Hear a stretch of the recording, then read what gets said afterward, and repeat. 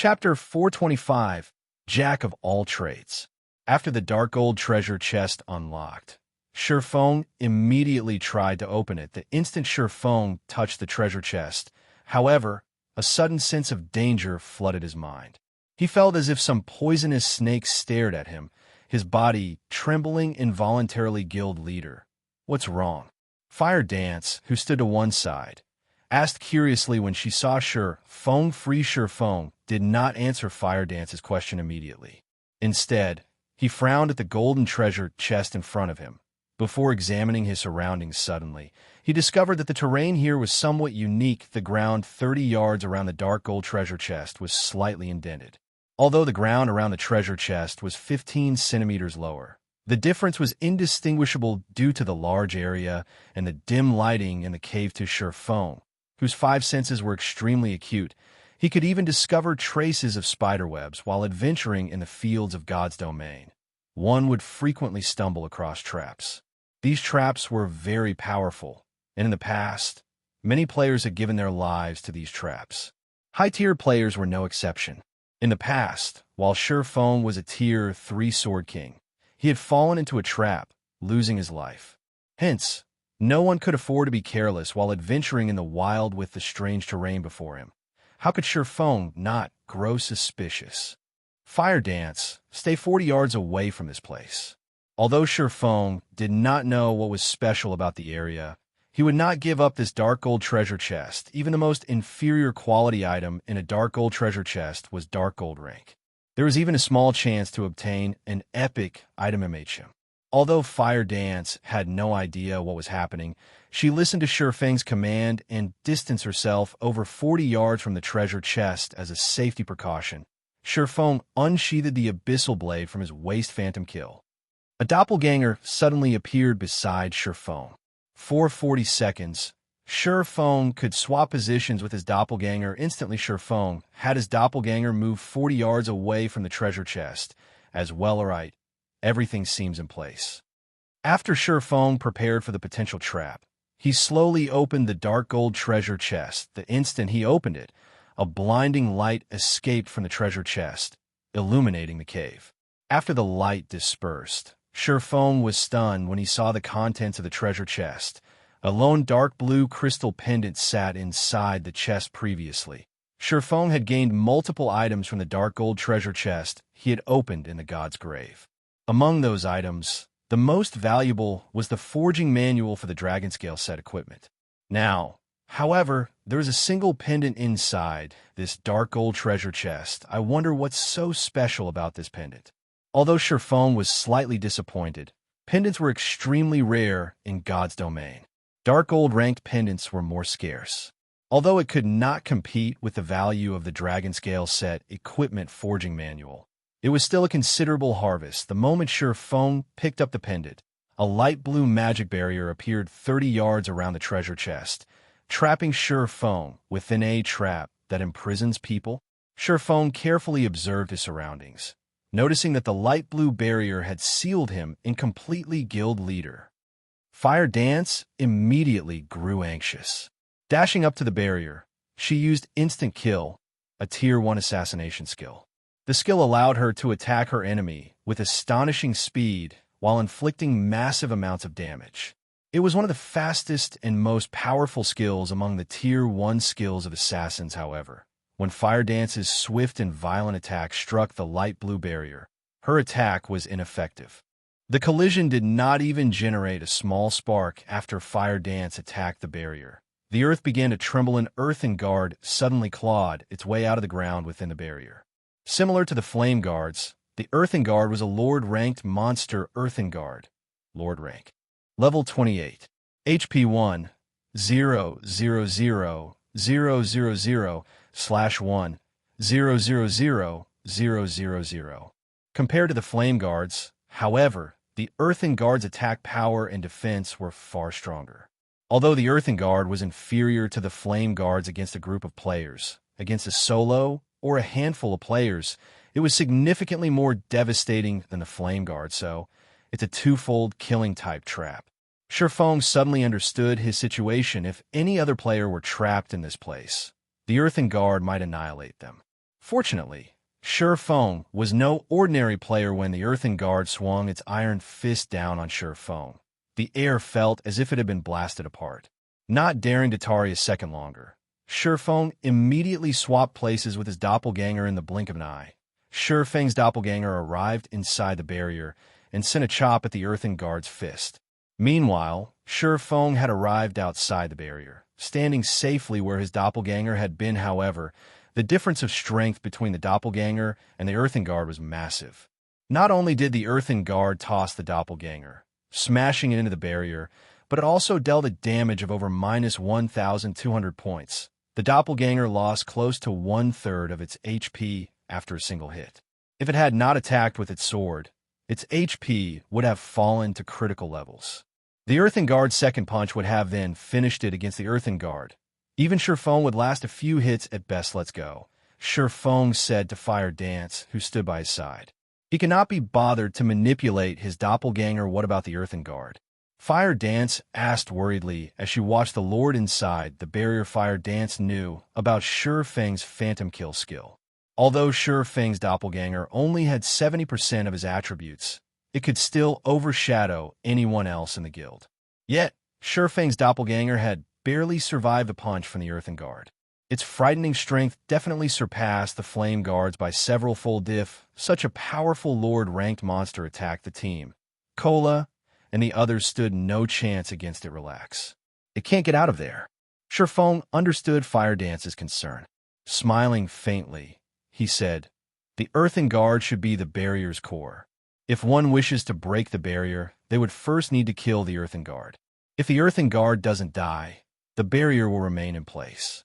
Hence, even if the Earthen Guard were more powerful, it would never escape. With Feng's assurance, Fire Dance relaxed. Unable to help her curiosity, she then asked, Guild Leader, what did you get from the dark gold treasure chest? Not only was it locked, but it was also trapped. The item should be quite valuable, right? Right, I had almost forgotten about it. There is only a single pendant inside the chest. I'm not sure what its quality is, either. However, at the very least, it should be dark gold rank. We will have truly lucked out if it is an epic item. Feng then took the deep blue crystal pendant from his bag. As it was unknown, it could neither be identified nor equipped what a high-end item. Feng laughed as he shook his head. He then activated Omniscient Eyes and began his appraisal. Compared to other advanced identification skills, Omniscient Eyes was a jack of all trades. It could ascertain, perceive, and appraise. It was very convenient during the later stages of God's Domain. Most items players found would be unknown, and such items needed to be appraised before use. As a result, players had another thing they had to spend money on: appraisal fees. The more valuable an item was, the higher its appraisal fee would be. As a result, many players had chosen to take on Appraiser as a subclass. That way, they could earn impressive income. Only, it was not easy to raise an Appraiser's proficiency. Hence, if one wished to have an advanced item appraised, they needed to look for NPC appraisers. If a player managed to learn Omniscient Eyes, they could simply set up their own shop and work full-time as an appraiser. Their fees alone could grant them a life of luxury. Chapter 426, A Godly Tool. When Feng appraised the pendant with Omniscient Eyes, the process actually required 10 full seconds to complete. Feng had used Omniscient Eyes to appraise many unknown items before. However, those normally took 1 or 2 seconds, with high-end items requiring 2 or 3 seconds. Even dark gold items only needed 4 or 5 seconds. However, the pendant required 10. Jackpot! Feng could not help but smile. Ornaments were much more difficult to obtain than weapons and equipment. Even after reaching level 40, a majority of the players in God's Domain would still have around level 20 ornaments. Moreover, these ornaments would be low quality, with Mysterious Iron rank as the average and Secret Silver rank as the more powerful ones. Guild Leader, look at how happy you are. What sort of treasure is this? Fire Dance asked curiously upon seeing Feng's grin. I don't know. Feng shook his head. It's still being appraised. After 10 seconds, a notification from the system sounded out, signifying appraisal's completion. Feng then clicked on the dark blue crystal pendant. checking its attributes. What? Shurfang's eyes shone upon seeing the attributes of the pendant Icarus's heart. Necklace, bronze rank, can be evolved. Equipment requirement, all attributes 90. Level 20, level 50, currently level 20. All attributes +8. Luck +5. Additional skill, Divine Providence. Temporarily increases player's luck by 20 points for 30 seconds cooldown. 1 hour. Evolution condition. Absorb the souls of 100 Lord-ranked monsters to evolve to Mysterious Iron rank. 0 out of 100. Although the Icarus's heart was only bronze rank right now, with low attributes, the 5 points of luck were extremely valuable. More importantly, it had Divine Providence, instantly increasing a player's luck by 20 points. This offered a player 25 points of luck. The luck attribute was the most precious attribute in God's domain. Not only could it increase the equipment drop rate when killing monsters, but it could also increase the success rate when producing items. It was an extremely valuable attribute for lifestyle players, and it was an attribute that would never become outdated. With just 1 point of luck and players' current levels, their drop rate would almost double. Although increased values of luck offered diminished returns, 25 points of luck could still increase the drop rate by 6 or 7 folds if Shurfang activated Divine Providence when killing a boss, skyrocketing his luck. His chances of obtaining a high-quality item would improve significantly. Previously, Shurfang had reaped massive harvests with only the 3 points of luck that Shadow's Blessing provided normally. Lord-ranked bosses would only drop secret silver items, fine gold items if one were lucky. With 25 luck, however, Shurfang could almost certainly obtain a fine gold item when he killed a lord. If he killed a high lord, it might drop a dark gold item. Icarus's heart was most likely even more valuable than an epic item. Unfortunately, the equipment requirements for Icarus's heart were quite high, requiring 90 points in all attributes. Throughout Zero Wing, only Shurfang could equip ITI. Need to kill 100 lords to evolve it. Its demand is quite high. After reading the attributes of Icarus's heart, many ideas flooded Shurfang's mind. The Warfire set equipment unique to White Fog Canyon, in particular, was the level 30 fine gold set equipment that countless guilds dreamed of obtaining. Currently, Icarus's heart was only bronze rank. If he evolved it to fine gold or dark gold rank, it would offer far more luck points. At that time, it would be a godly tool when raiding large-scale team dungeons. Zero Wing was already the center of attention right now. If other guilds knew that Zero Wing possessed an item like Icarus's heart, they would lose their patience with Shurfang's guild. It was highly possible that they would unite to attack Zero Wing. Hence, Shurfang had no intentions of letting others discover Icarus's heart. Moreover, he would only make a fortune if he kept quiet about it. He would be a fool to reveal his hidden cards. Fire Dance, we're returning. Shurfang smiled faintly as he switched out the Shadow's Blessing around his neck for the Icarus's heart. He then said, "Let's go make a fortune. Guild leader, there might be more treasures deeper in the cave. Are we not going to search for them?" The final cave intrigued Fire Dance. She had discovered a dark gold treasure chest just by exploring this far. If they searched the cave, they might stumble upon something greater. Shurfang shook his head, laughing bitterly. He said, "Our strength is still lacking. We will only find our deaths if we delve further. If you don't believe me, go down this passageway, and you'll reach a large, empty hall. Take a peek outside the hole, and you'll know." Previously, while Shurfang still had omniscient eyes activated, he had perceived everything within 100 yards of him. Roughly 70 yards away, there was a hole that led to a large hall. Inside the hall, there were 2 level 30 great lords guarding a tightly sealed stone door. However, as the path was dimly lit, players could only see around 40 to 50 yards ahead of them, so neither of them had noticed the hall before 2 level 30 great lords. One of such monsters could easily annihilate a team of several thousand level 30 elite players. With their team of 500, they would only die if they forged ahead.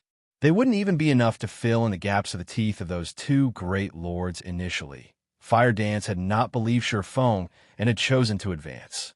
After walking for some distance, she suddenly froze. She had not stopped because she did not wish to continue forward. Rather, it was because she could faintly see the hole. However, Fire Dance could feel power and killing intent that gave her goosebumps radiating from the hole. She felt as if she would plunge into an abyss if she took another step. Fire Dance's intuition was undoubtedly correct. If she dared to enter the hall, the great lords inside would slaughter her mercilessly. Thus, Shurfong had told her only to take a peek from outside the hole. Let's head back. We shouldn't make Aqua and the others wait for us too long. Shurfong laughed as he saw the hesitant look on Fire Dance's face. Fire Dance obediently nodded. She then pouted at Shurfong, complaining, "Guild leader, you're too evil." If Shurfong had told her there were such powerful monsters ahead, she would not have approached them. Fortunately, she had sensed them and stopped. Had she not, the consequences would have been dire. Relax. Those monsters are only guarding the door. As long as we don't go through the hole, they won't attack us, Shurfong said, laughing. However, after not seeing you for some time, it seems that your senses have grown sharper. You sensed the danger when you were halfway there. Upon hearing Shurfeng's praise, a tinge of red appeared on Fire Dance's cheeks. Even so, she was still somewhat frustrated. Shurfong could sense danger from so far away, yet she had to be so close. After rejoining the team, Shurfong led everyone to the path they had come from along the way. They continuously killed the patrolling level 28 earthen puppets after Shurfong joined the team. The journey that would have originally taken the team the majority of the day was shortened to only a few hours. Everyone's experience bars had soared as they traveled. Shurfong had also risen to level 23 as a result. However, everyone was more shocked by the loot that dropped than they were by their EXP gained before Shurfeng's return. The majority of the loot they had obtained after killing the earthen puppets consisted of level 25 bronze equipment. Very rarely did they obtain level 25 mysterious iron equipment. Now, however, more than half of the drops were mysterious iron equipment. Guild leader, we've tried fighting the flame guards outside. Unfortunately, we don't have any defense against their flame domain, Aqua Rose said, feeling a slight headache coming over her as she watched the flame guards outside the cave entrance. The flame domain is indeed a problem.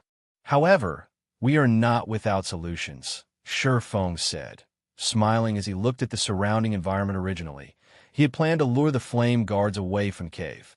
However, upon recalling that the Icarus's heart required him to kill 100 lords to evolve it, he was sorely tempted to take on the flame guards.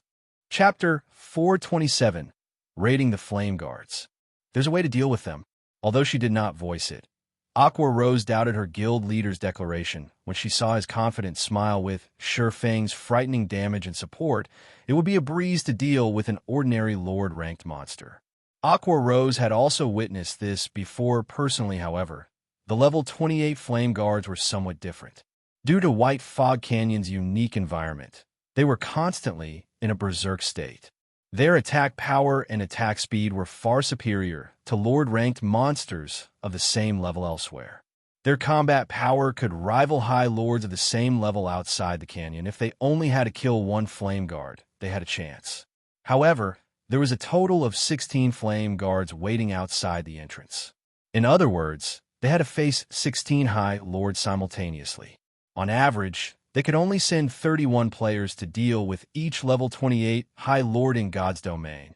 An ordinary high lord in the field required a team of over 100 players to defeat. If it were a powerful high lord, then a team of over 500 players might be necessary.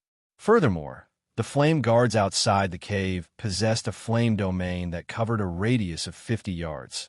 Players who entered the flame domain would lose 400 HP every 3 seconds. Even with the healers going all out, it was impossible to keep everyone's HP from plummeting. If a team did not have high fire resistance, they would not survive in the flame domain. Aqua Rose really could not think of any solutions to their predicament. Without hesitation, Shurfong ventured roughly 30 yards from the cave entrance. He then wandered around, adjusting his position. However, the flame guards standing outside the entrance had long since discovered Shurfong. They all had squeezed against the cave opening, attempting to charge in and tear Shurfong apart. Fortunately, the hole was just too narrow, and none of the flame guards could fit through. Though these flame guards were unable to enter, the lords were no fools. Immediately, they materialized flame spears and threw them at Feng. The scorching spears released a blazing white glow, causing even the air to tremble. Xiao! Xiao! Xiao! A series of 6 flame spears flew in from the cave entrance, heading straight for Feng. The spears were so fast that their flight sounded like explosions. The ground that the spears passed over also erupted in flames. However, although the flame spears were fast, Feng wasn't slow. Either as the flame spears entered the cave, Feng moved. By the time the spears arrived at Feng's position, the man had long since moved 2 yards away. As a result, all 6 flame spears struck empty air. This spot should be good. Feng ignored the flame guard's attacks. He focused on calculating the lord's attack range and angle, leisurely appearing as if the flame guards had never attacked him. Guild leader's dodge is so fast. He even avoided those supersonic attacks. If it were me, I would have no choice but to endure the attacks. Cole sighed with admiration as he watched Feng effortlessly dodge the flame guard spears. It would be awesome if I had just half of guild leader's dodging speed. If he had such a dodging speed, he might even become the #1 tank in Starmoon Kingdom, or at least in the top 10. Cola, you have many things you need to learn then, Fire Dance chuckled. Guild leader didn't just rely on his speed when he dodged the flame spears, but many other techniques such as his insight and judgment. Even if guild leader was just as fast as you are, he could still dodge those attacks easily. Linear attacks are monotonous. As long as one possesses sufficient insight, they can counter them easily. However, the flame guard attacks are too fast, and we're definitely not fast enough. Hence, we will also need to rely on accurate judgment to defend ourselves. The moment the flame guards launch their attacks, we need to make the most appropriate decision immediately and use the smallest of movements to achieve the best results, but that is still not enough. Look at guild leader's position. As a precaution, he is standing precisely 40 yards away from the flame guards, a player's maximum range. With this distance, even if the flame spears were 20 times faster than our guild leader, the spears would still have to cover a distance of 40 yards to reach him. As they do, guild leader has enough time to move 2 yards away. However, one must also have an accurate grasp of the flame guard's attack timing. If one dodges too early, the flame spears will hit them. Although it looked like a simple dodging maneuver, it turned out that there were so many other techniques involved. The top 7 range damage dealers come to my position and give it a try. See if you can dodge the flame spears. Healers, focus on healing them. Guardian Knights, activate your fire resistance auras and give the 7 of them protection blessings. Don't let them die. Feng said in the team chat after confirming the positions. The flame domain of the flame guards was indeed a powerful team wipe skill. However, they were not without a fighting chance. Feng had already experimented with the cave's size and distance.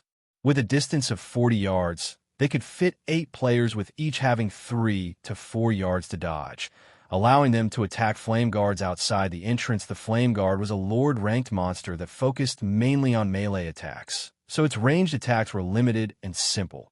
It was certainly possible to avoid them. However, such a feat had a high requirement of a player's insight and judgment. As for speed, even if the fire spears were faster, they were not 20 times faster than Zero Wing's core members. This was even the case for the magical classes. Feng had even purposefully slowed down when dodging the flame spears. Yet, he still dodged the attacks effortlessly also, as the effects of the flame domain did not stack. With the protection of the fire resistance aura, each of the 7 range players would only lose 300 HP every 3 seconds. There were over 60 healers in the team, more than enough to keep the 7 of them alive. The healers could also take turns healing.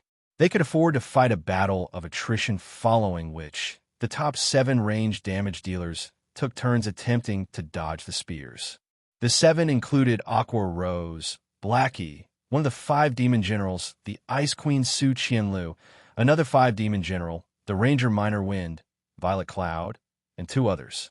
Although they struggled in the beginning, none of these 7 were ordinary players. They were all experts of Zero Wing. They quickly adapted to the Flame Guard's attacks, and soon they could dodge the attacks effortlessly. After finishing with his experiments, Feng reformed the team once again. After repeating the process, they started raiding the level 28 flame guards the moment the battle began. Ice spells and arrows flew across the cave and bombarded one of the flame guards outside the entrance. However, the flame guard's magma armor possessed a frightening defense, and a majority of the team's attacks only dealt around -300 damage.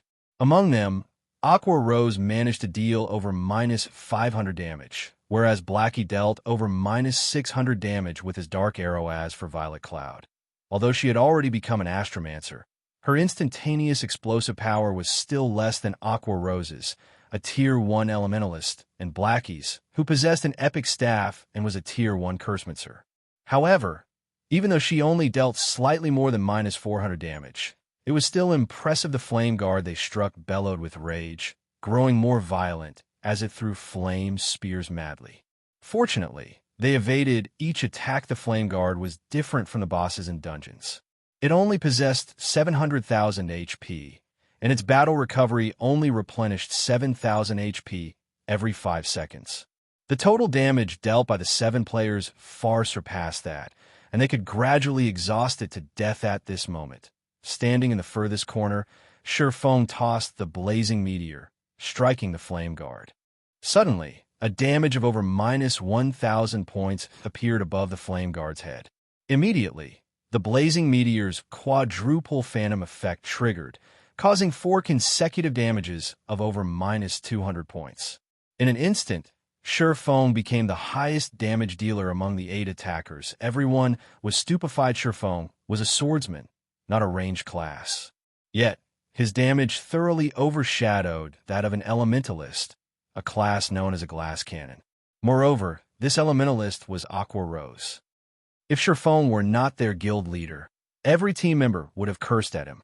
How were ranged players like them even supposed to make a living now? Guild leader, you're shameless. Speak. What did you eat? Why is your damage so much higher than ours? Aqua Rose was speechless upon seeing the damages above the flame guard's head. Originally, she had intended to surpass Shurfeng in terms of damage output, satisfying her own little vanity.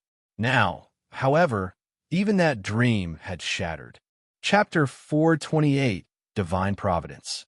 Shurfeng simply smiled at everyone's surprise, not bothering to explain his high damage was not only due to the blazing meteor being a pseudo-extraordinary item.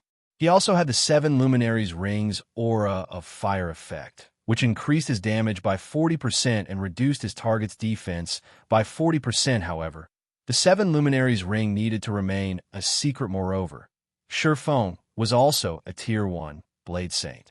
His attack power had originally been high, so there was nothing odd about him dealing over -1,000 damage with one attack. Because of Shurfeng's attack, the group's total damage overwhelmed the Flame Guard's battle recovery. It was utterly helpless. It could only roar furiously as it used its Flame Warhammer to defend itself against the 8's attacks, while attacking with its Flame Spears for a time. Both sides were at a stalemate, however. None of the Flame Guard attacks could land on any of its 8 targets. Only its Flame Domain could inflict any damage. However, with each player losing only 300 HP every 3 seconds, they only needed 1 healer per player to keep them at full health. As for Shurfeng, he did not even need a healer. With more than 60 points in fire resistance, he could ignore the Flame Domain. On the other hand, Shurfeng's team launched a rapid assault against the Flame Guard. Although the Lord had fended off many of the attacks with its Flame Warhammer, it had still received a significant amount of damage, its HP constantly decreasing 95%, 94%, 93%. Time passed slowly. As the Flame Guard's HP fell, its attacks became frantic.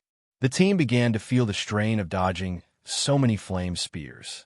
Everyone's attack rate also started decreasing, slowing their enemy's HP descent. In the end, the fight that should have concluded after a dozen minutes or so had lasted over half an hour. Although everyone was bored from repeatedly dodging the flame spears, when they thought about how they could kill a flame guard just by repeating these actions, they began to feel reinvigorated.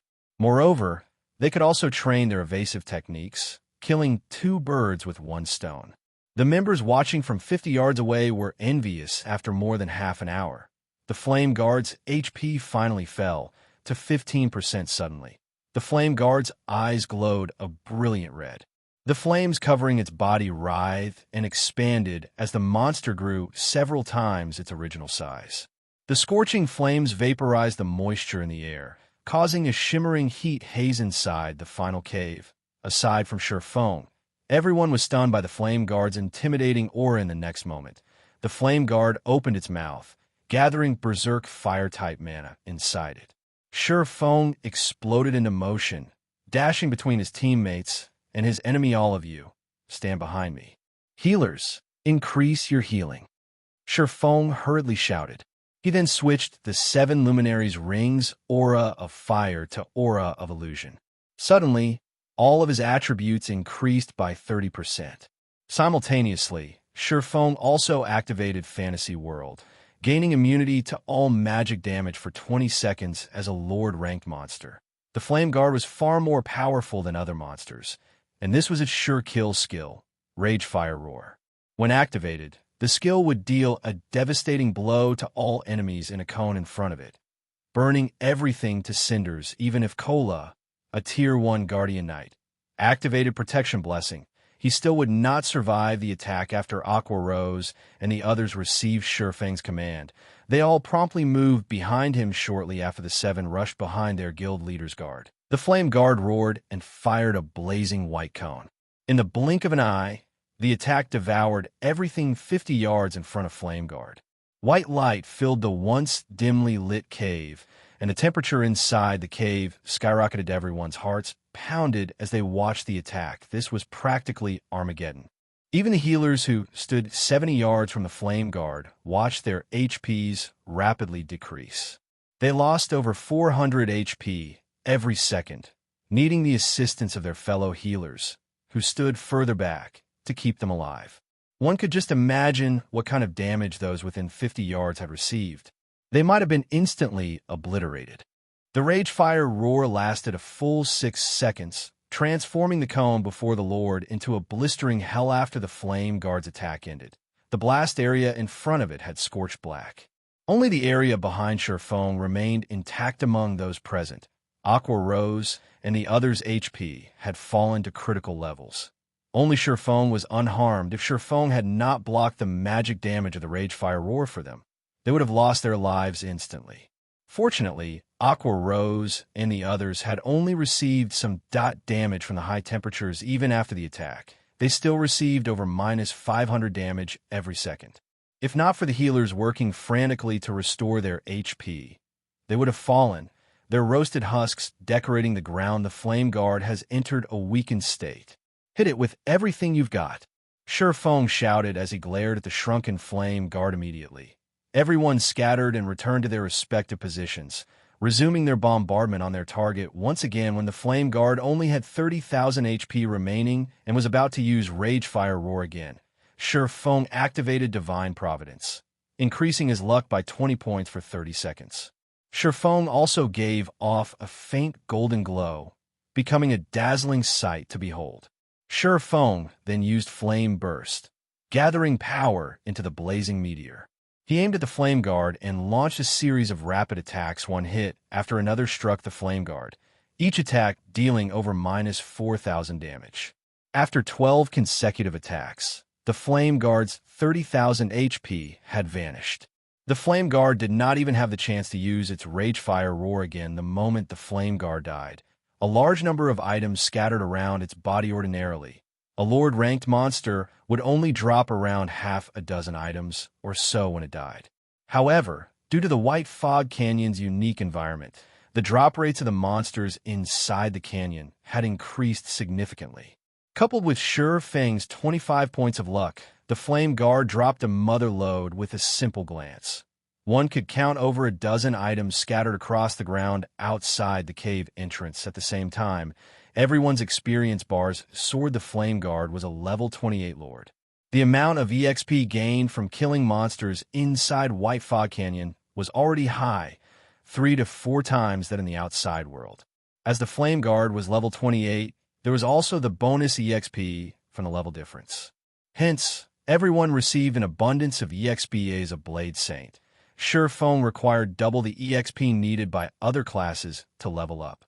Yet, even so, his experience bar still rose by 7% as long as they killed the remaining 15 flame guards outside the cave. Surefong would definitely reach level 24. Let's take a break. We'll start another round after we rest. Surefong examined everyone's statuses. Whether it was the magic damage dealers or healers, their mana was nearly exhausted. Hence, Surefong decided it was best if they rested before challenging the other flame guards. Moreover, they'd spent the past hour dodging and attacking frantically. This had definitely strained everyone mentally.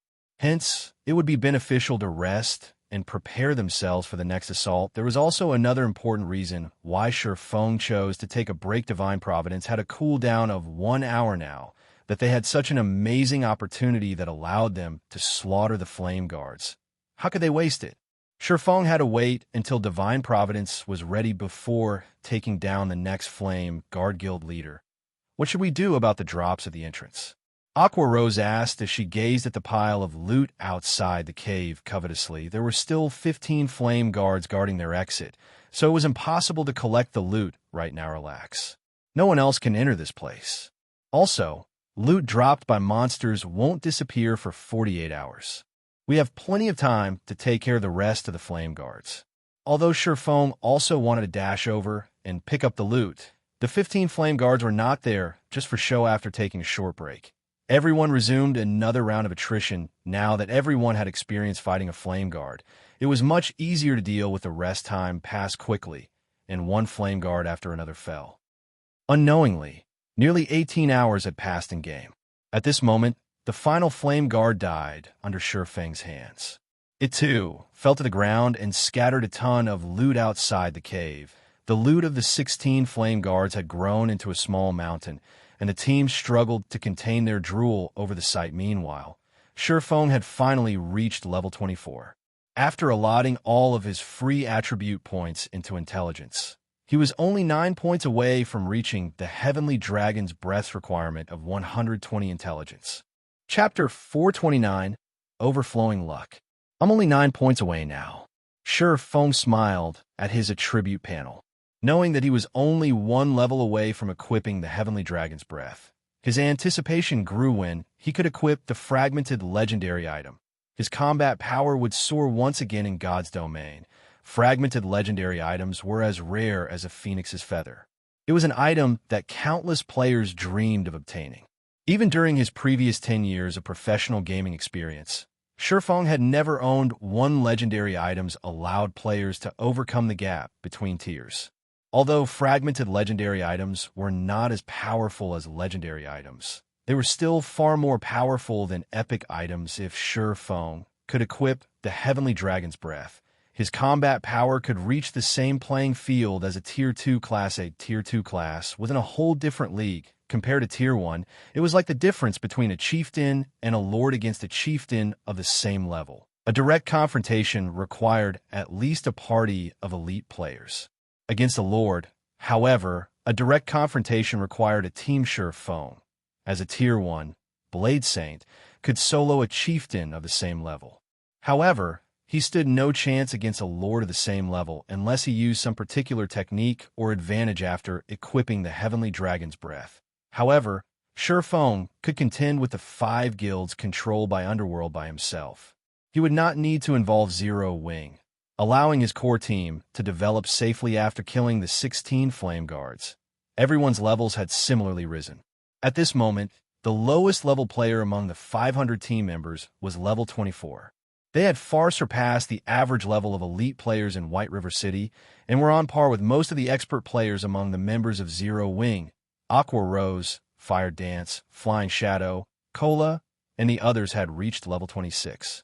Their levels were already on par with the top-tier experts of White River City. Hence, instead of wasting time and fighting a war of attrition with overwhelming smile, they should take the opportunity to widen the gap between Zero Wing and the other guilds further. After all, if a newly established guild like Zero Wing wished to become the overlord of Starmoon Kingdom, they first needed sufficient combat power to strike fear into the other guilds' hearts. However, The loot the Flame Guards had dropped was the most valuable gain from the slaughter while the crowd was taking a break. Feng tidied up all of the loot. He also appraised every single drop, although Feng had expected the drops to be impressive. After he finished appraising the items, he could not contain his shock. Icarus's heart was truly a godly tool. With divine providence, they had obtained a total of 286 items from the 16 Flame Guards. Among the items, 105 were rare materials. 9 were individual pieces of the Warfire set equipment. 41 were level 25 mysterious iron equipment. 53 were level 25 secret silver equipment. 29 were level 25 fine gold equipment. 18 consisted of various recipes and forging designs. 15 were Tier 1 magic scrolls. 4 were Tier 2 magic scrolls, and 12 were treasure hunting scrolls currently.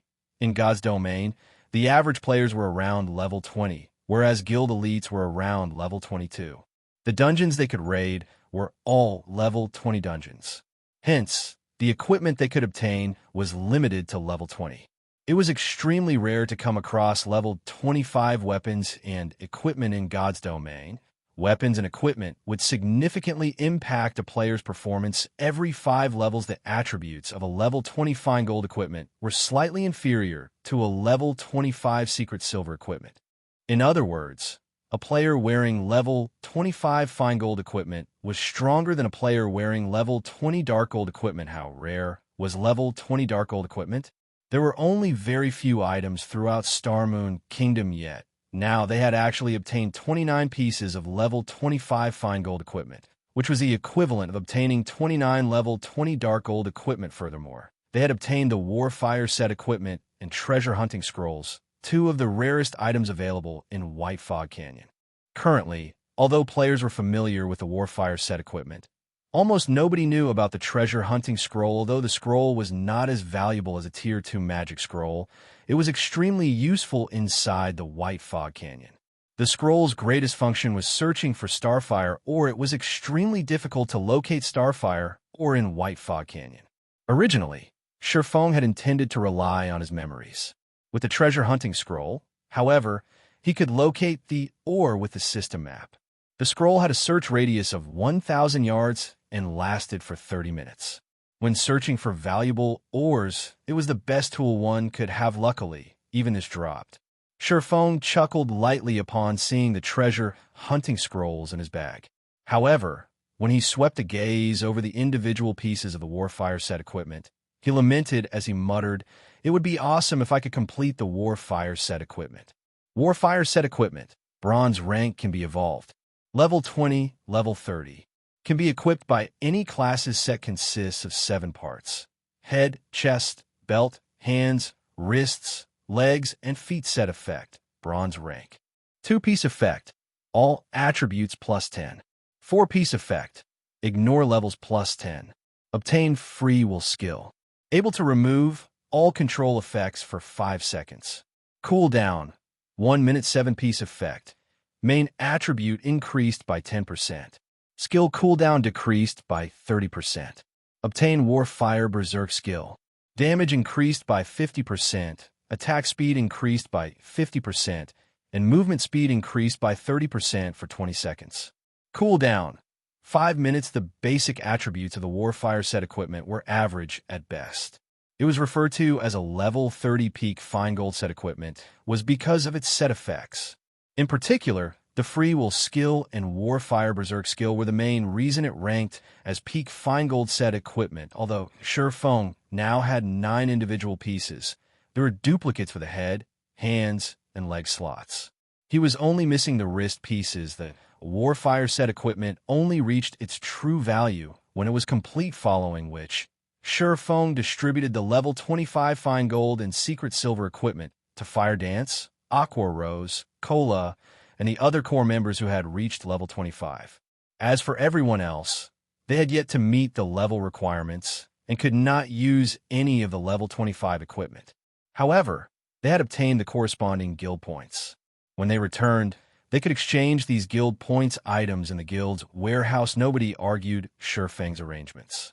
After all, those who had contributed the most to the Flame Guards' deaths were Aqua Rose, the core members, and the healers. Everyone else had simply watched from the side, doing nothing at all. They were satisfied with receiving guild points moreover. Even if Shurfeng had given some of the equipment to them, they could not equip it. Guild points were far more practical, guild leader. Where are we heading next? Aqua Rose had just replaced a few pieces of her equipment with a level 25 fine gold rank cloth armor they had obtained, increasing her attributes significantly. Right now, she was itching to test her newfound strength. Are we going to look for more lords? No, we're going to the inner region to mine ores. Shurfeng smiled faintly as he took out a treasure hunting scroll. He then unfurled the gray scroll and chanted an incantation suddenly. Several red dots appeared on Shurfeng's system map. Mine ores? Aqua Rose could not help but ask. Their team consisted of 500 elite players. Yet, they had not come here to grind and level up but to mine ores. She was utterly speechless. You'll understand when the time comes, Shurfeng laughed. He then sent parties to the highlighted locations on the map. If he had a large stock of Starfire ore, he could mass-produce the fine gold ranked Dragonscale set equipment for the guild. At that time, how could Overwhelming Smile compete with them? Chapter 4:30, Frantic Beginning. The inner region of White Fog Canyon was complex and densely covered by stone forests. After the meteorite shower, the fog inside the canyon had also grown thicker, lowering visibility to less than 30 yards. In addition, elite and special elite monsters would show up every now and then. If players entered the canyon without sufficient strength, they would easily lose their lives. However, danger and opportunity coexisted with each other, such as the precious Starfire, or could be found within the White Fog. Shurfeng separated the team of 500 into multiple smaller teams, with each team consisting of 2 parties. That way, even if a team encountered a special elite, they could safely deal with it themselves. As the assassins possessed high survivability, Shurfeng allowed them to take independent action. Meanwhile, Shurfeng himself ran around the map, quickly recording the red dots that appeared in his system map and sending the coordinates to the various teams, having those closest mine the or there within the inner region of White Fog Canyon. Not all red dots represented the Starfire Oregon. There were actually many different types of ore. Hence, if Shurfeng wanted to harvest a large amount of Starfire ore, he needed a large amount of manpower as expected of the undeveloped White Fog Canyon. There really are a lot of ore deposits. Shurfeng looked at the many red dots on his system map, joy blossoming in his heart. In the past, he had to spend over half an hour just to locate a single ore deposit. Even if he had discovered one, he would still have had to contest over it with other players. As for discovering a hidden ore deposit, one needed to be significantly lucky. He would have been fortunate if he had located 8 or 9 Starfire ore deposits in a day. Now, he was able to locate over 100 Starfire ore deposits in just half an hour. Players could excavate Starfire or from Starfire ore deposits. As for how many pieces of or one could acquire, it relied on the player's own luck and mining level. 1 or 2 pieces if the number was low, and 3 or 4 pieces if it was high after several hours of hard work. Shurfeng's team of 500 managed to secure over 1,000 Starfire ore deposits and had amassed over 3,000 pieces of Starfire ore, which was equivalent to over 30 gold to Shurfeng. However, the value of these 3,000 plus pieces of Starfire ore far exceeded 30 gold after using up the 12 treasure hunting scrolls. The team's speed at locating the Starfire ore deposits gradually slowed. Even with 500 players continuously searching for the deposits, after an hour's worth of effort, they had only managed to harvest around 200 pieces of Starfire Oregon.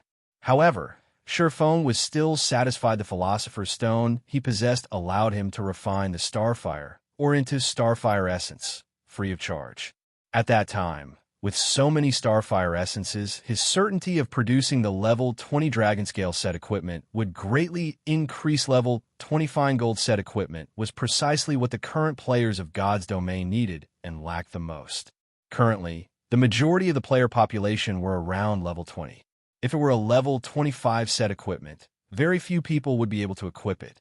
Hence, the demand for it would also be low. If Shurfeng produced a Dragonscale set equipment, he could sell it for over 100 gold right now. At the very least, people were only offering 80 gold to purchase the complete Warfire set, because, currently, no one knew its true value. Moreover, even if someone managed to gather the full Warfire set equipment, it would initially start at bronze rank. They would have to sacrifice a lot of their EXP in order to raise it up to fine gold rank. Hence why it was so cheap in the past. The price of the Warfire set equipment had once soared up to 500 gold. Yet, even with such an astronomical price, supply failed to meet demand. Time passed quickly. Unknowingly, the members of Zero Wing had mined ore deposits in White Fog Canyon for 2 whole days, obtaining an abundant cache of ores. They had practically dug up every deposit in White Fog Canyon at least once, and the amount of Starfire ore they gathered had exceeded 15,000 pieces. In addition, they had also obtained over 7,000 pieces of various other kinds of ore. During these 2 days, aside from mining or deposits, everyone from Zero Wing had also killed plenty of Lord-ranked monsters. As long as one of the search parties encountered a solitary Lord, they would immediately notify Feng of it, and then kill it together. After 2 days, Zero Wing's team had managed to kill 22 Lords. With Feng's divine providence, they managed to obtain a large number of level 25 equipment. Among them, most were secret silver and fine gold equipment. They had also obtained many Warfire set pieces. By now, they had enough to complete close to 3 sets. Unfortunately, none of the set pieces they obtained were meant for the wrist slot, which greatly depressed Feng. Feng had placed all the weapons and equipment they were unable to use in the guild's warehouse, instantly enriching its stores. When the other members of Zero Wing saw the large stock of level 25 equipment, they all grew excited. Enthusiasm filled every one of them as they actively completed guild quests and made contributions to the guild. Level 25 equipment was currently the pinnacle of equipment to God's domain players. Even before everyone had reached level 25, the guild had already prepared a large number of high-end level 25 equipment for themselves. This had extinguished the guild members' worries about obtaining level 25 equipment. Now, the only thing they needed to do was frantically accumulate guild points. By the time they reached level 25, they could simply exchange for the level 25 equipment. This point alone made Zero Wing superior to every other guild. The appearance of level 25 equipment in Zero Wing's warehouse had undoubtedly punched a big hole into Overwhelming Smile's poaching plan. Now, those who originally planned to defect from Zero Wing started hesitating. Although the benefits offered by Overwhelming Smile were very high, the equipment it possessed was unable to keep up with the times. Meanwhile, if their equipment fell behind, how would they hunt for even better equipment? How were they supposed to grind and level up quickly? Once behind, always behind. At this moment, many players who had previously defected from Zero Wing to Overwhelming Smile began regretting their decision. Just how did Zero Wing manage to get so many level 25 high-end equipment? I hear that a guy who is a lot weaker than me has already obtained a level 25 mysterious iron chest piece. As soon as he reaches level 25, he can replace the level 20 mysterious iron chest piece he is wearing. If I had known something like this would happen earlier, I would never have left Zero Wing. I might already have enough points to exchange for a level 25 secret silver equipment by now. I couldn't agree more. A guy I know who was previously about equal in strength with me is now very well off. When I chatted with him 6 hours ago, he told me that he had managed to accumulate enough points to exchange for a level 25 secret silver equipment. He is only level 22 right now. By the time he reaches level 25, he might accumulate enough points to exchange for 5 or 6 pieces of level 25 secret silver equipment. In White River City, many of Overwhelming Smile's members started having heated discussions in the bars, sighing enviously. Why are all of you lauding the spirit of the enemy and belittling that of our own?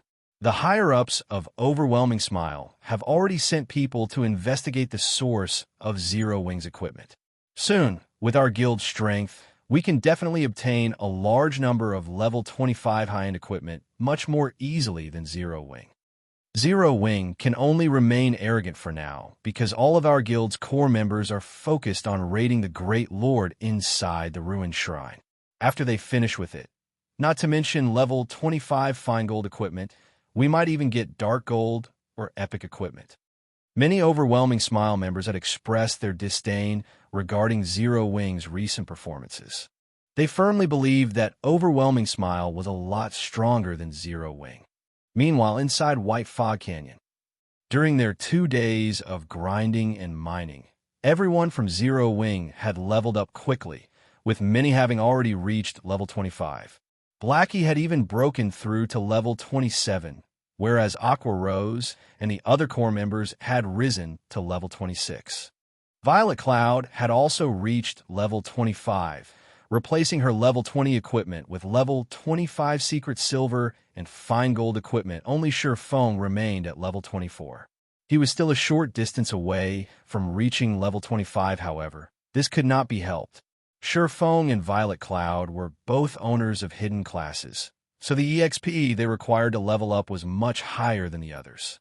Feng required twice as much EXP as ordinary classes, whereas Violet Cloud required 1. 6 times guild leader, we discovered a Starfire or Vane. However, we were suddenly ambushed by some assassins from Overwhelming Smile. Although our party managed to get rid of the 8 of them, 2 of our brothers were killed. Seeing that we were interested in the Starfire, or those bastards from Overwhelming Smile have sent 3 teams to guard the Starfire or Vane. They are currently clearing out the surrounding monsters and are planning to mine the deposit, Flying Shadow reported, wrathful flames burning in his eyes. If not for the bastards from Overwhelming Smile outnumbering them, he really wished he could go over and massacre them right this instant. Chapter 431, Denounce. Beside one of the streams, inside the White Fog Canyon, a team of over 100 players currently guarded the entrance of a mine. Each of these players wore a guild emblem in the shape of a purple moon on their chests.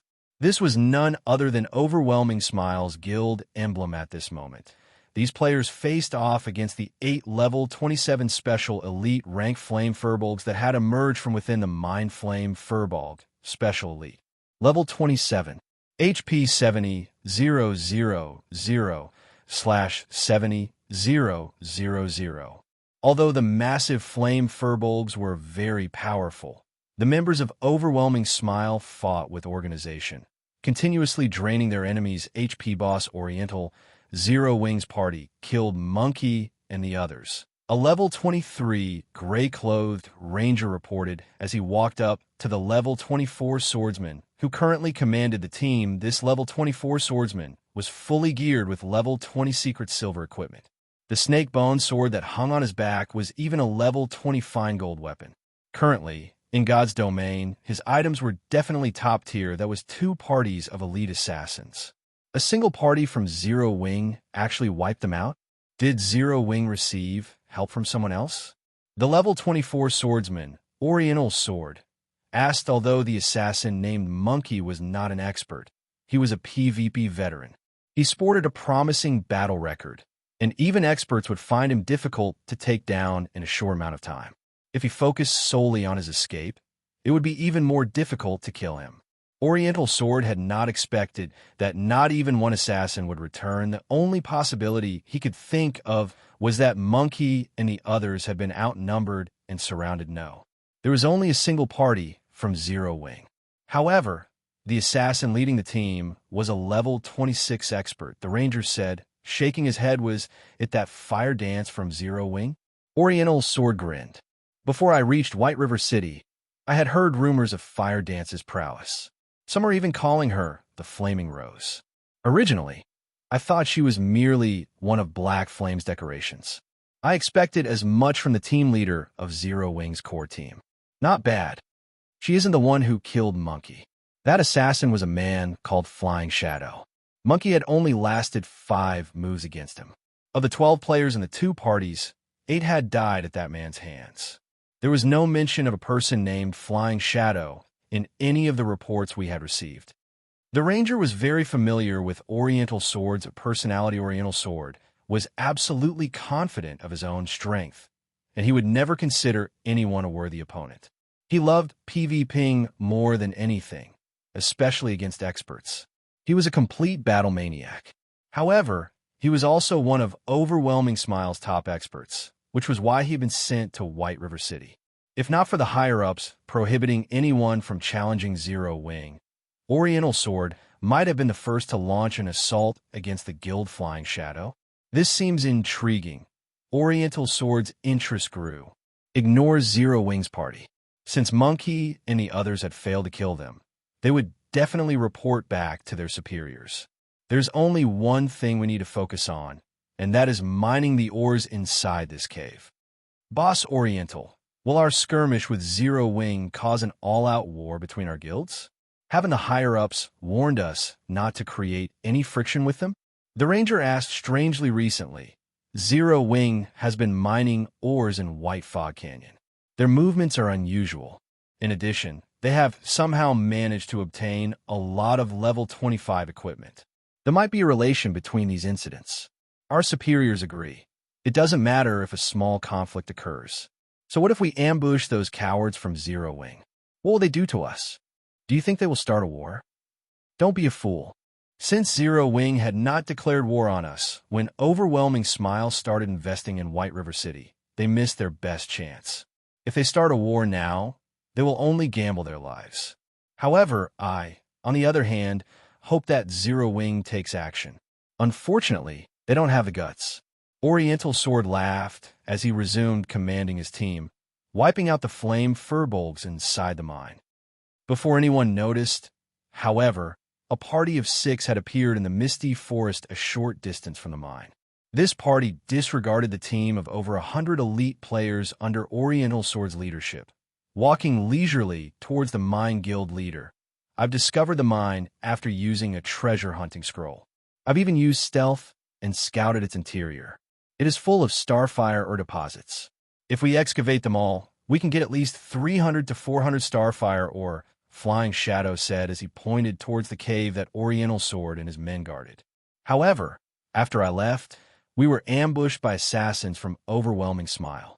Although I tried to rescue them, I was too late, resulting in 2 of my party members dying. Overwhelming Smile has since occupied the cave. Shurfeng nodded before commanding.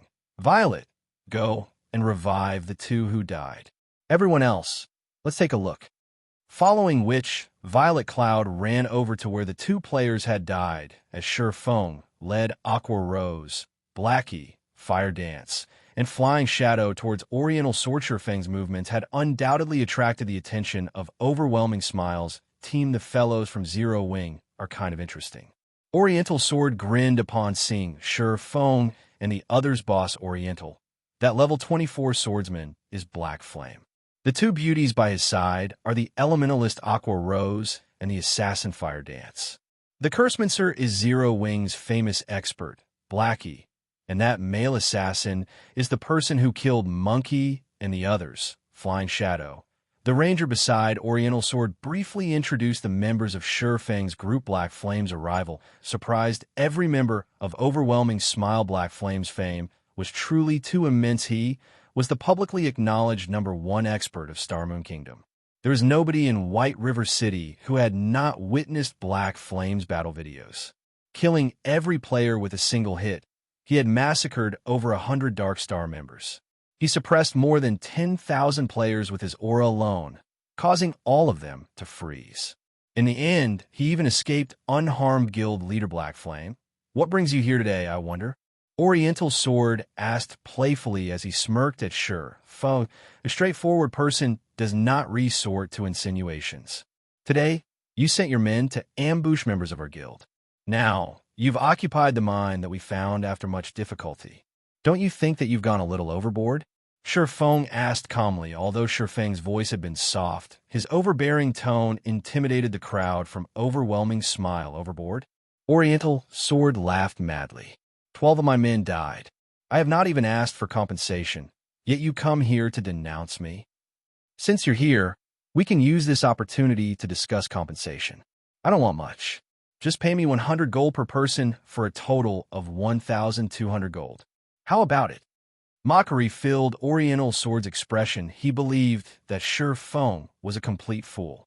With just 5 players, Shurfeng had dared come into his territory looking for trouble. At this stage of the game, players' levels were no longer insignificantly low. Their equipment was decent quality, and they had learned many skills. It was not possible to kill a player with a single hit anymore currently. He had close to 150 players on his side, and they were all elite members of the guild. They were also level 22 or higher, and they possessed impressive combat power. They could easily take out 50 players, much less 5. Chapter 432, One-Hit Extermination. Upon listening to Oriental Sword's words, a cold glint flashed across Sure Feng's eyes suddenly. The surrounding atmosphere froze. What? Want to fight? Although Oriental Sword could feel a heavy pressure enveloping him, his confidence did not waver. He then unsheathed the long sword hung on his back, provocatively saying, "Come if you can, then. Seeing as everyone out there is calling you a god, I really wish to see just what kind of ability you possess." When Oriental Sword spoke in such a way, everyone from Overwhelming Smile sneered. Secretly making preparations for battle with 150 players on their side, it would be a piece of cake for them to take care of just 5 players that were different from those noobs Black Flame had massacred before. They would not easily be defeated just because their skills were silenced after learning and training in God's domain for such a long time. They had long since familiarized themselves with the combat styles of the game. Right now, they had no problems fighting solo with an elite monster. Although a handful of them might not be a match for Black Flame, if all 150 of them stood sparsely apart from each other and attacked together, they did not believe that Black Flame could walk out of this place alive. However, before the crowd from Overwhelming Smile could react, Sure Feng, who stood 10 yards away, suddenly disappeared. Where is he? Oriental Sword's eyes were filled with disbelief when he suddenly lost sight of Sure Feng. A swordsman could actually suddenly vanish from thin air? Even assassins required some time to enter stealth, not to mention Oriental Sword. Even Aqua Rose and the others were stunned. Sure Feng had just suddenly disappeared. Did he log off? The only reasoning Aqua Rose could come up with was that Sure Feng had logged out of the game. However, when she checked the list of party members, Sure Feng's status showed that he was still online. His name did not turn gray, however. Before 1 second had passed, Sure Feng suddenly reappeared beside Oriental Sword, following which blades of light slashed apart the air, silently cutting up Oriental Sword's body. Before Oriental Sword knew what was going on, he suddenly felt pain bloom in his body. In the next moment, he saw blood gushing out like a waterfall in front of him. What's going on? Oriental Sword touched the wounds covering his body, confused. Suddenly, his body lost all strength as it slumped down onto the ground. Laying on the ground, Oriental Sword saw Sure Feng through his grade vision. He also saw the abyssal blade grasped in Sure Feng's hand. Fresh blood slowly dripping off the weapon. The blood dripped to the ground as if it were a countdown to death. How? Even at his moment of death, Oriental Sword still could not believe what had just happened. A top-tier expert of Overwhelming Smile had actually died without a chance to respond. After Oriental Sword died, everyone from Overwhelming Smile who was originally feeling confident halted. They simply could not comprehend what had just happened. Sure Feng had just suddenly disappeared before reappearing once again beside Oriental Sword. Immediately after, blood gushed out from Oriental Sword's body. Simultaneously, a damage of minus 4,368 points appeared above the man's head, the damage completely exceeding the swordsman's total. Oriental Sword's sudden death had struck fear into the crowd from Overwhelming Smile. The gaze they used to look at Sure Feng was as if looking at a ferocious beast. When Sure Feng's eyes landed on them, they felt as if they had lost control of their own body's bug. This must be a bug. A player from Overwhelming Smile suddenly shouted in fright. He must have grasped a loophole in the system. Let's send feedback to the main god system right now. We'll see what he can do then. Everyone present felt that those words sounded logical. Otherwise, how were they supposed to explain this unbelievable incident? Hence, everyone started sending reports to the main god system. Only by doing so would they possess a chance for survival guild leader couldn't have abused a bug, right? Aqua Rose could not make sense of the situation either. She was similarly shocked by the scene she had just witnessed. The main god system controlled God's domain. It was simply impossible for such a glaring loophole to exist in the game. Yet if it was not a loophole, how could they explain the situation before them?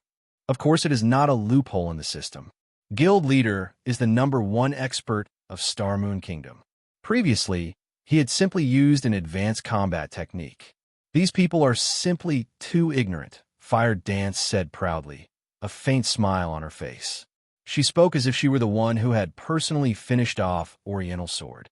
Within the ruined shrine in the inner region of White Fog Canyon, a large number of guild players had gathered. Among them, members of Overwhelming Smile number the most. With over 5,000 members present, there were a large number of monsters inside the ruined shrine. Moreover, a majority of these monsters were special elites. Among them were plenty of chieftains. The monsters here range from level 24 to level 27. To the current elite members of guilds, it was a level that they could barely handle. If not for the fact that they had the advantage in numbers, they would have long since been wiped out by the monsters inside the ruined shrine dam. The monsters here are endless. They're even more troublesome than the battle monkeys before, Lone Tyrant said, somewhat exhausted. Currently, he was going up against a level 27 chieftain, a goblin warrior despite the goblin warrior being twice as large as an ordinary player. It was quite agile. In addition, the hammer it wielded contained frightening, destructive power. Even a tier 1 metric ton of the same level would find it difficult to endure its series of violent assaults. Much less Lone Tyrant, who was only a level 25 tier 0 Guardian Knight. Although Lone Tyrant possessed impressive techniques, his dodging capabilities being first-rate, the Goblin Warrior also possessed powerful combat techniques. Whenever the Goblin Warrior attacked Lone Tyrant, it would always predict where Lone Tyrant would dodge and take that into account in its attack, forcing Lone Tyrant to accept the damage. Moreover, every time he received an attack from the Goblin Warrior's hammer, his defensive posture would always fail. This resulted in him being unable to use his shield to block the next attack, and instead, he received the attack with his body from just a single strike of its hammer. Lone Tyrant received close to minus 1,300 damage. Lone Tyrant only possessed 4,520 HP. He could endure 4 hits. At most, if he were only dealing with a single Goblin Warrior, Lone Tyrant would not end up in such a miserable state. However, aside from the Goblin Warrior, there were also many Goblin Mages at the sides. These Goblin Mages were all level 26 special elites. They bombarded players with ice and fire, and any player struck by their spells would instantly lose around 1,700 HP. Other than MTs, nobody else could survive 2 hits within the ruined shrine. Aside from the members of Overwhelming Smile having a hard time, the other guilds were similarly facing great difficulties. The monsters inside the ruined shrine were simply endless. No matter how many they killed, the monsters just kept coming. Without sufficient strength, they simply had no way of reaching the level 25 Great Lord in a short amount of time, let alone raiding it before Overwhelming Smile had finished off the monsters at hand. Another wave of goblins charged over suddenly. Everyone from Overwhelming Smile felt a headache overcome them. Cursemonsters cripple them. Elementalists use ice walls and separate the incoming monsters. Rangers lure some away and kite them. Do not let the pressure on the MTs increase. Youlan immediately shouted in the team chat. Immediately, the elites of Overwhelming Smile started taking action, luring the goblins away and letting the MTs take a breather. Lone Tyrant could not help but send a glance at the charming and graceful Youlan. Inwardly, he felt displeasure towards the woman. He was actually required to listen to her commands. However, he also had no choice but to admit that Youlan was indeed amazing. They were only able to reach their current location thanks to Youlan. Otherwise, they would not have been able to pass through the battle monkeys. Even if they could, they would have had to suffer immense losses. Take Emperor's Light and the Assassin's Alliance, for example. Since entering White Fog Canyon, their total numbers had already decreased by a quarter. Meanwhile, under Youlan's command, Overwhelming Smile was able to advance through White Fog Canyon easily. Along their way to the ruined shrine, they had only lost a small number of players. Shortly after Overwhelming Smile cleared out all the goblins, Youlan received a message. After reading the message, her expression turned grim. Lone Tyrant could feel Youlan's mood suddenly changing, and he could not help but ask, what happened? After spending some time together, Lone Tyrant had a general grasp on this woman. She was always calm and collected. Even in the face of several Lord-ranked monsters, she would remain unfazed. Yet now, after seeing a single message, her expression had turned solemn.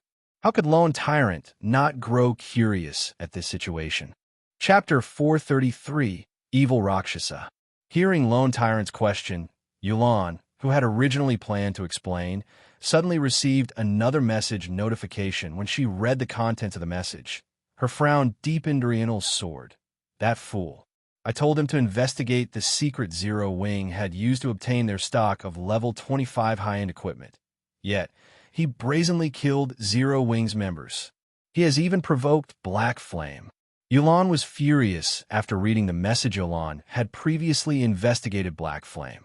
However, the more she looked into the man, the more creeped out she felt. Black Flame had appeared silently, and like a rising comet, he shocked everyone with every action in White River City. Not only had he massacred so many players, but he had also been able to move about freely.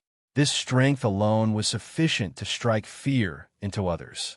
After all, if such a powerful person ambushed someone out in the field, and the victim was not strong enough to survive, they would still meet tragedy. If they were dealing with an ordinary expert, they could simply form larger teams when leaving the city. That way, those experts would not dare attack them. However, Black Flame was different. He was too powerful. Even if they formed teams, Black Flame could still slaughter them with little effort, and they could only helplessly watch as he did so. The only real solution was to form a team of several hundred players. However, they could not do that every time they left the city. Not only would this be detrimental to the guild's development, but it would also make them the laughingstock of God's domain. However, if Black Flame constantly hunted and ambushed their members, his growth would stagnate. Moreover, such ambushes would not significantly impact the guild if they only occurred 1 or 2 days. Black Flame needed to ambush them over a long period of time to wound Overwhelming Smile. Meanwhile, it would be detrimental if Black Flame neither leveled up nor upgraded his equipment for a long time. There were countless experts in God's domain. If one did not continuously improve their strength, others would quickly surpass them. Zero Wing's success today was largely due to Black Flame's strength. If Black Flame let himself go, it would damage Zero Wing. Hence, Youlan had prohibited the members of Overwhelming Smile from crossing any lines, maintaining the balance between both parties. She was worried that, if angered, Black Flame would disregard all consequences and act so roguishly now. However, Oriental Sword had broken the balance that they had maintained. At this point, Youlan wanted to hunt Oriental Sword down personally and strangle him. After Youlan received the message, Feng began to annihilate Overwhelming Smile's members with Aqua Rose, and the others by his side. Feng's Void Steps had long since petrified his opponents. Later, they even reported to the main god system, stating that Feng had abused a loophole in the system to kill players. They all hoped that the main god system would bring them justice, giving Feng his deserved punishment.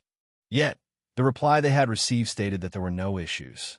Feng's every action had been within the rules of the system. Overwhelming Smile's members had been even more shocked upon receiving this reply that ghost-like method Feng had used to kill Oriental Sword wasn't actually a bug. For a time, the crowd from Overwhelming Smile despaired. In the face of Feng's merciless slaughter, their previous confidence was nothing but a joke. The only thing they could do was escape. As for battling Feng, that was a fool's errand. Just how were they supposed to fight an enemy that they could not see? Moreover, said enemy could kill them instantly upon reappearing. You guys wish to escape? Try it. Without hesitation, Feng activated Skywheel Sword previously to kill Oriental Sword in one hit. Feng had specially activated Aura of Fire and Purgatory Power, holding nothing back. Now, after activating Skywheel Sword, countless swords of light appeared in the sky above the mine's entrance. When the swords descended, not only did they deal over -2,400 damage to all enemies within an area of 20 by 20 yards, but it also sealed all enemies within range, preventing them from leaving the region for 4 seconds. Instantly, The members of Overwhelming Smile were trapped within the mine when everyone from Overwhelming Smile saw that there was no longer hope for escape. They tried to resist, unfortunately. Surefong did not give them a chance. Surefong then used the skill of the aura of Firestorm. Suddenly, flames filled the interior of the mine. A damage of close to minus 10,000 points appeared above every player and monster within. After Firestorm's duration of 5 seconds, only ash remained since Surefong began his assault. The whole process only lasted a few seconds. Just like that, over 100 elites from Overwhelming Smile had been exterminated. Moreover, Surefong had collected the immortal souls of every player that he killed. Within a short time, all of these players had been locked out of God's domain. If Surefong had been a wild beast that gave other guilds massive headaches before he had become a Blade Saint, now, he was an evil Rakshasa that others would avoid at all costs. Meanwhile, inside the ruined shrine. So what if it's Black Flame? We have the advantage of numbers. We can easily get rid of him. A wrathful flame immediately blossomed within Lone Tyrant's eyes when he heard Black Flame's name. Hurriedly, he said, "Why don't I take some men to assist Oriental Sword and kill Black Flame?" Ever since dying by Surefang's hands, Lone Tyrant had toughened his heart and trained arduously every night and day. He had done so to exact his revenge. He was no longer the same as he had been in the past if not for Youlan restraining him. He would have long since avenged his deaths now that Oriental Sword had provoked Black Flame. It was only natural that he go and help out. Youlan could not possibly sit by and watch as more than 100 elite members fell under Black Flame swords, right? Ultimately, these elite members were the backbone of the guild.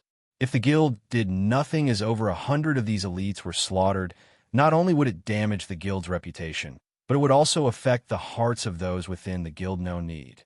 Black Flame killed Oriental Sword with a single hit. As for the others, they're most likely dead by now, Youlan said, revealing a bitter smile. Youlan had a clear understanding of Black Flame's strength. None of the titled experts on the God's Domain experts list were for show. Furthermore, Black Flame currently had several experts by his side. Those 100-plus elite members had zero chance of surviving. Only a top-tier expert might have a chance of walking away upon hearing Youlan's statement. Lone Tyrant was stunned. He said, "I am very familiar with Oriental Sword strength. Moreover, he has so many people with him. How could Black Flame kill him with one hit? I do not know how exactly he died, but according to the reports sent from above, Oriental Sword had not managed to respond before dying," Youlan said. "It seems that after not encountering Black Flame for a while, he has grown even stronger. We need to hurry and take down this great lord. Are we just going to let this go?" Lone Tyrant had yet to give up on the idea of killing Black Flame. Staring at Youlan, he asked if others find out that, despite Black Flame having killed so many Overwhelming Smiles elites, we are indifferent. We will become a laughingstock. What will we do if our inaction angers those above us? Youlan frowned. Just as Lone Tyrant had said, if they did not take any sort of action now, they would become a joke to the public. Youlan, what's going on with you? You shouldn't wear such an ugly expression. Do you need Big Brother's help? Just as Youlan struggled with her indecision, a lean man walked over. Smiling, this man was a level 26 assassin, his level surpassing everyone in Overwhelming Smile. Yet, despite there being no guild emblem on his person, everyone from Overwhelming Smile treated him with respect and reverence. Even Lone Tyrant was no exception. He was deeply afraid of provoking this young master. The reason they were behaving in such a way was not only this young man's high level.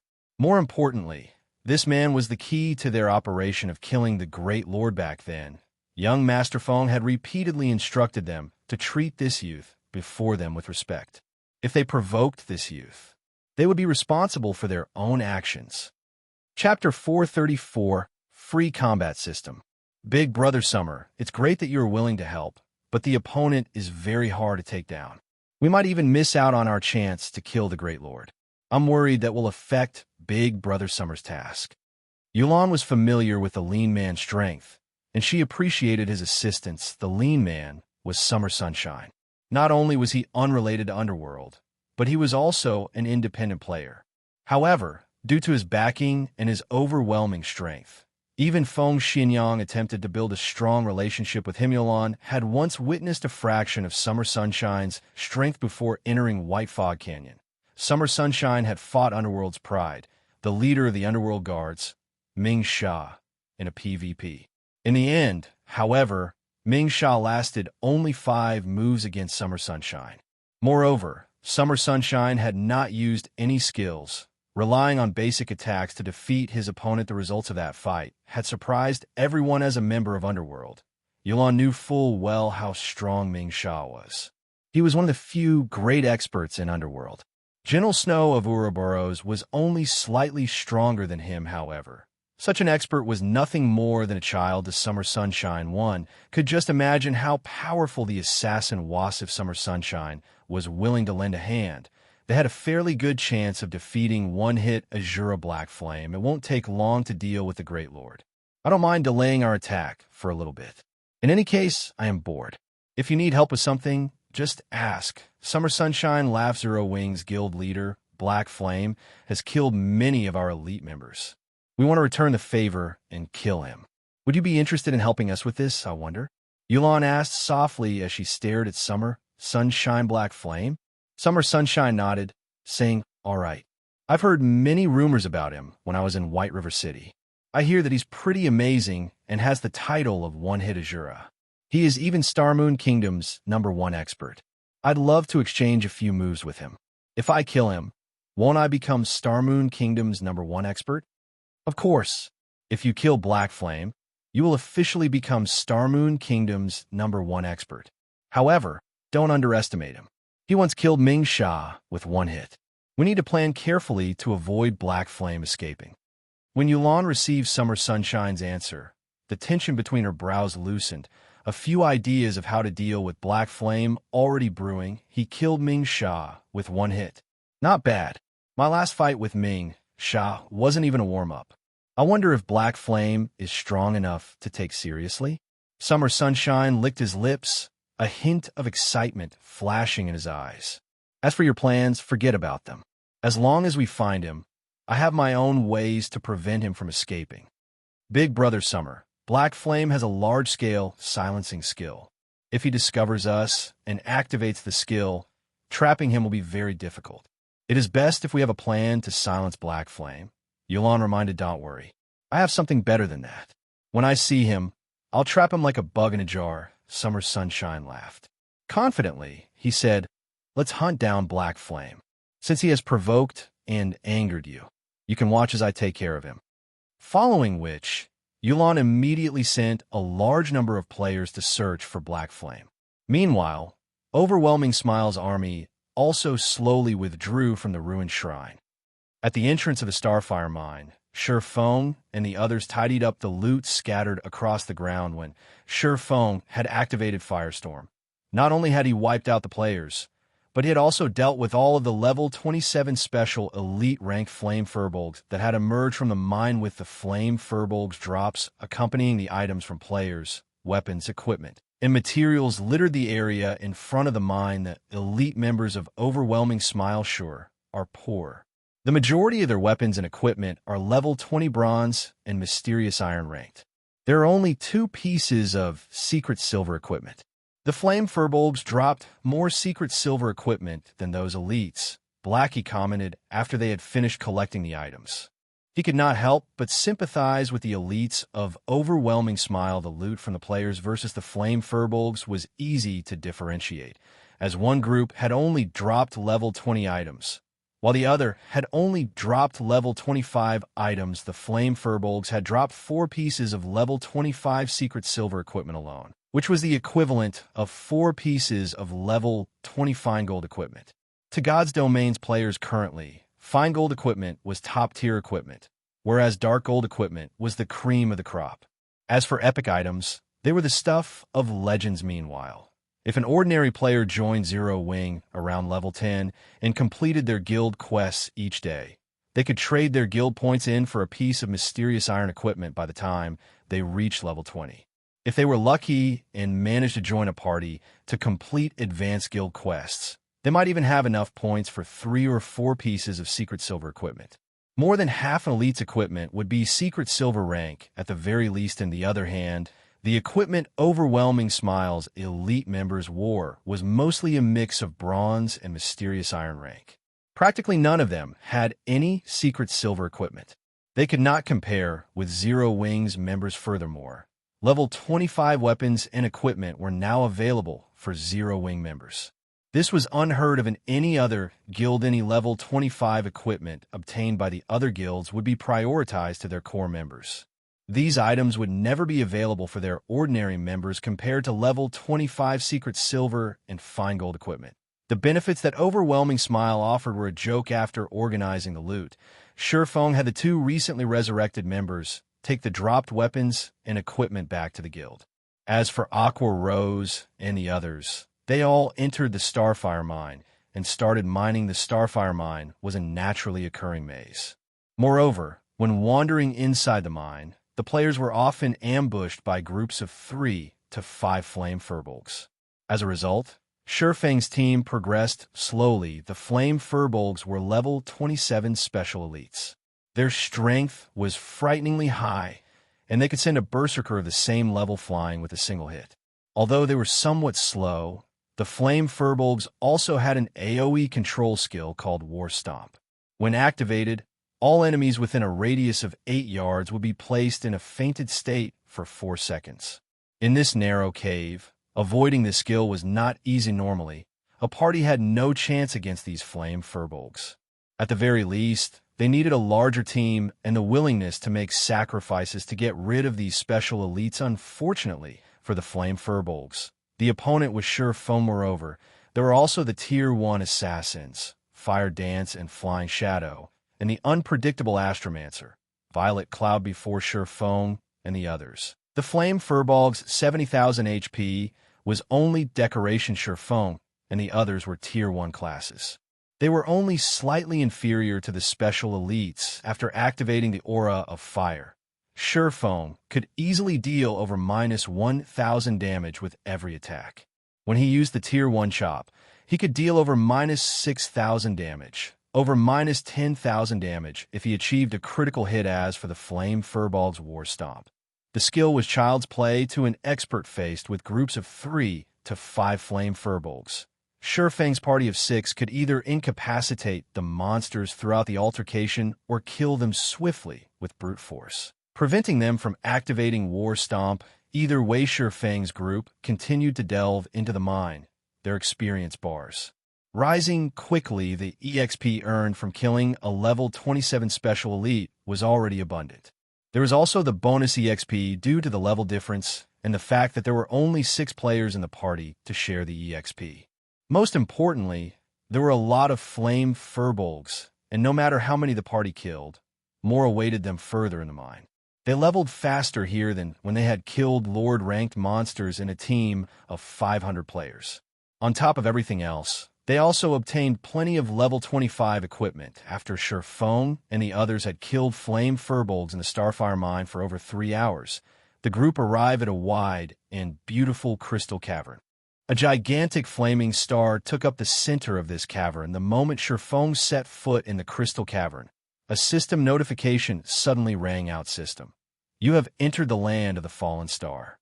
Activating free combat system. Chapter 435, Land of the Fallen Star. After entering the crystal cavern, Shurfeng had not been the only one to receive a system notification. His party members also received one activating free combat system. Shurfeng was stunned. The free combat system was an unfamiliar term to the current players of God's Domain. Shurfeng, however, could not be more familiar with it. This was a mechanic that would only exist after the second evolution of God's Domain. In order to make combat in God's Domain more realistic, friendly fire was now active. Originally, if 2 players were in a party together, their attacks would not damage each other. However, after activating the free combat system, if one were not careful and struck a party member, said party member would receive damage from the attack. Players could also damage themselves with their own skills. For example, if a player used an AoE skill and they were within the skill's effective range, they would receive damage. In the past, after the free combat system had activated, many players had ended up in the graveyard because of either themselves or each other as a result. When attacking, players needed sufficient control of their attacks. Otherwise, no one would be willing to join their party regardless of the benefits guild leader. What just happened? Aqua Rose could not contain her curiosity when she saw Sure Feng's surprise. We have activated the free combat system. From now on, our attacks will not differentiate from friend and foe, so we need to be careful in the battle. Don't mistakenly injure yourselves or your teammates. Sure Feng explained, however, before the others could respond. A deep purple barrier sealed off the cavern's entrance when Blackie accidentally touched the barrier. He suddenly lost 1,000 HP frightened. Blackie hurriedly backed away from the barrier, fallen into a trap. Be careful of your surroundings and don't take action casually. Sure Feng considered the purple barrier at the cavern's entrance before observing his surroundings suddenly. A large group of Wolfman warriors appeared in the land of the fallen star, which had originally been void of any monsters. The Wolfman warriors each carried a shield and a weapon, and they stared at Sure Feng's group with fangs bared and smelly drool leaking from their mouths. They treated Sure Feng and the others like a meal Wolfman warrior, elite rank. Level 27. HP 42,000/42000. Although the Wolfman warriors were much weaker than the Flame Furbolgs, there were many of them. They moved in groups of a dozen or so, making them far more difficult to deal than the groups of 3 to 5 Furbolgs guild leader. What should we do now? Blackie said, his heart wavering as he watched the hundreds of Wolfman warriors slowly walk towards them. Fight as we look for an exit. Sure Feng could not think of any better ideas. With the entrance sealed off and the sudden appearance of so many Wolfman warriors, the only plan he had was to fight as they ran. I'll open a path. Fire Dance and Flying Shadow, cover me. Aqua, focus on controlling those Wolfman warriors. Based on Sure Feng's experience, all traps in God's domain gave players a chance of survival. As long as they found the trick to unlock the trap, they could escape with their lives. Meanwhile, the trap before them was clearly directed towards those who were unfamiliar with the free combat system. If everyone randomly used their skills, they would kill themselves before laying a scratch on the monsters before them. Hence, it was safer if only he took action, following which, Sure Feng led the party and charged towards the area with the least number of Wolfman warriors. Even so, there were still over a dozen elites ahead of him, seeing Sure Feng's group barreling towards them. These Wolfman warriors opened their mouths and howled. They raised their weapons and charged at Sure Feng. At this moment, the other Wolfman warriors had similarly started to surround Sure Feng and the others. Not fight. Just lure them to a single location and then kill them. With that order, Sure Feng took the fight to these Wolfman warriors, leading his own band of elites. He then unsheathed the Abyssal Blade and the Purgatory Shadow, brandishing his swords and sending over a dozen swords of light to strike the Wolfman warriors' vital points. Sure Feng's attack speed was extremely fast. Although the Wolfman warriors tried to defend themselves, Sure Feng's swords of light reached the monsters first. A single sword strike sent a Wolfman warrior that was over 2 meters tall flying backward, a damage of over -1,000 points appearing above its head. Sure Feng had no desire to continue fighting. After having sent the dozen or so Wolfman warriors flying, he led the party and moved past the Wolfman warriors if possible. Sure Feng wanted to finish off these Wolfmen. If he did, however, they would end up surrounded by more of these elite monsters.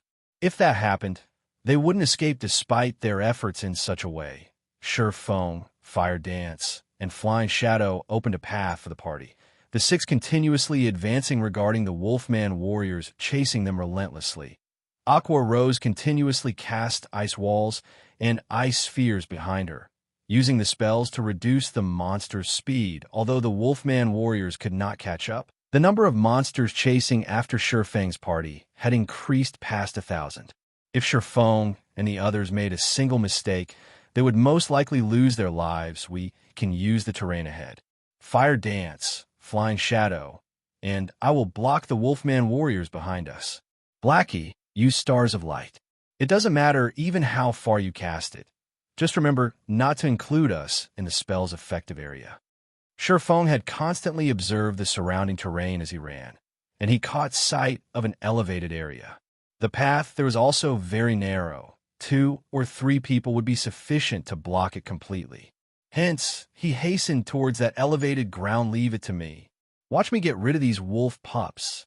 Blackie nodded when the party entered the narrow path. Shifeng and the 2 assassins spun around, facing the oncoming Wolfman warriors 20 yards, 15 yards, 10 yards.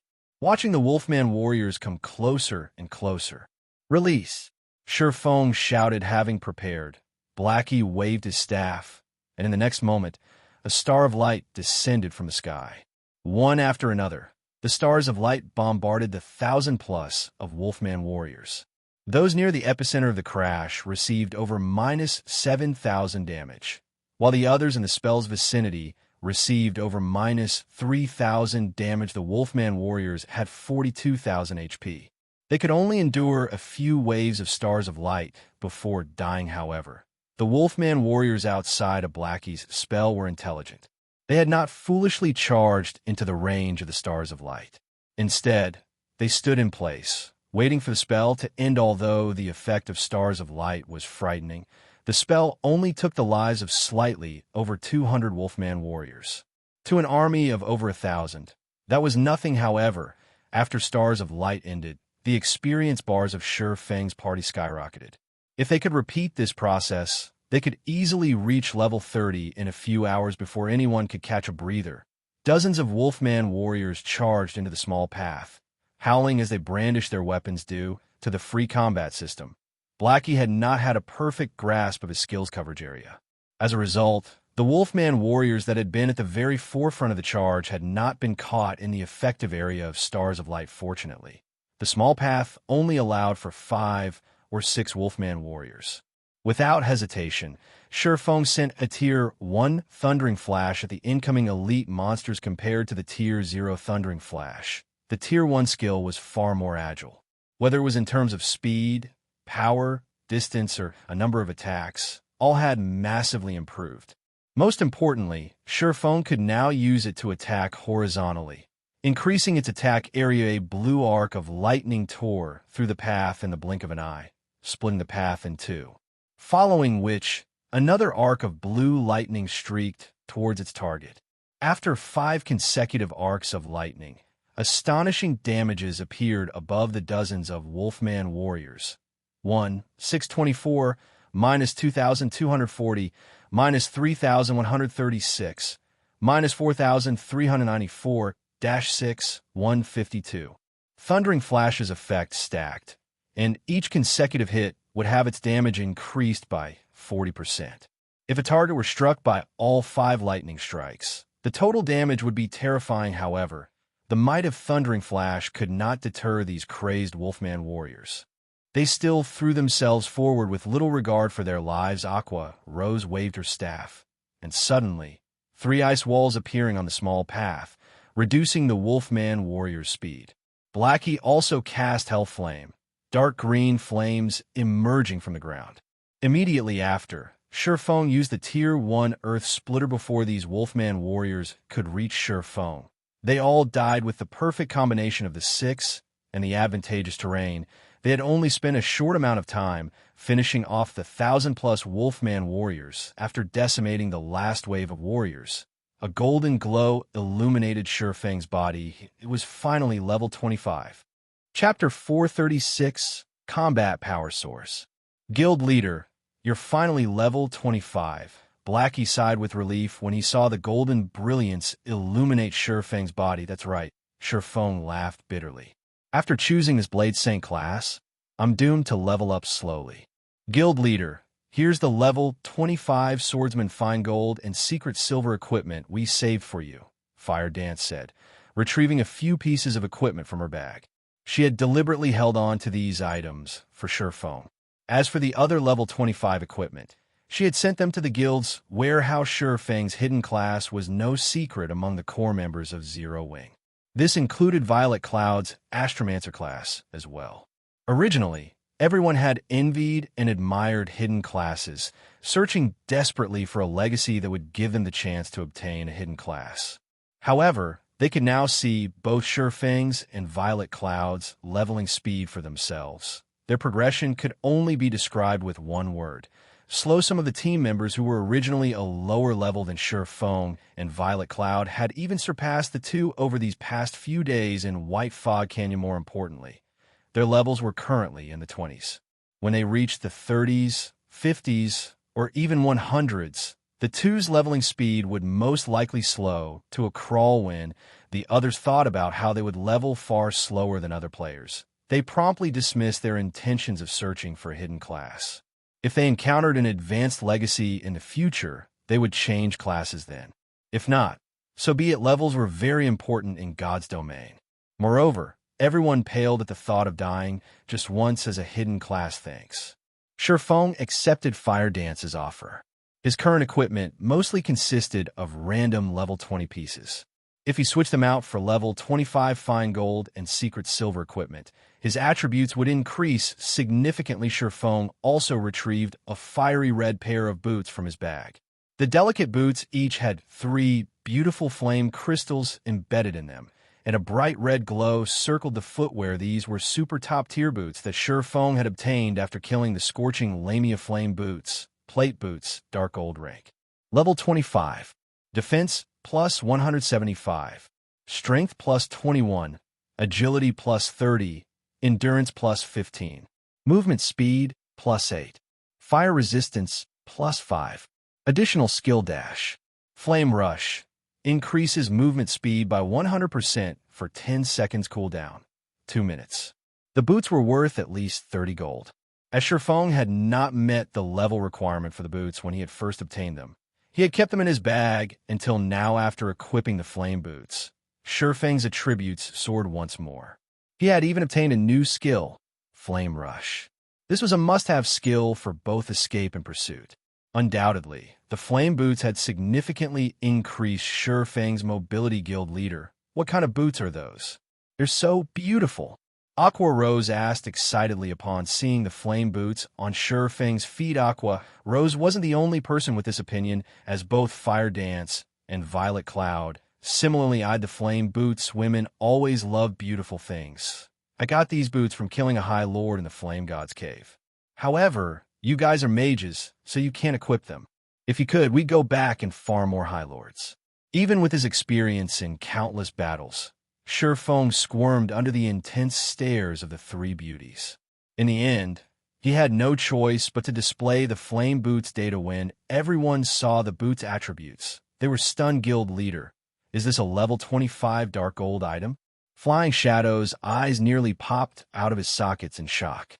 Originally, he had thought the flame boots were level 25 fine gold equipment. After all, ever since they started killing level 25 and above Lord rank monsters, the best equipment they had obtained was level 25 fine gold equipment. These attributes are amazing, Blackie said enviously. He was not particularly surprised that the flame boots were dark gold ranked. Guild leader, when did you kill a level 25 or above High Lord? Aqua Rose asked with disbelief. When Fire Dance and the others heard Aqua Rose's question, they suddenly realized the weight of Surefang's words. Zero Wing had only recently entered White Fog Canyon. Based on Surefang's behavior, he had obtained the flame boots long before entering the canyon. However, only High Lords had a chance of dropping dark gold equipment. Moreover, as the flame boots had a level 25 requirement, Surefang would have had to kill a level 25 High Lord at the very minimum.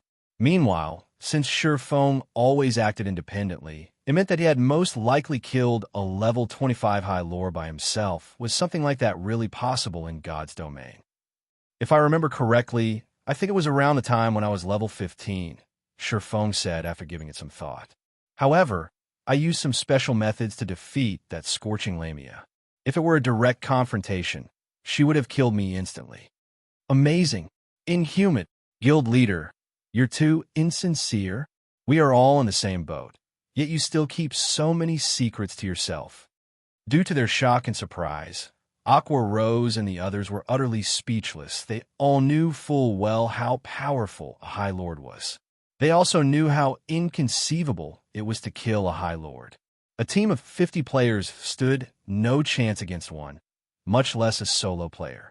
Even if Feng had used some particular method to kill one, it was still an amazing feat. It turns out that Guild Leader has hidden his strength all along. It seems that I'll need to work harder from now on. Aside from her shock, Fire Dance was also disappointed. She inwardly lamented over her lack of strength. Originally, she had thought that she was only a short distance from catching up with Feng. She now realized that not only had the gap not shortened in the slightest, but it had even grown wider. However, this revelation had not discouraged Fire Dance. At the very least, she could see how wide the gap was now shortly after Aqua Rose and the others had renewed their opinion of Feng's strength. A terrifying roar echoed throughout the land of the fallen star. This is a wolf's howl. The sound seems to be moving closer. Is the boss coming for revenge because we killed the wolf pups? Aqua Rose and the others were no ordinary players. Their 5 senses were very acute. By sound alone, they could feel danger approaching. Meanwhile, anything that could instill that kind of feeling was not a typical monster. Immediately, everyone went on high alert, searching for any movement. The monster heading for us is at least Lord ranked. All of you stand back. Feng could feel the threat of death when one had reached his standards. They could determine an enemy's strength through the degree of danger they instinctively felt without even seeing their enemy. If it were a chieftain, although Feng would feel danger, he would not sense the threat of death. For him to feel such a threat meant that the approaching monster was at least a lord. While everyone waited quietly for the enemy's arrival, Feng retrieved the fragmented legendary ranked Heavenly Dragon's Breath from his bag previously. Feng's intelligence had been below the required 120 points, so he had not been able to equip the fragmented legendary item. Now, however, he finally possessed enough points in his intelligence as he had a Tier 1 class. He received 8 free attribute points each time he leveled up. In addition, the Abyssal Blade also gave him 2 points for each level. The Golden Stigmata also gave him 10 free attribute points and raised all attributes by 5 points every 5 levels. When Feng reached level 25, he had received a total of 20 free attribute points. After increasing his intelligence to 120 points, he added the remaining points into strength. The equipment requirement of the Heavenly Dragon's Breath was 200 strength, 200 agility, and 120 intelligence. Both Feng's strength and agility had long since exceeded 200 points. They had even exceeded 300. Now that his intelligence had reached the minimum requirement, he could equip the Heavenly Dragon's Breath. Such power. After equipping the Heavenly Dragon's Breath, Feng could feel an immeasurable strength flow into him from the fragmented legendary ring. Although this was not his first time equipping the item, the ring still gave his mind a clarity that he had never had before. He also felt warm and fuzzy, power leaking from his body. It felt as if he was capable of destroying anything and everything in his path. Chapter 437, Tier 2 Combat Power. As the howls approached, everyone became more focused. They kept their eyes glued on the numerous stone pillars in front of the small path. None of them spared even a glance for the loot that the 1,000+ Wolfman warriors had dropped. It was not because Feng and the others did not want to, but because they couldn't afford it. They had all experienced just how powerful and cunning a Lord-ranked monster was. Even elites knew how to ambush players, much less lords. The frightening aspect of lords was that they knew how to strike a player's blind spots, landing a fatal blow. Previously, Zero Wings Chief MT, Kola, had very nearly died several times in a lord's ambush. If not for the Arclight Guard's heaven-defying skill, Time Arc, Kola would have died at least half a dozen times. Currently, none of Feng's party had such an overpowered skill. They would only taunt death if they moved forward to pick up the loot. After a short moment, the howling stopped. Instantly, an aura of death washed over the party, and the air surrounding them seemed to freeze. Where's the monster? Blackie asked, confused when nothing appeared. It has probably hidden itself. The stone pillars ahead are perfect cover, and it is highly likely that the monster is looking for a chance to strike. Flying Shadow, who was in stealth, answered. Guild Leader, Should I scout ahead and investigate? No, it's already heading towards us, Shurfeng said, shaking his head as he unsheathed the Abyssal blade and the Purgatory Shadow. With a grim expression, he said, "Everyone, prepare for battle. Flying Shadow and Fire Dance, cover me. Violet, you focus on healing. Aqua and Blackie, use your control skills, but don't pull too much aggro. This monster is far more powerful than any of you can imagine. It's coming, but I don't see it." Aqua Rose scanned the area ahead of her, failing to detect any traces of a monster. It's normal that you can't see it. It's in stealth right now. Even I can barely see its blurred figure. Due to the Heavenly Dragon's breath, Shurfeng had massively improved in all areas. Even so, he had almost missed his opponent's present stealth. It can't be possible, right? When the others heard Shurfeng's words and saw his solemn expression, they immediately grew anxious as they examined their surroundings. A lord that could use stealth. It was a player's worst nightmare. A single careless moment could result in their deaths, not daring to take any risks. Shurfeng immediately activated Omniscient Eyes. He immediately discovered a small-sized, red-furred wolfman. This red wolfman wielded two pitch-black sawtooth daggers in each hand. The lord had already reached the small path and was less than 30 yards away, slowly approaching the party Crimson Shadow Wolf. Rare Lord. Level 28. HP 1, 000, 000/1, 000/000. Rare Lords were not as powerful as High Lords, and in terms of attributes, they were the same as ordinary Lords. However, Rare Lords possessed an additional innate skill. It was just like how a player with a hidden class possessed legacy skills unique to their class. Hence, Rare Lords were significantly more powerful than ordinary Lords, and to certain players, that difference might even be fatal. If Shurfeng had a team of 500 players, he could kill the Crimson Shadow Wolf with absolute certainty. However, not only did his party only consist of 6 players, but they also did not have an MT. Facing this Rare Lord would prove quite difficult. When Shurfeng saw the Red Wolfman's information, distress filled his heart. Fortunately, after equipping the Heavenly Dragon's breath, his mind could remain extraordinarily calm. His attributes had also significantly increased: strength increased by 40%, agility increased by 40%, intelligence increased by 30%, endurance increased by 50%, movement speed increased by 20%, attack speed increased by 30%. The improvement that the fragmented legendary item had provided to his attributes was much higher than the growth he had received when he became a Tier 1 Blade Saint. Furthermore, he also had 3 new skills: Dragon's Authority, Dragon's Breath, and Heavenly Dragon's Power. With these new skills, he could easily contend with a lord of the same level. If Shurfeng had not equipped the Heavenly Dragon's Breath, he would most likely have given a single command escape. In God's domain, a Tier 1 class could compete with a special elite, whereas a Tier 2 class was on the same level as a lord. This was why Shurfeng could not face a lord in direct combat. However, now that he had the Heavenly Dragon's Breath, although it was not as impressive as a legendary item, it could still allow a player to transcend tiers. Granting Shurfeng the combat power of a Tier 2 player was the equivalent of crossing the threshold to a Tier 2 class. Right now, Shurfeng's attributes approached that of a Tier 2 class. He only lacked Tier 2 skills. Simply put, Shurfeng was fully capable of contending with a lord of the same level. He also had the skill Heavenly Dragon's Power. This skill was even more powerful than the Tier 1 skill, Blade Liberation. Previously, when Shurfeng had activated Heavenly Dragon's Power, he had been able to suppress the final boss in the Demon's Castle. When Shurfeng activated Omniscient Eyes, the Crimson Shadow Wolf knew that it had been discovered. It dashed towards Shurfeng with astonishing speed. Before Shurfeng could react, the Crimson Shadow Wolf had closed the distance by more than 20 yards and stood before him. Without hesitation, it slashed its sawtooth daggers towards Shurfeng's neck. Startled, Shurfeng hurriedly activated Defensive Blade.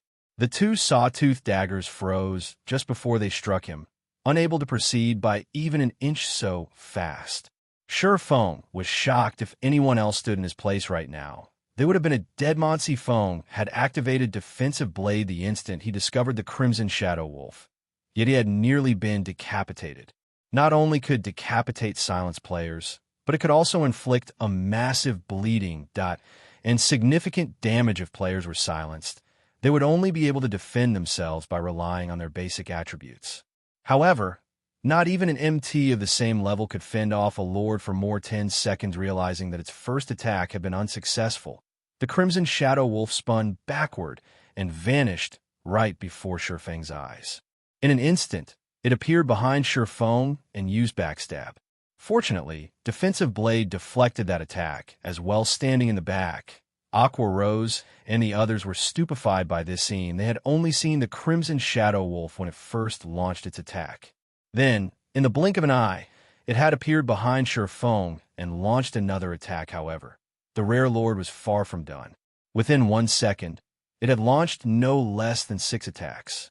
Just as Defensive Blade was about to run out, the Crimson Shadow Wolf sent a flying knee kick towards Shifeng's abdomen. A flying knee kick could easily break an enemy's combat stance and send them flying through the air, making it difficult for them to dodge or attack. Just before the Crimson Shadow Wolf's flying knee kick struck Shifeng, the Rare Lord revealed a human-like sneer. Suddenly, it reversed its grip on one of its daggers and sent an eviscerate at Shifeng's chest, intending to end Shifeng's life with one strike. Guild leader. Everyone watched anxiously. However, they were helpless. The Crimson Shadow Wolf was simply too fast.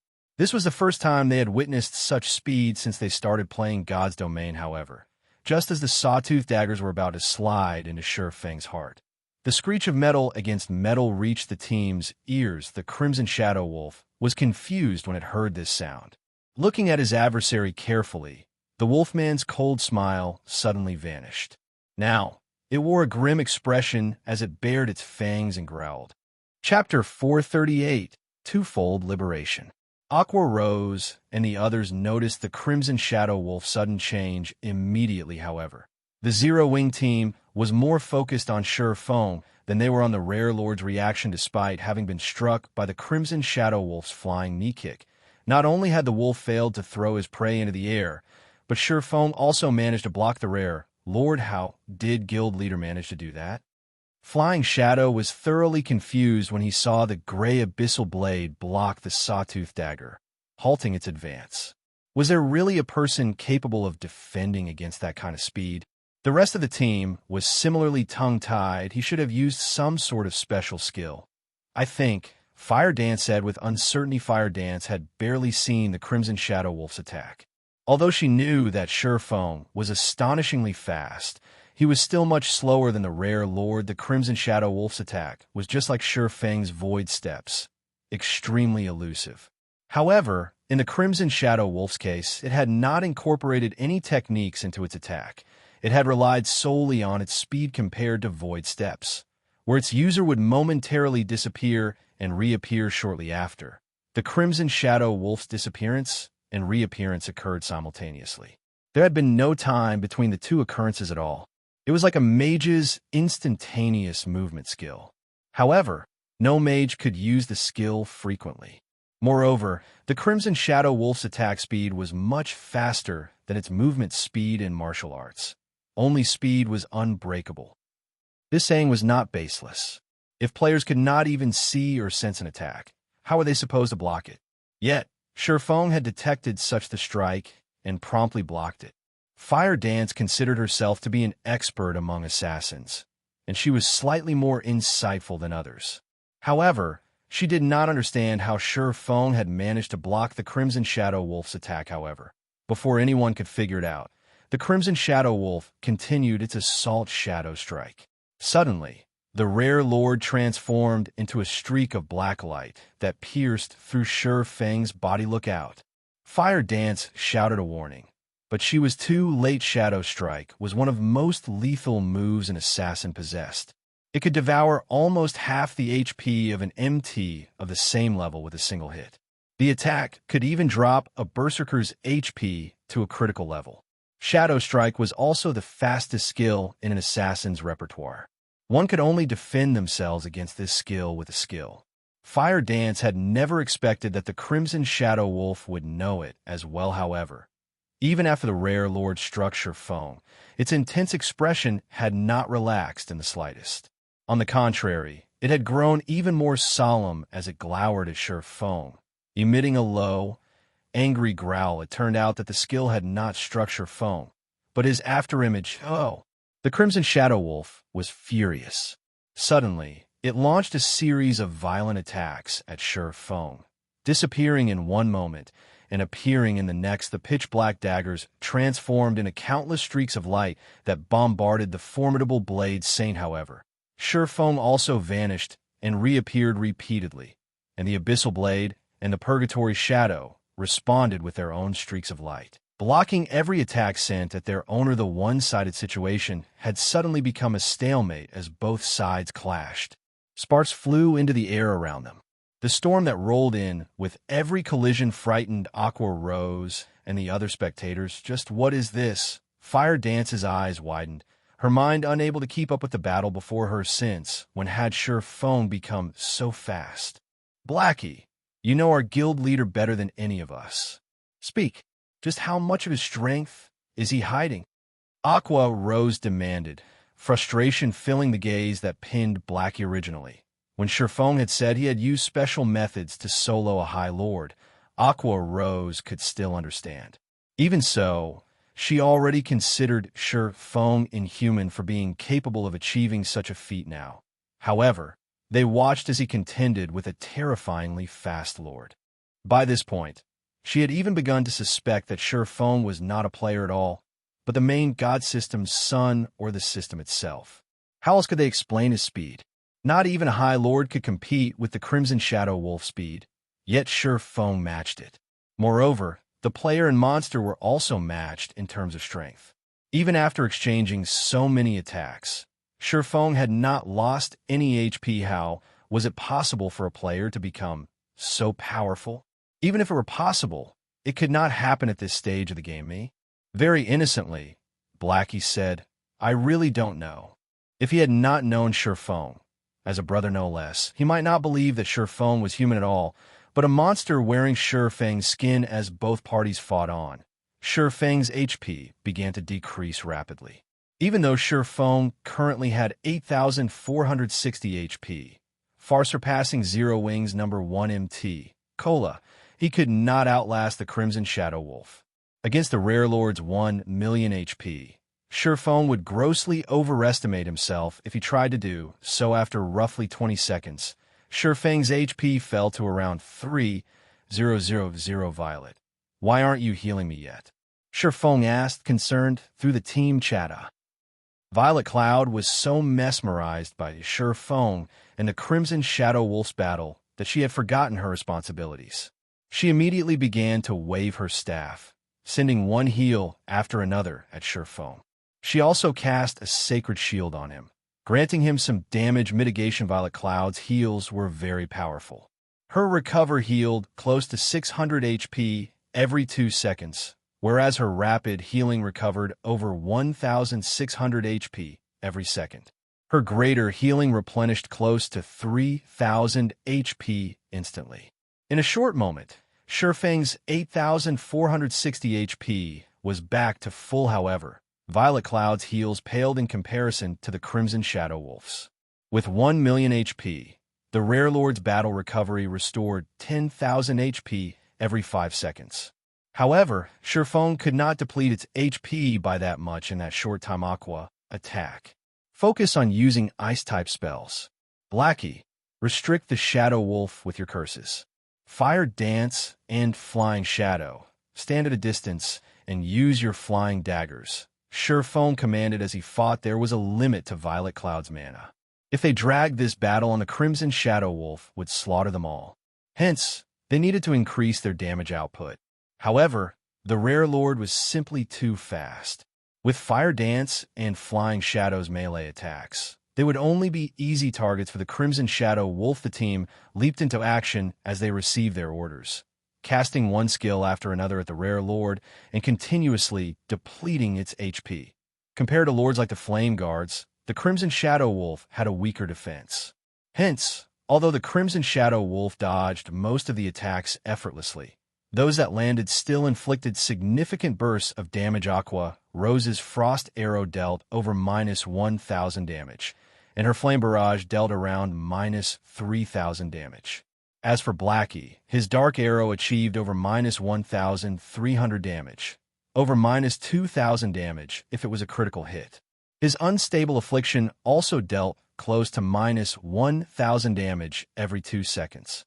Fire Dance and Flying Shadow could deal around -300 damage with each of their throwing attacks. In addition, Surefoam would occasionally deal over -2,000 damage with his attacks. As a result, everyone's total damage within 5 seconds easily exceeded 10,000 points. After an hour or so, the Crimson Shadow Wolf only had 43% of its HP remaining. As long as they continued to wear it down for another few hours, they would kill the rare lord with the hope of killing the Crimson War Wolf in sight. Everyone sighed relief. Previously, the rare lord had been terrifying, causing everyone to despair. They'd been certain that they would die. Guild leader, why are you so good at hiding yourself?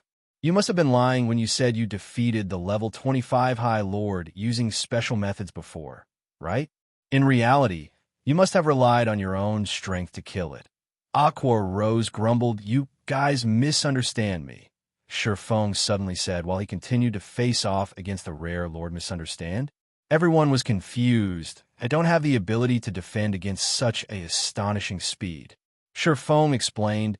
Previously, I too was afraid of the Shadow Wolf. Against its speed, I'm not a match for it, even if I go all out. However, while the Shadow Wolf was attacking me, I took a look at the system time. Afterward, I realized why the Shadow Wolf was so fast. It's not because the Shadow Wolf is fast. It's because the Shadow Wolf's innate skill slows our reaction time, altering our perception to think that it's fast and unstoppable. Upon hearing Surefang's explanation, everyone did what Surefoam had said. Sure enough, they understood at the beginning of the fight. Surefoam was similarly frightened. However, when he had glanced at the time displayed by the system, he realized that something was off. Originally, Surefoam believed that the Crimson Shadow Wolf's attack had happened instantaneously. Yet, the system had indicated that a short moment had passed. In particular, when the Crimson Shadow Wolf had charged at him, Surefoam saw the rare lord cross the 20-yard distance in an instant. But according to the system clock, 2 seconds had passed as Crimson Shadow Wolf was about to land the finishing blow. Surefoam activated the Aura of Space, becoming immune to all control effects. Since the Crimson Shadow Wolf's innate skill no longer had an impact, he had no problems defending against the rare lord's normal attack speed. After all, he too possessed the combat power of a Tier 2 class. If anyone else had stood in his place, they would have fallen to the Crimson Shadow Wolf's innate skill. However, after engaging in the battle for such a long time, Violet Cloud's mana was almost depleted. Although she used mana recovery potions constantly, with her current consumption rate, she would last another 10 minutes or so at most. Unfortunately, the Crimson Shadow Wolf still had 43% of its HP remaining. I can only give it a shot. Surefoam gritted his teeth as he glared at the Crimson Shadow Wolf's HP. Purgatory Power, activate. Heavenly Dragon's Power, activate. Suddenly, Surefang's body released a dazzling golden glow. The glow this time was far more impressive than it had been in the demon's castle. His aura was more intense, forming the faint figure of a gigantic dragon. In the next moment, the dragon released a roar that made one's eardrums tremble simultaneously. Surefang's attributes underwent a massive transformation. Surefang's HP instantly rose to 25,380, and his strength slammed past the 800-point threshold. His defense had also improved with the wave of his sword. Surefoam forced the rare lord back, dealing over -400 damage with the strike. He then took a step forward and used a Tier 1 chop.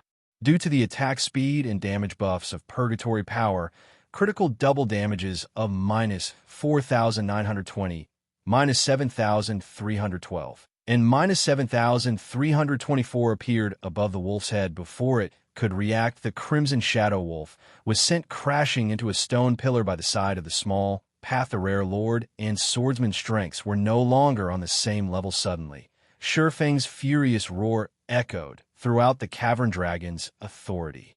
Dragon's authority. Suppress all enemies in the surroundings with the might of the heavenly dragon, inflicting the fear status onto enemies within a 30-yard distance, reducing their attack power by 20%, attack speed by 20%, and movement speed by 20% for 1 minute after the Crimson Shadow Wolf speed fell. The rare lord was even less of a match for Shurfeng within seconds. The Crimson Shadow Wolf's HP plummeted to 30% as it reached this threshold. The Crimson Shadow Wolf began to change, growing larger. It also tossed its daggers to the side. It was now 4 times larger than it had been, as tall as a 2-story building. The ground trembled as it took a step by appearances alone. The Zero-Wing team understood how terrifying this monster had just become, however. Shurfeng couldn't care less. Gritting his teeth, he activated Blade Liberation suddenly. The Abyssal Blade released a dazzling silver light, its power flowing into Shurfeng. Chapter 439, Overpowered Strength. The angry roar of the Berserk Crimson Shadow Wolf shook the very space around them. The pressure it emitted was far heavier and more powerful than before. With a light step, cracks formed on the solid ground beneath its feet, and its claws gouged deep furrows into the solid ground. The strength and sharpness of its claws shocked all who saw them without a doubt. An attack from the wolf's claws could even destroy a secret silver weapon. Even a fine gold weapon would only last a few hits. Only dark gold weapons might endure a long beating. The Crimson Shadow Wolf abruptly leaped forward and brandished its sharp claws at Shurfeng guild leader. Everyone worried for Shurfeng upon seeing the ferocious Crimson Shadow Wolf. The rare lord's strength had more than doubled. If a Tier 1 metric ton of the same level did not activate a life-saving skill, they would most likely die from one hit. Although Shurfeng had over 25,000 HP after activating Heavenly Dragon's power, and his defense had significantly improved, he most likely would not last more than a few hits to the gigantic Crimson Shadow Wolf. Attacking Shurfeng with its claws was no different than slapping an ant boom. The ground shattered and fist-sized gravel erupted into the surroundings. Initially, everyone had believed that it was game over. However, the Crimson Shadow Wolf's claws had actually stopped a few centimeters above Shurfeng's head, and no matter how hard the rare lord tried, it could not move its claws any further. Instead, the ground beneath Shurfeng's feet had begun to fracture. At this moment, doubt began to seep into the Crimson Shadow Wolf's eyes. Despite its increased strength, it was still useless standing at a distance. Aqua rose, and the others were similarly slack-jawed. Overcome with shock by the time they noticed it, waves of red gas had surrounded Shurfeng's body. Meanwhile, the silvery-gray Abyssal Blade in his hand had actually stopped the claws that had contained frightening power. Moreover, Shurfeng had not lost even a single HP from the collision. The Crimson Shadow Wolf bellowed angrily and began a brutal assault. 1 swipe, 3 swipes, 6 swipes. However, each successive attack only caused the ground beneath Shurfeng to fracture further, filling the air with dust and debris. Seeing this, the Crimson Shadow Wolf's eyes nearly popped out of their sockets just as the rare lord sent another subsequent attack. Shurfeng finally swung his arm, slashing his sword at the incoming pop-up. The Crimson Shadow Wolf's body was suddenly pinned flat against a stone pillar like a picture on a wall. In addition, a damage of over -1,000 points appeared above the rare lord's headcrab. Blackie shouted in surprise. A monster as tall as a 2-story building had been thrown into the stone pillar with just 1 hit. The watching team was stupefied. However, Shurfeng was not done. Moving his feet, he instantly appeared before the Crimson Shadow Wolf. Although the rare lord tried to retaliate, Shurfeng immediately launched a series of attacks, striking at its 4 limbs. Breaking them unsatisfied, Shurfeng continued to wield his 2 swords, sending a storm of blades at the Crimson Shadow Wolf. Shurfeng's every attack inflicted over -2,800 damage on the Crimson Shadow Wolf, whereas a double critical hit dealt over -5,700 damage, and a triple critical hit dealt over -8,500 damage. Rapidly obliterating the rare lord's HP. Shurfeng's strength had suppressed the Crimson Shadow Wolf, rendering it helpless.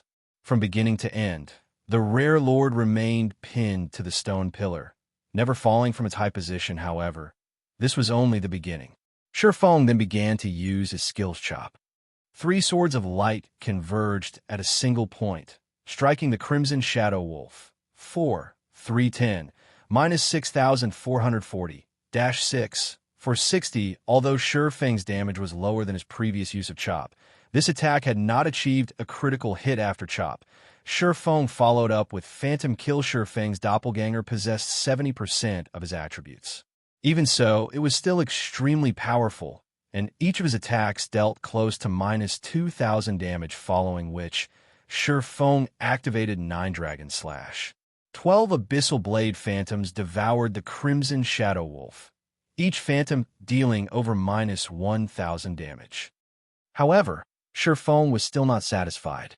Both Shurfeng and his doppelganger then used Thundering Flash, Earth Splitter, Wind Blade, Thunder Flame Explosion, and every other damaging skill they possessed. Watching the battle unfold from a distance, Aqua Rose and the others were dumbfounded. They had even forgotten to help Shurfeng attack. How was this still a battle against a level 28 rare lord? Shurfeng was practically bullying a weak little monster. The pitiful Crimson Shadow Wolf could do nothing but howl with pain. It could not even move its 4 limbs, as Shurfeng would immediately follow up with a slash the moment it tried. The Crimson Shadow Wolf's remaining 300,000 HP could not withstand Shurfeng's brutal assault. Shurfeng only needed 10 seconds to eliminate the rare lord's remaining 300,000 HP. Soon, Shurfeng abruptly stopped his frenzied assault. The Crimson Shadow Wolf also stopped its tragic howling. At this moment, its blood-red eyes revealed its fear and shock as it stared at Shurfeng as the Crimson Shadow Wolf slowly tumbled from the cracked stone pillar. Shurfeng revealed a calm smile as he activated Divine Providence, his luck instantly increasing by 20 points. Shurfeng then used his Sure Kill skill, Flame Burst. Both the Abyssal Blade and Purgatory Shadow suddenly released a blazing, white glow, transforming into streaks of light that struck the Crimson Shadow Wolf's body. 21, 415, minus 43,024, minus 21,389, -21, for 25. Instantly, the Crimson Shadow Wolf's remaining HP fell to 0. Meanwhile, Shurfeng's attacks had left multiple scorch marks on the stone pillar behind the rare lord. When the Crimson Shadow Wolf died, perhaps due to Shurfeng's 25 points in luck, the rare lord dropped close to 20 items, scattering them across the ground. Rare lords dropped the same quality of items as a high lord, maybe better, which was why players in God's domain loved to hunt them. However, as the name suggested, rare lords were extremely difficult to find. Upon seeing the dropped items of the Crimson Shadow Wolf, Shurfeng heaved a deep sigh of relief as he sheathed the Abyssal Blade and the Purgatory Shadow. Originally, Shurfeng had not intended to use Blade Liberation. The first reason was that the skill possessed a detrimental side effect, and a long cooldown. The second reason was that the skill duration was too short, lasting only 20 seconds.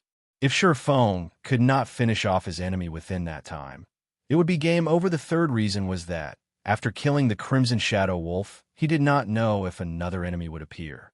If he saved Blade Liberation, he could still use the skill should the need arise. However, after seeing the Crimson Shadow Wolf transformation, Shurfeng knew that he had no chance against it if he relied on Heavenly Dragon's power. If he could not defeat the Crimson Shadow Wolf, he wouldn't have to worry about monsters appearing after it. When Shurfeng looked down at the Crimson Shadow Wolf's corpse on the ground, he was overcome with emotion. A Twofold Berserk was simply too powerful. If it had lasted slightly longer, he could definitely solo a lord. He might even be able to challenge a high Lord Guild leader. Just what is that Berserk skill of yours? It was amazing. You killed Berserk Lord by yourself. How are people like us even supposed to play the game with any dignity now? Blackie joked as he walked up to Shurfeng. If we release the video of this battle, no one will believe it is real. Of course, slamming a Berserk Lord into the wall with a single hit. Who would believe that something like that is possible? Everyone nodded in agreement. They were immensely excited. It was obvious that Feng had used a berserk skill. Only this berserk skill was too frightening, and not even a berserk rare lord stood a chance against him originally. No one had paid any attention to berserk skills, however. They had never expected that such a skill could play such a significant role during a crucial moment at this moment. A yearning for berserk skills grew in everyone's hearts. They all swore to gain one for themselves after returning, right? Let's hurry up and collect the loot. We don't know what kind of danger awaits us. Feng laughed. While everyone collected the loot, Blade Liberation's duration ended suddenly.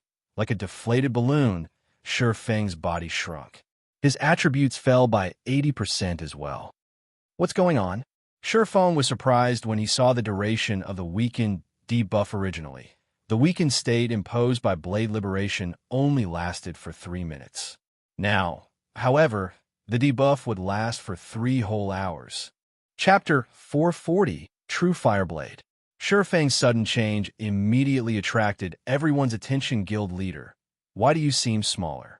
Even your aura has diminished significantly. With her refined observation skills, Fire Dance instantly noticed Feng's transformation. The rest of the team was also curious. When they took a look at Feng's HP bar, they were suddenly very afraid. Feng, who had originally possessed over 8,400 HP, now had a maximum HP of 1,700. He could not even compare to a level 20 ordinary player right now. It's nothing, just the weakened debuff I got after going berserk. Many Lord ranked monsters deal with the same thing. I'll be fine after some time has passed. Feng laughed, giving it some thought.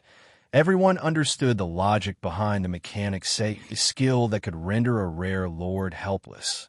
If there were no side effects to it, it would be far too overpowered. Following which, everyone finished collecting the loot scattered across the ground. The 1,000+ Wolfman warriors before had dropped a ton of items. Although it was only the loot of elite monsters, the quantity was more valuable than even the loot from a lord. Meanwhile, Feng stored the loot the Crimson Shadow Wolf had dropped as for weakened state's extension to 3 hours. Feng had some idea of why this had occurred. Dragon's power significantly increased one's attributes. Coupled with Blade Liberation sword's power, his body could not bear the fusion of the two buffs, which resulted in his extended weakened state. Seems that Twofold Berserk should only be used as a last resort in the future. Feng could only smile bitterly at his 3-hour weakened state. If nothing special happened during these 3 hours, all would be fine. However, he did not know what sort of trouble they would encounter as they moved on. With his attributes reduced by 80%, even if his original attributes were overwhelming, he would not be a match for an ordinary player.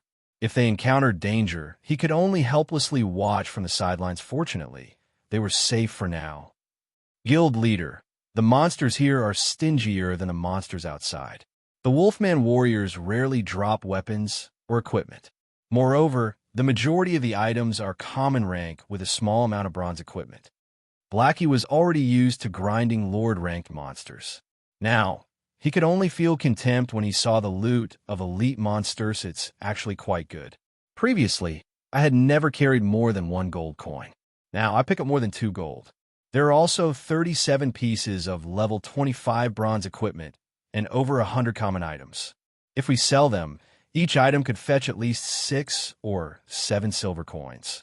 100 pieces is worth 6 or 7 gold coins. This was the first time Flying Shadow had joined Feng's party on an excursion. When he saw that the money inside his bag had exceeded 3 gold, he was elated. If he grinded monsters outside of White Fog Canyon, at most he would obtain a little EXP. Very rarely would the monsters drop weapons or equipment. Even if they did, 95% of the time the items would be common. Ranked guild leader, what did that Crimson Shadow Wolf drop? Let's have a look. Aqua Rose held little interest in the loot of the Wolfman warriors. At this point, she was only interested in the loot from Lords Not Bad. We have a total of 12 weapons and pieces of equipment, 1 intermediate strength potion recipe, and the rest are materials. Feng had just finished appraising the drops. Smiling, he said, among the 12 weapons and equipment, 5 are dark gold rank, 3 of which are weapons, 1 is cloth armor, and 1 is leather armor. The remaining 7 items are all fine gold rank. Have a look for yourselves. Saying so, Surefone displayed the data of all the dropped weapons and equipment. Damn. This rare lord is awesome. It even dropped such top-tier weapons. Blackie immediately grew excited upon seeing dropped items information. Guild leader. Are you blessed by God? Even such weapons managed to drop. Flying Shadow's eyes bulged upon seeing the weapons of the 3 dark gold weapons. One was a 2-handed battle axe, and 2 were short swords. Unlike the battle axe, which had a silvery gray color, the 2 short swords were blood red. There was even a spark circulating the blades of each sword, the spark resembling a fairy of fire. Truefire blade, short sword, main hand, dark gold rank. Level 25, level 30. Attack power plus 376, level 25. Strength plus 29, agility plus 36, endurance plus 20. Attack speed plus 3. Ignore levels plus 5. 25% chance to deal double damage, 15% chance to awaken flame state, ignoring all defensive and block skills, causing 220% damage set effect. When both main and sub Truefire blades are equipped, damage increased by 15%. Obtain Truefire dance skill. Strength increased by 30%. Agility increased by 40%. Attack speed increased by 60%. And damage received increased by 20% for 20 seconds. Cooldown, 5 minutes. Truefire blade, short sword, subhand, dark gold rank. Level 25, level 30. Attack power plus 352, level 25. Strength plus 25, agility plus 40, endurance plus 21. Attack speed plus 3. Ignore levels plus 5. When attacking, 20% chance to activate Swift State, increasing user's attack speed by 30% for 6 seconds, 10% chance to activate Flame Guard, absorbing 1000 damage set effect. When both main and sub Truefire blades are equipped, damage increased by 15%. Obtain Truefire dance skill. Strength increased by 30%. Agility increased by 40%. Attack speed increased by 60%. And damage received increased by 20% for 20 seconds. Cooldown, 5 minutes. Level 25 weapons were extremely rare in God's domain currently. Equipping a level 25 fine gold weapon was already incredibly impressive. Meanwhile, the Truefire blades were both dark gold rank, and they were a set in God's domain. Sets of weapons or equipment were usually half a rank higher than their stated rank as a dark gold set weapon. The Truefire blades were the best quality weapons below epic rank. Moreover, the set effect of the Truefire blades as intensely powerful. They did not seem the slightest bit inferior to epic weapons. The short swords only had somewhat weaker basic attributes. Although swordsmen, rangers, and assassins can use the Truefire blades, these short swords are most suited for assassins.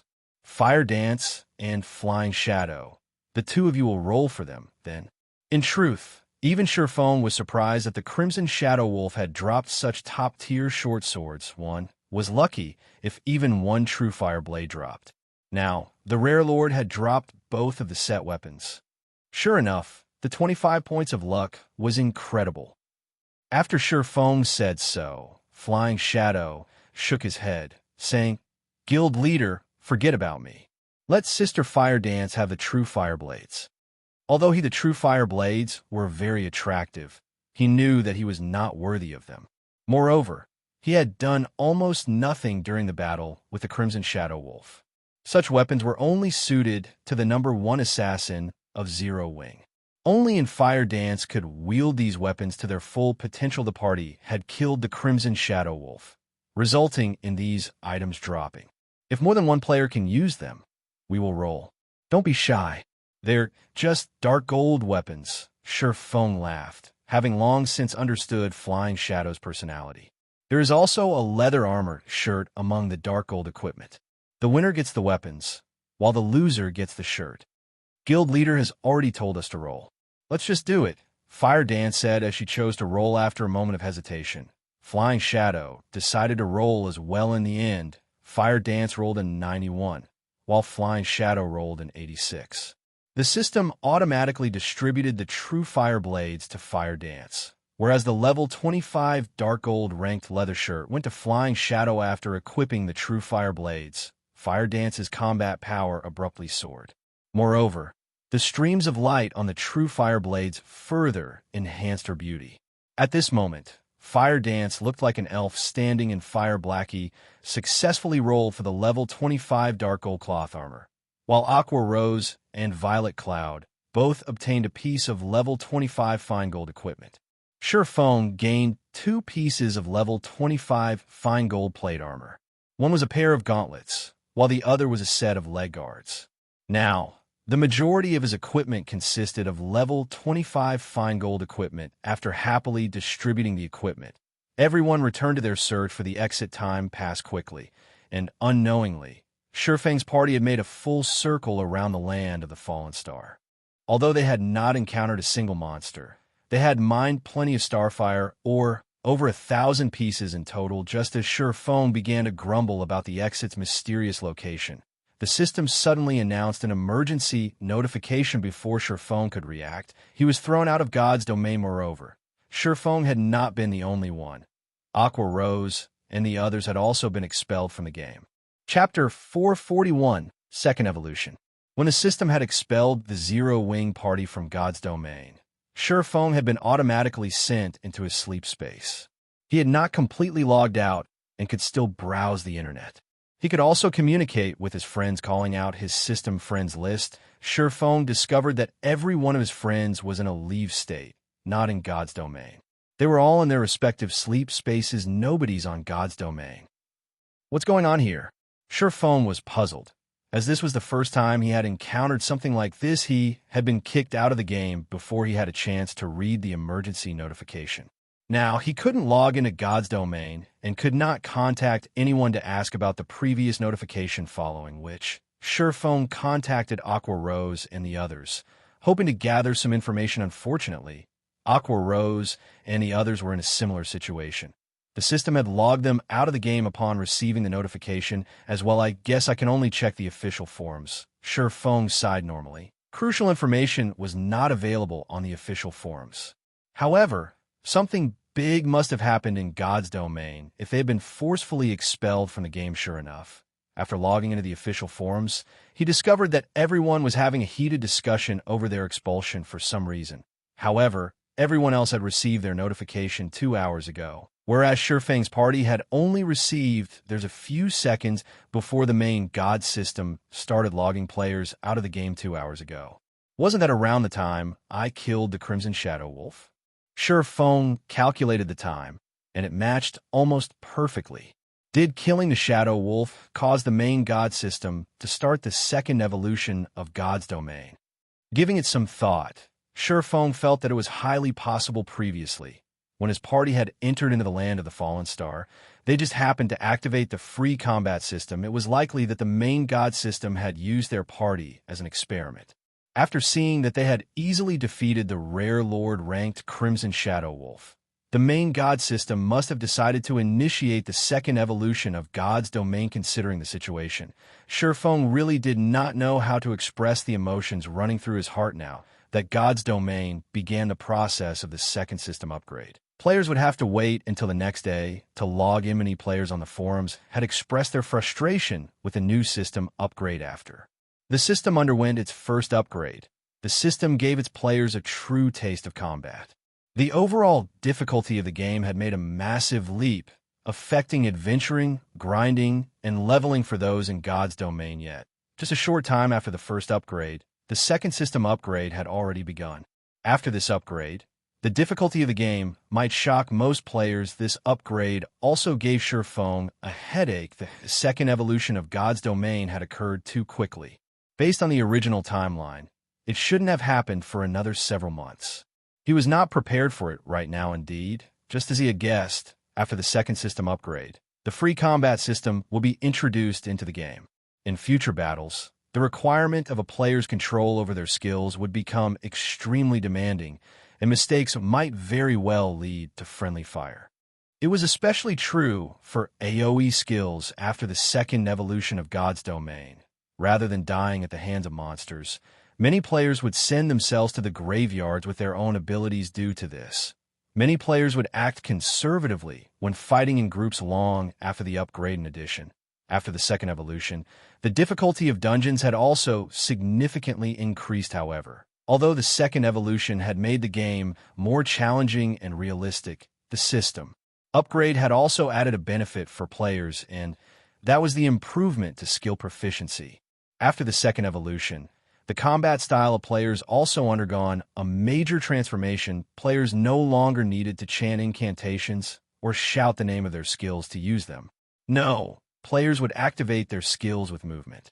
Every skill possessed a standard set of movements. As long as players performed the corresponding movements, they could activate their desired skills. After the second evolution, players were no longer required to damage a monster with their skills to raise skill proficiency now. When players achieved a 50% completion rate with skills, they would gain 1 point to their skill proficiency. In addition, the awarded skill proficiency would increase with the percentage of their completion rate. That way, even if players fought monsters of the same level or 2 or 3 levels lower, they could still improve their skill proficiency as players gained skill proficiency. Their skill levels would also grow with high-leveled skills. Players would have a much easier time killing monsters. Players would undoubtedly find it challenging to adapt to such a combat style in the beginning.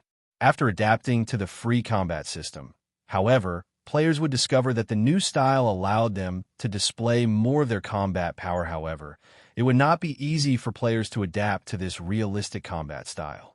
Normally, one had to undergo a long period of special training to familiarize themselves with their skills.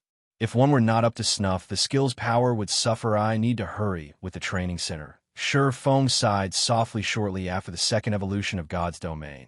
The training centers and martial arts dojos, which were currently declining, would become instantly popular. Having some time, Sure Feng browsed the God's domain news other than news regarding Starmoon Kingdom. Sure Feng also looked up information on the several surrounding kingdoms and the Black Dragon Empire. None of the empires in God's domain were to be underestimated. The competition within an empire was far more intense than the competition in a kingdom. A kingdom such as Starmoon only had around 4 or 5 competing first-rate guilds at the moment. Some smaller kingdoms might only have 1 or 2 first-rate guilds. However, empires were different. Not only did they govern massive areas, but there were also far more resident players. They also had an abundance of resources. The number of first-rate guilds residing in an empire was not something a single kingdom could compare with statistically. There were at least 7 first-rate guilds in an empire. There were also many second-rate guilds that rose to become first-rate guilds due to the investments of major corporations in the past. There have been a total of 9 first-rate guilds in the Black Dragon Empire. The empire was many times stronger than the neighboring Starmoon Kingdom in the future. If Sure Feng wanted to carve a place for himself in God's domain, dominating Starmoon Kingdom would not be nearly good enough. After a casual glance at today's God's domain news, Sure Feng felt an immense weight on his shoulders. Wing had only obtained its guild residence after much difficulty. Yet, several first-rate guilds in the Black Dragon Empire had already established their own guild residences. In terms of development speed, these guilds were not far behind Wing. Aside from these guilds establishing their own guild residences, the various large guilds had also begun purchasing prime real estate in multiple cities. These purchases included auction houses, virtual trading centers, banks, high-class restaurants, and the like. In the future, they would become a guild's main source of income. After God's domain had spent a few years developing, the world had considered it a second home for mankind. Most people around the world spent close to half their days in God's domain. Moreover, time passed slower inside God's domain than in the real world. 1 hour in reality equaled 2 hours in God's domain. Based on the amount of time one experienced, people's lives in God's domain might be even longer than their lives in the real world. In the setting of God's domain, NPC cities and player-established cities were different. If players lived in NPC cities, they would never have to fear becoming embroiled in the struggles between major powers. Player-established cities, on the other hand, could be destroyed. Hence, this had resulted in the real estate in NPC cities becoming extremely valuable. Nothing was more valuable than the real estate in NPC cities. The more Sure Feng read this information, the more he realized the necessity of earning a large number of gold coins. Otherwise, How could he compete with these well-funded first-rate guilds? Inadvertently, Feng had spent over half a day researching the various large guilds in God's domain suddenly. As he exited the virtual gaming cabin, his doorbell rang. Chapter 442, New Style of Combat. Feng was somewhat surprised when he heard his doorbell ring. He had only recently moved into this new apartment, so not many people knew where he lived. Normally, Blackie and the others would only contact him by calling, not hunting him down so early in the morning. Who is it? Feng wondered as he tapped his quantum watch to display the view outside his door. Taking a close look, Feng jumped with fright when he saw who it was. The person currently standing outside his door was none other than the female class monitor, Zhaoruashi. She currently wore sportswear, and her hair was pulled back in a ponytail. She radiated a youthful aura and looked absolutely mesmerizing. Why is she here? Feng recalled that Zhaoruashi's birthday was next month. Even if she had come to deliver an invitation, wasn't it a little too early? However, since she had already arrived, Feng could not pretend he wasn't home. Helpless, he quickly tidied himself up and went to the door. As soon as Feng opened the door, Zhaoruashi's almond eyes widened. With a concerned gaze, she asked, Feng, did you really agree with Uncle Xiao to participate in a match? Hearing Zhaoruashi's question, Feng understood the gist of the situation. Xiao, Yin, and Xiao, you were strongly connected to the Zhao family. How could the Zhaos not have heard of such a dramatic incident at the Big Dipper Training Center? Yeah, I agreed to an exhibition match. Feng nodded. You really are laid back. Do you even know who your opponent is? Zhaoruashi sighed helplessly as she examined Feng's leisurely appearance. No, I don't. However, Big Dipper will contact me about it ahead of time, Feng said, shaking his head. Do you even know how to be nervous? Zhaoruashi grumbled. Feng's behavior left her speechless. A fighting competition was not a small matter. It was especially true for this match. To recover from its decline, Big Dipper has attempted to invite many well-known fighters to participate in this match. There are even martial arts masters among them. Even though Big Dipper has offered an impressive appearance fee, they all have their own itinerary. None of them have the time. That's especially the case for the high-ranked martial arts experts. Originally, your opponent was supposed to be last year's champion of Jinhai City's fighting competition. But what's wrong? Feng asked. Suddenly curious, Feng had some memory of Fang Qinghua, last year's champion of Jinhai City's fighting tournament. The man had participated in a provincial-level competition and earned a relatively impressive rank. He had become famous throughout Jinhai City. However, Feng doubted that he would lose to Fang Qinghua.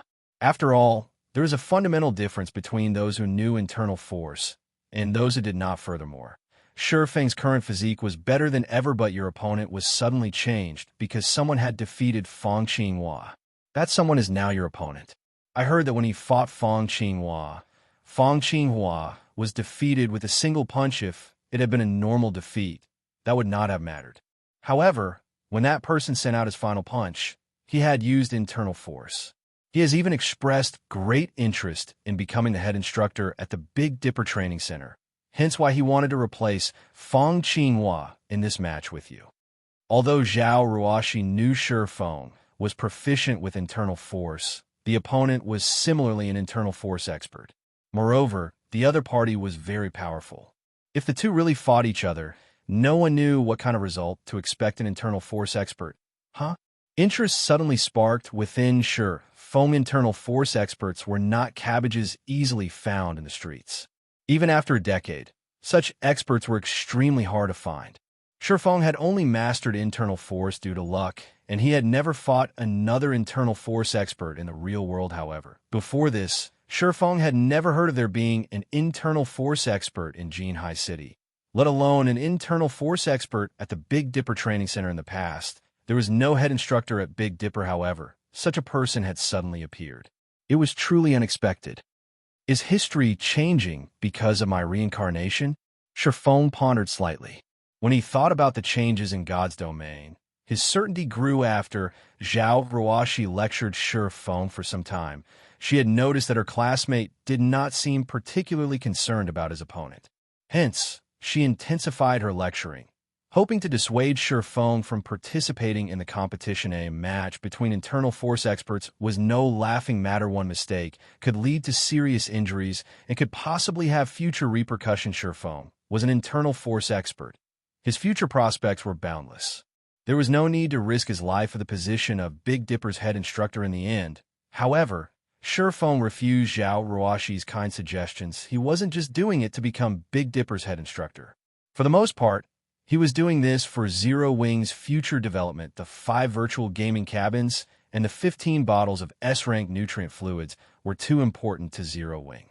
If Zero Wing could nurture more experts, Feng would not have to exhaust himself running left and right for the guild. He could focus on his own desires, following which Feng chatted with Zhao Ruoshi for some time. After Zhao Ruoshi left, Feng started his daily training. Ever since he came into possession of a virtual gaming cabin, Feng's training yielded far better results. Moreover, for reasons unknown, his mind had also become more active. If he could pair these effects with S-rank nutrient fluids, he might improve further in these areas without him realizing it. A day had passed. At 8 p.m., the system upgrade of God's Domain was completed. When Feng entered God's Domain, his virtual body felt particularly loose. His 5 senses had also grown sharper. Guild leader, I can't use any of my skills, Flying Shadow exclaimed. Initially, he had intended to rush off to investigate what had changed with the system upgrade. However, he suddenly discovered that he could not use any of his skills. Nothing wrong here, Blackie said as he shot a dark arrow at a distant stone pillar. But after his spell struck the stone pillar, Blackie frowned. That's weird. That wasn't where I had aimed for. Everyone became flustered. Shortly after logging back into the game, melee classes could not use any of their skills, whereas mage's skills had weakened and become less accurate. Feng did not immediately reveal the reason for this situation.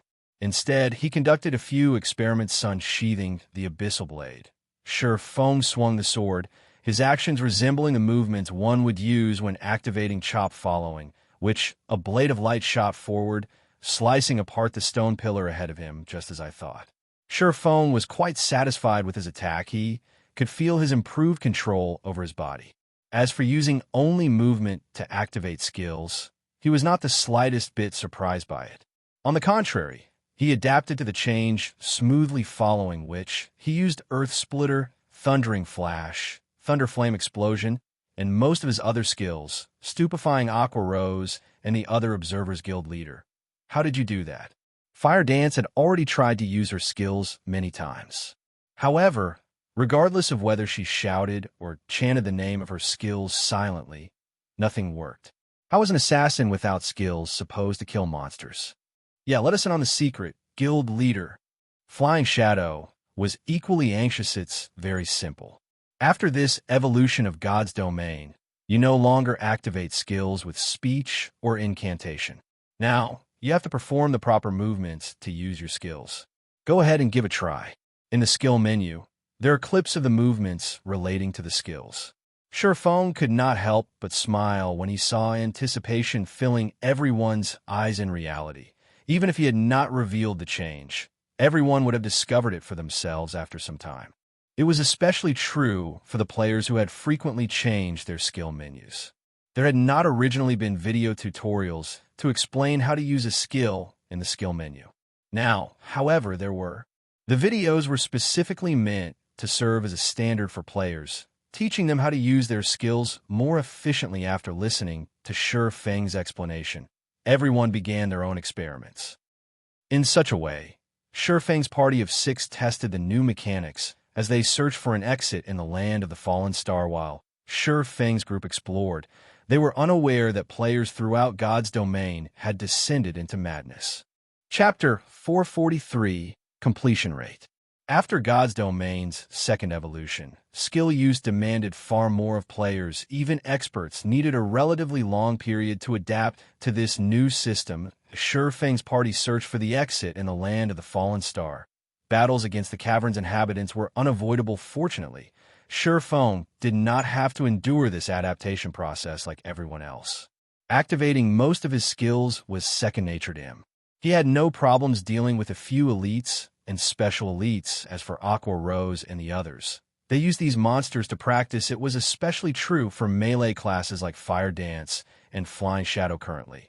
They each faced a level 27 elite ranked Wolfman warrior, both of them activating their skills continuously as they fought. Fire Dance brandished the Truefire blades, drawing a red arc that cut across the Wolfman warrior's body. A flower of blood bloomed, and immediately a damage of -2,749 appeared above the elite monster's head. However, to the Wolfman warrior, which possessed 42,000 HP, this damage was nothing. System eviscerate completion rate 56%, resulting in 69% of skill's effect. Skill proficiency +1. Glancing at the combat notification window, Fire Dance frowned, feeling unsatisfied with her completion rate. The Wolfman warrior bellowed angrily. Lifting its war hammer, it slammed the weapon down on the assassin before it. Turning her feet slightly, Fire Dance easily evaded the war hammer. Reversing the grip on one of the Truefire blades, she spun around and shoved the blade into the Wolfman warrior's back. Her movements as smooth as flowing water. Backstab -2,523. Ayo! The Wolfman warrior howled with pain. System backstab completion rate 69%, resulting in 83% of skill's effect. Skill proficiency +2. Fire Dance was far more proficient with backstab's movements than she was with eviscerates, the completion rate of the skill reaching a whole new level. However, Fire Dance was still unsatisfied. If this were the past, even without weapons such as the Truefire blades, she could easily dish out such high damage. After practicing a few times on the Wolfman warriors, Fire Dance understood how difficult it would be to adapt to the new combat system. There were simply too many variables. The might of a player's skill depended on the player's completion rate. It was nothing like the previous system, where players could display 100% of the skill's effect with every use now. However, that was not possible. If one did not perform the skill's movements appropriately, the damage would be negligible. Moreover, it was even more difficult to move successfully during battle. Overall, combat was now 3 times as difficult as it had been. Fire Dance had previously been able to solo 1 or 2 special elites, and she even considered challenging a chieftain. Now, however, a special elite was too strong for her, much less a chieftain elsewhere. Flying Shadow was also sporting a serious frown. The more he fought, the more frustrated he became. After some effort, Fire Dance had managed to raise her completion rate past 50%. Her backstab had even reached a 70% completion rate. Flying Shadow, on the other hand, could only achieve 50% with backstab, one of the simplest skills he possessed, and he had just barely earned the 1 skill proficiency point for the skill. As for his other skills, their completion rates were all below 50% compared to Fire Dance and Flying Shadow. After spending some time practicing, the mages of the party could achieve relatively high completion rates. They had all reached 60% or higher with their skills. However, this was because the two had different methods of activation. When mages used a skill, they chanted incantations and traced runes. Some skills only needed a few hand gestures and simple incantations, so they were relatively easy to cast. Only, their current casting time was much longer than it had been. It was especially true for advanced spells. While everyone practiced their skills, Feng, who stood ahead of the party, conducted a massacre faced with dozens of Wolfman warriors. Feng dashed forward and activated Thundering Flash 1 arc. 2 arcs. 3 arcs. A total of 5 arcs of blue lightning tore through the elite monsters, a series of frightening damages appearing above their heads. Instantly, the dozens of Wolfman warriors lost close to half their HP. Some that had received critical hits fell to critical lows. In addition, due to the damage amplification debuff of Thundering Flash, they would receive an additional 30% damage from future attacks, and yet, the damages were nothing compared to Thundering Flash's completion rate system. Thundering Flash completion rate 83%, resulting in 97% of skill's effect. Skill proficiency +3 immediately after his attack. Feng leaped into the air. As he raised the Abyssal blade high, the power of lightning and fire emerged from the sword. He then slammed the weapon down towards the gathering of Wolfman warriors. Boom. All of the warriors within an area of 10 by 10 yards fell into a fainted state instantly and received over minus 7,000 damage. Those that had received a critical hit suffered over minus 14,000 damage. The Wolfman warriors with low HP's crumbled system. Thunderflame explosion completion rate 74%, resulting in 89% of skill's effect. Skill proficiency +2 the moment Shurfeng landed. He followed up with Chop, striking 3 Wolfman warriors and dealing over minus 2,800 damage to each system. Chop completion rate 85%, resulting in 100% of skill's effect. Skill proficiency +3 inches just a moment. Shurfeng had exterminated dozens of wolfmen standing at a distance. Aqua Rose and the others were tongue-tied after watching Shurfeng's battle. Every member of the party had personally experienced how difficult it was to achieve a high skill completion rate. However, when they saw Shurfeng's success, they felt nothing but shakas for Shurfeng's feat of killing dozens of Wolfman warriors. None of them really had anything to say about it. The Wolfman warriors were merely elite monsters. Everyone present could easily destroy them. Although they had trouble using their skills, their basic attacks were still very powerful thanks to their equipment. Dealing with these elites was only a matter of time. The reason for their shock was Shurfeng's ability to reach a completion rate above 80%. Yet after training arduously for the past 4 hours or so, they had only achieved above 50% moreover. Even when using Thunderflame Explosion, the skill Shurfeng was least proficient with, he could perform a completion rate above 70%. However, this was still not the most noteworthy aspect. Shurfeng's casual use and chaining of his skills were what impressed them the most. How could they not be shocked? Guild leader, can't you just teach us how we can improve our skill completion rates? Aqua Rose envied and admired Shurfeng's super high completion rate. That's right. It's not like we're demanding much. I will be satisfied if I can reach a 70% completion rate. Blackie's completion rate had given him a headache in the beginning. Their completion rates had improved relatively quickly. Within half an hour, they had managed to achieve 50%. However, it had taken them over 3 hours to rise from 50% to 60%. Moreover, it only became more challenging to raise their completion rates the higher they went. By now, their completion rates had basically plateaued. At around 60%, they could only display roughly 60% to 70% of their skill's potential. If they could stabilize their completion rates at 70%, they could almost display their previous strength only. When a skill achieved an 85% completion rate, could it manifest 100% of its effects. If the completion rate could rise past 85%, then the skill's effect would exceed 100%. If they could raise the completion rate of all of their skills past 85%, the combat power would surpass their previous selves. Everyone eagerly looked forward to such a day. Unfortunately, they had no idea how to overcome the challenge of a new system. Do you guys really wish to know how to improve your completion rates quickly? Shurfeng asked after tidying up the loot. He could not help but laugh as he looked towards his party members. Chapter 444, Path of an Expert. Aqua Rose and the rest of the Zero Wing party nodded passionately in response to Shurfeng's question. If they could quickly raise their skill completion rates, their strength would also rise to the next level. Naturally, this was the goal. It's really simple. Actually, think more, train more. Shurfeng said frankly, think more, train more. The team rolled their eyes at their guild leader. They had been doing exactly that all this time. However, they had almost reached their limit. That's right. Think more, train more. There's no other way. In God's domain, every skill movement has its own purpose. First, figure out why such movements are required, then carry them out. You guys have been trying to draw a tiger by looking at a cat. You cannot improve if all you're doing is mimicking the tutorial videos. Shurfeng was aware of the enthusiasm filling his companions' hearts.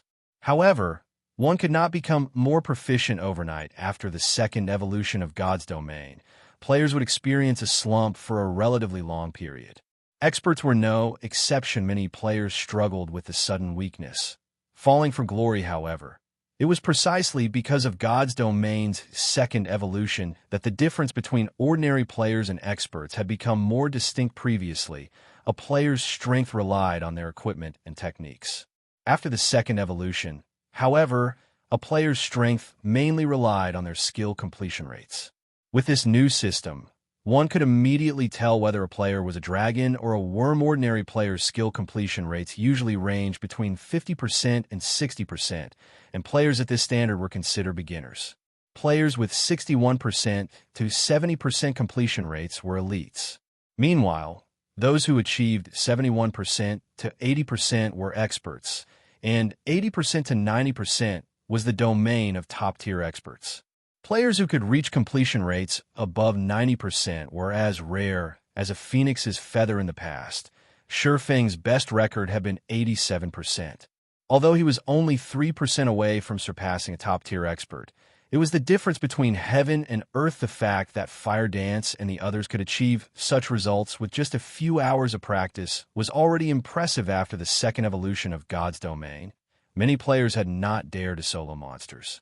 Many players had spent several days practicing their skills just to reach a 50% completion rate. Only players who had achieved a 50% skill completion rate were strong enough to solo.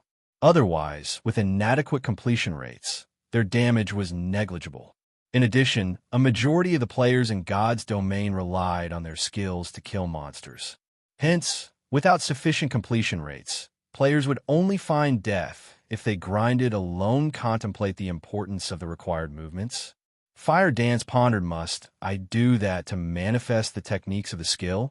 Fire Dance recalled her previous uses of backstab in battle in the past. She would always think of ways to strike her opponent from behind, never considering how she could use backstab more efficiently. However, in the tutorial video of backstab, the player would first dodge the opponent's attack, reverse the grip on his weapon, then circle behind the opponent with a spin and stab his weapon into his opponent's back.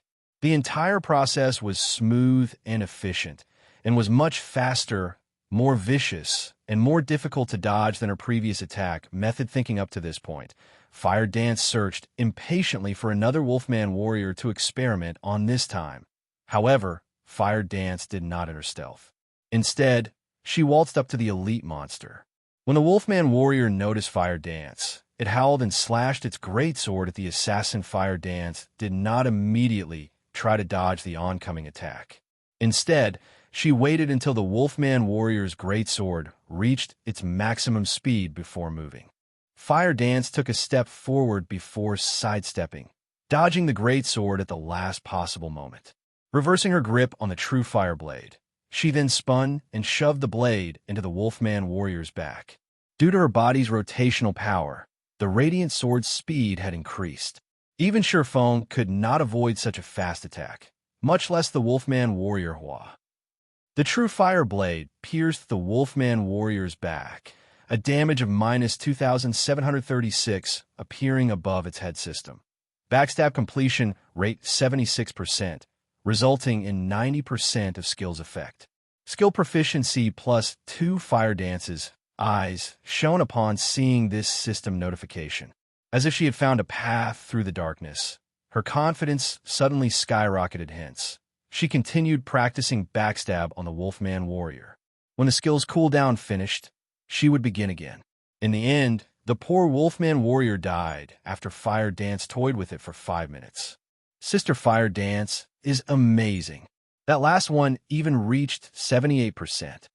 Flying Shadow's admiration intensified when he saw the final backstab Fire Dance had used on the Wolfman warrior. After watching Fire Dance's performance, as if realization had dawned upon them, everyone hunted down their own targets to practice with. Meanwhile, Shifeng continued to search for the exit in silence. Not bothering to come in, excessive guidance would lead to Fire Dance and the others to believe that his way was the only way. However, everyone had their own paths and unique fighting habits. Different habits and body types would lead to different skill techniques. If they followed him blindly, although they could improve massively in a short time, it would be detrimental to their future development.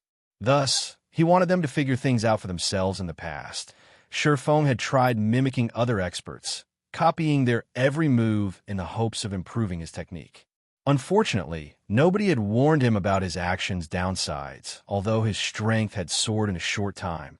In the end, he had been stuck as a top-tier expert. No matter what he did, he could not overcome that final hurdle. In the past, he had never been able to use void steps. However, after reincarnating, Shurfong discovered that only the path that suited him most was the best path. He was not other people, so how could he achieve any results if he followed a path meant for someone else? In the end, this revelation had allowed him to master void steps in this life, becoming significantly stronger. However, learning void steps was nothing more than the first step away from mimicry. He still had a long way to go and many aspects to explore before he could forge his own way for a time. The land of the Fallen Star became a testing ground for Shurfong and his party members without realizing it. They had spent over 7 hours in the land of the Fallen Star, and during this period, they had killed numerous level 27 elite ranked Wolfman warriors. Everyone's skill completion rates had constantly improved during this time. Although they could not consistently achieve 70%, they could still manage above 60%.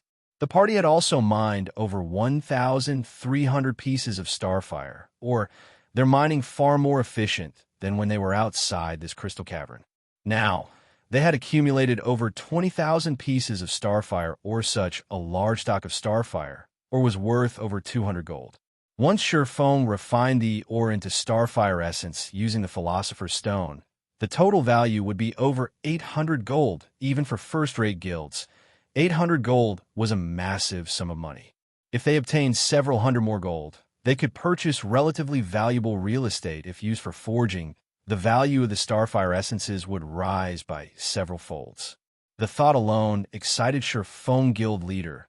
"I've discovered a hidden door," Fire Dance suddenly reported. Chapter 445, Golden Stone Tablet. Silver flames engulfed a stone pillar. Everything within 10 yards of this flame had been incinerated, transformed into a field of white ash guild leader. "The hidden door is inside this flame," Fire Dance said as she pointed towards the silver fire just before Shurfong moved closer to have a better look. Fire Dance held him back, saying, "Guild leader, be careful. The silver fire is extremely hot. When I stepped into that scorched region, I immediately lost 2,000 HP. Such high flame damage." Although Shurfong could tell that the silver flame was something extraordinary, he had not expected it to be so powerful. If it could deal minus 2,000 damage to players every second, he would take significant damage even with his 70 points in fire resistance. Even he would die if he occupied the region too long. "Violet, heal me. I'll go in and take a closer look." After giving the order, Shurfong entered the silver flame's effective area suddenly. A damage close to minus 500 points appeared above Shurfang's head. Hot. Shurfong felt as if he had dipped his feet into a hot spring the moment his boots touched the gray-white land. He was even wearing the flame boots, which lowered the temperature his feet felt.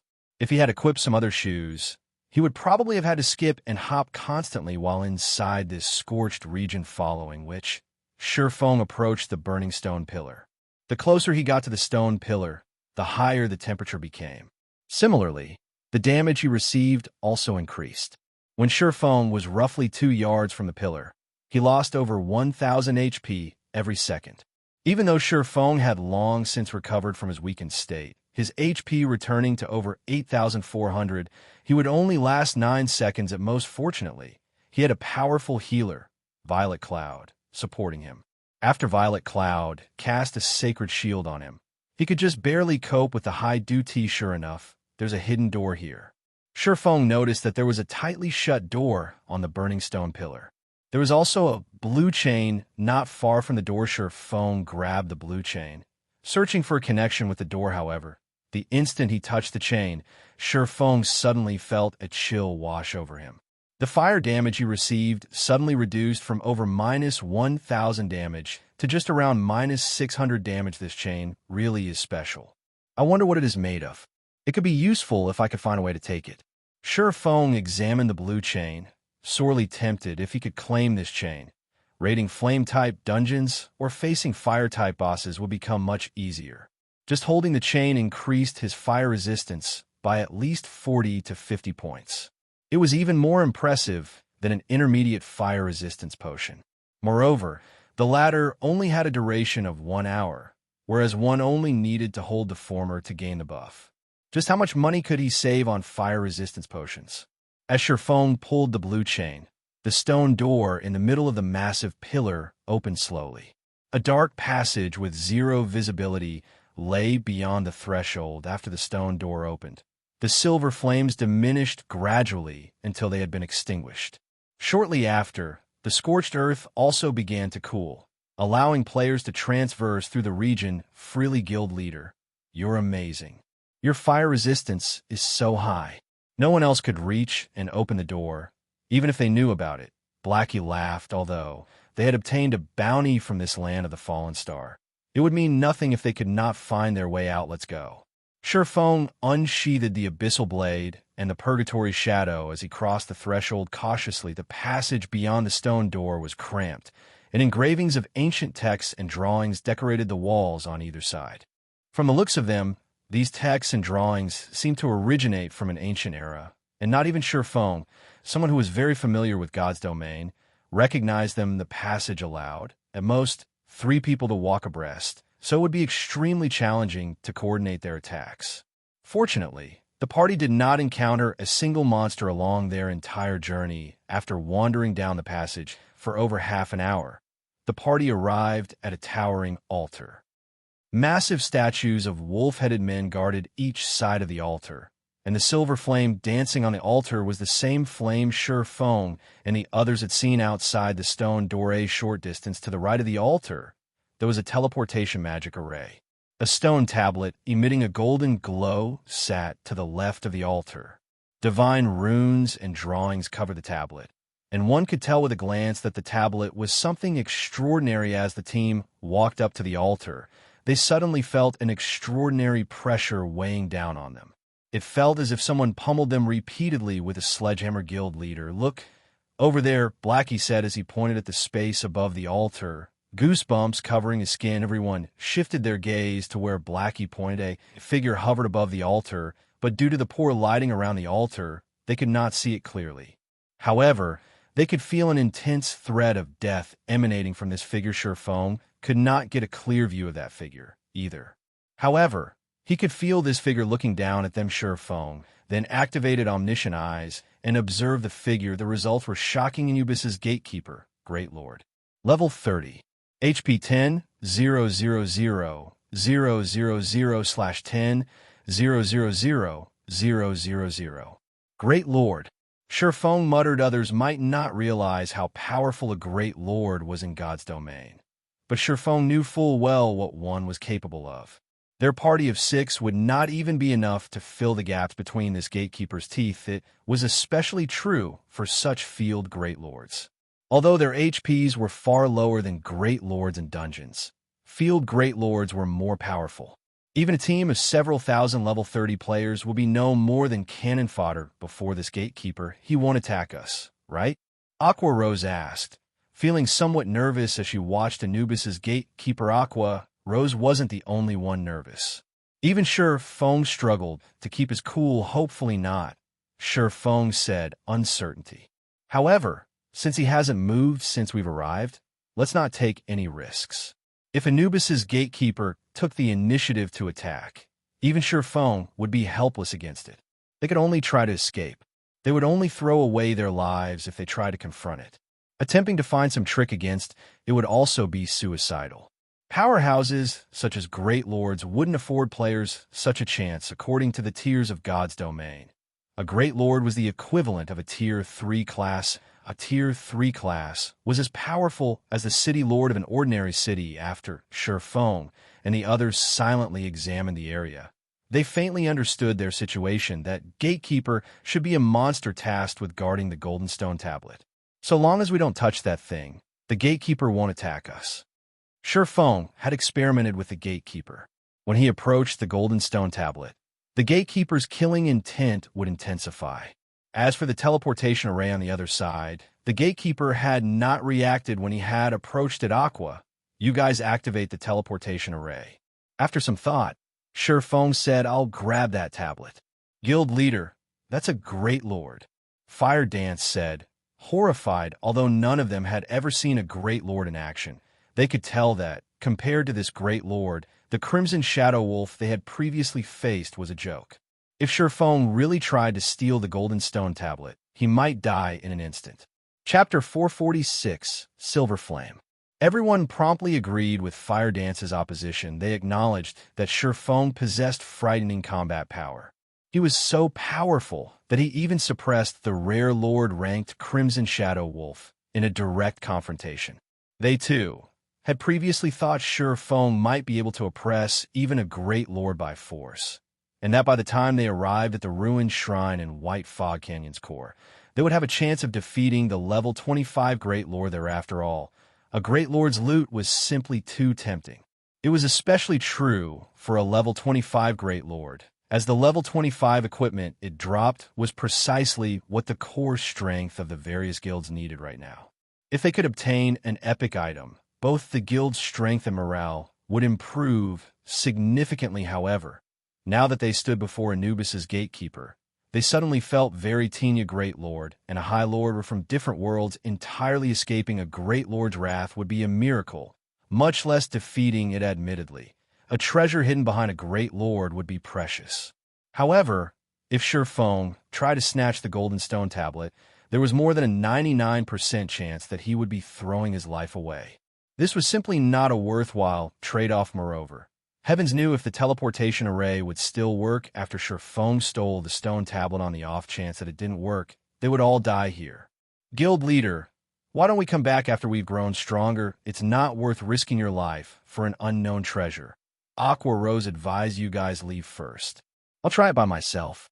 If it really isn't possible, then we'll come back in the future, Shurfeng said, shaking his head. Although what Aqua Rose had said was logical, none of them knew the significance of the Golden Stone Tablet under a Great Lord's protection in his decade of adventuring in God's domain.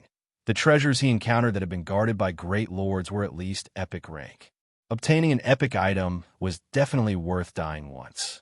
If he came back for it in the future, there was a possibility of someone else claiming the Golden Stone Tablet.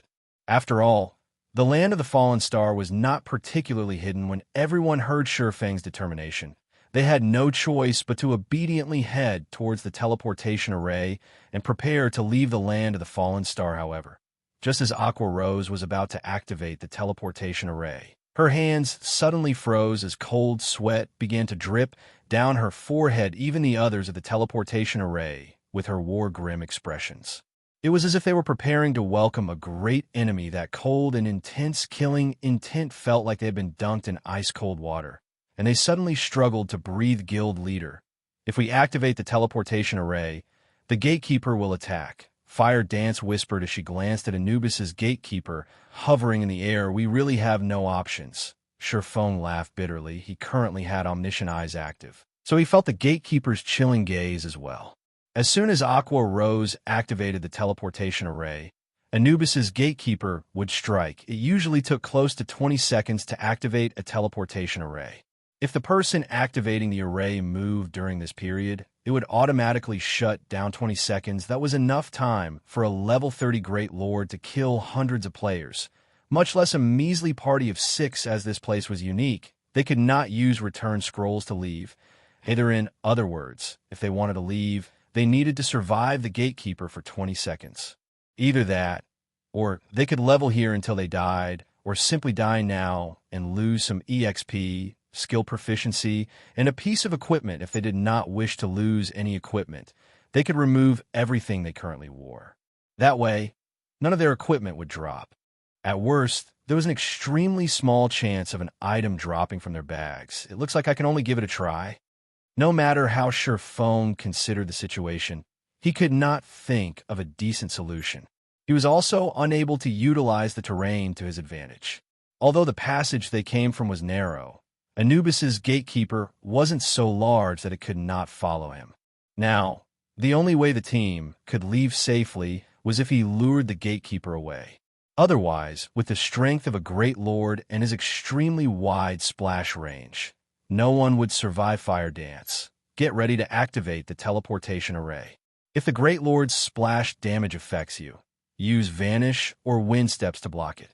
As long as you do not move, the teleportation array will not shut down. I'll kite the gatekeeper first. Focus on your timing, you guys. With that, Feng activated Windwalk and dashed towards the golden stone tablet. Anubis's gatekeeper immediately shifted his sight to Feng when Feng was only 10 yards away from the stone tablet. The gatekeeper suddenly vanished from above the altar before immediately reappearing in front of the golden stone tablet. Instantaneous movement. Aqua Rose gaped at the gatekeeper, disbelief filling her gaze. A great lord, that new instantaneous movement. Could any player escape its slaughter? Such a powerful aura. Fire Dance's expression turned grim. Anubis's gatekeeper had initially been 90 yards from the party. Now that the gatekeeper was less than 40 yards away from everyone, its ferocity was on full display. Trespassers of the Holy Land, die. The gatekeeper revealed his fury as he glared at Feng. Suddenly, the gatekeeper raised his right hand. In the next moment, a pitch-black spear as tall as Feng appeared in the gatekeeper's hand. The Great Lord then swung the spear towards Feng Xiao.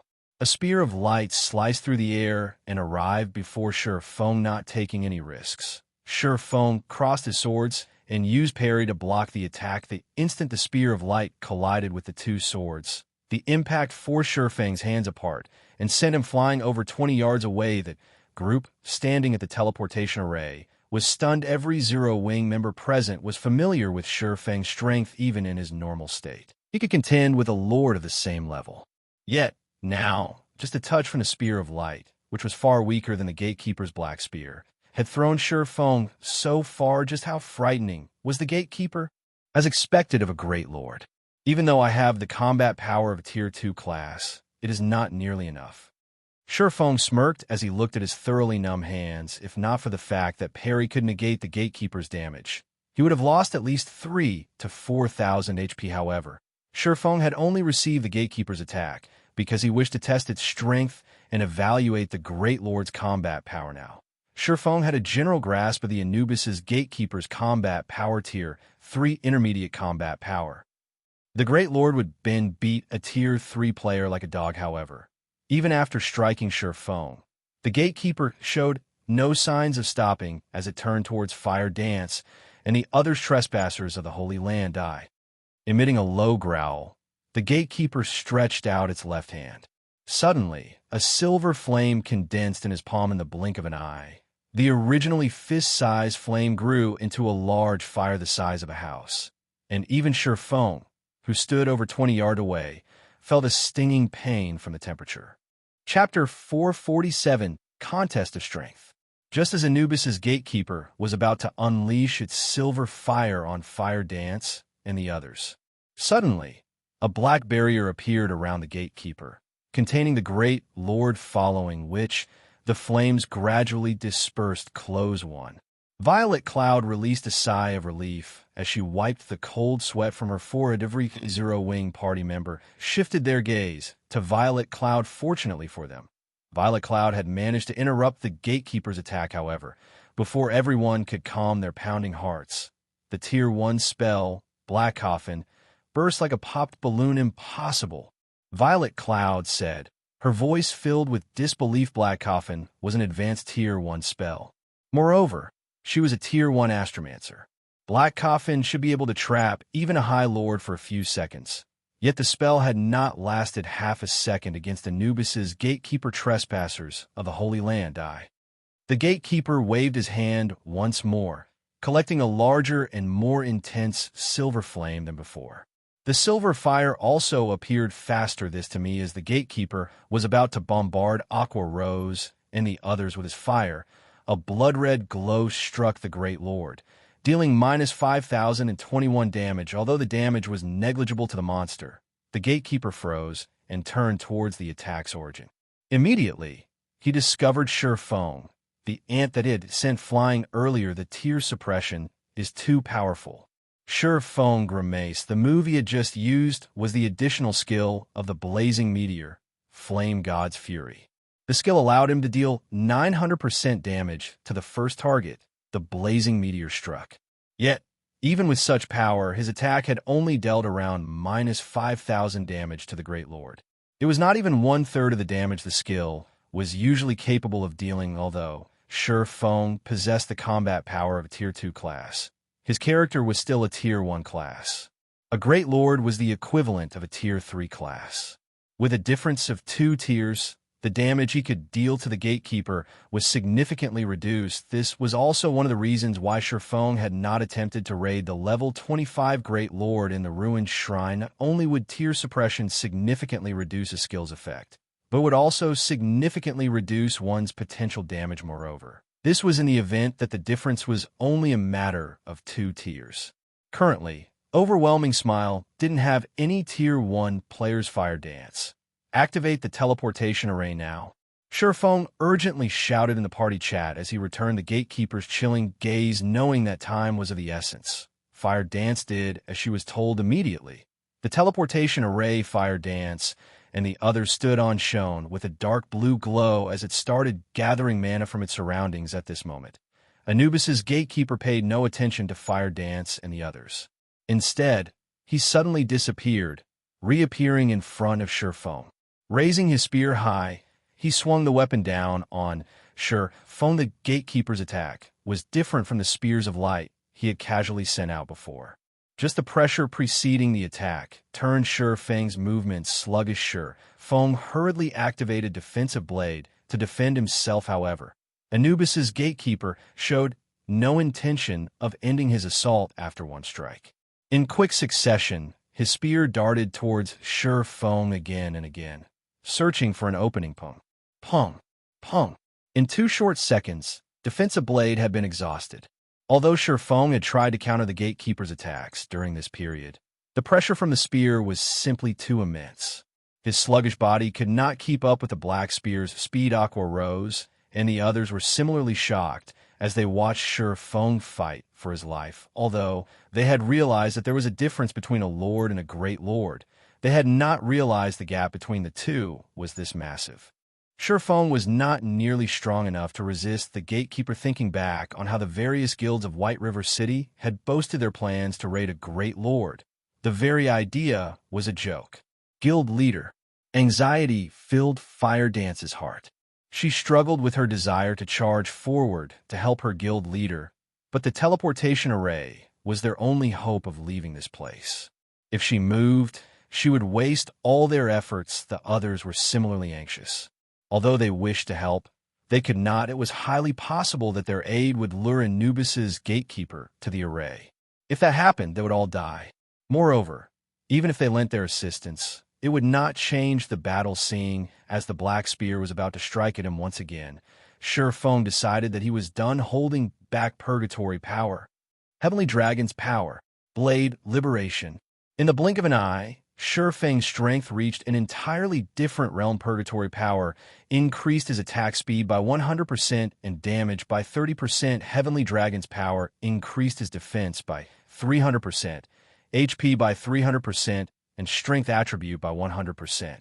Instantly, Shi Feng's strength broke past the 800-point threshold. Blade Liberation increased Shi Feng's strength by 80% and agility by 120%, allowing his strength to reach close to 1,500 points. With close to 1,500 strength, even a rare lord of the same level would be beaten mercilessly at this moment. Shi Feng's body released a faint, bloody glow. Now, the Black Spear's pressure was ineffective against Shi Feng. Immediately, Shi Feng swung the Abyssal Blade upward, meeting the Gatekeeper's attack head-on. Boom. The collision instantly created a storm in front of the altar. Shi Feng's teammates nearly lost their balance due to the resulting shockwave. This shockwave is so powerful. Blackie exclaimed, "Nothing will happen to Guild Leader, right?" Flying Shadow was thoroughly shocked. Despite standing over 30 yards from the battle, the intense shockwave still reached them, rocking them back. One could just imagine how horrific the combatant's strength was. Guild Leader had overpowered a rare lord easily with the strength he's using now. He should be able to hold the Gatekeeper off for some time, Fire Dance said, uncertainty coloring her voice. The others also nodded in agreement. With strength capable of suppressing a rare lord, Feng should have a fighting chance even against a Great Lord.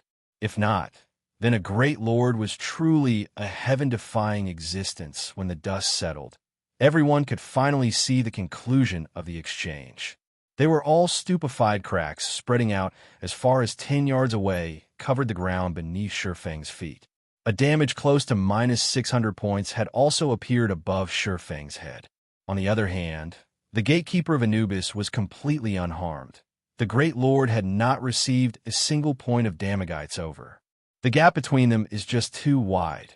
Fire Dance muttered in despair. Flying Shadow silently agreed with Fire Dance. Feng had received nearly -600 damage, doing nothing more than defending himself with his own weapon. Mages might not understand what this meant, but as melee classes, they knew full well the significance of the gap between Feng and Anubis's Gatekeeper. Trespassers of the Holy Land die. The Gatekeeper growled once more as it continued brandishing its black spear. The Great Lord thrust his spear toward Feng in an unending barrage. Although Feng tried to avoid the oncoming attacks, both the spear's speed and angle of attack were extremely precise. He could not dodge the attacks. He could only counter with his swords. However, every time he blocked an attack, the impact would force him backward. The Gatekeeper sent over a dozen strikes at Feng in quick succession, forcing Feng into a constant retreat and disrupting his balance. Meanwhile, Feng had lost close to 10,000 HP during this brief assault. Fortunately, Dragon's power increased his HP by 300%, granting him a total of over 25,000 HP. The 300% increase in defense also allowed him to survive the brutal onslaught. If any other player stood in his place right now, they would have died long ago. Meanwhile, when Anubis's Gatekeeper saw that his opponent had yet to fall despite receiving so many attacks, he suddenly flew into a rage. In the next moment, silver flames emerged around the Gatekeeper's spear, instantly causing the surrounding temperature to soar. The Gatekeeper then jumped into the air, and gripping his spear with both hands, he slammed the weapon down at Feng. The black spear was like a giant flame serpent as it spread its jaws, intending to swallow Feng with a single bite. Chapter 448, Close Call. As the giant flame serpent was about to devour Feng, suddenly, Feng raised his head and glared at the serpent before opening his mouth and activating Dragon's Breath. A dragon's roar resounded throughout the surroundings, and a shockwave slammed into the flame serpent when the two collided. Both attacks dispersed. However, the Gatekeeper was not done. Tightening his grip on the black spear, the Gatekeeper thrust it toward Feng's heart. Feng immediately activated Flame Rush, his movement speed increasing by 100% for 10 seconds as a speed sword. Feng launched himself backward, barely avoiding the spear as expected. It really is pushing it too much to challenge a Great Lord with the combat power of a Tier 2 class. After Feng landed, he focused on Anubis's Gatekeeper. Having no intention of initiating an attack, survival was his main priority. He would delay as long as possible despite using his Twofold Berserk technique and pushing his combat power to the max. He had still lost close to half of his HP after a few seconds. If not for the fact that he was a Blade Saint and that he owned a fragmented legendary item, the Gatekeeper's spear would have long since claimed his life. However, Anubis's Gatekeeper clearly had no intention of letting Feng delay for time as he raised his spear and slammed it into the ground.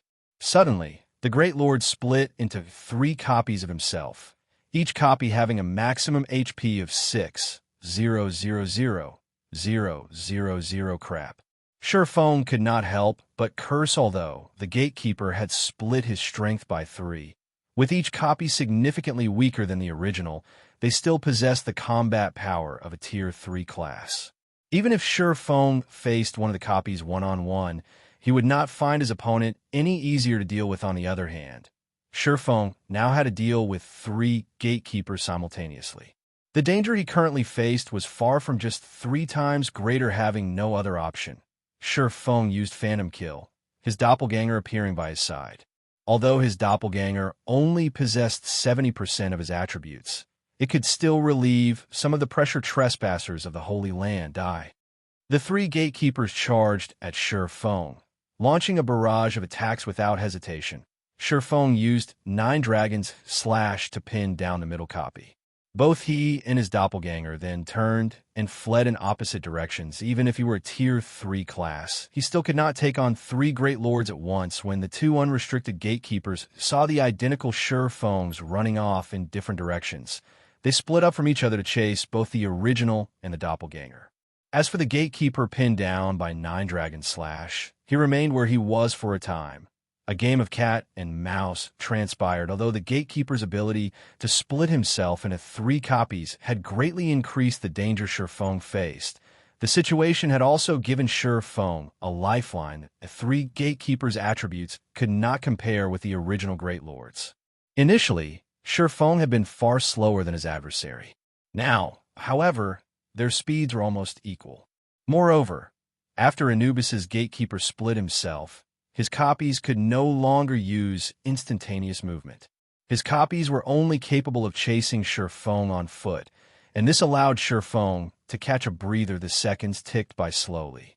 To Shifeng, the seconds felt like hours. Both Shifeng and his doppelganger lost HP rapidly as time passed. As for Violet Cloud at the teleportation array, she refrained from healing her guild leader even once.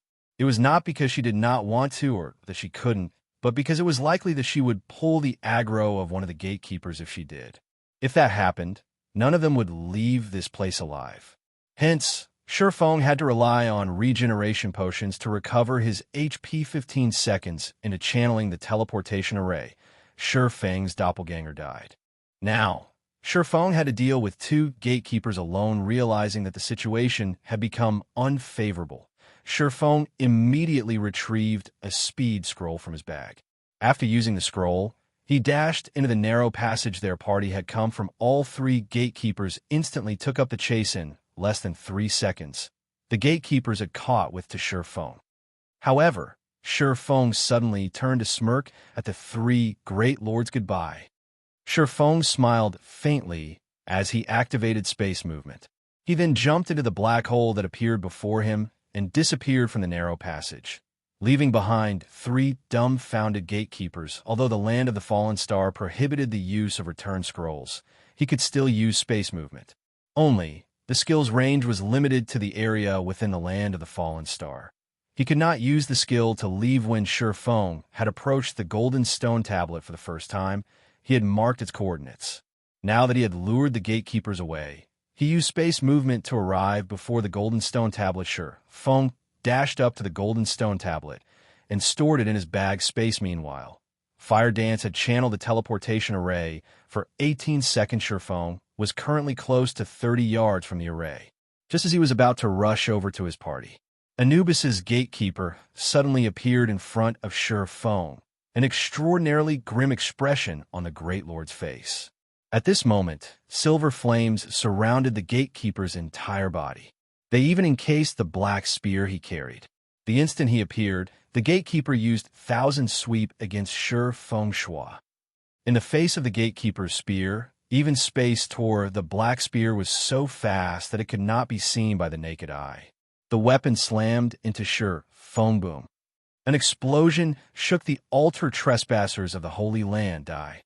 Although the gatekeeper of Anubis had struck Shifeng with his spear, the rage in his heart had only grown, not lessened. The gatekeeper had struck only Shifeng's afterimage guild leader.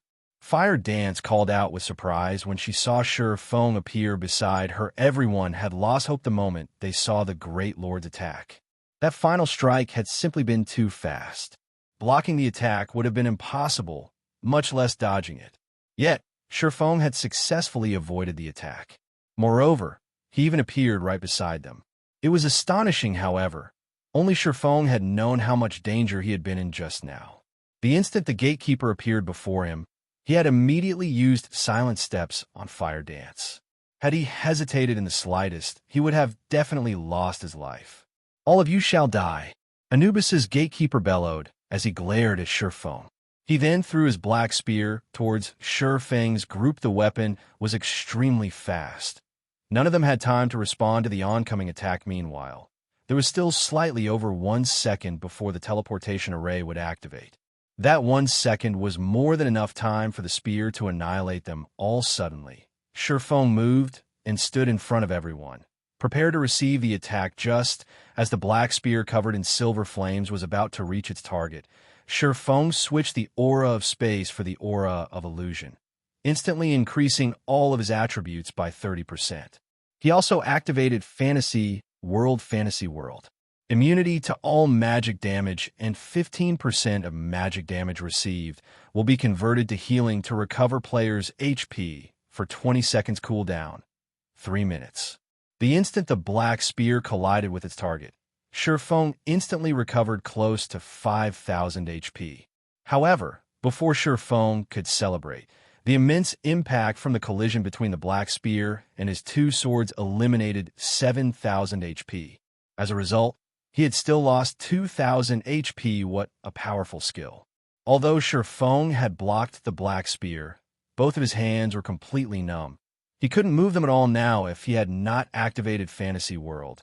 The flames surrounding the black spear would have extinguished his life in an instant. The might of the spear itself was even more frightening. After switching to the aura of illusion, all his attributes had increased by 30%.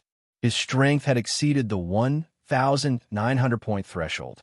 Yet, when defending against the black spear's physical attack, Shurfeng had received minus 7,000 damage. Despicable trespassers. I will not let you off. You will receive the punishment you deserve. The gatekeeper bellowed as he snarled at Shurfeng. However, no matter how angry the gatekeeper was, he could not change the fact that the teleportation array had activated. The Great Lord did not have enough time to launch another attack, and it could only watch helplessly as Shurfeng and the others transformed into a streak of flowing light, vanishing from the land of the fallen star.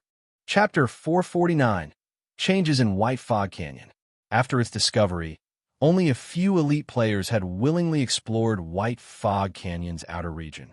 At this moment, however, players had flooded the area. The Warfire set equipment's appearance had even attracted players from other countries, and they all had rushed to the canyon to grind for the set, causing a sharp decrease in Battle Monkeys numbers in the outer region. As a result, the danger had also greatly decreased. Moreover, the crimson-eyed Battle Monkeys in the outer area were only level 22. By now, many players in White River City had already reached level 20, while elite players had reached level 22 or higher.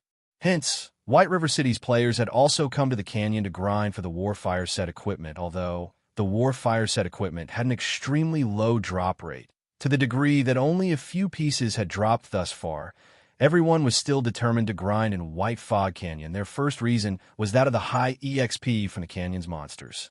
As a result, they leveled much faster in the canyon than if they grinded monsters elsewhere. The second reason was that all monsters within the canyon possessed a fixed chance to drop the Warfire set equipment. Both the high EXP and the top-tier set equipment were sorely tempting to players.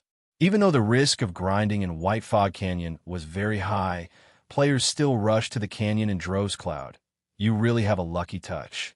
Other parties have not obtained anything over these past few days, yet we have 2 Warfire set pieces, a thinly built male ranger said as he looked at the red-haired beauty beside him. Laughing, he continued, I heard that the set's price has increased again. Now, someone's offering to buy individual pieces for 8 gold per piece. We can get 16 gold with the 2 we have. If we trade that for credits, that'll be 170,000 to 180,000. If we sell the set pieces for 180,000, we could get 30,000 each. That's more than 6 months of my salary. God's Domain really is the best place to make money. Another middle-aged cleric wearing mage robes exclaimed, you guys, all you can think of is credits. God's Domain only launched recently. Things will get even more intense later on. If we convert the gold coins into credits, we will suffer a huge loss. Even if we plan to convert them into credits, haven't you guys seen the messages on the forums? There are people who are willing to buy each Warfire set piece for 100,000 credits. 2 pieces mean 200,000. The Shield Warrior, Virtuous Cloud, laughed faintly. At this moment, she, too, was excited. During this period, many parties spent their time grinding monsters in White Fog Canyon. Even so, the Warfire set equipment rarely dropped. From the news they had heard, only 1 or 2 pieces dropped each day originally. Their party was on the brink of despair. However, After killing a level 24 special elite ranked armored battle monkey, a Warfire set piece dropped. The following day, after killing a group of crimson-eyed battle monkeys, another piece dropped. Instantly, they rose from the pits of hell to heaven. One piece was sufficient to recover their initial costs. With 2 pieces, they could make a fortune with the gold coins they could earn. They could upgrade equipment. They could replace what they currently wore with some secret silver equipment. At that time, they could grind for the Warfire set equipment more efficiently. The new system upgrade is really a bastard. If the new combat system had not reduced our strength, we might have had a chance of claiming another set piece given a little time. The middle-aged cleric said. The other party members nodded, agreeing with the man's words. It was extremely difficult to use combat skills at the moment. Moreover, the newly implemented skill completion rate had left them speechless. Other than 1 or 2, their skills were all below 50%. They could only display less than 60% of their previous strength. Fortunately, White Fog Canyon was not as dangerous as it had been. Otherwise, they would have been in a lot of trouble. We can't do anything about the game system upgrade. Moreover, everyone else is in a similar situation. Virtuous Cloud consoled. Now that we have obtained 2 Warfire set pieces, as long as we sell them, we can replace our equipment with a few pieces of secret silver equipment. Everything will be fine once we upgrade our combat power. That's right. White River City is a good place to do that. Compared to our city, there is more high-quality equipment available here. I heard that the Star Street trading firm is even selling secret silver equipment. There are also the mana armor kits that can raise one's attributes significantly. While Virtuous Cloud's party chatted with each other, a team of roughly 20 to 30 players appeared on the small path leading to White Fog Canyon's entrance. These players all wore sneers, and the IDs they displayed were crimson, proof they had already killed many players. Seeing your joy, you guys must have had a bountiful harvest, right? Why not share it with us? The level 24 berserker leading this team of red names asked mockingly. The man was cold laughter, and he sported a wide grin as he focused on Virtuous Cloud's party. Virtuous Cloud and her party members immediately readied their weapons, their expressions turning grave due to their previous excitement. They had forgotten about the horrors in White Fog Canyon, although the danger of monsters had decreased. The danger from other players had skyrocketed. Monsters' drop rates in White Fog Canyon were a lot higher than the outside world. Even if players did not obtain the Warfire set equipment, they could still make a hefty profit from selling the other equipment that dropped. Hence, many elite players had come to grind. As elite players, their equipment was definitely high quality compared to grinding monsters. It was far more profitable to kill elite players. If one were lucky, high-quality equipment might even drop from the dead player's bog as a result. The number of players dying in White Fog Canyon was terrifying. Just as Virtuous Cloud's party thought about turning to escape, another several dozen players emerged from behind them. Virtuous Cloud's team was immediately flustered. If the other side only had a dozen or so players, they could attempt to take them on. After all, they too were elite players. However, their enemies had over 50 players on their side. With just the 6 of them, they were outmatched. It isn't easy for us to guard this road. I won't mince words. I will let you guys pass if each of you hand over the best piece of equipment you have and 20 silver coins. If not, you will all die here. Cold Laughter grinned as he fiddled with the greatsword in his hand. After Cold Laughter spoke, the red names blocking the road promptly unsheathed their weapons. If Virtuous Cloud's party refused, they would burst into action. Currently, most players were around level 20. Elite players, in particular, had higher levels. If they died, not only would they lose a piece of equipment, but they would also have to spend several days recovering their losses. Nobody wanted to deal with that, hence Cold Laughter had proposed a suitable condition. Although you outnumber us, don't forget that you are all red names. Even if you wipe us out with our strength, we will take 1 or 2 down with us, Virtuous Cloud said, unfazed. At most, we will lose 1 level and 1 piece of equipment. However, if a red name dies, they will lose 2 or 3 levels, maybe even 3 or 4, and a majority of the equipment they are wearing. Virtuous Cloud's words had undoubtedly generated some hesitation among the red names.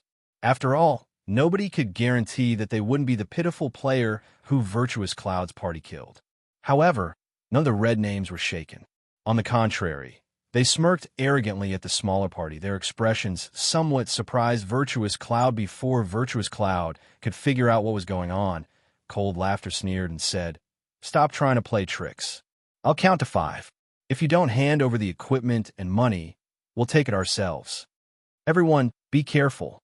In a moment, I'll clear a path towards a forest to our left. If we can reach the forest, we should be able to shake them off once inside," Virtuous Cloud hurriedly said just as both sides prepared to take action. A black hole suddenly appeared in the air. In the next moment, 6 people fell from the black hole, landing between Virtuous Cloud's and Cold Laughter's groups. Chapter 450, Don't Fight.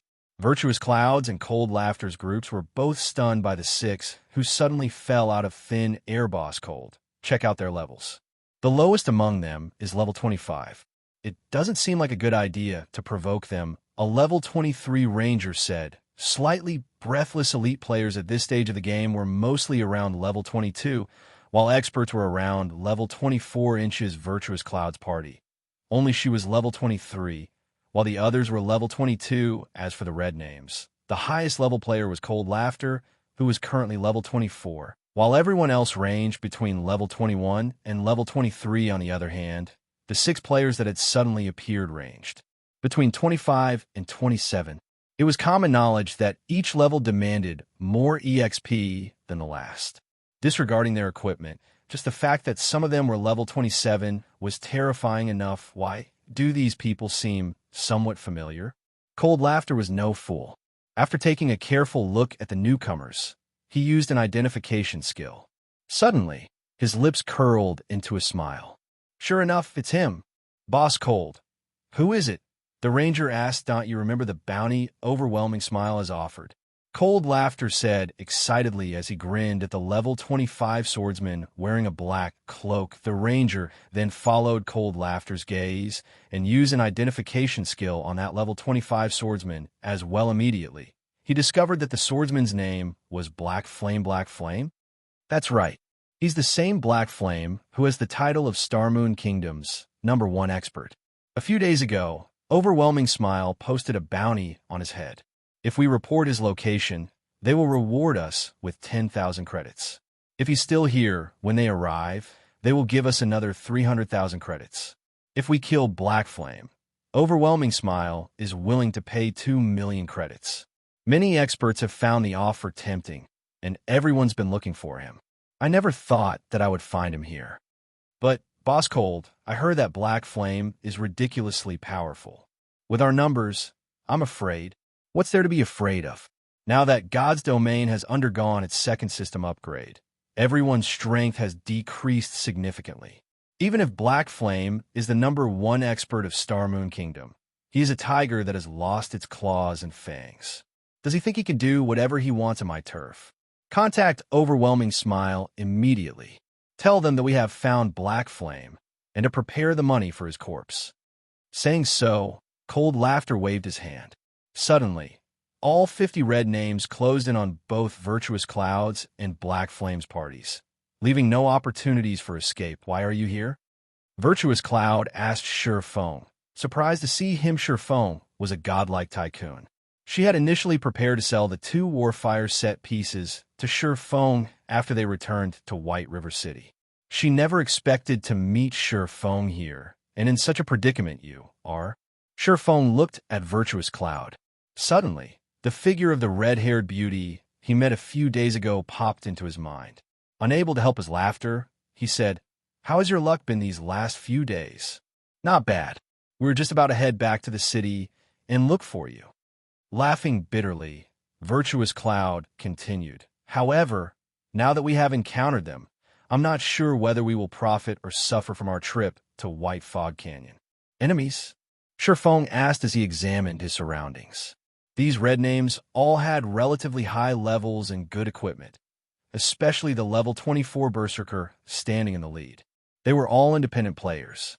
Anyone who could reach level 24 at this stage of the game was definitely an expert. Virtuous Cloud was left speechless by Shurfeng's leisurely behavior. However, when she looked at the other 5 players beside Shurfeng, they, too, did not seem particularly concerned about the 50 red names surrounding them. This situation only served to surprise Virtuous Cloud. Further, were all of these players godlike tycoons as well? Have none of them ever encountered a player interception before? They were actually able to remain calm in such a situation. Sighing, Virtuous Cloud chose to explain patiently, saying, "No, they're red names who are blocking the road and are trying to rob us. Judging by their expressions, it doesn't seem that they intend to let you guys go, either. I suggest we join hands.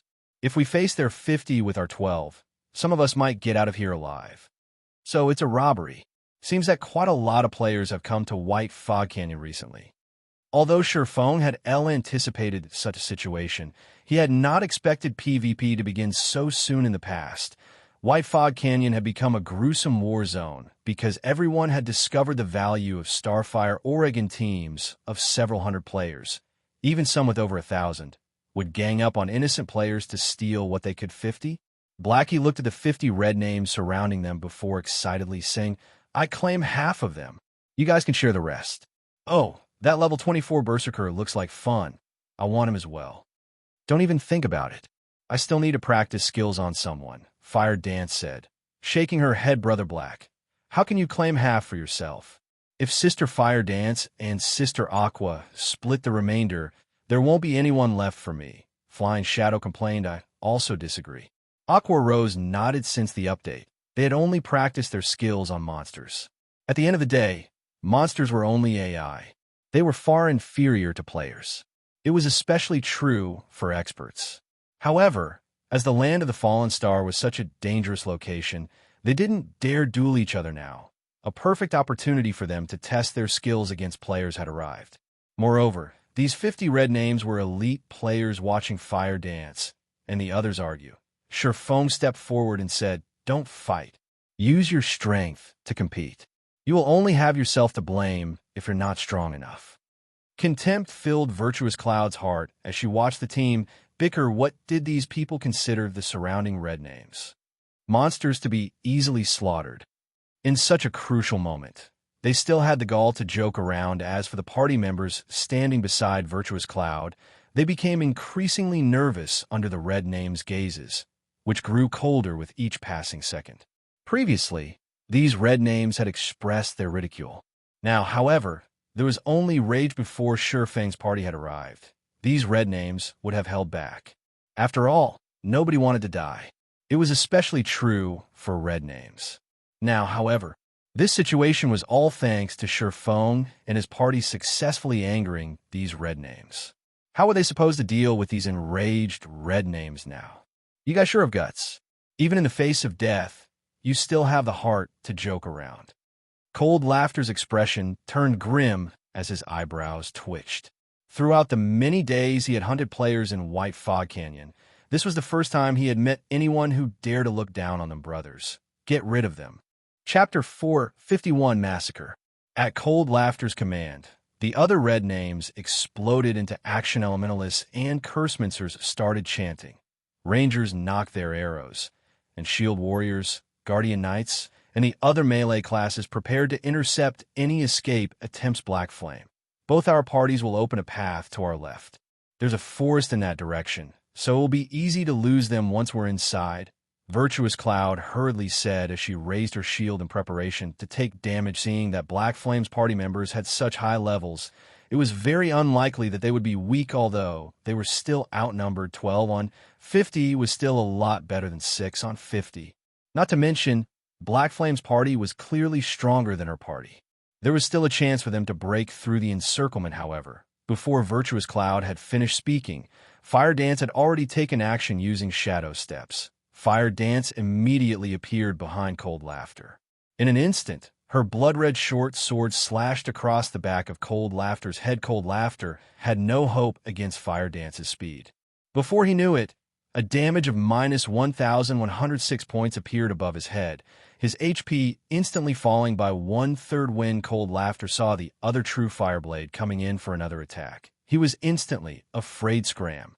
Cold Laughter urgently used Whirlwind Slash, slashing his greatsword horizontally towards Fire Dance. Berserkers were known for their strength. In addition, Whirlwind Slash greatly increased the might of an attack by utilizing momentum. Even if Fire Dance had a higher strength, she couldn't defend against his attack dang. However, as if his greatsword had struck an immovable wall, the weapon stopped right beside Fire Dance, unable to advance.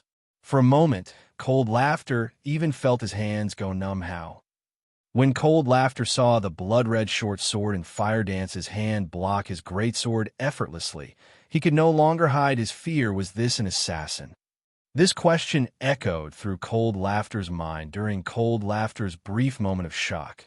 Fire Dance twisted the Truefire blade in her hand, disengaging from Cold Laughter's greatsword and forcing the Berserker to retreat by a few steps. Fire Dance then swung her other arm, sliding the other Truefire blade smoothly into Cold Laughter's chest. Although Berserkers focused on strength, with the difference in equipment, Fire Dance's strength left Cold Laughter's in the dust. Despite her agility-focused class, this was the cruel reality of God's domain. Equipment spoke volumes. Class advantage was meaningless in the face of powerful equipment. Cold Laughter hurriedly tried to defend against Fire Dance's sword. However, the latter gave him no opportunity to do so. Shadow Strike. Suddenly, Fire Dance disappeared, her entire person passing through Cold Laughter and appearing behind the Berserker. Although Cold Laughter tried to turn towards the assassin, the damage of minus 3,426 points that appeared above his head had emptied his remaining HP. Immediately, Cold Laughter's vision began to gray. The battle had ended before it had even started from beginning to end. Cold Laughter had not known what was happening. Was she just an assassin who was 2 levels higher than him? Yet, he couldn't even put up a fight. Is the gap between players really that intense? Cold Laughter didn't understand. Fire Dance's appearance had shattered his past preconceptions. However, even if doubt filled the Berserker's mind, his body still fell to the ground. Only an instant had passed from the moment Fire Dance had taken action. The surrounding red names had only noticed Fire Dance's disappearance before she suddenly reappeared in front of Cold Laughter. In the next moment, Cold Laughter's body hit the ground. Their boss and the only expert in their team had died, just like that. The consequences of death for a red name spoke for themselves. Not only had Cold Laughter dropped a majority of his equipment, but he would also lose at least 3 levels. Seeing this, the surrounding red names were scared stiff so fast. Admiration filled Virtuous Cloud's gaze as she watched Fire Dance. No matter how one viewed Cold Laughter, he was not an ordinary player. The fact that he was level 24 and the leader of these elite players proved it. His dark red name also spoke of his countless player kills. He could not be underestimated, and she wasn't even confident of defeating the Berserker. Yet, Fire Dance had killed the red name in the blink of an eye. Meanwhile, after killing Cold Laughter, Fire Dance had not stopped. Spinning around, she dashed towards the enemy magical classes. Currently, the stunned crowd was like a herd of frightened sheep. Fire Dance reached the magical classes easily, and killing each with a single hit, she instantly eliminated another 3 players unwilling to fall behind. Blackie also began to wave his staff and cast Hellflame. Green pillars of fire suddenly rose among the crowd, and any players the flames touched received multiple damages of over minus 2,000 points. Before these players could escape Hellflame's range, they died. In an instant, another dozen or so players had lost their lives. Aqua Rose joined the fray, casting Flame Barrage and downing another 6 players. Flying Shadow had long since charged into the crowd as well, massacring the red names. Even though many tried to resist, Flying Shadow dealt with all of them easily. The male assassin was like a ghost, his movements erratic. None of the red names could even catch sight of the man, let alone damage him. On the contrary, due to friendly fire, they even killed some of their own. By the time the red names realized the situation, they had lost over half of their numbers run. With less than half of their original army remaining, these red names no longer had the confidence to face Fire Dance, and the others. Don't you think that it is a little too late to escape now? Surefang could not help but sigh as he watched the scattering red names. Even if Surefang's party and these red names were on the same level regarding attributes, which they certainly were not, Fire Dance and the others would still have annihilated them easily in a moment's time. Fire Dance's group of 5 had devastated the 50 red names. Equipment and corpses littered the ground with a rough estimate. The red names dropped close to 300 pieces of equipment. Furthermore, the lowest quality was bronze ranked. If sold, they could make a fortune from the loot. Virtuous Cloud, who stood beside Sherfong all this time, was utterly shocked. Only now did she realize why Black Flame's party members had been so calm, so they weren't putting on an act at all. Virtuous Cloud glanced at Sherfong, a hint of shame surfacing on her face originally. She thought that Sherfeng's group was simply a bunch of rich tycoons who were ignorant about worldly affairs. Now, however, it would seem that she had been greatly mistaken with such frightening strength. It was no wonder they paid no attention to these red names. Thank you for saving our lives, Virtuous Cloud said as she took out a Warfire set piece from her bag, intending to give it to Sherfong. I don't have anything else on me that I can offer, so please accept these Warfire bracers. When Virtuous Cloud's party members saw her use a Warfire set piece as payment for their rescue, although their hearts ached at the sight, none of them tried to hinder their party leader's actions. It had not been easy to reach their current levels. If they died, not only would they lose a level, but every one of them would also have to lose a piece of equipment. Losing the Warfire bracers was more affordable. Moreover, Virtuous Cloud's decision could also allow them to forge a connection with an expert. This was a welcomed opportunity for all of the Warfire bracers. Sherfong had plenty of Warfire set pieces in his bag, enough to form 3 sets and more. He only lacked the Warfire bracers. Thanks, but you don't have to. Why not sell it to me instead? As we had previously agreed, I'll buy it for 10 gold coins. Saying so, Sherfong traded 10 gold coins to Virtuous Cloud. He then added the Warfire bracers to his bag. Finally, a complete Warfire set equipment. When Sherfong looked at the completed Warfire set equipment in his bag, an indescribable sense of joy filling his heart. Chapter 452, Warfire. In White Fog Canyon's inner region, a large group of players currently faced a level 27 Lord, although these players only inflicted around -100 damage with each attack. There were over 2,000 players attacking simultaneously. In the end, the Lord died, unable to withstand the barrage of attacks. Haha. What good luck.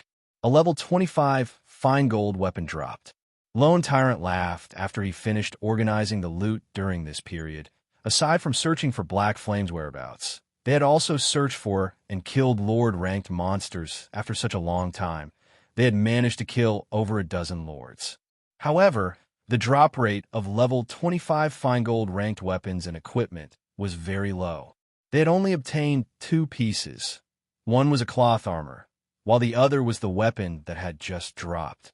Everything else they obtained was mainly secret silver ranked. When the Overwhelming Smile elites saw the level 25 fine gold weapon in Lone Tyrant's hand, they nearly failed to contain their drool.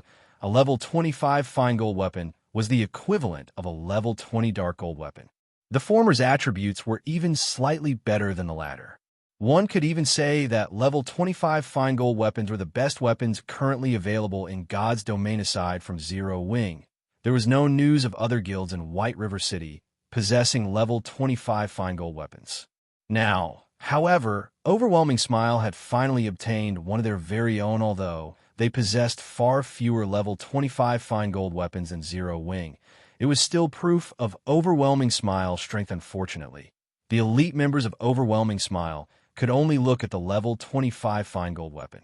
They would have to wait a long time before they could obtain one for themselves in order to kill the dozen or so Lords. Overwhelming Smile had sacrificed many members. The price they had paid was simply unimaginable at this moment. However, Lone Tyrant handed the level 25 fine gold dagger to Summer Sunshine. Everyone's hearts ached when they saw the exchange. They had only obtained this level 25 fine gold dagger after killing over a dozen Lords with great difficulty. Yet they actually gave it to an outsider without batting an eye. This dagger is quite good.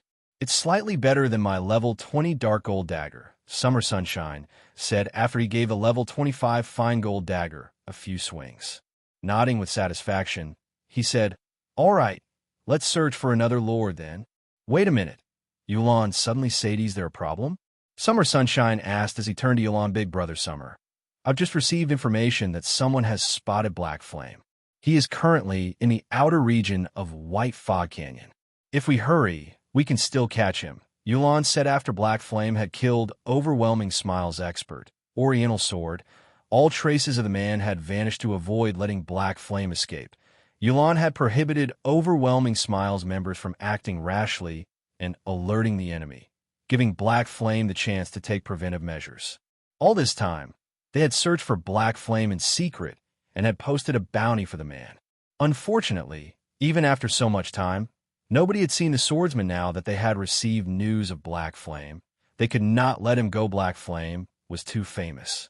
At this rate, Zero Wing would become increasingly difficult to deal with, and it would become very difficult for Overwhelming Smile to take control of White River City. He has finally shown himself. Good. Let's head over there immediately. I want to see just how strong the #1 expert of Star Moon Kingdom is, Summer Sunshine said. He sheathed the dagger he had just received, anticipation filling his eyes. I'll have to trouble Big Brother Summer then. Youlan smiled faintly. Although she had constantly searched for ways to deal with Black Flame, she was still not confident of killing him. Now, however, they had an expert like Summer Sunshine on their side. Moreover, Summer Sunshine had just received a new weapon. Combined with the plan she had prepared, she was 90% certain that they could take Black Flame's life this time. Even if Black Flame were as strong as a lord, he would still die at her hands. Elsewhere, after Feng had obtained the Warfire bracers and completed the Warfire set equipment, he had not equipped the set himself. Instead, he passed it to Fire Dance from the side. Virtuous Cloud and the others widened their eyes in shock when they saw Feng reveal the completed Warfire set equipment. Cloud, is that the Warfire set equipment? One of Virtuous Cloud's party members secretly asked through the party chat. For a moment, he had even doubted his own eyes. It should be possible, I think. Even when Virtuous Cloud saw the flowing purple light unique to the Warfire set equipment, she still found it hard to believe what she saw. Someone had actually completed the Warfire set equipment. Just how difficult was it to collect each piece of the set? Since the discovery of the Warfire set equipment in White Fog Canyon, less than 10 pieces of the Warfire set had dropped. Various guilds and tycoons had purchased these pieces. Moreover, based on the information she had obtained, many of the pieces obtained were duplicates. Even with all 10 pieces, a full set had still not dropped. However, Feng had retrieved 7 Warfire set pieces from his back without a single duplicate. Virtuous Cloud could not fathom how Feng had accomplished such a feat. She had grinded for the set pieces for several days now, so she knew full well just how difficult it was to obtain even one. Just how powerful was Feng's backing for him to gather a complete set. Guild leader Fire Dance was astonished when she looked at the Warfire set equipment inside her bag. She had personally seen the Warfire set equipment's attributes before. It was definitely top-tier equipment. Only, the set required a lot of EXP to upgrade. However, if someone upgraded the Warfire set equipment to Fine Gold rank below level 30, it was one of the best sets available in the game yet. Instead of using it himself, Feng had actually given her the first set. Feng's actions confused her. Black Flame was famous throughout the Star Moon Kingdom. If Zero Wing wished to continue flourishing, Black Flame needed to continue improving. Hence, all equipment should naturally be prioritized for Black Flame. However, leveling up is my priority right now. Even if I equip the set, the bronze rank set effects are not particularly useful. If I sacrifice my EXP to raise the set's quality, it would do me more harm than good. Moreover, with Zero Wing's current situation, what the guild lacks isn't top-tier experts but experts with overwhelming might. Don't reject it. I still have Warfire set pieces, so don't worry about it. Feng laughed at you. Fire Dance understood Feng's intention. Zero Wing had no lack of top-tier experts. Facing so many powerful guilds, what Zero Wing needed most was an expert capable of turning the tides of battle by themselves, following which, Fire Dance replaced her equipment with a Warfire set equipment immediately. Fire Dance started upgrading the set's quality. After her level fell from level 26 to level 25, the Warfire set equipment had reached mysterious iron rank. The basic attributes of the set had increased significantly. Warfire set equipment. Mysterious Iron rank can be evolved. Level 20, level 30. Can be equipped by any classes. Set consists of 7 parts. Head, chest, belt, hands, wrist, legs, and feet. Set effect. Mysterious Iron rank. 2-piece effect. All attributes plus 15. 4-piece effect. Ignore levels plus 10. Obtain free will skill. Able to remove all control effects for 7 seconds. Cooldown. 1 minute. 7-piece effect. Main attribute increased by 12%. Skill cooldown decreased by 35%. Obtain Warfire Berserk skill. Damage increased by 50%. Attack speed increased by 50%. And movement speed increased by 30% for 20 seconds. Cooldown for minutes. Chapter 453. Favor. Sister Fire Dance. You look so beautiful in that set. Violet Cloud said enviously. The rest of the party promptly nodded in agreement. One had to admit that the Warfire set equipment was indeed exquisite. The set Fire Dance wore a mix of red and black leather, coupled with the 2 dazzling Truefire blades hanging from her waist. Without a doubt, the set had enhanced the assassin's allure. A hint of awe moved her teammates' hearts after Fire Dance had equipped the Warfire set. Although her attributes had fallen slightly, no one present viewed her as any weaker. It had been some time since God's Domain had launched. Even if one were only an ordinary player, their natural instincts had sharpened previously. No one had felt any particular way when they saw Fire Dance. Now, however, she gave off the same sense as a thorned rose, beautiful and deadly, and any who approached her would very likely pay with their lives. Previously, Fire Dance had a total of 4,960 HP. After equipping the Warfire set equipment, however, her maximum HP had fallen to 4,380. Her other attributes had similarly decreased. One of the main reasons was that the Warfire set was still Mysterious Iron rank right now. The set's basic attributes could not compare to the level 25 Fine Gold and Secret Silver equipment she had worn before, though it did possess set effects that the individual pieces of equipment had not. Among the set effects, the skill, Free Will, was extremely useful. When used against an enemy with powerful control skills, Free Will could instantly turn the tide of battle. Moreover, unlike her other attributes that had decreased, her agility had increased. As a result, she was now far more nimble. The 35% cooldown reduction she received for all her skills also increased the variety of skill combinations she could implement. Most importantly was the Warfire Berserk, a Berserk skill. Although Warfire Berserk was not as powerful as the Berserk skill Sherfone possessed, a player with a Berserk skill was still superior to a player without one. Because of this, envy blossomed in Fire Dance's friends when they saw her in her new armor. After Virtuous Cloud recovered from her daze, she pulled her gaze from Fire Dance and turned to Sherfone. She was no longer as relaxed as she had been, growing far more cautious. Originally, she had intended to sell the remaining Warfire set piece to Sherfone as well. However, she now dismissed this idea. Even a fool could tell that Sherfone was a powerful character. Moreover, Fire Dance and the others had referred to Black Flame as their guild leader. Compared to minor existences like themselves, he was in an entirely different world. Not only had Sherfone saved their lives, but he had also purchased the Warfire bracers they had for more than the market price. They already owed Sherfone a huge favor. If she tried to sell the second Warfire set piece to Sherfone at a high price, she would be ashamed herself. Virtuous Cloud disliked owing other people favors. She was not comfortable until she repaid what she owed. Hence, she looked towards Sherfone and asked softly, "Guild leader Black Flame, I have something I wish to seek your help with." "Sure," Sherfone replied in a carefree manner. It was thanks to Virtuous Cloud that he had been able to complete the Warfire set equipment. He had no issues with helping her with a small request. Our party consists of only independent players, so it isn't easy for us to obtain equipment for ourselves. I still have another Warfire set piece with me. Would it be possible to trade it for 6 pieces of level 20 secret silver equipment?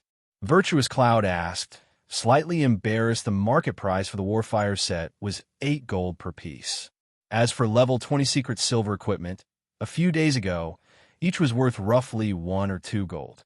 However, as players' levels increased and teams successfully raided more level 20 team dungeons, the value of secret silver equipment fell sharply. Currently, one piece of level 20 secret silver equipment was only worth around 90 silver. 6 pieces would cost around 5 gold at most. Listening to Virtuous Cloud's request, Surefeng immediately understood her intentions. She obviously did not wish to owe him a favor, no problem. However, I don't have that many level 20 secret silver equipment on me, though there are plenty back in our warehouse. I'm just about to head back to the city anyway. Will one of you follow me to pick out the equipment? Surefeng tried not to be a hypocrite. Since Virtuous Cloud wanted to avoid owing him a favor, he would not try to force her to accept his goodwill. I'll pass you the Warfire set piece first. Then, Virtuous Cloud said as she happily traded a pair of Warfire boots to Surefeng.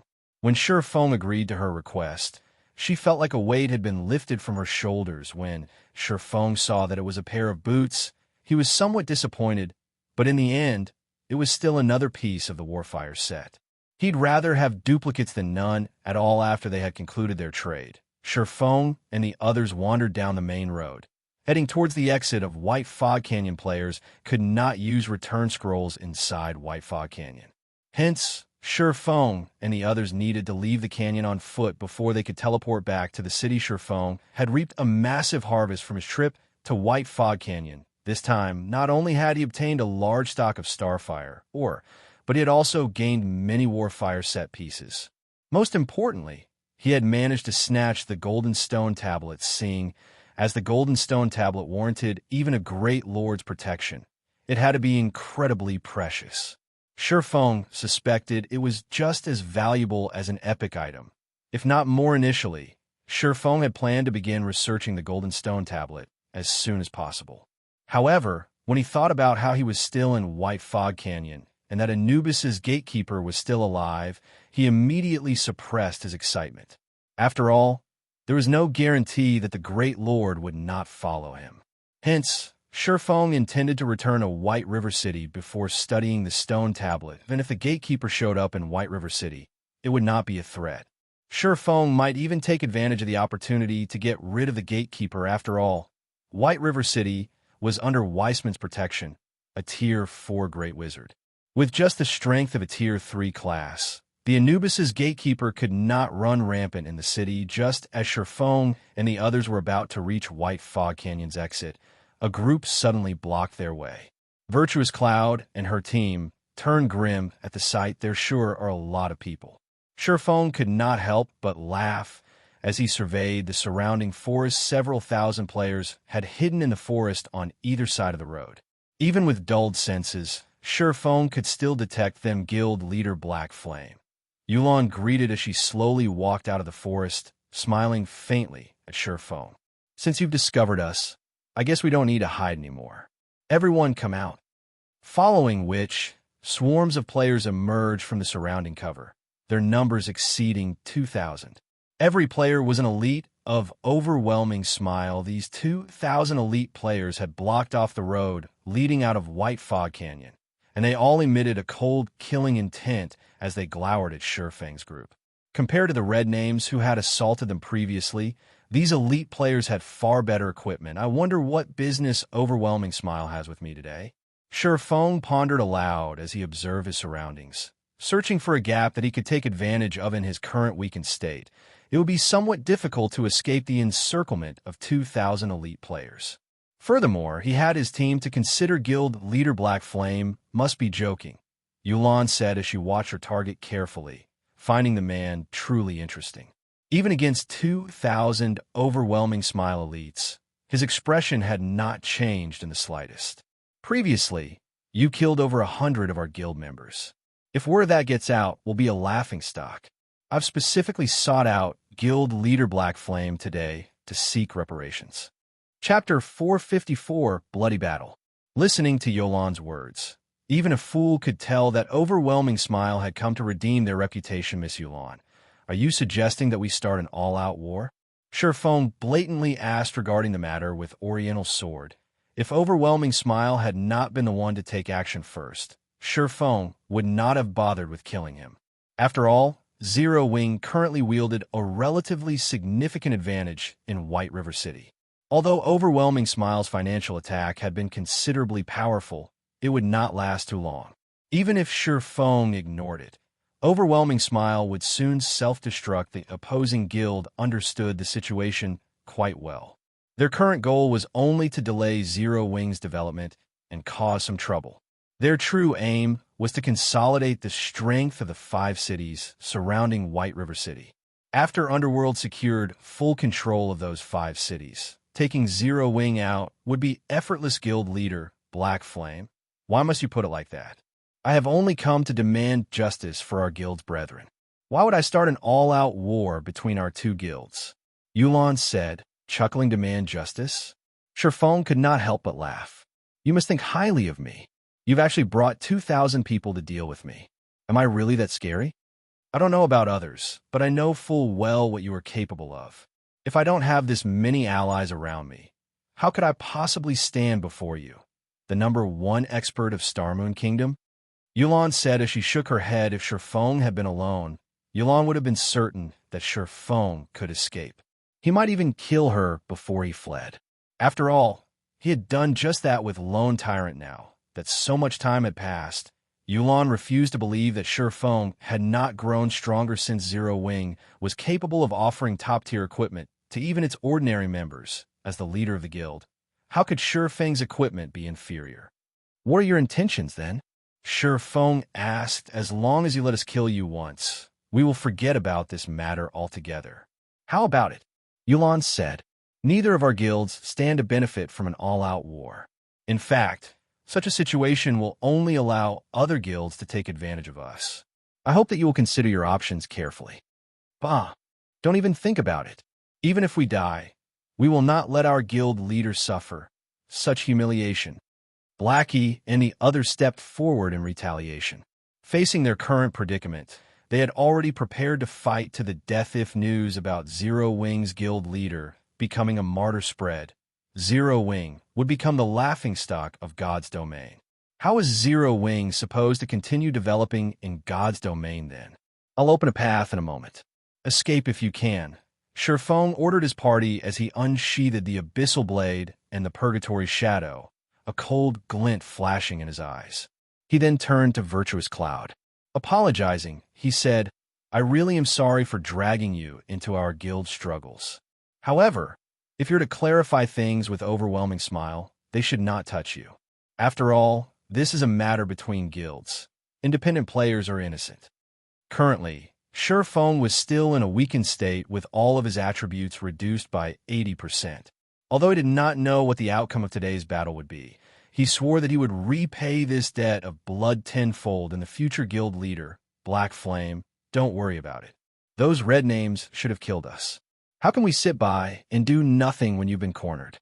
Virtuous Cloud stated as she raised her secret silver shield and walked to the forefront of the team. Virtuous Cloud's party members nodded in agreement as they readied their weapons.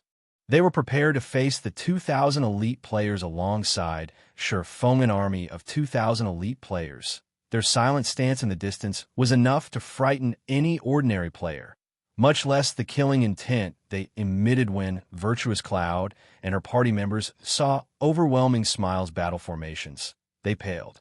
The pressure they felt from this army was far greater than any they had felt from red names in the past. Virtuous Cloud suddenly thought of the red names they had faced as nothing more than cute dolls. Against 50 players, they still had a chance to flee. However, against 2,000 players, only death awaited them. Since you insist on being stubborn, don't blame us for being rude. Yolan's lips unconsciously curled into a smile when she saw the stern expressions of Feng's team. Immediately, she made a wave with her hand. Kill them. Suddenly, the 2,000 elite players approached Feng and his allies slowly and orderly. Simultaneously, a gigantic black magic array emerged in the sky. Suddenly, the magic array released a black light that covered the sky before enveloping every player on the battlefield. Everyone's vision suddenly turned black, unable to see anything at all. After a brief moment of darkness, however, The players regained their sight and felt no discomfort whatsoever. Feng was suddenly shocked. This is the effect of the Tier 3 magic scroll, Dead Zone. Any life forms exposed to the black light are silenced for 5 minutes. The scroll's effects also prohibit the usage of any tools. The players tensed when they heard the word silenced, although it seemed as if Overwhelming Smile would suffer more from the silent state than Feng. His team still had skills such as Blackie Stars of Light and Feng's Firestorm. With these two skills, they could obliterate waves of enemies. Not to mention, Feng's group also had many AoE attack magic scrolls now. However, they couldn't use any of them. Haha, Black Flame is dead for sure this time. Let's see if he can escape without skills or scrolls. Lone Tyrant rejoiced as he watched his guild mates slowly surround Feng. What a pity. I had originally thought I would get a chance to solo that Black Flame. However, I never expected that you still had such a trump card hidden, Youlan. No wonder you are known as the female Zhuge. It seems that I won't have a chance to take him on. Summer Sunshine sighed as he shook his head. Big brother Summer, Black Flame is not so simple. In a moment, we will still have to rely on you to get rid of him, Youlan said. She was not rash like Lone Tyrant. Before dealing with an enemy, she would always investigate them thoroughly and prepare for the worst possible scenarios. Although the situation seemed in Overwhelming Smile's favor, melee combat experts, such as Feng, excelled in situations in which both sides were silenced. If not for the fact that Youlan had her own melee genius, Summer Sunshine, she wouldn't have been as certain of Feng's defeat in that case. Let me have a go at him. Hearing Youlan's words, passion and excitement filled Summer Sunshine's gaze as he watched his opponent. Finished speaking, he took a step forward before dashing towards the battlefield. Chapter 455. There isn't only one expert. After everyone had been silenced, only the physical classes could display any considerable combat power. The magical classes could only watch from the sidelines. Youlan had long since prepared for this. Among the 2,000 players from Overwhelming Smile, close to 2/3 were physical classes. Moreover, Overwhelming Smile's attack formation was well organized. Shield Warriors and Guardian Knights led the attack, closely followed by the Berserkers, Swordsmen, and Assassins. Rangers stood the furthest behind. Launching a ranged attack, the road leading out of White Fog Canyon had suddenly transformed into an ancient battlefield advance towards the left. Feng took the lead and charged towards thinnest concentration of enemies. His and Virtuous Cloud's teams promptly followed, however, before Feng and the others had taken even a few steps. Hundreds of arrows suddenly blotted out the sky. Virtuous Cloud's 3 magical class members were simply too weak in terms of agility and strength. Moreover, magical classes were usually not adept at dodging attacks, as they usually dealt damage from a safe distance. Hence, when the first wave of arrows rained down on them, the 3 party members immediately died and dropped a piece of their equipment. Stranger, Mouse, Roach. Virtuous Cloud's vision turned red after she watched her party members die. Glaring at the Overwhelming Smile members in front of her, she gripped her shield and charged forward. Die. Unfortunately, although Virtuous Cloud's equipment and level were considerably good, she could not hold her own against 5 Shield Warriors and Guardians Knights of the same caliber. The Overwhelming Smile elites forced Virtuous Cloud back, preventing her from reaching the rear. Rangers. Virtuous Cloud's other 2 party members faced a similar situation. No matter how hard they tried to attack, the enemy held them off. In the end, Virtuous Cloud's party was forced into a constant retreat in the next moment. However, 2 figures suddenly brushed past Virtuous Cloud's party, slamming into Overwhelming Smile's MTS. Among the 2 figures, the most dazzling was Fire Dance. Brandishing her Truefire blades, she sent a blazing arc smashing into a level 23 MT shield. In the next moment, the assassin forced the MT back by over a dozen steps, and even the players behind said MT had to back up. Immediately after, Fire Dance swung one of her swords at a Guardian Knight beside her.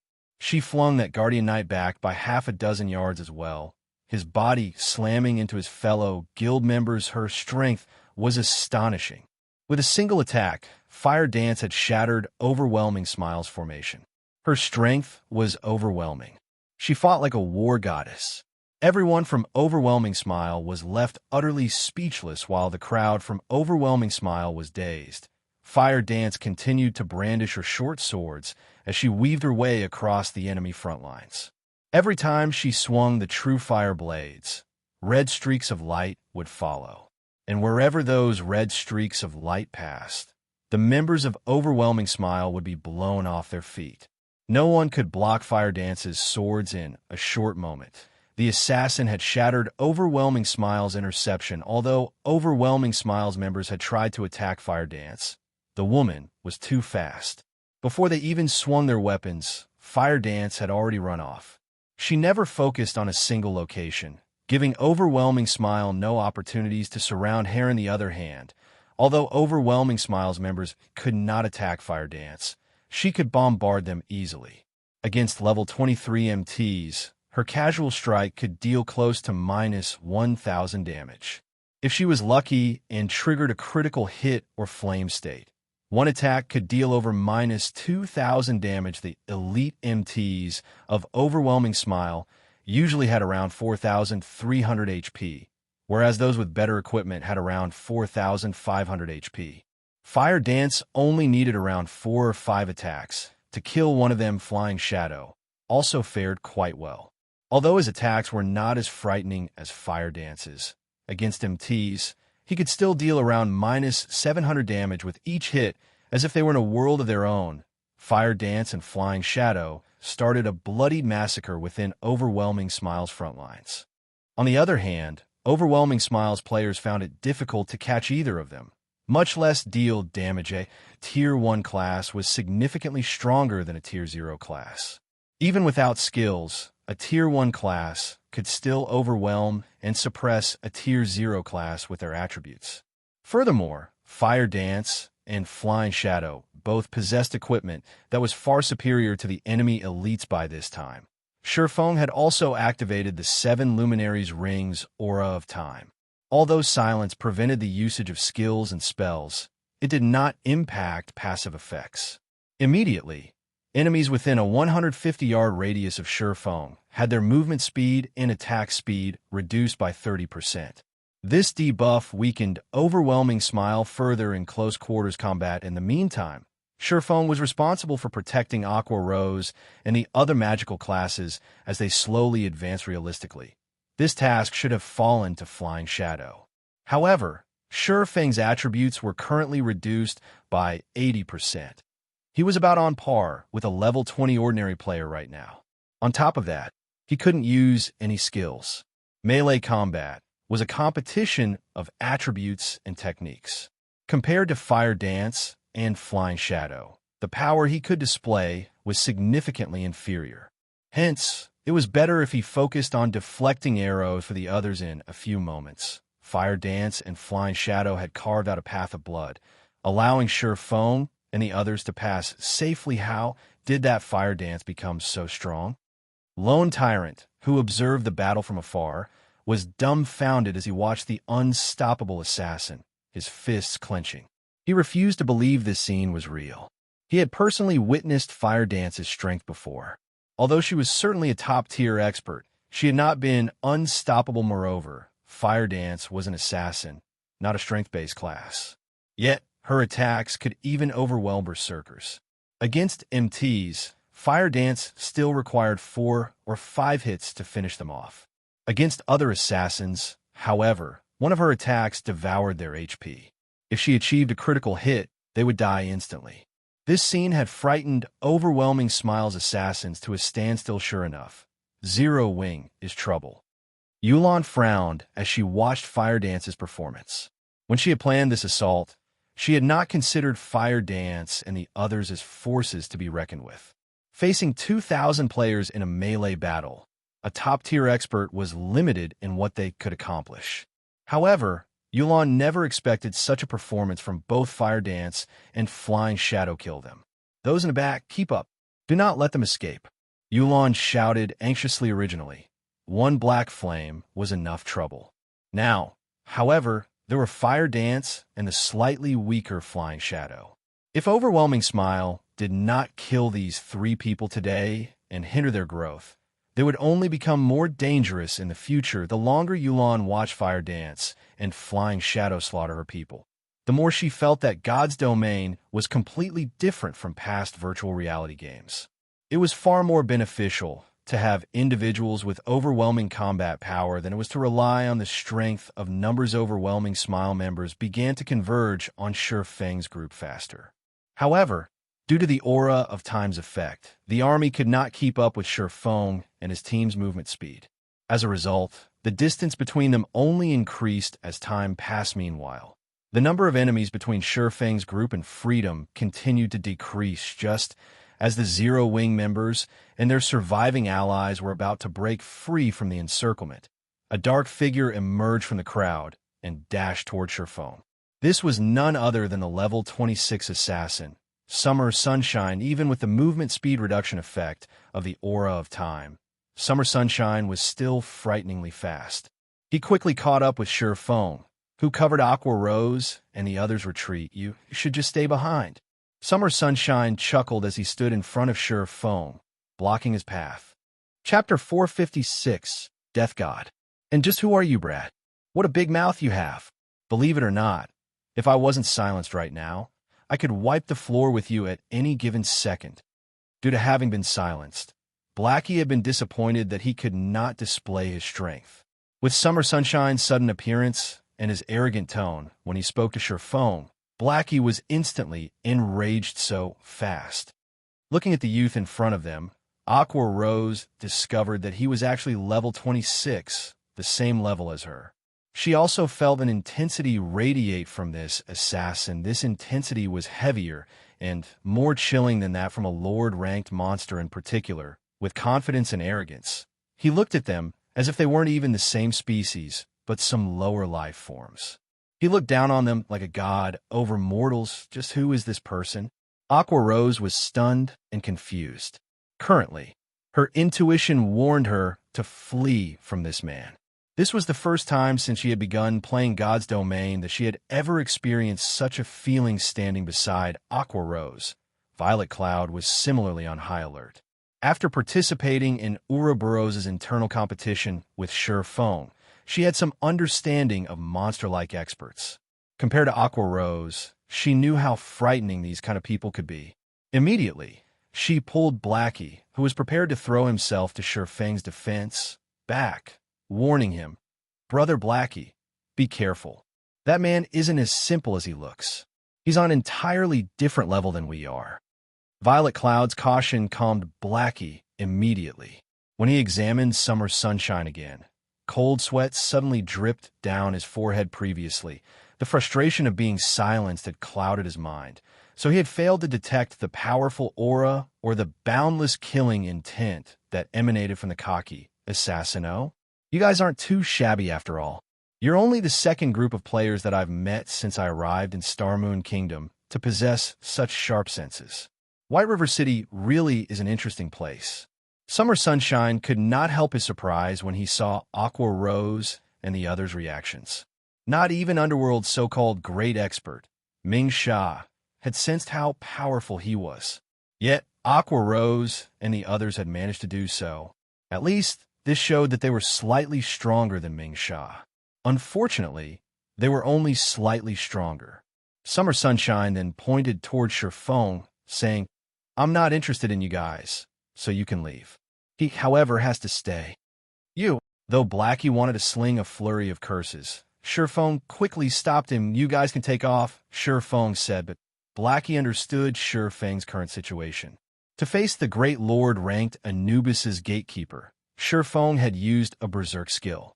He was still in a weakened state at the moment, and his strength had been significantly reduced. Nothing good would come from soloing Summer Sunshine. Right now, can we not defeat him, even though we outnumber him? Virtuous Cloud asked with astonishment. She could not understand the Sure Feng's party's current performance.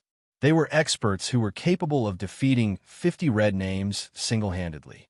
Yet, now, a single assassin had stopped them in their tracks. Even if the magical classes could not join the fray, the three of them were still elite players. They could defeat a level 26 assassin easily if they worked with Black Flame. You guys need to get going. If you waste any more time, the enemy will catch up. Shurfeng waved his hand, rejecting Virtuous Cloud's proposal. Virtuous Cloud and the others had yet to reach that level, so they did not understand how frightening the youth before them was. Aqua Rose was also helpless. If they had not been silenced, they could have helped in this fight. In their current condition, however, they would be nothing more than cannon fodder to the assassin. Hence, taking the initiative, Aqua Rose said, "Let's go." Following which, Aqua Rose led her party members away. Guild leader, "I'll help you," Fire Dance said through the party chat when she noticed Summer Sunshine. "No need." Led Aqua Rose and the others away from here, quickly. If anyone catches up, it will be very difficult to escape. Shurfeng immediately rejected the offer.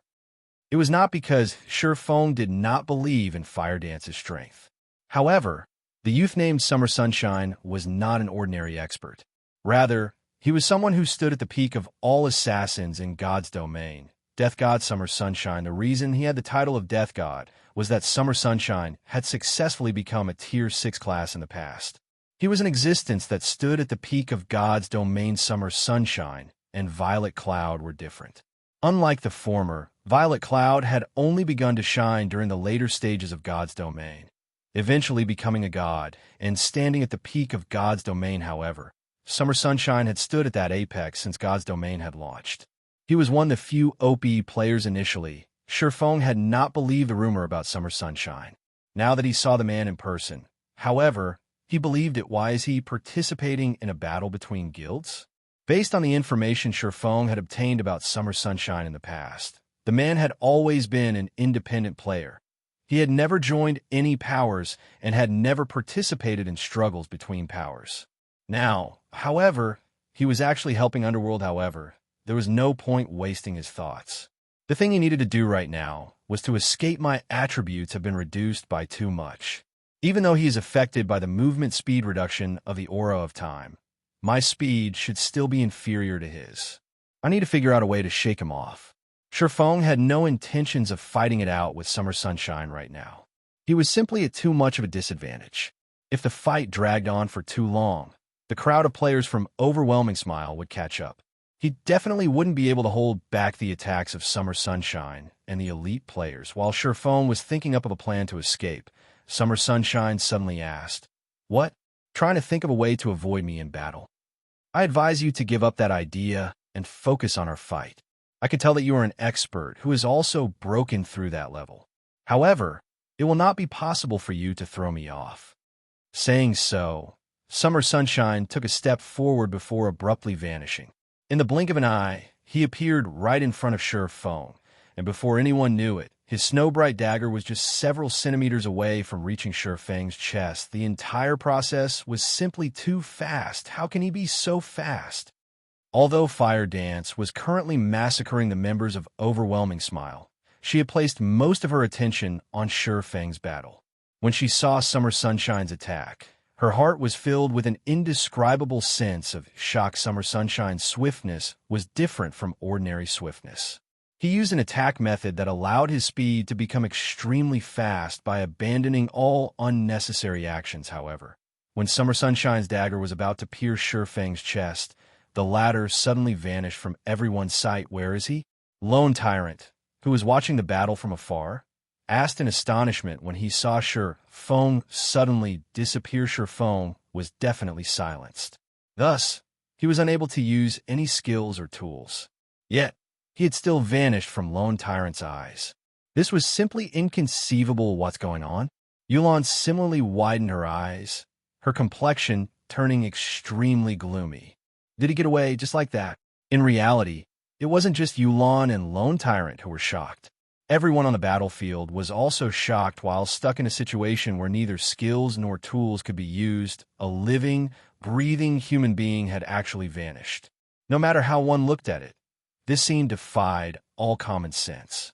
Chapter 457, Fighting Against an Apex Expert.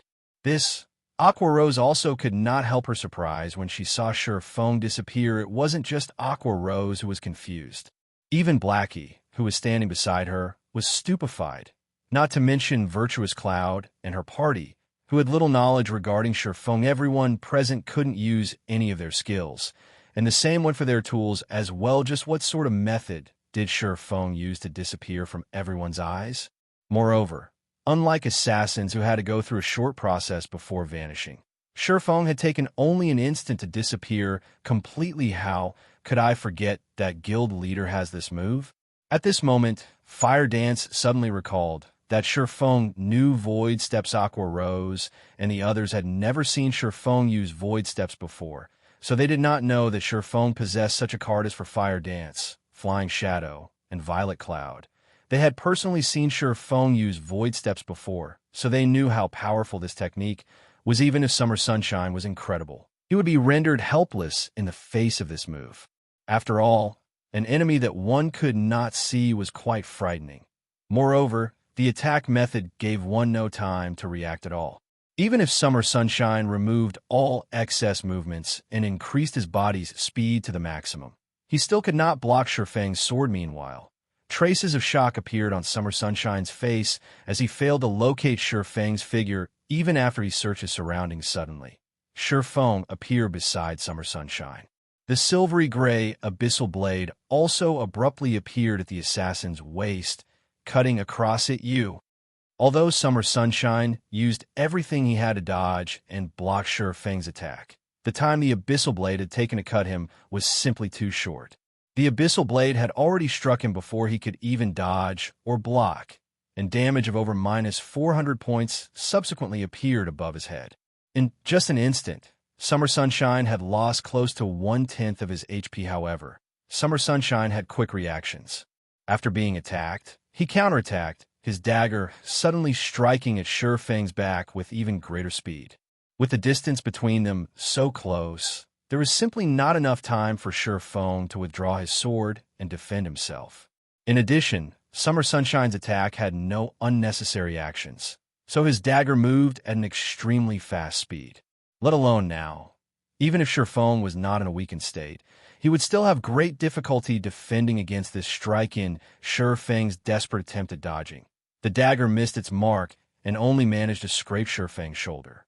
Still, this single attack dealt over -800 damage to Shifeng, taking close to half his HP away. Yuri, quite good. You've actually managed to damage me. However, it seems that your attributes have been greatly weakened. I just attacked you once, and you already lost close to half of your HP, Summer Sunshine stated in a carefree manner as he looked at his injured waist. That footwork of yours is amazing. However, you are bound to reveal yourself when you attack. Your one strike took away only around 1/10 of my HP. Even if I just exchange damage for damage, it will still be your loss 3 moves later, but since you were able to harm me, as a reward, I won't suppress you using my attributes. I'll let you see what real strength is. Summer Sunshine spoke in a very casual and overbearing tone.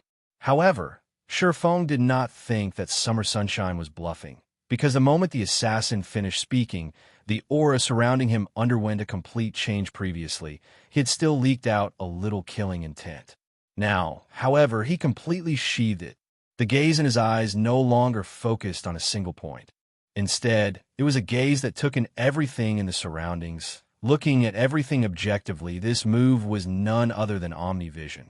However, compared to when Soaring Snake and the other amateurs used it, Summer Sunshine had mastered it to the realm of perfection as expected of the death god of God's domain. It seems he won't be that easy to deal with. Shifeng had never fought against such a powerful character in the past. To be precise, he had not had the qualifications to do so.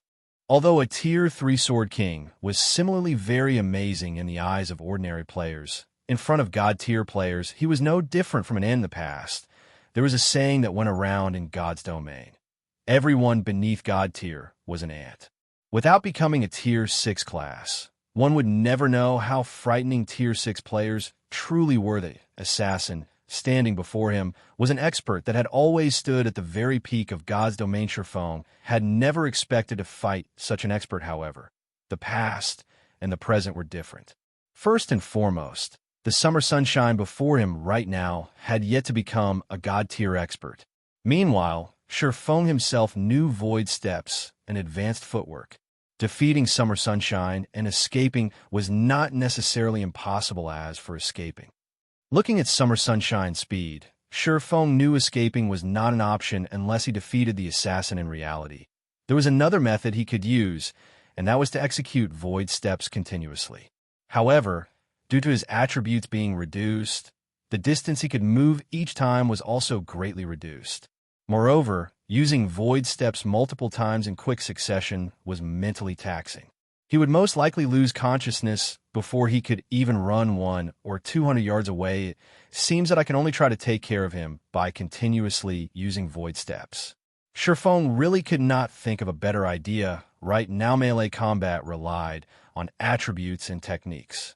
In terms of attributes, Shurfeng was no match for Summer Sunshine at all. Hence, he could only try to gain victory through techniques, since using void steps only once was not enough. Then he would use void steps twice in a row, once for attacking and once for dodging. After thinking up to this point, Shurfeng immediately used void steps and dashed towards Summer Sunshine suddenly. Shurfeng disappeared from everyone's eyes once more. A short moment later, Shurfeng appeared beside Summer Sunshine once more, and the Abyssal Blade was also sweeping towards the assassins. Abdomen dang. Suddenly, the sound of metal clashing rang out, a dazzling spark appearing around Summer Sunshine's abdomen. Instead of landing on the assassin's abdomen, the Abyssal Blade was actually blocked by his dagger. Immediately after, Summer Sunshine used his other dagger to strike at Shurfeng's blind spot. Shurfeng was shocked.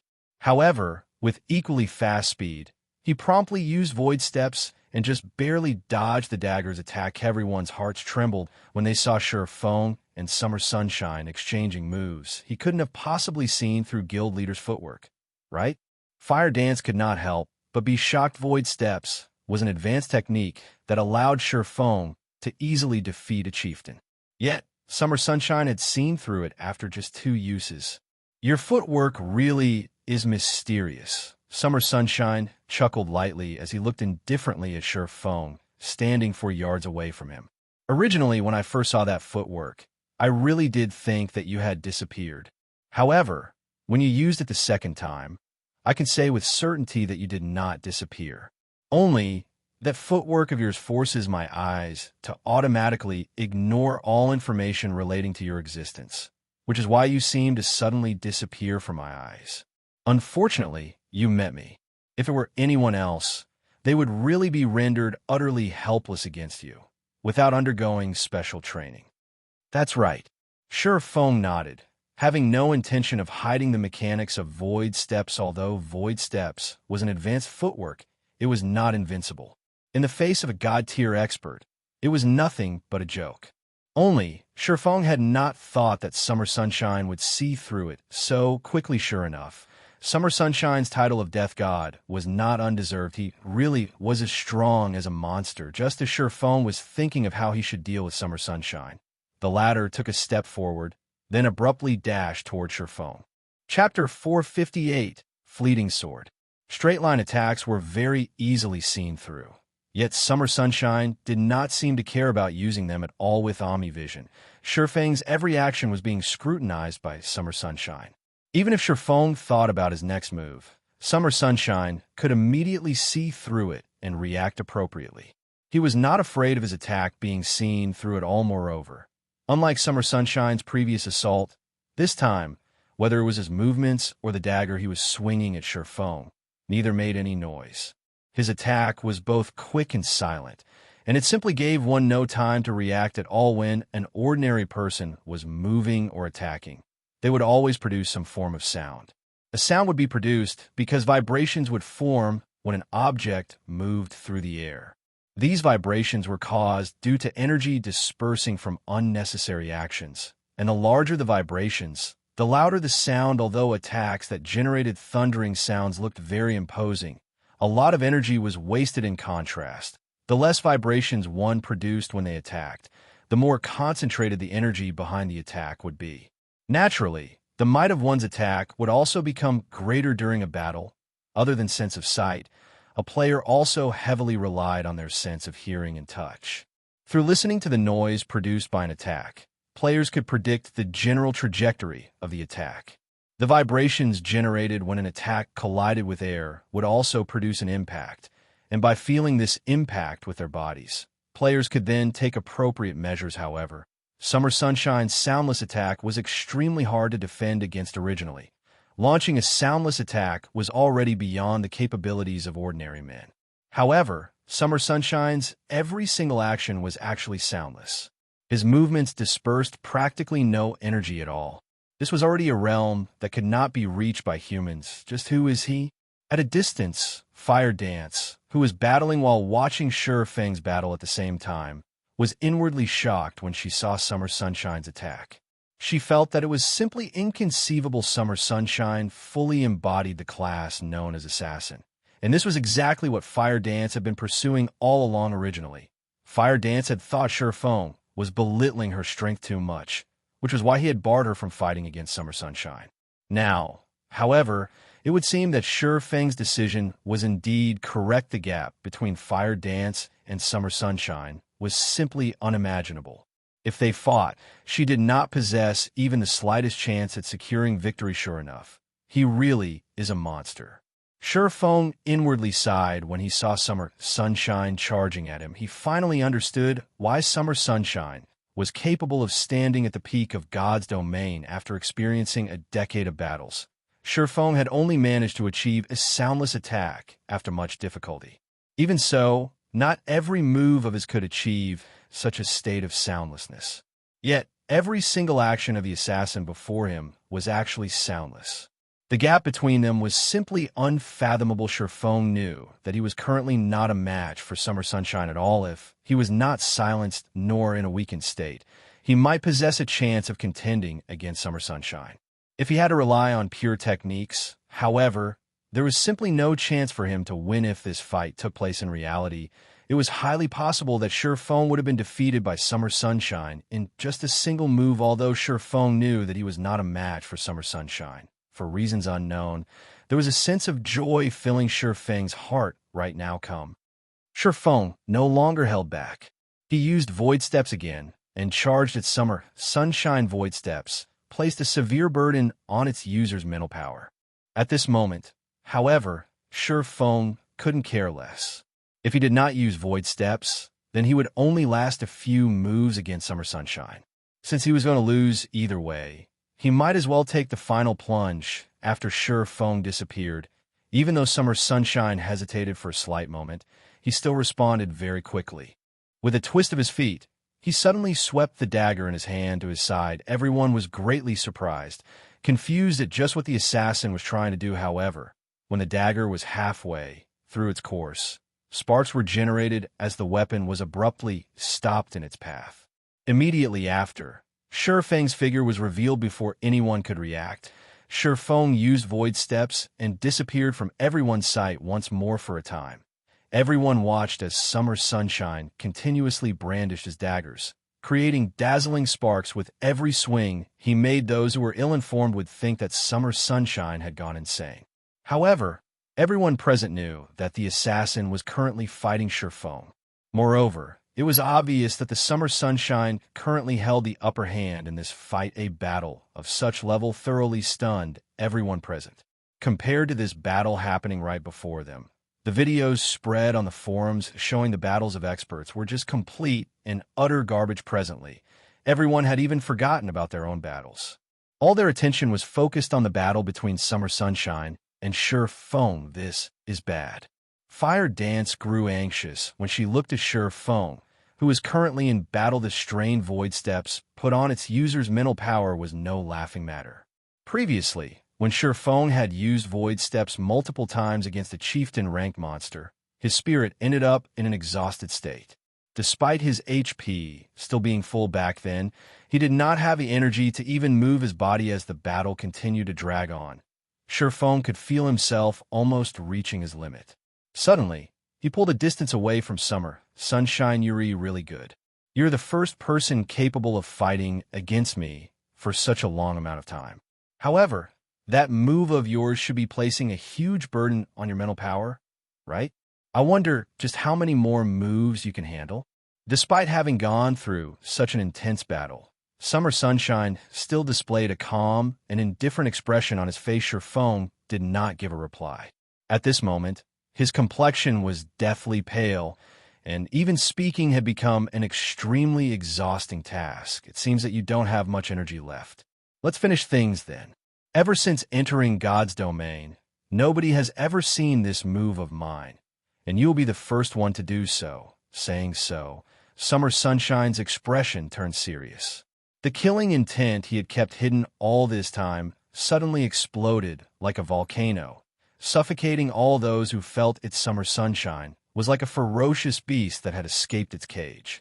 In the next moment, his figure dashed towards Feng. However, when Summer Sunshine was halfway to reaching Feng, his body suddenly vanished. Immediately after, he reappeared behind Feng, his dagger tightly held in a reverse grip as he swung it down towards Feng's back. Suddenly, the spectators of the battle were stunned. Does he know void steps as well? Fire Dance said in shock. No, Violet Cloud said. That's second acceleration. Violet Cloud had previously witnessed Wolf using second acceleration to attack many times before. Void steps was a footwork that caused the opponent to ignore the user's very existence. Even if the opponent was able to see the user, their brains would still categorize this information as useless and promptly ignore it. However, second acceleration was a trick used to fool a person's eyes. Overall, it was a technique inferior to void steps. However, Wolf had used second acceleration on his attack, whereas Summer Sunshine had used second acceleration on his movements. It was clear that Summer Sunshine's technique was several levels above Wolf. Meanwhile, Feng was feeling extremely weak. He was simply unable to block or dodge Summer Sunshine's soundless attack at this moment. Although Feng had discovered Summer Sunshine's attack, he was already close to exceeding his mental limit. His body felt extraordinarily heavy. Even if he tried to defend using the Abyssal Blade right now, it was simply impossible for him to keep up with Summer Sunshine's speed. Is this the end? The moment before the attack was about to hit him, Feng could not help but have such a thought. No, he definitely could not let it end here. He still needed to reach even greater heights. He definitely could not be defeated here. I need to block it. I must block it. My movements need to be faster. Much faster. At this moment, Feng was wholeheartedly trying to make his movements much faster and more precise. However, he no longer possessed the energy to control the other parts of his body. He could only use the most conservative way he could think of to block Summer Sunshine's attack at this moment. Feng's mind had already forgotten to think, his body forgetting to breathe when there were only a few centimeters left between Summer Sunshine's dagger and Feng's body. The Abyssal Blade in Feng's hand suddenly slid into the snow-bright dagger dang. The impact of the two weapons caused the snow-bright dagger's trajectory to shift, and as a result, the dagger only brushed past Feng's body. Chapter 459, Catastrophic. An astonished expression appeared on Summer Sunshine's face when he saw his attack miss its mark. How did he manage to block it? Summer Sunshine turned to look at Feng. At this moment, he had yet to figure out just how Feng had blocked his full-powered blow. His attack just now used footwork he had created after entering God's domain, not to mention Feng's current weakened state. Even if Feng were in peak condition, it still should have been impossible for him to block it at this moment. The spectating crowd was similarly shocked by the outcome of the exchange. The battle between Feng and Summer Sunshine had already exceeded everyone's understanding of the battles in God's domain.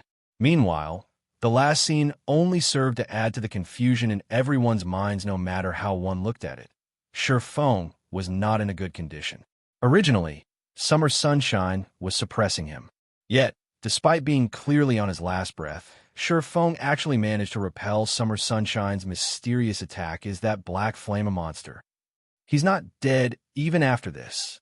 Looking at Feng's fragile state, Lone Tyrant sucked in a cold breath in order to suppress the trembling of his body. It seems that Summer Sunshine won't be able to deal with Black Flame by himself. Everyone else surround Black Flame. Don't bother about the other members of Zero Wing. No matter what, we cannot let Black Flame leave this place alive today. Youlan commanded as she squinted her beautiful eyes. Although she had long since considered the possibility that Summer Sunshine might fail, that had only been a scenario of hers. Now that such a situation had actually happened, she still found it somewhat hard to accept. However, since the problem had already occurred, they needed to solve it immediately. After seeing how powerful Black Flame was, they had even more reason not to let him gounder Youlan's command. The dazed elite members of Overwhelming Smile immediately started taking action, slowly moving to surround Cherfone. Even the members pinning down Fire Dance, and the others promptly retreated to join the encirclement just as Overwhelming Smile's members took action. Summer Sunshine resumed his attack on Cherfone. 1 stab, 2 stabs, 3 stabs, 5 stabs, 10 stabs. Instantly, Summer Sunshine stabbed at 10 different locations on Cherfeng's body. It looked as if the assassin had released 10 blades of light piercing directly at Cherfone. All 10 attacks were aimed at Cherfeng's vital points. If Cherfone failed to block even one of them, his little remaining HP would instantly zero out. Dang. Dang. Dang. When Summer Sunshine's daggers approached Cherfeng's body, a silvery gray glow suddenly flashed across them, deflecting all 10 attacks. However, due to the difference in strength, although Summer Sunshine's attacks were all deflected, they still forced Cherfone to retreat several steps. Fortunately, the difference between him and Summer Sunshine was not too great, so Cherfone did not take any damage from the impact. How do you know? That's swordsmanship. When Summer Sunshine saw Cherfone take action once again, he suddenly recalled a swordsmanship he had seen before. Although Cherfeng's mastery of it was still incomplete, having only a few points of semblance, his performance was already very horrifying. Summer Sunshine's question did not receive a reply from Cherfone. At this moment, Cherfeng's eyes appeared vacant. He had not heard Summer Sunshine's question at all, doing it unconsciously. Summer Sunshine was left slightly speechless when he noticed Cherfeng's fragile state. A strong wind was all that would be needed to send Cherfone crumbling to the ground right now. However, Summer Sunshine couldn't care less at the moment. Since he had been entrusted with the task of getting rid of Cherfone, he still needed to complete it, even with Cherfeng's mental state already at its limit. On the other hand, even if he did not take action, the approaching members of Overwhelming Smile could still finish off Cherfone. After all, Cherfone was now on his last legs just as Summer Sunshine was about to charge at Cherfone. A large black hole appeared in the deep blue sky all at once. A wolf-headed, human-bodied monster suddenly emerged from within the black hole, exuding a frightening aura that constricted the hearts of everyone present. Why is he here? Fire Dance's complexion paled as she raised her head to look at the monster in the air. That wolf-headed monster was none other than the Anubis's gatekeeper. Only, at this moment, the gatekeeper was no longer level 30, but a level 35 Great Lord instead. His HP had also risen from 10 million to 15,000,000 when everyone present looked at the Anubis's gatekeeper. All of them were confused as to why a level 35 Great Lord would suddenly appear at this place. However, Cherfeng's party members understood just why the gatekeeper would show up here. The Golden Stone Tablet. The Anubis's gatekeeper had been guarding the Golden Stone Tablet all this time. Now that Cherfone had stolen it, the Great Lord was naturally here for payback. It's over. We're truly finished this time. As if dealing with Overwhelming Smile was not enough, now one more Great Lord is added into the fray. Blackie had seen for himself how powerful the Great Lord was. Even after Cherfone went full berserk, the gatekeeper could still toy around with him as if he were a little boy. Not to mention, the gatekeeper's level had even received an upgrade now. Who knew how much stronger the Great Lord was? Although Blackie and the others sank into despair, the crowd from Overwhelming Smile was on cloud 9. Overwhelming Smile's main goal had been to raid the Great Lord of White Fog Canyon. Only it was simply too difficult to approach the Great Lord inside the ruined shrine. The endless waves of goblins gave them no chance to raid the Great Lord at Alla. Great Lord. Lone Tyrant's eyes blazed. The Field Great Lord was a fantastic opportunity for them to obtain an epic item. Everyone, retreat for now. Scouting parties, keep an eye on the Great Lord. Have all Overwhelming Smile members inside White Fog Canyon gather at my location. We cannot let anyone else have this Great Lord. Youlan was similarly feeling very excited, although the Great Lord's level was somewhat high. God's Domain's second system upgrade had significantly weakened the effects of level suppression. It was not like they didn't have a chance at successfully raiding the Great Lord other than assembling the elite members of Overwhelming Smile inside White Fog Canyon. Youlan had also sent for the elite members present at other locations. The Anubis's gatekeeper suddenly howled all at once. A wolf's howl echoed throughout the entire White Fog Canyon, making all who heard it shiver in fear. Even the trees were trembling in the face of this howl after the gatekeeper released his angry bellow. He turned to look at the crowd from Overwhelming Smile below him. Suddenly, the gatekeeper squinted his eyes, a bone-chilling light flashing in them in the next moment. A black spear appeared in the gatekeeper's hand. Silver flames abruptly emerged from the spear as the gatekeeper aimed the weapon at the crowd from Overwhelming Smile and threw its shio. The black spear easily rent the obstructing air and landed in the center of the crowd. In the next moment, a fiery inferno erupted into the air high enough to be clearly visible to every player in the outer area of White Fog Canyon. When the spear landed, all players within a radius of 40 yards died. Not a single one survived. Since the Overwhelming Smile members stood very close together, just this single attack resulted in the loss of several hundred elite members. This lone tyrant's eyes nearly popped out of their sockets. How was this a monster? Even a casual attack possessed such catastrophic power. This was practically a god. Players like them could barely even be considered cannon fodder before Lone Tyrant could finish his words. Another black spear appeared in the gatekeeper's hands. Once more, the gatekeeper threw his weapon into the crowd below, killing hundreds with his attack. Yet again, everyone, retreat. Retreat into the forests. Youlan's expression turned extremely ugly upon seeing these catastrophic attacks. She had never imagined that a Great Lord was actually this powerful. Not to mention 5,000 or 6,000 elite players. Even tens of thousands of elite players would not be enough as a warm-up for this monster. If everyone were to continue idling around without taking cover, they would be completely wiped out in only a momentous for Black Flame.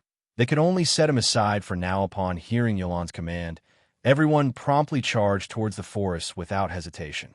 Nobody was foolish enough to stand around and serve as live target practice for the Anubis's gatekeeper. Summer Sunshine looked at Sure Fong, then at the gatekeeper in the sky. Heaving a sigh, he turned around and departed. Fire Dance immediately charged up to the nearly unconscious Sure Fong and dragged him into the nearby forest to hide. After hiding themselves among the trees, Sure Fong and the others were freed from their combative state. At this moment, Sure Fong was forcibly logged out of God's domain and put into his sleep space. Chapter 460, All-Out War. During the time Sure Fong was in deep slumber, White Fog Canyon had become a forbidden land for players. White Fog Canyon was a special region where return scrolls were unusable after the Anubis's gatekeeper came out from the land of the fallen star.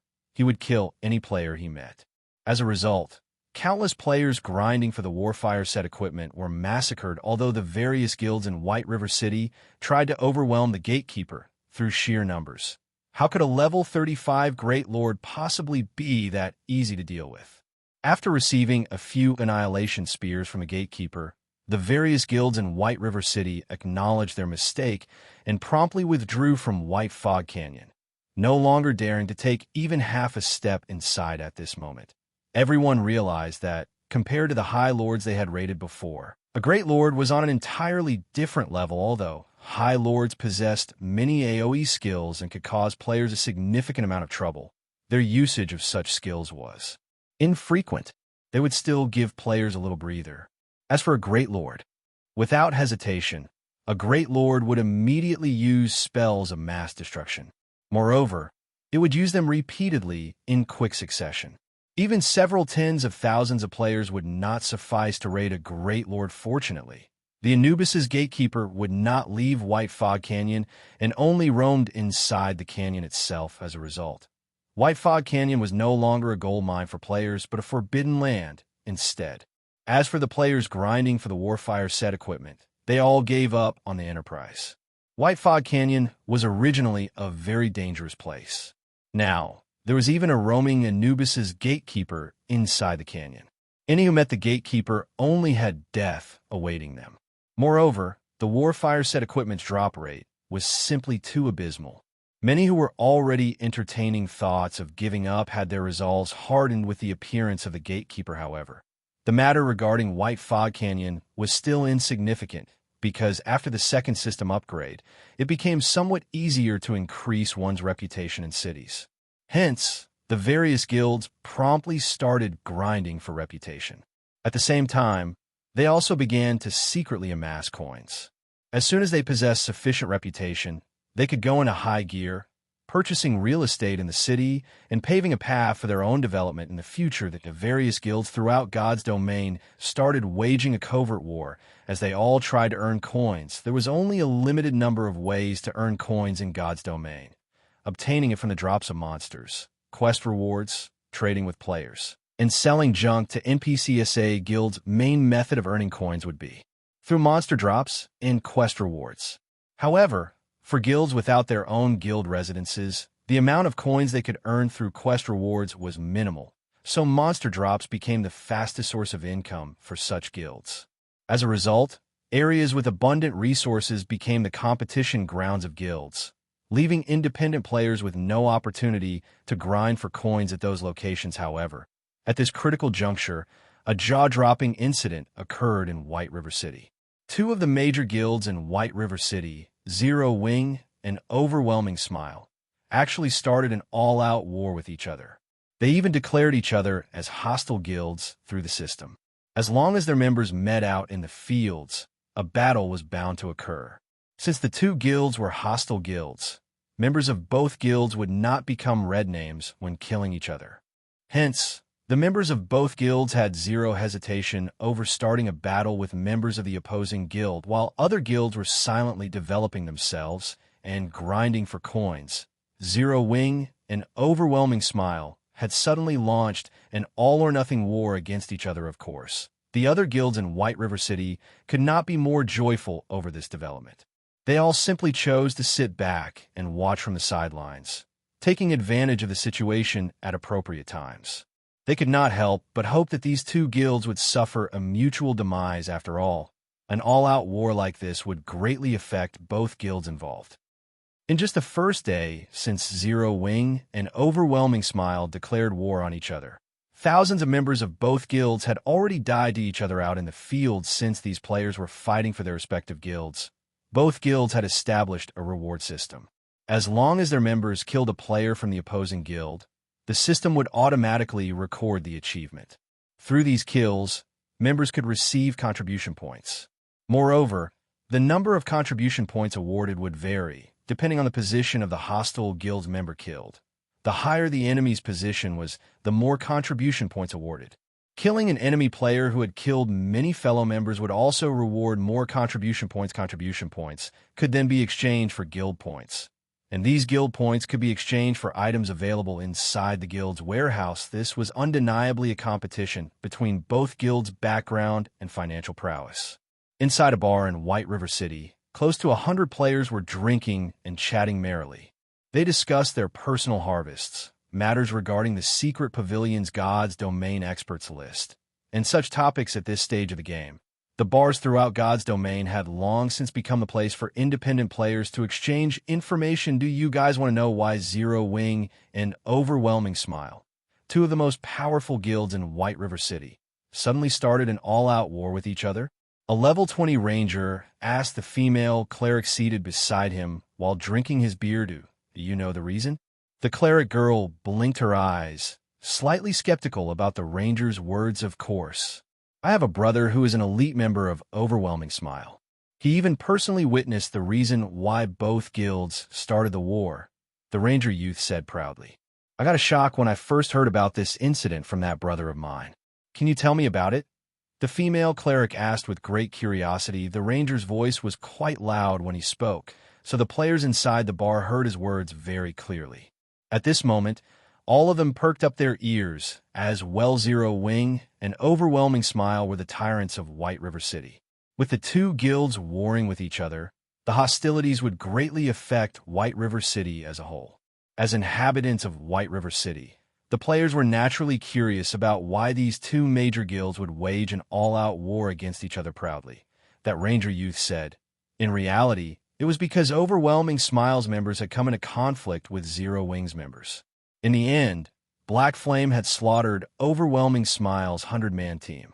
In a fit of rage, the higher-ups of Overwhelming Smile secretly set out to kill the guild leader of Zero Wing, Black Flame. Back then, Overwhelming Smile had sent a total of 2,000 elite members. Overwhelming Smile had even invited the help of an extremely powerful expert. If not for the Anubis's gatekeeper showing up, Black Flame might have been killed back then. Having their guild leader encircled was a great humiliation for Zero Wing. Naturally, they would not let matters rest. In the end, they declared an all-out war with Overwhelming Smile. The players inside the bar felt that the Ranger's words sounded logical. This was a matter of the guild's reputation. How could Zero Wing possibly concede this matter? Moreover, the hostility present between the two guilds was something long-standing. Obviously, after the encirclement this time, Zero Wing could finally endure Overwhelming Smile's antics. No longer I wonder which guild will come out victorious in this all-out war. I think that it should be Overwhelming Smile. The guild's main headquarters is based in Maple City. It also possesses massive financial support. Haven't you seen how excellent the benefits offered by Overwhelming Smile are? Just the monthly salary of the elite members is enough to make one drool. How could Zero Wing possibly compare? It should be Zero Wing. After all, this place is White River City. Zero Wing possesses a guild residence here. Moreover, there are plenty of experts in the guild. You can't imagine just how excellent the benefits provided by their guild hall are. Among them, the most welcomed is the private rooms. One can accumulate double EXP buffs by resting inside these private rooms. Moreover, Zero Wing's guild warehouse is the envy of every guild in White River City. There are plenty of level 25 equipment stored inside. Right now, many of the players who had defected to Overwhelming Smile regret leaving in the first place. For a time, everyone in the bar discussed the war between the two major guilds. However, a party of 6, seated at a corner of the bar, smiled contemptuously over this matter. It seems that Black Flame only amounts to this much. Leader, must we really go searching for him? A level 26 swordsman murmured. Search. Only after testing him would we know whether or not he qualifies. Chapter 461, Exceeding Potential.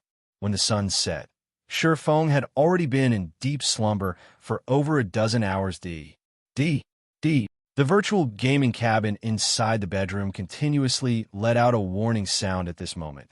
The nutrient solution inside the virtual gaming cabin was already depleted after the alarm of the gaming cabin rang for some time.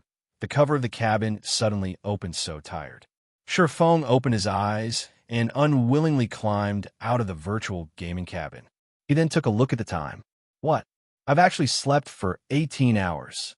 Although he had exceeded his mental limit once again, it was not as severe as the first time. Even so, he had still slept for such a long time. Just what is going on here? After Shurfeng woke up, his entire body felt drained. Even the nutrient solution he had refilled just a few days ago was completely exhausted. Normally, a full tank of nutrient solution could last a player 15 days. The previous time Shurfeng had exceeded his limit, some solution still remained. Now, however, the tank was completely emptied. However, compared to the matter of the nutrient solution's depletion, his body's current condition was much more inconceivable for Shurfeng. Not only was his body extremely weak, but he also felt a piercing hunger that he had never felt before. He was so hungry that he could eat an entire cow right now. Although Shurfeng did not understand what was going on, he did know that if he did not replenish his body's nutrients at once, he could very well faint from hunger. He immediately retrieved the 2 bottles of S-rank nutrient fluid he had set aside for his parents at this moment. Shurfeng could clearly tell that the hunger he was feeling did not come from his stomach. Instead, it was his body that starved of energy. Even eating a meal would not sate this hunger. What he needed to do right now was replenish the energy of the cells inside his body. Meanwhile, the S-rank nutrient fluids were the best solution for this problem after removing the cap. Shurfeng directly gulped down a bottle of S-rank nutrient fluid when the S-rank nutrient fluid reached Shurfeng's intestinal tract. The originally cooling liquid suddenly transformed into a warm current that moved through his blood, re-energizing his entire body 5 minutes after drinking the S-rank nutrient fluid. Shurfeng felt much more comfortable than before. His spirit had also recovered significantly, and his body was no longer trembling as it had before. The value of 1 million credits was really not overstated, however. This feeling only lasted for a short while before the feeling of hunger flooded his mind once more. He felt as if he was a wolf that had been starving for 3 consecutive days. A bite of meat was simply not enough to sate him. The hunger he was feeling right now was even more intense than earlier. Is 1 bottle not enough? Shurfeng was speechless. A single battle actually required him to sacrifice 2 bottles of S-rank nutrient fluids. No choice. Shurfeng could only remove the cap on the last bottle of S-rank nutrient fluid and empty its contents originally. One had to wait an interval of 3 to 5 days before consuming another bottle of S-rank nutrient fluid, as the energy contained within the liquid was extremely concentrated. A person's body was simply incapable of completely absorbing all that energy. Instead, drinking 2 bottles consecutively would only damage one's body due to overnutrition. When Shurfeng drank the second bottle, he felt a little heartache. Each bottle cost 1 million credits. Moreover, one could not simply purchase S-rank nutrient fluids, even if they could afford it in the past. Even though he had been the guild leader of Shadow, he only got to drink 1 bottle a month. Now, he had actually drunk 2 bottles in a single day. If others were to find out about this, they would definitely look down on him as a wastrel. However, S-rank nutrient fluids were indeed amazing. After drinking 2 bottles and resting for a few minutes, Shurfeng was already completely rid of his fatigue. His body had also recovered to normal. Following which, Shurfeng drank another dozen or so bottles of A-rank nutrient fluid before recovering to his peak condition. Is it my imagination? After recovering completely, Shurfeng suddenly discovered that his 5 senses were much more acute than before. Originally, he could never hear the chirping of birds when inside his bedroom. Now, however, he could actually hear it. Besides being able to hear the chirping of birds, when Shurfeng looked at his own room, he was also able to see with much greater clarity than before. His mind had also become much faster. Did breaking through my mental limit multiple times allow my brain to become more active? Shurfeng's heart was filled with ecstasy. He had tried fortifying his body many times before to increase the flow of blood into his brain, in addition to providing his body with various nutrients. He had done so to develop his brain's potential and boost its activity level, so that he could create his legacy in God's domain. Now, he had actually achieved a breakthrough. The human brain had always been a domain filled with mystery. In the past, even the most amazing human could only exhibit 10% of their brain's potential. Advancements in technology had made developing the brain's potential possible, but it was extremely difficult to do so. It was not something one could succeed at just by trying. In Shurfeng's previous life, countless people had tried their best and had spent large sums of money just to raise their brain's potential by a tiny fraction. Yet, even so, these people had felt that slight improvement worth their sacrifice. As the activity of the brain increased, a person's control over their body would also improve significantly in God's domain. There were many genius players who possessed extraordinary talents. However, why were these geniuses better than ordinary players? It was because their brain's activity was out of the ordinary. As a result, their control over their game avatar surpassed ordinary players, allowing them to carry out actions that no ordinary player was capable of, just like Soaring Snake, whom Shurfeng had met some time ago. Soaring Snake was a gifted genius who possessed unmatched reflexes. Meanwhile, Shurfeng had broken through that limit by chance. So how could he not grow excited? Although he had only received a slight improvement, Shurfeng could now see a new path opening up for him. Moreover, This was a path that led directly to the peak of God's domain. It seems that I need to prepare many more bottles of S-rank nutrient fluid in the future. Feng felt uneasy when he recalled the piercing hunger that was transmitted to his brain earlier after breaking past the limit of his mental power. His brain naturally needed a massive amount of energy to recover. This time, he was only fortunate that he had sufficient bottles of S-rank nutrient fluid to allow him to achieve a breakthrough. Otherwise, he would have had to be admitted into the hospital to rest for some time or over. Resting in the hospital would not necessarily increase his brain's activity and develop its potential when Feng thought about improving his brain's activity. His thirst for S-rank nutrient fluids grew even more intense. Only now did Feng understand why the first-rate guilds and super guilds in the past were purchasing S-rank nutrient fluids in bulk.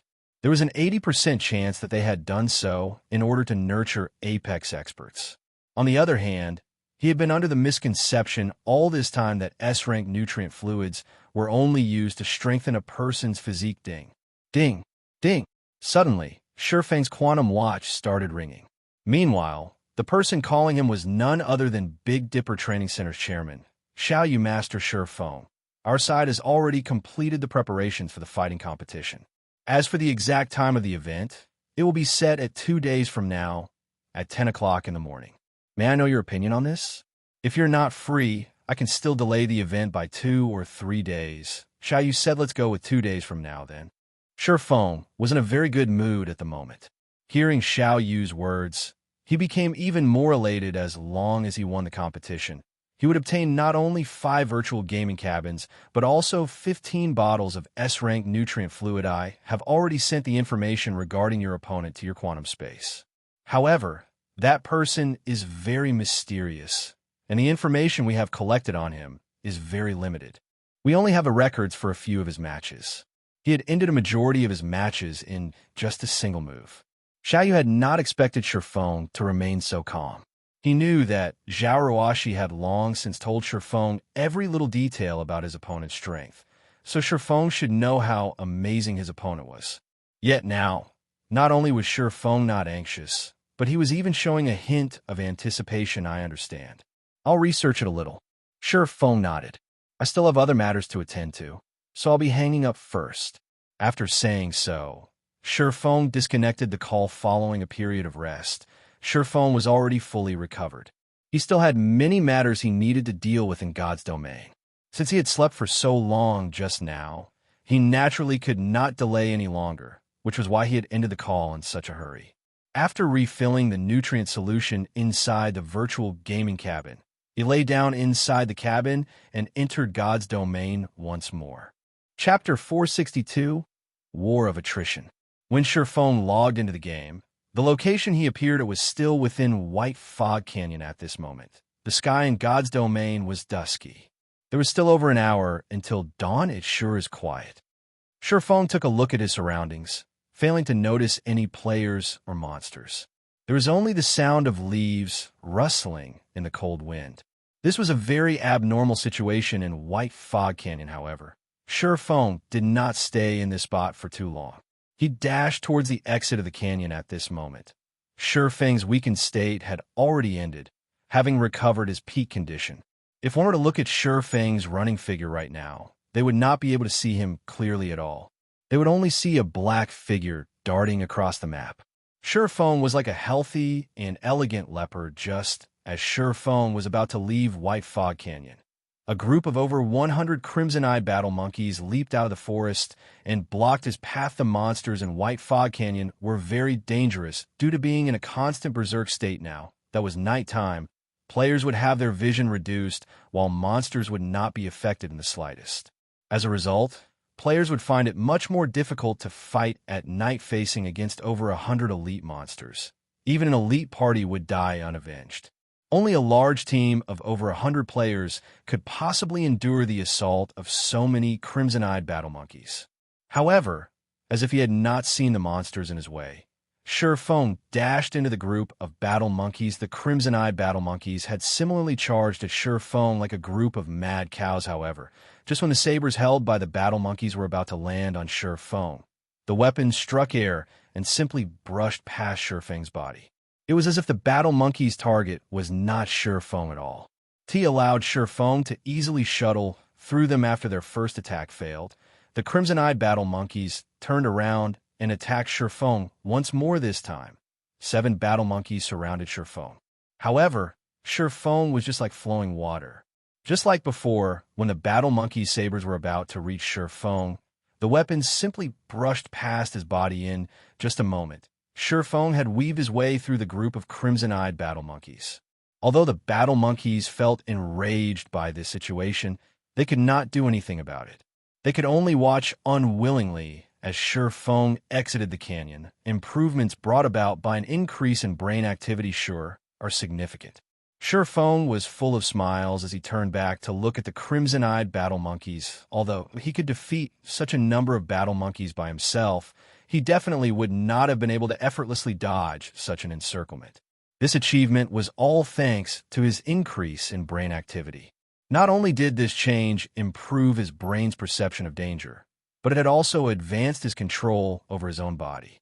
Whether it was in regard to an enemy's attack or his own ability to dodge, the ability to control his movements had become very precise and refined. He had already entered the refinement realm before. Shurfeng could only barely achieve refinement with his actions, and he could not maintain that achievement for long. He could only be considered to have taken half a step into the refinement realm. Even so, half a step was already an amazing feat. Meanwhile, he had now completely entered this realm, becoming much stronger than he had been before. Even if he had to face Summer Sunshine's assault right now, he believed that he would not end up in such a miserable state where he would be required to use void steps to dodge after leaving White Fog Canyon. Shurfeng immediately unfurled a return scroll and activated it shortly after returning to White River City. Shurfeng discovered that the number of players here were much more numerous than before. The players were all recruiting team members, money farming team, 17 waiting for 3. DDs are welcomed. Must be level 20 or above. Frozen Waterfall Independent Party recruiting, 12 waiting for 8. We welcome all sorts of pros. Must be level 21 or above. Equipment must be at least bronze rank. Twilight Lighthouse Independent Party recruiting. Party is being carried by an expert. Noobs do not disturb. Equipment must be at least bronze rank. Drops will be auctioned among team members. Many players were recruiting for level 20 team dungeons out in the streets. This situation really surprised Shurfeng, whether it was Frozen Waterfall or Twilight Lighthouse. Both were challenging 20-man team dungeons. Their difficulty was considered intermediate among level 20 team dungeons. Currently, even a normal guild team would not necessarily succeed when clearing one. Yet, there were actually so many independent teams recruiting for these dungeons. This situation truly confused Shurfeng. He had gone offline for just one day. Just when did the independent players of White River City become so powerful? Aside from the shouts of recruitment by independent players, Shurfeng also heard news regarding the all-out war between Zero Wing and Overwhelming Smile. Up to now, the losses suffered by both guilds had already exceeded 2,000 players. Moreover, the battles between both guilds were growing intenser as time passed. In the beginning, the skirmishes that occurred only involved dozens of players before slowly growing into the hundreds. At this point in time, both guilds were already waging wars involving over 1,000 players. Zero Wing really is amazing. Their total kill count right now has already exceeded 5,000 players. Meanwhile, Overwhelming Smile has only managed to kill around 2,000 Zero Wing members. I know, right? I heard that Zero Wing's assassin Fire Dance alone has killed more than 300 Overwhelming Smile members. Many players were done in by her, and she has even managed to kill Lone Tyrant, giving Overwhelming Smile a huge headache. Right now, her fame is no longer beneath Black Flame. Other than Fire Dance, there is also Flying Shadow, another assassin of Zero Wing. His kill count is just slightly below Fire Dance's. Right now, he has already killed more than 200 members of Overwhelming Smile. In addition, there are also Aqua Rose, Violet Cloud, Cola, Blackie, and so on. Every one of them has killed over 100 players already. Other than the core members of Zero Wing, there are also many rising experts in Zero Wing. Among them is a berserker called Shadow Sword. His kill count is over 50. I hear that he has even managed to exchange for a level 25 fine gold equipment with the contribution points he obtained. Say, even though Overwhelming Smile also has a large number of experts, why aren't they able to fight against multiple enemies by themselves like Zero Wings experts? Just why are Zero Wings experts so strong? You don't know? I hear that Zero Wings core members have completed their class change and have become Tier 1 classes already. In terms of attributes and skills, they're much more powerful than us players who have yet to complete our class change. Even when facing a player with the same attributes and equipment, a Tier 1 player can still easily defeat half a dozen Tier 0 players. Moreover, I hear that Zero Wing has over 50 Tier 1 players. Overwhelming Smile is naturally unable to contend against Zero Wing. It can't be, right? I hear that the class change quest is absurdly difficult. It is practically impossible to complete it without reaching level 27 or 28. Many have tried before, but all of them had failed. Moreover, if one fails their class change quest, they will have to wait a very long time before they can challenge the quest again. Just how have so many players from Zero Wing completed their class change? The players holding discussions on the street marveled at Zero Wing's strength. At the same time, they had also received a glimpse of how powerful a Tier 1 class was. It was not something a Tier 0 class could compare to at all when Shifeng heard these conversations. A faint smile appeared on his face. After so many days of effort, there were finally some results. Over 50 Tier 1 players could indeed play a huge role in a battle involving thousands of players. Unfortunately, with just two guilds battling against each other, wars involving thousands of players rarely occurred. A majority of the battles fought between the two guilds were merely small skirmishes that involved several dozen players. As a result, the potential of these 50-plus Tier 1 players was less than it could be. Moreover, when comparing the backgrounds and fundings of the two guilds, Overwhelming Smile was leaps and bounds above Zero Wing, although Overwhelming Smile's death count was more than double Zero Wing's death count. Overwhelming Smile was supported by Underworld from behind. Their financial prowess was definitely more than a dozen times greater than Zero Wing's. Even if the compensation and rewards they gave was triple or quadruple of what Zero Wing gave, they could still afford to grind Zero Wing into dust. This was the reason why Shifeng had been unwilling to start an all-out war all this time, as doing so would be very detrimental to Zero Wing, following which Shifeng contacted Aqua Rose to get a more detailed understanding of the present situation. He then increased the contribution points awarded for killing enemy players, as well as increased the compensation of the guild members who died battling against the enemy. At the same time, he also made preparations to start raiding 50-man team dungeons and 100-man team dungeons guild leader. Now that we have started an all-out war with Overwhelming Smile, if we increase the compensation and rewards, the expenses of the guild will increase by several times. If the war is extended, this amount will become astronomical. Moreover, the compensation and rewards we are currently giving out are already quite high. Even the guild members feel that they are good. There is simply no need for this extra spending. Aqua Rose knew that Shifeng was rich, but even so, money should not be wasted in such a way. It was especially true for the rewards given out. If the guild members managed to kill 10,000 enemies, even if the guild only gave one additional contribution point for each kill, the guild would still have to pay for the cost of an additional 10,000 contribution points. Not to mention, as the fighting continued, large wars would occur more frequently. At that time, the contribution points the guild would have to pay out would increase by several times, no problem. I'll figure out a way to deal with the matters regarding money, Shifeng said, shaking his head. The reason why he was increasing the amount of contribution points awarded was not for the purpose of exciting the guild members. Instead, he was doing so in order to hasten up the consumption speed of both sides. If it had been in the past, Shifeng definitely would not fight a war of attrition with Overwhelming Smile. Now, however, things were different. He now had a large amount of Starfire ore in his hands. He would let Overwhelming Smile know what it truly felt like to crumble apart. Chapter 463, Imperial Heirloom. I'll make the adjustments now then. Aqua Rose could only nod her head in reply upon hearing Shurfeng's confident answer. Have you compensated Virtuous Cloud and the others? Shurfeng suddenly asked after all was said and done. Overwhelming Smile had ambushed them because of him. He also still owed Virtuous Cloud 6 pieces of secret silver equipment. However, due to his short hibernation this time, he had not been able to bring them to make their selection. He already brought them to the guild's warehouse to exchange for 10 pieces of level 20 secret silver equipment. However, there is one matter that you definitely won't be able to guess, Aqua Rose said, revealing a mysterious smile. What happened? Shurfeng asked curiously after Virtuous Cloud and her party saw our guild warehouse. They were downright stupefied. Originally, they were planning to return to the Black Dragon Empire to continue their development there. Now, however, the party has joined Zero Wing and should be carrying out some high-level guild quests at the moment.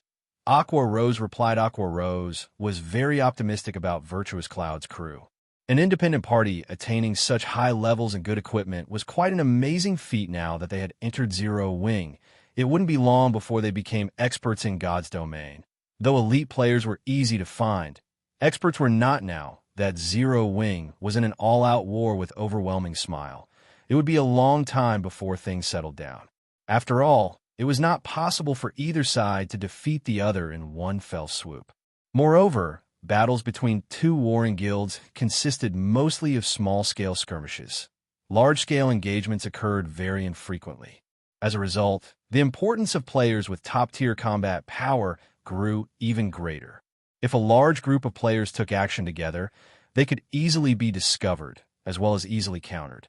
However, if a party or an individual took action, they would be highly mobile. Hence, they would not be discovered so easily.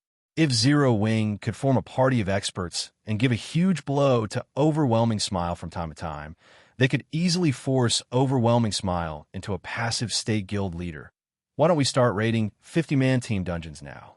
Although the benefits we offer could attract quite a number of players to the guild, it is still not enough of an attraction for many independent experts. The things these experts seek are top-tier equipment and room for growth. Meanwhile, we can use the top-tier equipment we obtain from large-scale dungeons to attract these experts, Aqua Rose suggested after seeing the reactions of Virtuous Cloud's crew yesterday. Aqua Rose came up with this idea previously. She had also tried inviting Virtuous Cloud and her party to join Zero Wing, but they had been reticent. However, after seeing the large number of level 25 fine gold and secret silver equipment, as well as plenty of level 20 dark gold equipment, they made up their minds right away. At that time, Aqua Rose had even considered displaying the 2 epic items inside their guild's warehouse. However, the epic items were Zero Wing's trump cards. It would be best if other guilds did not know about the existence of these items, so she had promptly dismissed this idea of hers. If she would really put the epic items on display, then many guilds would definitely scheme against Zero Wing. Her action would no doubt create many more enemies for Zero Wing. The guilds that were maintaining neutrality might even side with Overwhelming Smile. At that time, Zero Wing's position would become very tenuous. Hence, only core members who had signed a confidentiality agreement could know about the existence of the epic items. We still have to wait for some time regarding the matter of the large-scale team dungeons. However, we can begin raiding 20-man Helm mode team dungeons. Shurfeng had been the guild leader of Shadow for many years, so he naturally knew what attracted experts. Although he fully agreed with Aqua Rose's suggestion, large-scale team dungeons were no walk in the park. They needed to accumulate even more strength if they wished to raid one. On the other hand, they could give 20-man Helm mode team dungeons a try. Players had a fixed probability for obtaining dark gold items from 20-man Helm mode team dungeons, though the majority of the items were fine gold rank. In addition, there were plenty of production materials that were available only in Helm mode dungeons. The guild could also obtain guild popularity by clearing Helm mode dungeons. As the guild's popularity increased, the guild quests commissioned by NPCs would also improve in quality, and this was what Zero Wing needed the most at the moment. Get everyone prepared right now. Then, upon hearing Shurfeng's words, Aqua Rose immediately went into action with great excitement. As for Shurfeng himself, he made a trip to the bank, although there were many things demanding his attention right now. the all-out war with overwhelming smile. In particular, at the end of the day, there was only one task that he needed to complete, which was to earn money. Feng had experienced countless all-out wars between guilds in the past, so he had long since known what took priority, although he himself possessed frightening combat power, allowing him to easily hunt and kill Overwhelming Smile members out in the fields. Just how many members were there in Overwhelming Smile? Even if he ran around all day hunting players, how many could he possibly kill by himself? Doing so would allow him to collect the immortal souls of players he killed, but it was still not worth the effort. Moreover, even if he did nothing but hunt players from Overwhelming Smile all day long, completing his quest would take many days. During this time, Overwhelming Smile, with its huge funding, could easily recruit a large number of additional players. Even if Feng worked himself to death, he still wouldn't be able to win the war by himself. After all, this was currently the early stages of God's domain. The various guilds had yet to possess their very own towns and cities. Killing Overwhelming Smile's members would only cause the guild a little trouble and slightly affect its development speed. Most importantly, Feng simply did not have the time to do something like this. He only had a little time left to complete the epic quest Darkness Descends, and he was still far from his goal of earning 30,000 gold. If he failed to complete the quest, at that time, he would have to face the wrath of a Tier 4 demon. With his current strength, he would certainly die. Hence, earning money was his top priority. Right now, the war between the two guilds would definitely grow more intense as time passed, and the same was true for the expenditure of both guilds. It was especially true for the expenditure on equipment. Aside from losing equipment as a result of dying, fights between players would also cause the durability of weapons and equipment to fall at a faster rate than when fighting monsters. Naturally, repairing these weapons and equipment would also require a large sum of coins. Presently, guilds had a limited source of income for coins. Guilds would only begin raking in large sums of coins once they possessed their own towns and cities during the middle stage of the game. Although Overwhelming Smile had large funding, having a large funding did not necessarily equate to having a large number of coins. This was where Feng's confidence came from. Half an hour later, Feng arrived at the bank. He then retrieved all the Starfire, as well as the Philosopher's Stone, from his warehouse. He also retrieved the Dragon Scale set equipment forging design he had stored away all this time. At present, aside from the Warfire set equipment, the level 20 fine gold ranked Dragon Scale set equipment was definitely the best set equipment available. It was naturally an item that all guilds would fight desperately to obtain. After Feng organized the items inside his bag, he suddenly noticed the golden stone tablet inside it. How could I have forgotten about this thing? Feng's mind had been occupied with too many things during this period of time, and he had completely forgotten about the golden stone tablet he had snatched away from the Anubis's gatekeeper. An item guarded by a great lord was definitely not an ordinary item. However, Feng had also never heard about a golden stone tablet, so he did not know exactly what function this item possessed. Glancing at it, he was unable to read its information. All that was displayed about the golden stone tablet was that it was an unknown item. Feng then used omniscient eyes and started appraising it. The seconds ticked by slowly as countless data flickered in front of his eye. After a total of 22 seconds passed, the appraisal process was finally completed. An Imperial Heirloom? Feng muttered in disbelief when he read the information displayed about the golden stone tablet. Chapter 464, Shocking Treasure. Feng could not help but tremble when he looked at the golden stone tablet inside his bad god's domain. Was very large, and there were many kingdoms and empires within it. Naturally, these realms would go through growth and decline. Countless kingdoms and empires had disappeared into the long river of history by now, although they had already been forgotten by people. Some of these kingdoms and empires had left behind shocking treasures that were unknown to others in God's domain. These shocking treasures were called heirlooms. Heirlooms could be categorized into 4 different ranks. The first would be kingdom heirlooms. Just as its name implied, it was a treasure once owned by a kingdom of God's domain. First-rate guilds would fight tooth and nail for just one kingdom heirloom. In the past, there was even a super guild that had offered up a city with a population of over 1 million players in exchange for a kingdom heirloom. From this, One could just imagine the value of a kingdom heirloom back then. Although Shadow had become a second-rate guild and controlled 10 city-states, it did not even possess the qualifications to compete over a kingdom heirloom. Meanwhile, one rank above kingdom heirlooms were Imperial heirlooms. An Imperial heirloom was an heirloom left behind by a fallen empire of God's domain. Normally, the wealth of an empire was at least 3 to 5 times greater than that of a kingdom. The value of an Imperial heirloom, naturally, was proportional in the past. A small, unrated guild called the Thunder Family had taken less than a year to develop into a first-rate guild. Back then, Thunder Family had shocked the entire God's domain in terms of experts or financial power. Thunder Family had possessed neither. Yet, it had still managed to develop into a first-rate guild in such a short amount of time.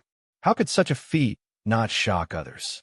Only after many different parties investigated the guild did they find out the secret behind Thunder Family's success. It turned out that Thunder Family had accidentally encountered an item called an Imperial heirloom, and the guild had secretly developed itself at a rapid pace through this Imperial heirloom. Thus, Thunder Family had managed to become one of the overlords of God's domain in less than just a year. From then on, everyone started searching for heirlooms out in the fields. Many wars were waged in God's domain because of heirlooms, and many guilds were completely annihilated because of heirlooms. In addition to Imperial heirlooms, there were Continental heirlooms, which were one rank higher, as well as World heirlooms, which are the highest-ranking heirlooms in God's domain. However, the last 2 heirlooms were only mentioned in the libraries of God's domain. As far as Shurfeng knew, nobody had come upon either one in his previous life. Now that there was an Imperial heirloom in his bag, how could Shurfeng not be excited? Even as a reincarnator, Shurfeng had to carefully plan, make countless preparations, encounter many miracles, and nurture a large number of experts in order to establish his very own virtual empire. Meanwhile, just a single Imperial heirloom had allowed a small guild to grow into a first-rate guild in less than a year, becoming the owner of a real empire. As for what treasures were hidden within an Imperial heirloom, Shurfeng was completely ignorant. After things got out of hand in the past, any who obtained an Imperial heirloom would put a tight lid on it, keeping all information about it a secret. In this life, Shurfeng would naturally also keep quiet about his possession of an Imperial heirloom. Hence, he immediately suppressed his excited heart as he considered where to carefully research the Imperial heirloom. After he was done organizing his bag, he made his way stealthily to the Starstreet trading firm and entered one of the forging rooms on the 4th floor. At this moment, the Starstreet trading firm had already become the #1 trading firm in White River City. The variety of items sold at its shop was matchless. As long as it was something the current players of God's domain needed, the trading firm would sell it. Therefore, players who visited the Starstreet trading firm would have no need to visit any other shop. The trading firm's business was thriving, raking in large sums of money daily. Although many guilds had sought cooperation with the trading firm, all were promptly rejected by the firm's manager.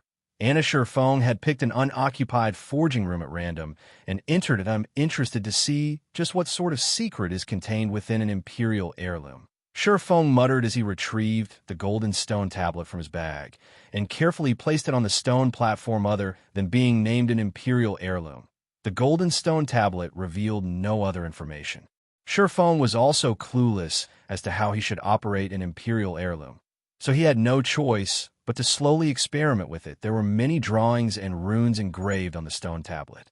However, Shurfeng could not understand a single one of them. He quickly spent over half an hour researching the Imperial heirloom. But no matter what sort of methods he used, he failed to find even a clue to how to activate it. Despite the mountain of gold placed right in front of him, without the activation key, he could only stare helplessly at the Imperial heirloom. Thunder Family from back then was able to discover the secret of the Imperial treasure. So why can't I? Frustrated, Shurfeng played around with the golden stone tablet in his hands. Is there still some other secret to the Imperial heirloom? It sounded logical when he thought about it. How could a great treasure capable of allowing an empire to thrive be so easily obtainable by players? If the activation of the Imperial heirloom were a quest, then the difficulty of this quest should be legendary. Runka legendary quest was definitely not something players could easily complete, let alone a legendary quest right now. Sherfong already had a huge headache over just an epic quest. I can only set it aside for now. I might encounter some clues in the future. Sherfong thought optimistically everything was bound to be difficult at the beginning. With the Imperial Heirloom now in his hands, what he needed to do next was to inquire around about it. There was bound to be a solution. Sherfong then stored the Imperial Heirloom and piled up the large amount of starfire, or he had on the floor during this period of time. Zero Wing had harvested over 20,000 pieces of starfire Oregon. If sold at a price of 1 silver per piece, the total value of all this starfire would be over 200 gold coins. However, Sherfong was going to convert them all into starfire essence right now originally. If players wished to refine starfire, or they needed to hire an alchemist to refine the ore for them. Just a single refinement cost 1 silver coin. Moreover, the production of starfire essence was not guaranteed. However, there was a large possibility of obtaining 1 piece of starfire essence out of 2 pieces of ore. As a result, the market value of starfire essence was usually set at 4 silver coins per piece. Sherfong, however, did not seek the services of an alchemist. After all, the Philosopher's Stone he possessed was much more powerful than any alchemist.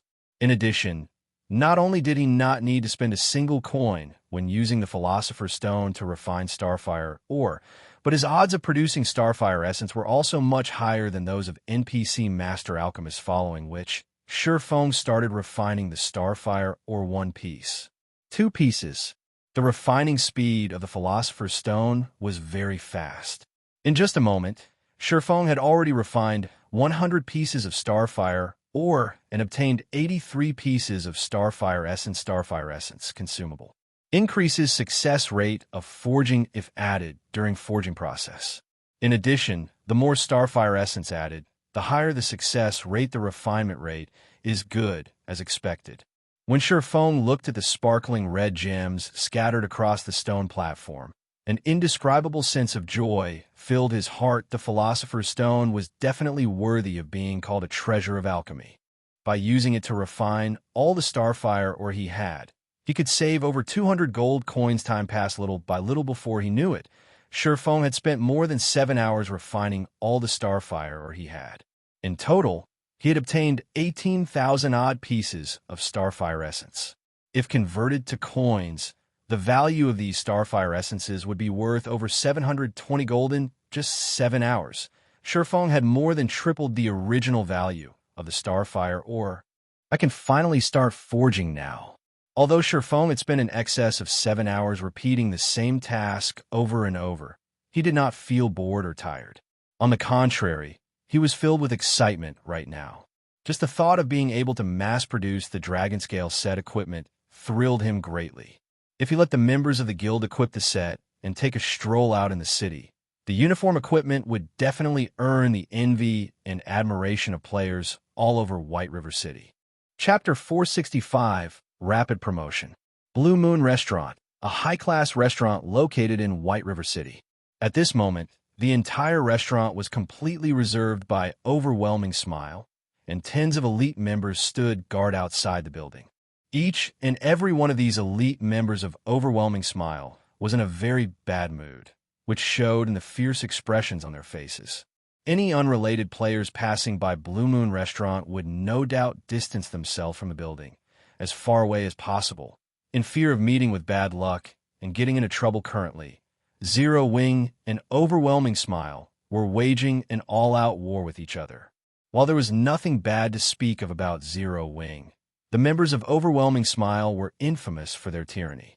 As long as Overwhelming Smile members felt even the slightest displeasure, they would try to make trouble for someone else. What Overwhelming Smile members did most frequently was field hogging. They would lay claim to an entire area and chase away all non-guild members. However, although many independent players of White River City were furious over Overwhelming Smile's actions, nobody dared to actually voice their opinion. No doubt many independent players were cheering and clapping secretly over the war between Zero Wing and Overwhelming Smile. It was especially true when news spread mentioning that Overwhelming Smile's death count had increased significantly lately and was now past the 8,000 threshold. At this moment, 2 people, a man and a woman, were seated. inside one of the booths on the second floor of Blue Moon Restaurant. The man was Feng Xianyang, and the woman sat opposite of him was the quiet and elegant beauty. Already looked through the information you sent me. It's very well written. I'm quite satisfied with it. I also forwarded your analysis to the higher-ups, and they have already determined that Zero Wing is indeed a thorn in Underworld's side. They've also said that if we cannot obtain Zero Wing, then we're to destroy it to save us from future troubles. In addition, they have a very optimistic view on White River City. Right now, the current population of White River City has already exceeded 2 million. Many players from other cities, and even other kingdoms and empires, are constantly migrating here. At present, White River City has already become the second most populous city in Star Moon Kingdom, so we must obtain control over White River City. This time, not only have the higher-ups sent a great load of manpower, but they have also increased our funding and are prepared to focus on the nurturing of Overwhelming Smile. I heard that after Zero Wing increased the compensations and rewards it is giving out, you increased Overwhelming Smiles as well. I believe it should have increased the burden on your side significantly, right? However, you can rest easy and feel free to continue contending with Zero Wing. The higher-ups have already gathered 500 gold as well as 300 million credits for you. The credits should have been sent to you by now. As for the gold coins, that will arrive in another hour or two at most. Afterwards, they'll be sending even more gold coins and credits. I hear that the higher-ups are very serious this time. Just the total amount of coins they are planning to invest into Overwhelming Smile may be over 5,000 gold, not to mention the credits. Saying so, Feng Xianyang snapped his fingers. In the next moment, another 20 people entered the private booth. Every one of these 20 people was shrouded in a thick layer of killing intent. Their bodies were as robust as a grizzly bear's. Instead of looking like ordinary players, they looked more like a group of well-trained soldiers. These men are the underworld guards the higher-ups have dispatched.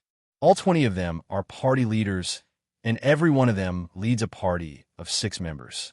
In total, you will have 120 underworld guards to command as you see fit, Feng Xianyang said, smiling. They're different from the other underworld guards. I'm sure you can tell, but they have all worked as mercenaries in the past.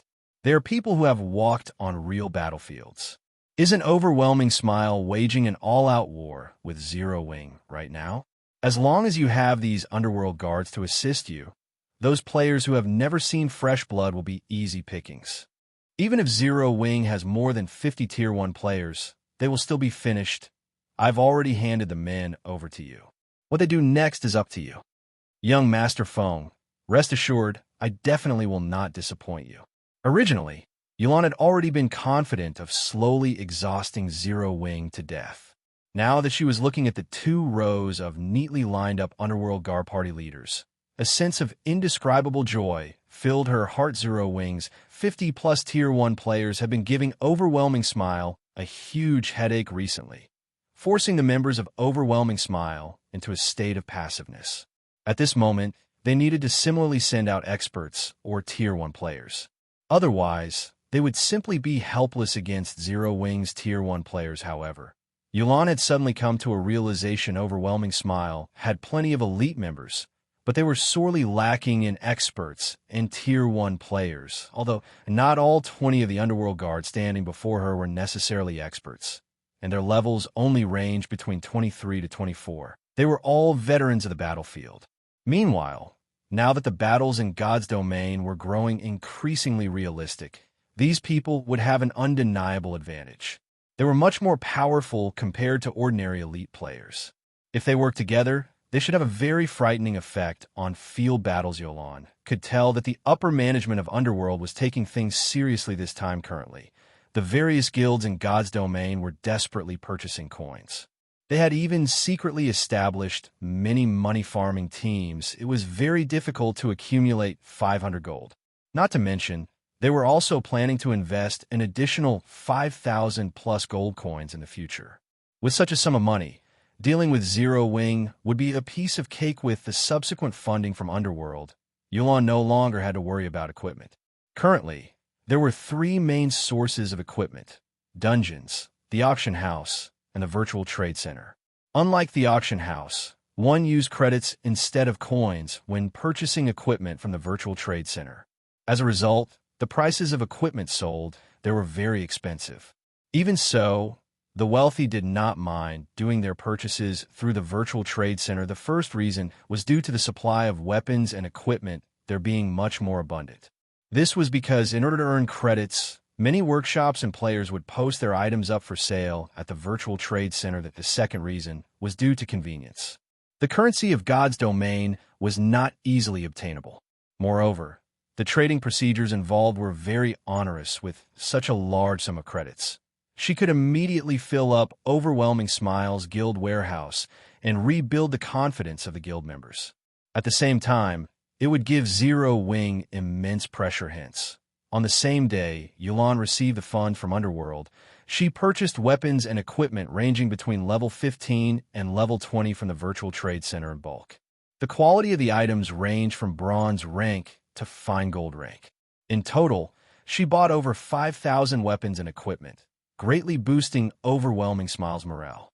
At the same time, she also raised the death compensation and kill rewards.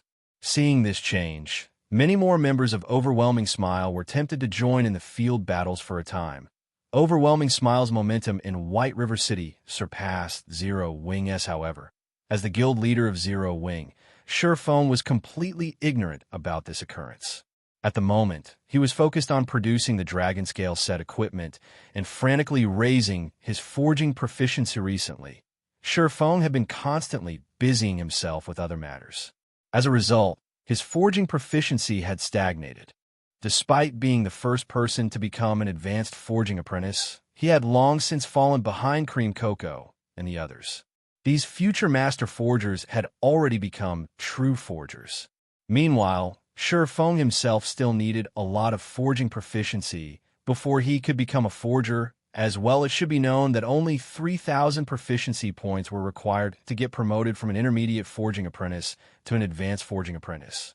Yet, in order to advance from an advanced forging apprentice to a basic forger, 10,000 proficiency points were required. The amount required to rise a rank had more than tripled. Moreover, advanced forging apprentices did not receive proficiency points from producing common ranked items, resulting in a drastic reduction in promotion speed. Melancholic Smile and the other two had only managed to become basic forgers so quickly because of the basic strengthened armor kit forging design Surefone had provided them. In the future, however, even the basic strengthened armor kits would not be able to help them with their promotions. Fortunately, the Dragonscale set equipment Surefone possessed was different. Not only was it of a very high rank, but it could also provide him with bonus proficiency every time he succeeded in producing the set equipment.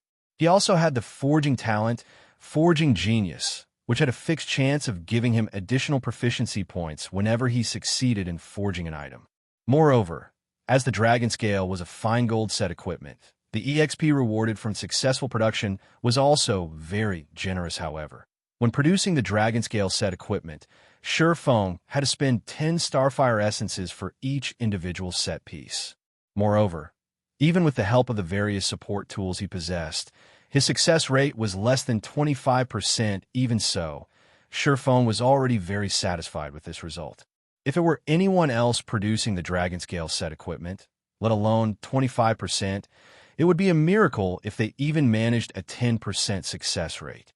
Furthermore, the materials needed to produce the Dragonscale set equipment were not particularly precious, and he also had plenty of Starfire essences. Hence, Surefone madly produced the Dragonscale set equipment unmindful of cost. The more sets he produced, the more proficient he became. In addition, his increased brain activity also gave him an accurate grasp of the production process, allowing him to become increasingly faster and better at producing the Dragonscale set equipment. As time went by, Surefone never imagined that he would also have such a fortunate development. Finally, after investing more than a day's time, Surefone managed to completely use up all his materials and had succeeded at producing over 100 sets. He was also promoted to a basic forger during this period of time, his promotion speed leaving one simply speechless. Furthermore, he had also leveled up to level 26, his leveling speed even faster than when he was grinding monsters at White Fog Canyon. Chapter 466, Dragonclaw Set Equipment. That should be about enough. Surefong looked at his bag containing Dragonscale set equipment with satisfaction currently. God's Domain players did not have very high levels, with a majority being around level 20. Hence, level 20 equipment had already become more common. This was apparent from the large number of independent teams raiding level 20, 20-man team dungeons, even raiding normal mode. 20-man team dungeons would drop plenty of mysterious iron equipment at the very minimum. There was even a certain probability that mysterious iron set equipment would drop even ordinary players were a few pieces of level 20 bronze equipment, not to mention veteran and elite players. It was no surprise if one ran into a player with a full set of bronze equipment. Their equipment that guild's elite members wore was even more impressive. Unlike independent players, guilds would very frequently form teams to raid dungeons. Hence, the equipment available to guild elites was far superior to what independent players had access to, and a majority of such elite members possessed at least a few pieces of mysterious iron equipment. The lowest quality equipment guild's core teams would wear at this point was level 20 mysterious iron rank. Normally, core members wore secret silver equipment. Only the top experts in a guild had the chance to equip level 20 secret silver set equipment with a few pieces of fine gold equipment. To ordinary players, fine gold equipment was something they could only obtain in their dreams. Such items were out of their reach, and they could only fantasize about owning Onis for level 20 fine gold set equipment. Not even the upper management of guilds possessed a single piece. Level 20 fine gold set equipment would only drop from level 20 large-scale team dungeons. Not a single guild was ready to set foot in a level 20 large-scale team dungeon at this stage of the game. This was why everyone had shifted their focus to the Warfire set equipment, which dropped in the White Fog Canyon. Meanwhile, the level 20 Dragonscale set equipment was definitely one of the best level 20 sets available. Although it could not compare to a Warfire set equipment that had been upgraded to fine gold rank, if one equipped the entire set, they would still surpass the requirements to raid a level 20 100-man team dungeon. The set would be of immense help to raiding large-scale team dungeons. Dragonscale set equipment, fine gold rank. Level 20 can be equipped by plate armor classes. Set consists of 6 parts: head, chest, hands, wrist, legs, and feet. Set effect. 2-piece effect. Ignore levels plus 10. Has a chance to trigger Fury effect when attacking, increasing damage by 20% for 6 seconds. 4-piece effect. Strength and endurance attribute increased by 10%. Defense increased by 20%. 6-piece effect. All skill cooldowns decreased by 20%. When attacking with a skill, there's a chance to trigger effect multiplier, increasing the skill's effect by 50%. Although the set effects of the Dragonscale set equipment could not compare to those of the Warfire set equipment, they were still enough to tempt both guilds and players. Originally, Surefong had intended to equip the Dragonscale set equipment himself. However, a level 20 fine gold set equipment was only as strong as a level 25 secret silver set equipment. Currently, he had several pieces of level 25 fine gold equipment and level 25 dark gold equipment. Combined, they were far superior to the Dragonscale set equipment.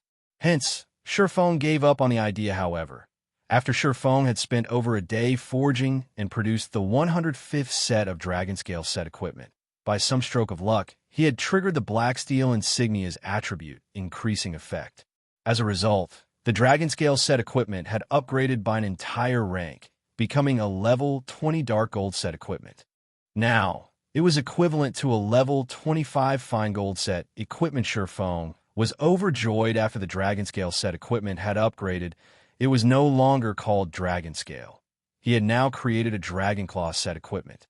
This was also the only dark gold set equipment Surefong had ever produced. Dragonclaw set equipment, dark gold rank. Level 20 can be equipped by plate armor classes. Set consists of 6 parts: head, chest, hands, wrist, legs, and feet. Set effect. 2-piece effect. Ignore levels plus 15. Has a chance to trigger Fury effect when attacking, increasing damage by 40% for 6 seconds. 4-piece effect. Strength and endurance attribute increased by 15%. Defense increased by 30%. 7-piece effect. all skill cooldowns decreased by 30%. When attacking with a skill, there is a chance to trigger Effect Multiplier, increasing the skill's effects by 100% aside from the fact that the Dragonclaw set equipment's basic attributes could overshadow even level 25 Fine Gold set equipment. The set effects had massively improved. The Dragonclaw set effects were only slightly inferior to the Fine Gold ranked Warfire set equipment. Only, the Warfire set was more suited for PvP, whereas the Dragonclaw set was more suited for raiding dungeons in God's Domain. Experts would normally prepare multiple sets of equipment for themselves, and every set had different purposes. At the very minimum, experts would prepare a set for PvP and a set for dungeons. There were also sets that focused on flexibility, damage, and so on. In the past, Shurfeng had owned several sets of equipment at a time, which he used when he fought dungeon bosses, during field PvP, and various other situations in this life. However, he still did not have the capital to afford multiple sets of equipment. In the early stages of God's Domain, top-tier weapons and equipment were very rare. Having a full set of top-tier equipment was already impressive, let alone multiple sets. Now that Shurfeng had the Dragonclaw set equipment, he immediately replaced the equipment he currently wore. As for the unused level 25 Fine Gold and Dark Gold equipment, he would store them in the guild's warehouse, leaving them for other members. As for the level 25 Flame Boots, however, Shurfeng kept them for himself. If he encountered an extremely fast enemy, he could use them to replace the Dragonclaw boots temporarily. After equipping the Dragonclaw set, Shurfeng's basic attributes increased significantly. His strength was close to exceeding the 500-point threshold. His HP had also exceeded 10,000, granting him more HP than the Tier 1 Guardian Knight. If I activate the 7 Luminaries Rings Aura of Earth, I could easily become the number 1 tank in Zero Wing. Shurfeng smiled as he looked at his own defense due to the Dragonclaw's set effects. He already possessed the defense of an MT. In addition, the Aura of Earth's effects would increase his defense by 45% and reduce the damage he received by 35%, just as Shurfeng was about to begin producing basic mana armor kits to serve as guild benefits. Aqua Rose suddenly contacted him. Guild leader, I've just received news that someone from Overwhelming Smile has become a baron. They have purchased a plot relatively valuable private land in White River City and are currently establishing their own guild residence. Overwhelming Smile? Shurfeng could not help his surprise. Shurfeng was not surprised that someone from Overwhelming Smile had obtained the rank of a baron in White River City. After all, after the second evolution of God's Domain, it became much easier to earn reputation in cities. Moreover, due to the appearance of Zero Wing's guild residents, the various guilds had long since turned their focus to grinding for reputation. It was natural that someone would have become a baron by now. However, purchasing a plot of private land and establishing a guild hall required a lot of money. Private land, in particular, was a huge headache. Shurfeng had only managed to obtain the Purple Sun Mansion due to a quest reward, saving him a ridiculous amount of gold coins. However, Overwhelming Smile could afford to purchase private land, and even had the money to proceed with building a guild hall immediately. Even the cheapest plot of land in White River City cost over 1,000 gold. Adding in the cost of the cheapest guild hall, Overwhelming Smile would need to spend at least 1,500 gold. Although it had become much easier to earn coins, even a first-rate guild would need over a week to accumulate so much money. Moreover, purchasing coins in bulk through the Virtual Trade Center would cause the price of coins to soar. How many credits would one need to purchase so many gold coins? Since when had Overwhelming Smile become so wealthy? Chapter 467, Sweeping God's Domain. Aside from establishing a guild residence, Overwhelming Smile has also recruited a team of experts.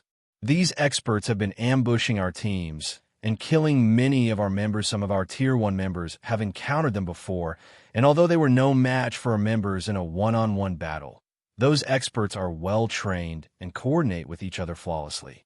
With 3 people working together, they can finish off one of our Tier 1 members quickly. We estimate that Overwhelming Smile has over 100 of these experts and has scattered them across various leveling areas. They randomly appear and kill our members who are questing or leveling, causing us tremendous losses. Although we have invested a lot of time and manpower into hunting these experts down, we have come up with nothing. Aqua Rose ground her teeth with frustration as she spoke about Overwhelming Smile's mysterious experts, and she wanted to hunt them down and end them personally thanks to these experts. Zero Wing had lost an additional 2,000 or so members in just one day ever since Zero Wing had declared war on Overwhelming Smile. The guild had only suffered around 6,000 deaths. This little group of experts had caused over 2,000 of those deaths. Moreover, they had caused so much damage in one day. Aside from the lost equipment and levels, the compensation costs wounded the guild's finances.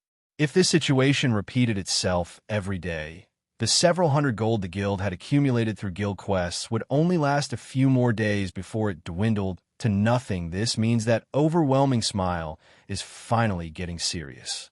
Frowning, Feng said, "Since they wish to send experts to ambush us, we have no need to hold back. Have Fire dance, and the others eliminate them. However, scatter the group to separate locations. We'll hold off on the team dungeon for now. As for our regular guild members, have them form teams to grind in the field from now on." "Okay, I'll notify Fire dance and the others immediately." Saying so, Aqua Rose disconnected the call. She then contacted Fire dance and Zero Wing's other top combatants. Meanwhile, Feng halted his work in the forge. After tidying up, he left the forging room and hurried to the bank. Feng had never expected Overwhelming Smile to possess such a card. This situation certainly surpassed Feng's initial estimation of his enemy. Fortunately, Zero Wing had far more experts than Overwhelming Smile. In particular, Zero Wing possessed an absolute advantage when it came to Tier 1 players, as Overwhelming Smile still did not have a single Tier 1 player. All this time, Zero Wing's experts had split into 2 batches and took turns slaughtering Overwhelming Smile's members. This way, not only could they make Overwhelming Smile suffer, but they also wouldn't significantly hinder their own development now that over 100 experts had suddenly appeared in Overwhelming Smile. Feng would not let them run free. Moreover, the fact that Overwhelming Smile now possessed their own guild residents was bad news for Zero Wing. Originally, Zero Wing had only attracted so many new players to the guild due to their guild residents. The benefits a guild residence offered persuaded the guild members to ignore Overwhelming Smile's high offers and continue their development with Zero Wing.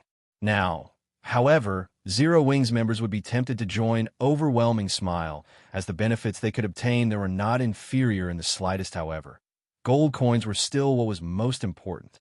Originally, Overwhelming Smile was only wealthy in terms of credits. To Feng, the guild was no threat at all. After all, many of the items in God's domain could only be purchased with coins. Even if one had an endless supply of credits, the number of coins they could buy was limited. Furthermore, Overwhelming Smile was not the only guild in God's domain purchasing coins in bulk, further limiting what was available in an all-out war between guilds.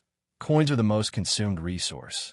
There was the cost of purchasing and repairing equipment to consider, in addition to compensating guild members. Battles between players placed a massive burden on equipment durability. Take Feng's battles, for example. A single strike from his sword could scrap bronze equipment. Only mysterious iron equipment could withstand his attack, and even then, it would only last a few extra hits. Even if the equipment was not destroyed, even elite players would cough blood with shock at the repair fee to recover the item. Although equipment could be purchased from the virtual trade center and compensation could be paid out using credits, the system controlled equipment repair fees, and it did not acknowledge credits. Say, single player's repair fee was not much, costing around 2 silver coins. The repair fee for 10,000 players, however, would be at least 200 gold coins, a very frightening amount. Not to mention, the higher quality equipment a player wore, the higher their repair fee would be. Although the repair fees were not the guild's responsibility, but the players. How many times could a player afford to repair their equipment in a long war? Once players ran out of money, how could they continue to involve themselves in the war if their equipment was close to breaking, unless they decided to risk themselves without weapons and armor? In the early stages of the war, The guild members would accept credits as compensation and reward. However, after some time, they would need to purchase coins with the credits they received hence. Coins were the true foundation of wars in God's domain. Meanwhile, a guild residence was a guild's main source of income for coins during the early stages of God's domain. If Overwhelming Smile included coins in their frightening financial power, it would create a terrifying combination. Feng could not afford to continue focusing on plots to earn money. He needed to take action after returning the Philosopher's Stone to his warehouse. Feng used the 7 Luminaries gemstone and teleported to Blackwing City, taking the Dragonscale sets with him at present. Blackwing City had become a gathering place for players from kingdoms and empires all over God's domain. Compared to Feng's previous visits to the city, the player population had grown significantly. Moreover, there was an important difference between the players in Blackwing City and the players in other cities' wealth. The players in Blackwing City were extremely wealthy. Moreover, the money these players possessed did not only involve credits, but also included gold coins. A majority of the players in Blackwing City were the upper management personnel of various large guilds, and they had come to Blackwing City specifically to do business. Hence, the amount of credits and coins they had on hand far surpassed anything that an ordinary player possessed. Blackwing City was truly the gathering place for tycoons. This was also why Feng had come to this place today. Feng had no intentions of selling the Dragonscale set equipment for credits. His goal was to earn gold coins. If he sold the Dragonscale set equipment in Starmoon Kingdom's auction houses or at the Starstreak trading firm, he would not get a good price.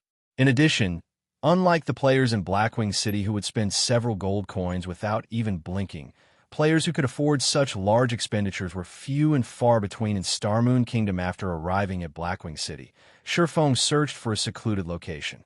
He then used the demon mask to don a false identity. Unlike his previous visit, when he tried to keep a low profile, Feng changed his appearance to that of a very handsome youth. He had even slightly altered the appearance of the Dragonclaw set equipment he wore, making it look more imposing. He also chose not to hide the special glowing effect of the Dragonclaw set equipment, revealing the telltale light of dark gold equipment when he reached the streets. The dark gold rank glowing effect that enveloped his body nearly blinded other players. Damn. My eyes aren't playing tricks on me, right? That's a dark gold set equipment. Impossible. It looks awesome. Our guild doesn't even possess a set of fine gold set equipment. Just who is he? Feng dominated the attention of the players wandering the streets, their eyes nearly popping out of their sockets as they stared at him in a daze. They were all upper managers of various large guilds, so their knowledge of the game was extensive. Even if they saw a player wearing fine gold set equipment, they would not reveal such exaggerated reactions. At most, they would briefly admire that player's equipment. A dark gold set equipment, however, shattered their understanding of the game. Chapter 468, Ninth Heaven Pavilion. In just a short moment, news about Feng's sudden appearance had spread throughout Blackwing City. Have you heard? There's a player wearing a full dark gold set equipment. Heard about it? I saw that player with my own eyes. You don't know just how imposing he looked. He was like a ferocious tiger. He had only glanced at me, and my entire body trembled. A dark gold set equipment. It would be awesome to wear one. Don't even think about it. The various guilds throughout God's domain can't even obtain a fine gold set equipment, let alone dark gold. With a dark gold set equipment, PvP and dungeon raiding would be child's play. If an expert wears the set, they will become practically invincible. Do you think that person will sell his dark gold set equipment? Sell? Are you insane? Do you even know the significance of a dark gold set equipment? A dark gold set equipment is the best equipment currently available in God's domain by far. This set could even become the symbol of a guild, attracting countless players to join. On top of that, the rise in combat power the set provides would make grinding and dungeon raiding far easier. It would play a huge role in one's future development. If it were up to me, I would rather sell my house than sell my dark gold set equipment. I guess you're right. If purchased with credits, a dark gold set equipment should be worth at least 2 million. Including its ability to increase a guild's influence, is worth more than a single house located in the city center. The players occupying the streets and alleys of Blackwing City discussed Sherfone. They envied and admired his dark gold set equipment. Before, many of them had dreamed of equipping a fine gold set equipment themselves. Yet now, someone actually wore a dark gold set equipment. No, to be precise, someone ran around Blackwing City while wearing a house. While players talked about Sherfone, the various guild representatives in Blackwing City overworked themselves as they followed Sherfone while reporting back to their respective guilds. Currently, they no longer had the serenity befitting an upper manager of a guild, as their anxiety was on full display. This has worked out quite well. Sherfone revealed a faint smile as he glanced at the various guild representatives behind him. Although he was in Blackwing City, it would not be so easy to sell out of the dragon scale set equipment quickly soon. Sherfone found a high-class restaurant and rested for a moment before Sherfone could get comfortable. A few players abruptly sat across from him. These players were all level 25 and above, and their equipment was at least secret silver rank. One could easily tell that these were not ordinary players. They would be the center of attention on the streets of any other city. However, they could not compete with Sherfone. Sherfang's dark gold set equipment was as dazzling as the sun, and one would find it difficult not to notice. What business do you have with me? Sherfone spoke softly as glanced up at these players. These players felt their chests tighten under Sherfang's pinning gaze, and their opinions of the player before them rose. Friend, please don't misunderstand us. This humble one is called Swallow 9. We noticed your extraordinary bearing, and that you wear a full dark gold set equipment, so there is certainly no need to discuss your strength. We have also noticed that you are an independent player. We few are the representatives of major guilds, and we want to extend invitations to our guilds. The one who spoke was an elegant middle-aged man with a thin figure. On his chest, the man wore the guild emblem of a super guild, the Ninth Heaven Pavilion. Compared to the other representatives before Sherfone, it was obvious that the power supporting Swallow 9 was far more extensive. If first-rate guilds were the princes and princesses of the virtual gaming world, then super guilds were emperors and empresses. Whether regarding financial powers, influence, or history of super guilds, first-rate guilds could not compare to any of them in God's domain. A first-rate guild was capable of controlling the majority of a kingdom's territory. A super guild, however, possessed the capacity to control one or two empires' territories. One could just imagine how massive the gap was between the two. Meanwhile, Ninth Heaven Pavilion was a rather ancient super guild. Before the appearance of God's domain, they had been the overlords of several dozen large-scale virtual reality games. They had long since created a gigantic virtual empire for themselves. However, due to the appearance of God's domain, many virtual reality games had lost their markets. Thus, the Ninth Heaven Pavilion focused their investments on God's domain. Meanwhile, the fact that the middle-aged man before Sherfone was the guild representative of the Ninth Heaven Pavilion spoke volumes of his abilities in waiting for someone. I also have no interest in joining any guild, so please leave. Sherfone expressed his impatience, going so far as to reveal a trace of killing intent. Sherfang's strength allowed him to face a lord as an equal. After going berserk, he could even overwhelm a lord-ranked monster after living in God's domain for a time. Players' intuitions had improved somewhat. Even ordinary players could vaguely sense things such as killing intent, let alone elites and expert players. If Sherfone casually released a little killing intent, he could inflict a suffocating fear onto an ordinary player. The feeling was more intense for elites and experts who could sense killing intent with more clarity so strong. Swallow 9 was inwardly shocked. Although Sherfone had not taken any action, he could feel how powerful Sherfone was. The swordsman before him was definitely not an ordinary expert, and he was someone who could rival even the top powerhouses in the Ninth Heaven Pavilion. If factoring in his equipment, the top powerhouses of the Ninth Heaven Pavilion might not even be a match for Sherfone in a one-on-one fight. However, this revelation had only served to excite Swallow 9 further. Friend, if you're not willing to join, why don't we become friends? Swallow 9 did not mind Sherfang's killing intent at all. Smiling, he said, "With such strength, I believe that you must have a lot of weapons and equipment that you do not need. I am willing to purchase your items 20% higher than market value. How about it?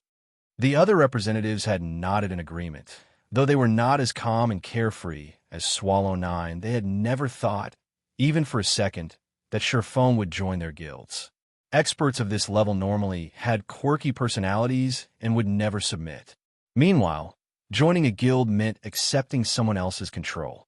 Sherfone would not agree to such an invitation. However, seeing that Sherfone was an expert capable of possessing a dark gold set equipment, he should have many other top-tier weapons and equipment. Even if Sherfone did not possess an extra dark gold set equipment, at the very least, he should have a stock of dark gold or fine gold ranked items. Such items were extremely difficult to purchase. It was common knowledge that top-tier equipment could not be bought from the market. Even top-tier workshops would keep such equipment for themselves. They definitely would not sell it. If one wished to obtain such equipment, they could only rely on themselves. However, it was easier said than done now that they had encountered such a rare opportunity. Naturally, they could not let it get away. You wish to buy my items? Sherfone laughed. With disdain, he then said, do you think you can afford them? If you have something to sell, regardless of how many items there are, I, Swallow 9, guarantee that I will purchase all of them at 20% above market value. If you have top-tier equipment, I will purchase it at 50% above market value. Swallow 9 confidently declared right. Our guilds have no issues doing the same. The other representatives promptly voiced their agreement. Although their guilds could not compare to the Ninth Heaven Pavilion, they were still major guilds. They had more than enough money to purchase a single expert's extra equipment. Interesting. Sherfone suddenly laughed, however. Sherfang's actions only made Swallow 9 and the others turn to look at each other. 1,000 gold. If you have 1,000 gold on your persons right now, I will consider letting you look at the equipment I no longer need. Otherwise, scram. Find someone else to disturb. Chapter 469, Gathering of the Powerful. Sherfone was very loud, and every player on the second floor of the restaurant had heard his words loud and clear. 1,000 gold. Many of the guild representatives in the restaurant with similar ideas, as Swallow 9 immediately sucked in a cold breath to any guild in God's domain. 1,000 gold was not a small sum. Super guilds were no exception. Guilds supported a majority of the layers in Blackwing City. Although they were all very rich, their maximum trade volumes would not exceed 100 gold. Meanwhile, Sherfone casually demanded a price of 1,000 gold. Moreover, this was only the bottom line. If it did not have 1,000 gold in their bags, he wouldn't even consider a trade. How arrogant. He was simply too arrogant. However, despite Sherfang's arrogance, not a single person present had chosen to turn around and leave. On the contrary, they promptly contacted their respective guilds, ordering the preparation of 1,000 gold. 1,000 gold? You're insane. Do you know the significance of 1,000 gold at this stage of the game? What? That expert in the dark gold set equipment stated that he would only consider a trade with someone possessing 1,000 gold. The various guilds were shocked upon receiving this news. However, that shock soon turned into rage, as these guilds felt that Sherfone was only toying with them. 1,000 gold. Currently, gold coins were still scarce. Although the prices of coins had decreased significantly, even 10 million credits was not enough to purchase 1,000 gold.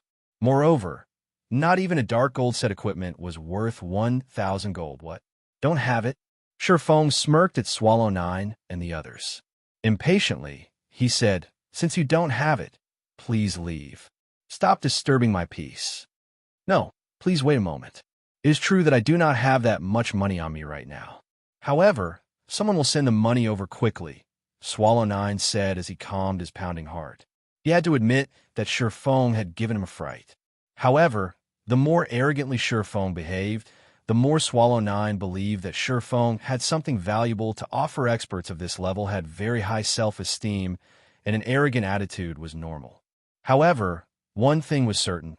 Such experts would not fabricate false rumors. If Sherfone dared to make such ridiculous statements, then he definitely had the capital to do so. Though Swallow 9 did not know what that capital was, he knew that it would not be insignificant. Truly annoying. Feng frowned at Swallow Nine's words. Paying no more attention to the middle-aged man, Feng called up the official forums and began to browse. Everything was going according to plan. Moreover, shortly after he had stated his price of 1,000 gold, a post about him had set the official forums of God's domain on fire. There was even a post mentioning the 1,000 gold trade qualification he had demanded. Many people had begun to discuss the situation. They all felt that Feng was a lunatic and was too arrogant. Some had even begun to doubt his equipment. Quickly, this news had attracted the attention of even more guilds. After a dozen minutes or so, the restaurant Feng occupied exploded with activity. Players filled the restaurant, and every one of them represented a guild. The majority of the guilds present were first-rate guilds, with the lowest being second-rate guilds. 2 additional super guilds had even arrived. One of the new super guilds to arrive was Sanctuary, while the other was King's Return. These 2 super guilds were powerhouses similar to the Ninth Heaven Pavilion currently. The representatives of so many famous guilds, including 3 super guilds, had gathered in this one high-class restaurant. This was something that had never happened in the past, and all of this was due to the sudden appearance of a mysterious expert. Of the 3 super guild representatives, 2 were men, and the last was a woman. Among them, Swallow Nine represented the Ninth Heaven Pavilion. A polished woman named Flourishing Colors represented Sanctuary, and King's Return was represented by a crude and brawny-looking man named Thunder Tiger. Flourishing Colors was a level 26 summoner, whereas Thunder Tiger was a level 26 berserker. It was clear that the 3 super guild representatives knew each other. As the moment the 3 met, they began to chat as if they were old friends. Feng glanced at the second floor, discovering that the high-class restaurant seemed to represent God's domain's current power, as Swallow Nine, Flourishing Colors, and Thunder Tiger were representatives of super guilds. The 3 sat opposite of Feng. As for the representatives of first-rate guilds, they hovered nearby.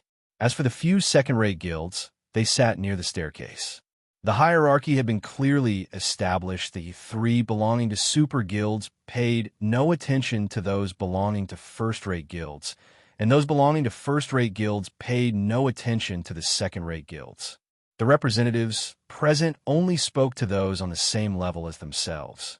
If Zero Wing attended this gathering, its representative would most likely have to stand at the restaurant's entrance after half an hour.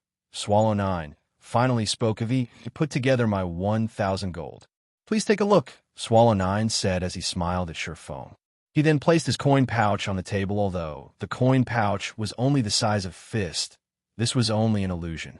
Regardless of how much money it contained, the coin pouch would retain the same size. Moreover, a player's coin pouch was bound to them, and nobody could steal it.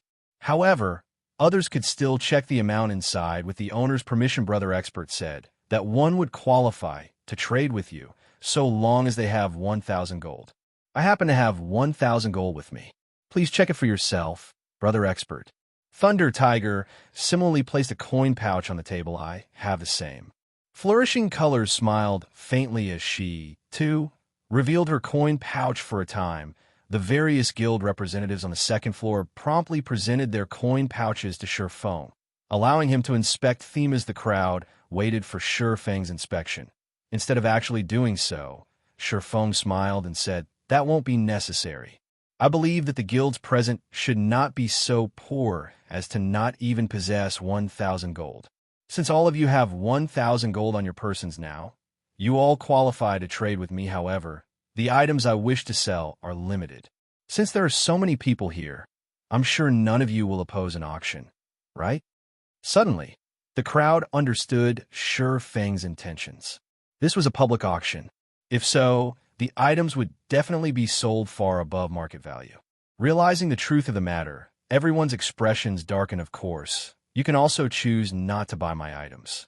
I won't force those who are unwilling. Feng yawned. Slowly, he said, "If anyone is not interested, you are welcome to leave." Yet, even after Feng's declaration, not a single representative turned to leave. They all wanted to see the reason behind Feng's confidence. Since everyone agrees, I'll begin with the first item, then, Feng said as he swept a glance over the crowd in the hall, nodding with satisfaction.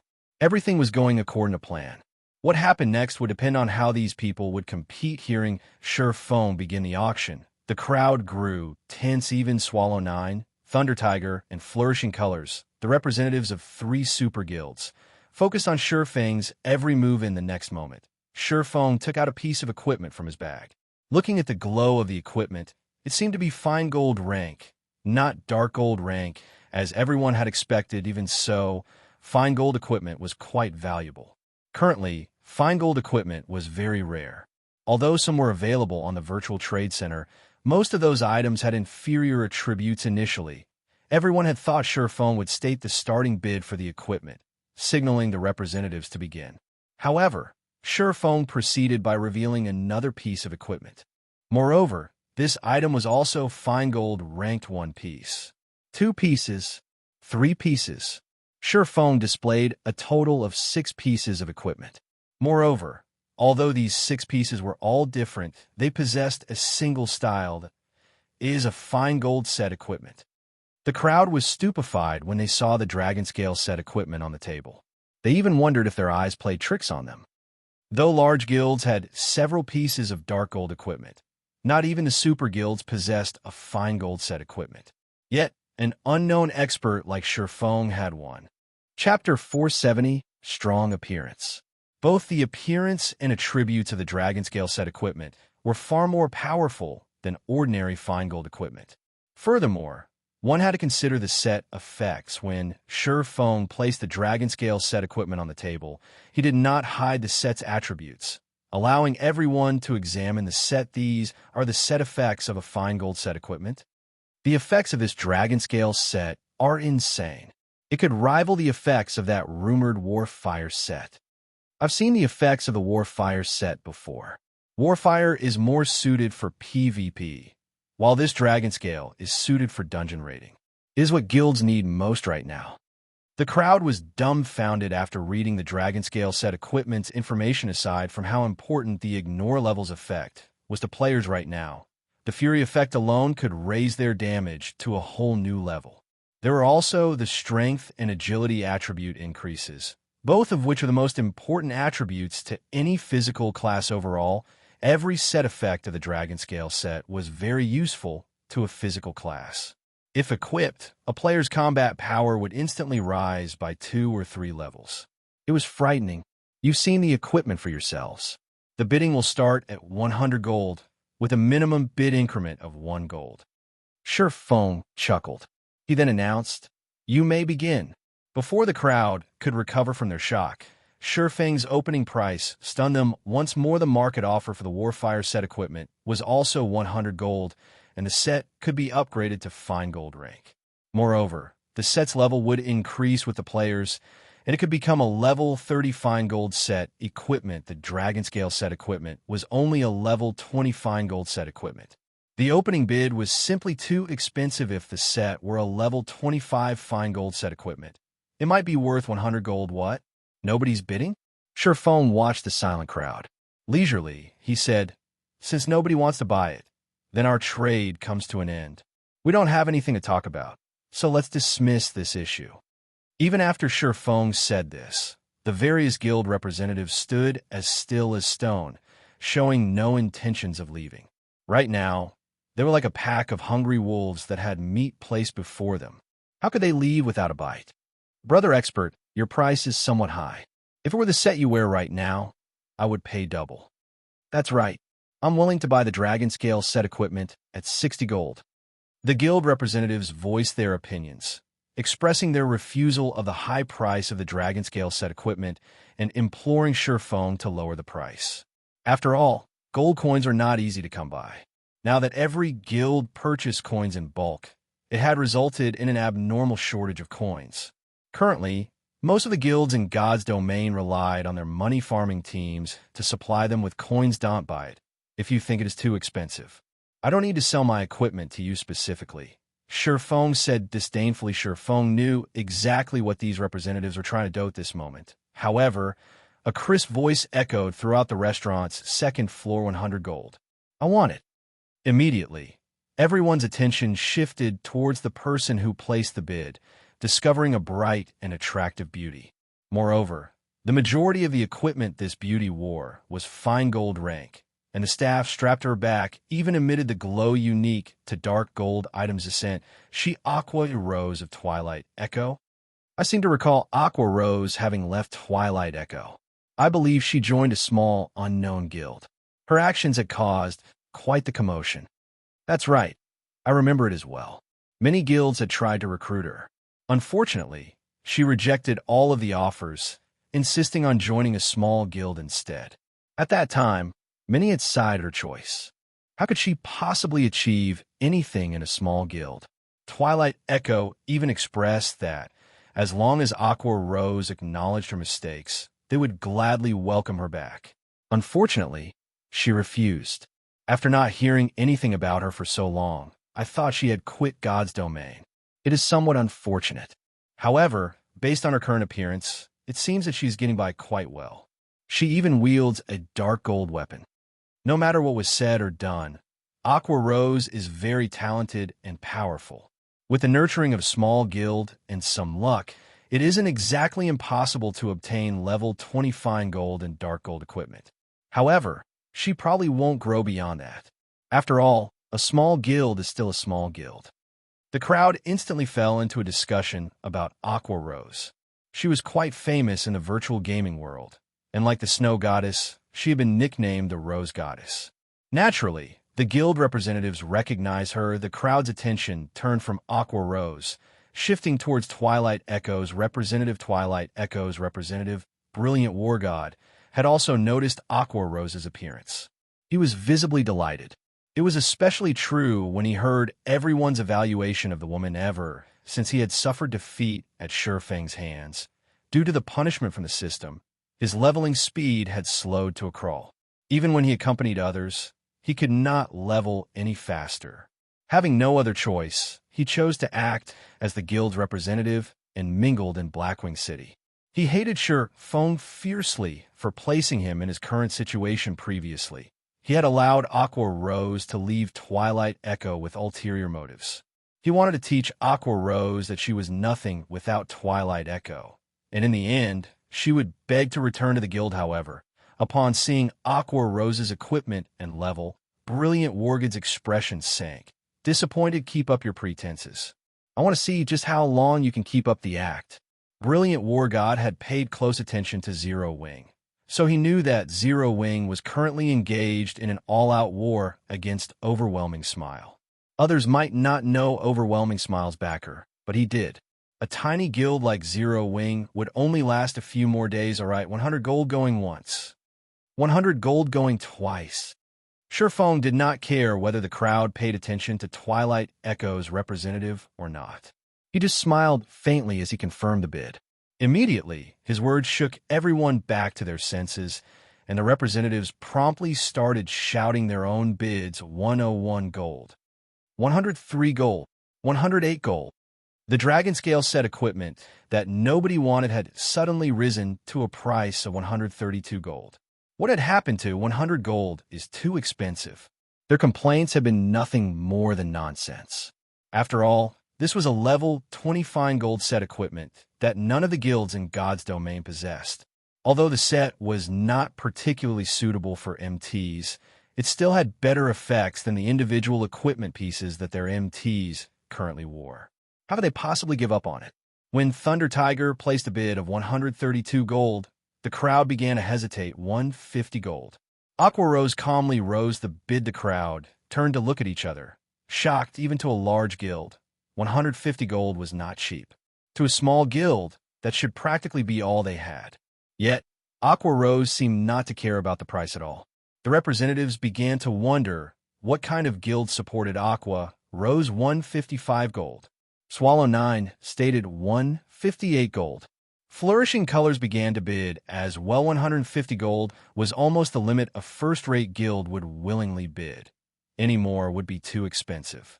However, the three super guilds did not care about this price, just as the three super guilds began to compete with each other. 200 gold. Although Aqua Rose's voice was not particularly loud, her bid swept through the crowd like a chilling wave. Chapter 471.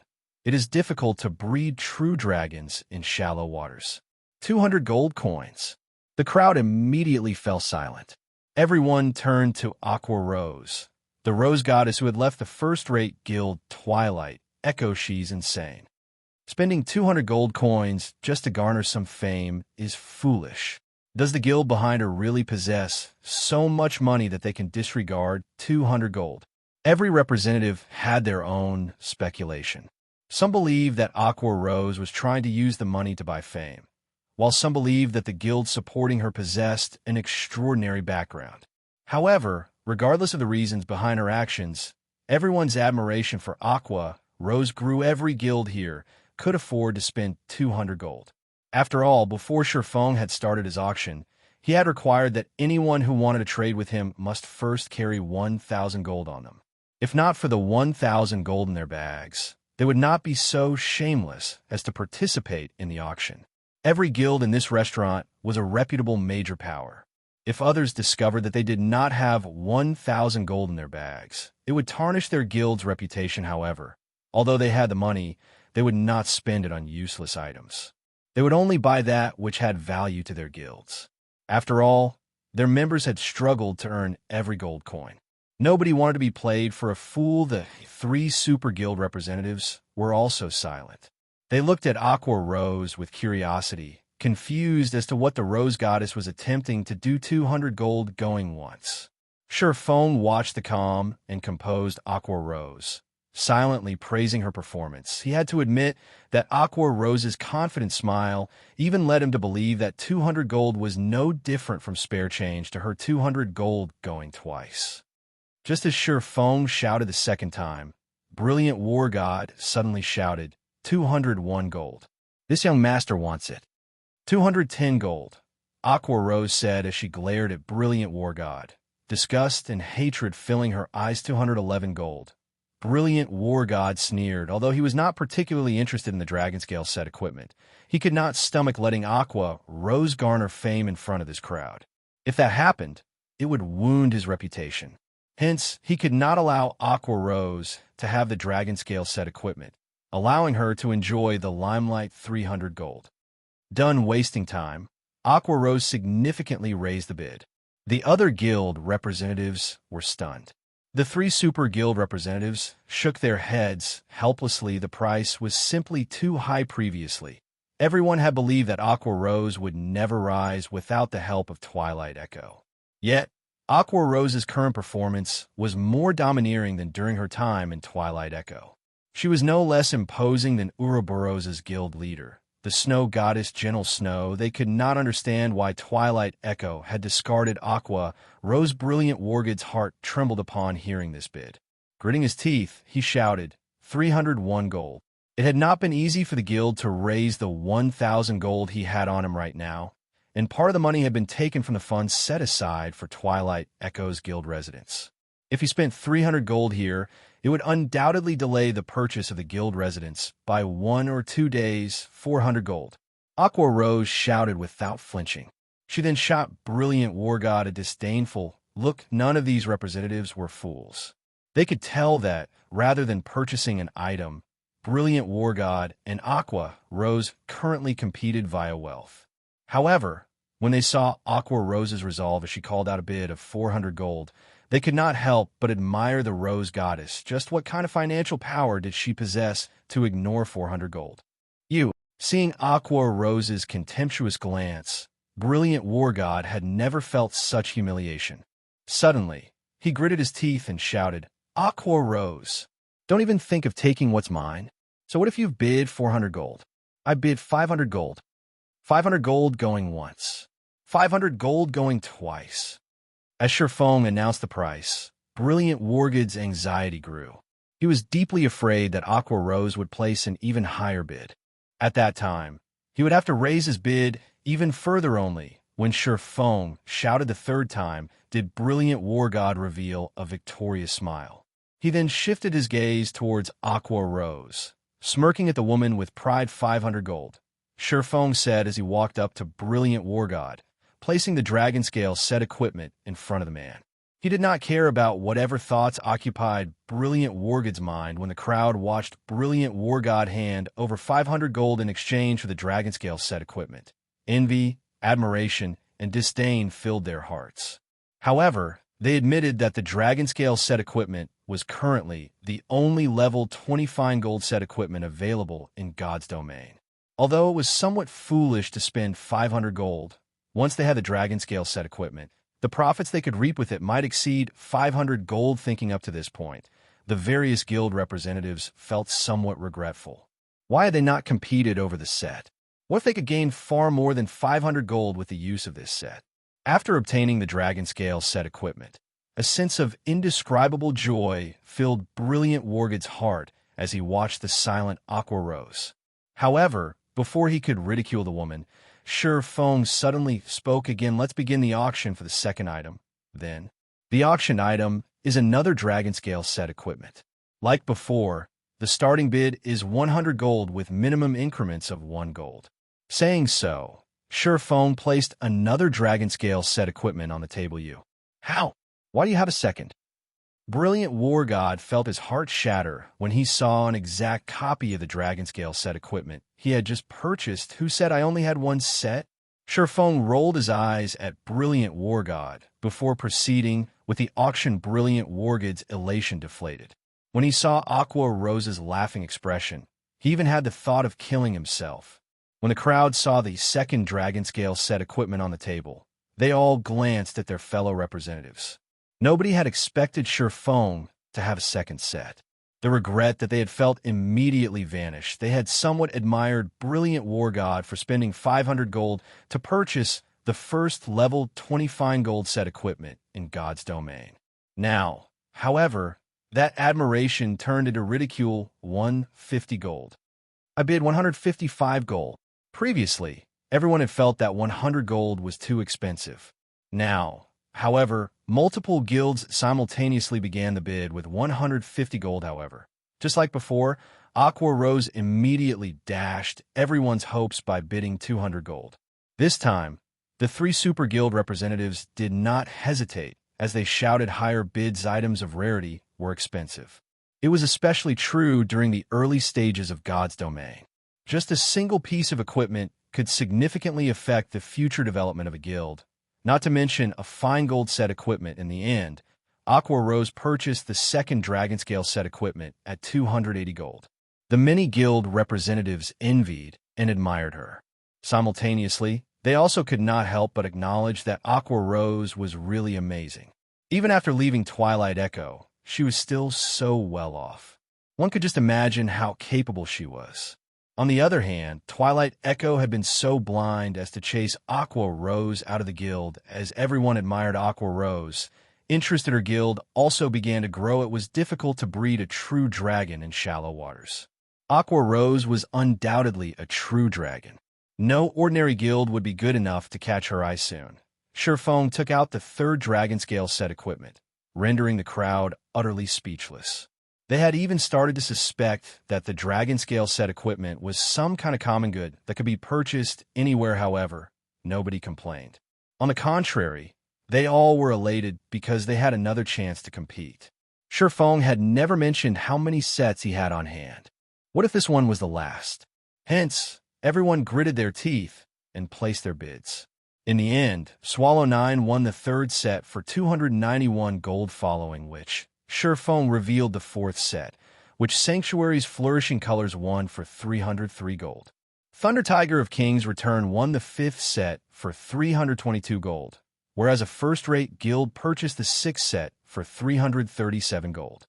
Initially, everyone had believed that Sure Fong would reveal the seventh set. In the end, however, Sure Fong announced that the sixth was the last he had on him.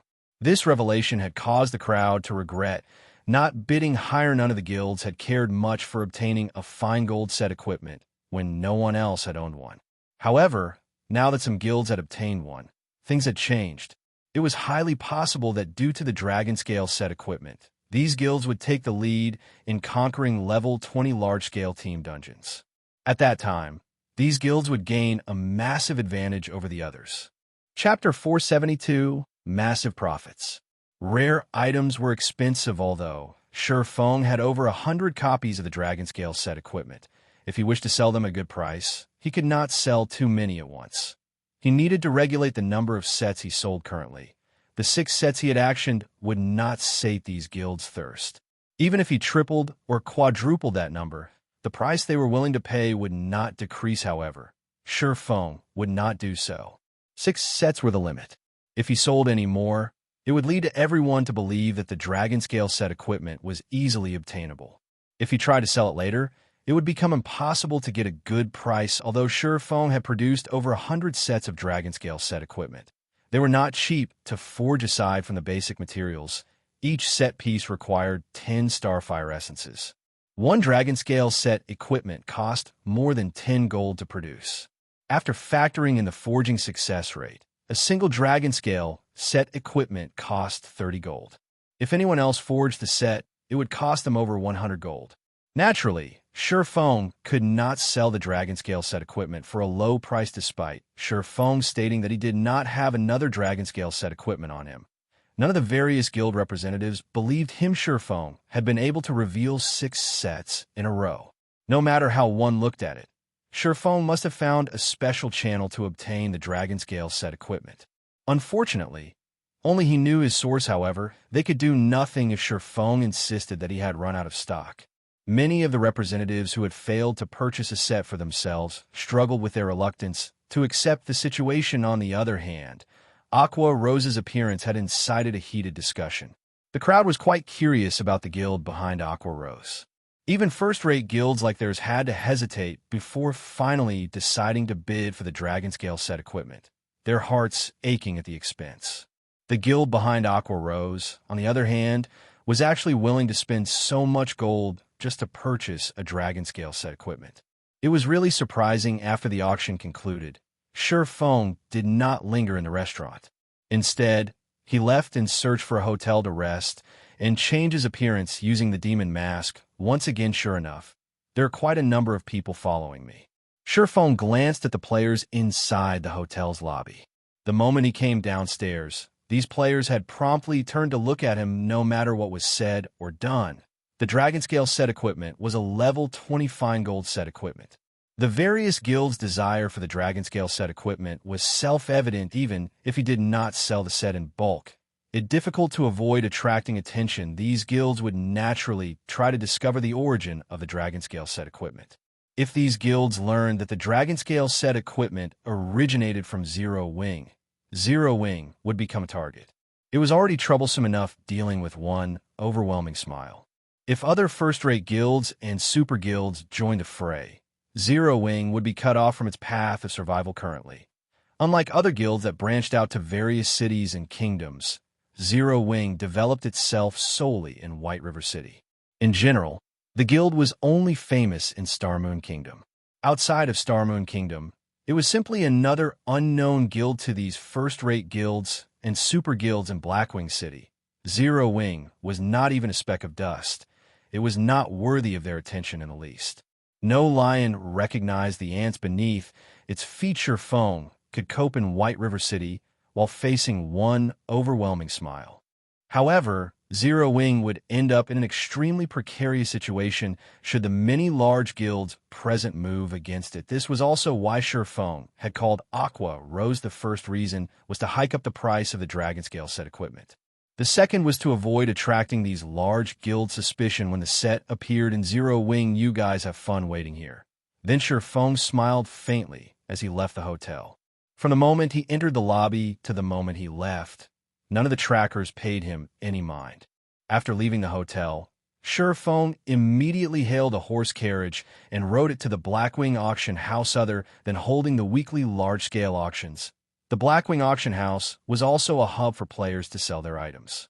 However, the items sold here were only available through the Blackwing auction house. These items would not be available elsewhere, although the sales scope was very narrow. Blackwing City's main role was to act as a trade hub. Guilds and players from various kingdoms and empires prefer to sell their items in the Blackwing auction house, as it was far more lucrative to sell them here than it was to use their respective auction houses. Upon his arrival at the Blackwing auction house, Feng placed 80 sets of the Dragonscale set equipment up for sale without hesitation. He sold the sets in batches, selling only 2 or 3 sets at a time at intervals of around 1 hour. Meanwhile, The starting bid he set was 200 gold after Shi Feng finished his tasks. He left Blackwing City, however, shortly after Shi Feng's departure. The Blackwing auction house exploded. It's actually the Dragonscale set equipment. It can't be, right? Someone is actually selling the Dragonscale set equipment on the auction house. The price is high. That person set the starting price at 200 gold.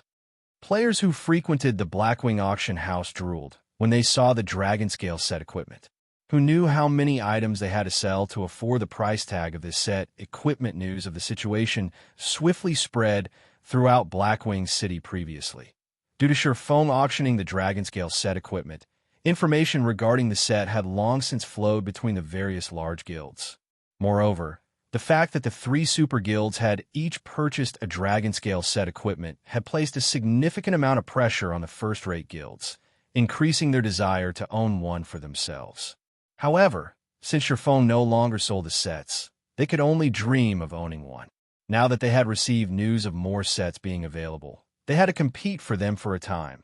The Dragonscale set equipment's price increased rapidly in a short moment. The bids had risen from 200 gold to 280 gold in the end. The first 3 sets of Dragonscale set equipment in the Blackwing auction house had sold for 316 gold, 324 gold, and 328 gold. In an instant, Shi Feng had made a massive profit. However, Shi Feng knew that this was only the beginning. The competition between the various large guilds was intense. It was of utmost importance to have a strong MT. Although the Dragonscale set equipment was not particularly suitable for MTs, the set effects could increase an MT's strength significantly. This alone was enough to drive the large guilds crazy over the set. Hence, the price of the Dragonscale set equipment would only increase from this point forward. Meanwhile, all of these gold coins secretly flowed into Shi Feng's pockets, with none the wiser. The speed at which he currently earned money far surpassed the Star Street trading firm. However, this could not be helped. The Star Street trading firm's scope of operations was limited to White River City and the few surrounding cities. Meanwhile, Blackwing City catered to players across all of God's domain. Even a dozen Star Street trading firms could not compare to the Blackwing auction house. During Shi Feng's visit to Blackwing City, Overwhelming Smile had not sat idle. The slightly over 100 mysterious experts had suddenly increased to more than 200. Although these mysterious experts had slaughtered Zero Wing's members, Zero Wing was no pushover either. The guild's 50-plus Tier 1 experts had similarly caused a significant amount of trouble for Overwhelming Smile. The experts of both sides had suffered some losses. However, as Zero Wing had fewer members on their side, it began to fall behind for a time. The level 20 maps around White River City had become the battlefield for the 2 guilds. This had frightened other players, and nobody dared go anywhere near these battlefields. In just a few hours, both sides had suffered over 1,000 deaths. The gold coins each guild had to spend was also shocking. Each guild would, most likely, have to spend over 500 gold a day. Is Overwhelming Smile aiming for a swift conclusion? Shi Feng was confused, and he frowned deeply when he saw the death count of both guilds. Chapter 473, Black Dragon Phantom. Shi Feng could not help but admire Overwhelming Smile's decisiveness. They had actually increased the number of well-trained open warfare experts. They had to over 200. Even first-rate guilds would not dare station over 200 experts in a single city. Not even Starmoon City would receive such treatment. After all, there were over 100 cities in the entire Starmoon Kingdom. It was not wise to put all of one's eggs in one basket. Guild leader, should I have our members go to areas with fewer resources to level? If we continue this exchange with Overwhelming Smile, it will severely affect our guild's development rate. Aqua Rose inquired. Worried originally, Aqua Rose had been very confident of defeating Overwhelming Smile. After all, Shi Feng had earned quite a lot of money through the sales of the Dragonscale set equipment. He had earned over 1,700 gold just from the auction and the restaurant. With so much gold on hand and the follow-up income, they could easily drown Overwhelming Smile in gold coins if they wanted to. However, Overwhelming Smile's current performance was too effective. How exactly had Overwhelming Smile managed to recruit so many experts? Overwhelming Smile gave them no room to breathe as its attacks became stronger with each consecutive wave. Although the experts on their side were more powerful, their opponents would flee whenever they encountered Zero Wing's Tier 1 players. Moreover, Overwhelming Smile had more experts on their side than Zero Wing. When comparing the number of players each side could kill, Zero Wing was outmatched. Sure enough, these mysterious experts are a big problem, Feng scowled. If he did not deal with this matter properly, Zero Wing would fall. At that point, money would be useless. However, experts that used hit-and-run tactics were also the most difficult opponents to face. This was why so many powerful solo players and independent teams had caused the various large guilds massive headaches in the past, to the point where the latter did not dare provoke the former. After all, when these powerful independent players were forced into a corner, they could simply turn to guerrilla warfare and ambush the guild's members. By the time the guild's experts arrived, these independent players would be long gone unless the guild's experts arrived at the scene as soon as the independent players took action. Catching them in the fields was only a dream currently, although both Zero Wing and Overwhelming Smile employed these hit-and-run tactics. Overwhelming Smile's experts outnumber Zero Wing's by 4-1. In the long term, Zero Wing would definitely burn out. First appear immediately? That's right, appear immediately. Feng suddenly received a flash of inspiration. Smiling faintly, he said, Aqua, notify the members out in the field to report their coordinates through the guild channel should they meet Overwhelming Smile's experts. I've already tried that. It's useless. Our men cannot arrive in time. Moreover, those experts are very sly. Even if we encounter them, they run the moment they see our reinforcements. Aqua Rose said, shaking her head. Give the order and leave the rest to me. Feng chuckled. Anyone else might be helpless in this situation. At most, he could join the hunting parties and slaughter Overwhelming Smile's members. How could he possibly be more efficient alone than Overwhelming Smile's large number of experts? However, he had the 7 Luminaries ring. As long as his target was within 40,000 yards, he could easily arrive at the first sign of trouble. I understand. Although Aqua Rose was confused about Feng's intentions, since he had given the order, he must have his own countermeasures before. When she had worried over the lack of guild funds, Feng had suddenly revealed so many sets of Dragonscale set equipment. He had even converted them into a large amount of gold, utterly surprising her. Moreover, after her act of purchasing the Dragonscale set equipment and the display of her frightening wealth, several representatives of first-rate guilds had sought her out for cooperation and resource trading. Unknowingly, Zero Wing had obtained another channel for earning gold coins. Feng's single move had taken care of her worries in one fell swoop. He was godlike. Aqua Rose struggled to believe that someone like Feng had actually remained unknown all this time. It's about time I make Overwhelming Smile pay back some of its debt. Following which, Feng placed the remaining sets of the Dragonscale set equipment in the guild's warehouse. Of them, 2 were available for guild members. He then took out 1 level 25 fine gold weapon and 10 level 25 secret silver weapons, although his current combat power was already quite high. Like a lion pouncing on a hare, it was necessary to go all out even when fighting a small enemy or tackling a minor problem. Hence, Feng intended to upgrade the Abyssal Blade's level. He was currently level 26. He could upgrade the Abyssal Blade to level 25. However, every time he upgraded the Abyssal Blade, the weapon would create quite a commotion. Hence, Feng left White River City, teleporting to the Watch Cemetery. Due to war, the Watch Cemetery had become a land of death. Even the sky here remained dusky, and tombs crowded the cemetery. The majority of the monsters that appeared here were undead type, and although there were a lot of them, their HPs were relatively low. As it was a level 22 to level 28 map with an extremely abundant amount of resources, over a quarter of White River City's level 20+ players had come here to level up. The Watch Cemetery contained many treasure chests and hidden quests. However, the cemetery was most famous for its treasure chests. In the past, countless lucky independent players had encountered mysterious iron and even secret silver treasure chests here, obtaining plenty of top-tier equipment and items. Because of this, battles between players had frequently happened in the Watch Cemetery. Similarly, over half of the battles between Zero Wing and Overwhelming Smile occurred Here there sure are a lot of players who have died here. The moment Feng teleported to the Watch Cemetery, he was greeted by the sight of corpses littering the ground. The tragic scene could easily match the one in White Fog Canyon. This scene may have even been more tragic. After all, usually only elite players visited the White Fog Canyon, whereas ordinary players had come to the Watch Cemetery.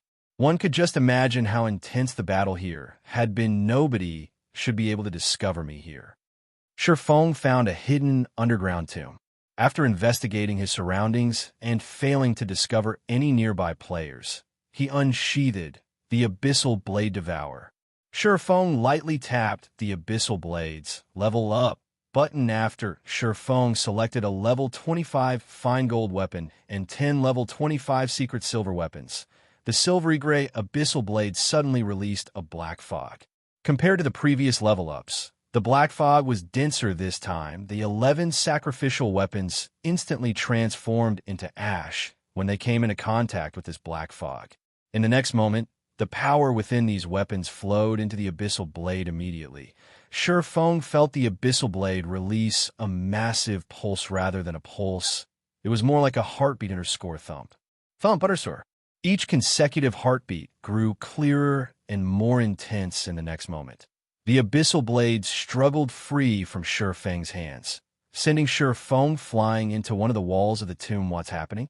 Feng watched the hovering Abyssal Blade, surprised. This was the first time he had encountered such a rejection. As the pulses grew more intense, the tomb began to tremble. Suddenly, a large boom resounded as the entire underground tomb collapsed and vanished, revealing the dark gray sky above. Soon after, the Abyssal Blade fragmented and transformed into a massive pitch-black heart. Along with the heartbeat, the phantom of a massive black dragon emerged. The black dragon was over a dozen meters tall, and its bone-chilling eyes focused on Feng. Suddenly, it spread its maw and released a thundering roar.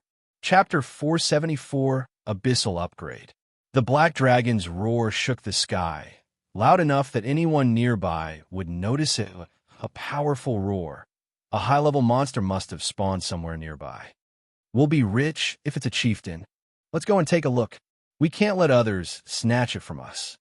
When a team of over 20 players a short distance from the tomb noticed the black dragon's roar, they finished off the monsters they currently faced and rushed over to the tomb. The Watch Cemetery was a land of treasures, and one could even discover a treasure chest by accidentally falling into a hole. However, powerful monsters were rare in the Watch Cemetery, and normally, these monsters lingered near treasures. This had already become a publicly acknowledged trend. This monster's roar alone was already so powerful.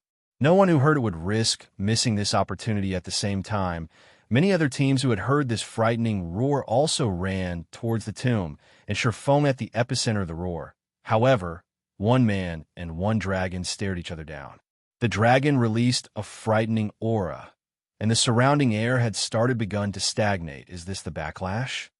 At this moment, Feng had heightened his 5 senses to their very limits, wearing a grim expression. All of his concentration was on the black dragon phantom before him. Although the black dragon was not the real thing, only a phantom, Feng proceeded with caution. Moreover, Feng had not reacted in such a way intentionally. His response had been an unconscious decision. The chilling, killing intent in the phantom's gaze was so intense that Feng was breathless. He had never felt anything like this before. Even against a great Lord, Feng had never encountered the backlash of a magic weapon before. He had also never heard about what exactly occurred during a backlash. However, seeing that so many top-tier experts had fallen to it in the past, a magic weapon's backlash was no trivial matter. A single mistake, and Feng might end up with a crippled character. This was also why every player had to consider their options carefully when they obtained a magic weapon, while Feng prepared to face a powerful enemy. The black dragon's phantom only pinned Feng with its crimson eyes. It had not attacked Yuri, not go on strike. Feng was slightly surprised. Although Feng had not taken any measures to deal with the Abyssal Blade's backlash, his brain activity's improvement had allowed him to reach the refinement realm. With the techniques he had learned, he was already more powerful than he had been in the past.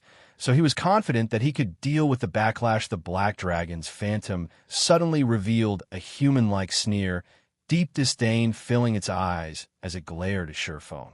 Following which, the phantom vanished, leaving behind only a pile of ruins and the Abyssal blade, which buried its blade in the ground at this moment. The Abyssal blade had recovered its original black color and was now thoroughly pitch black.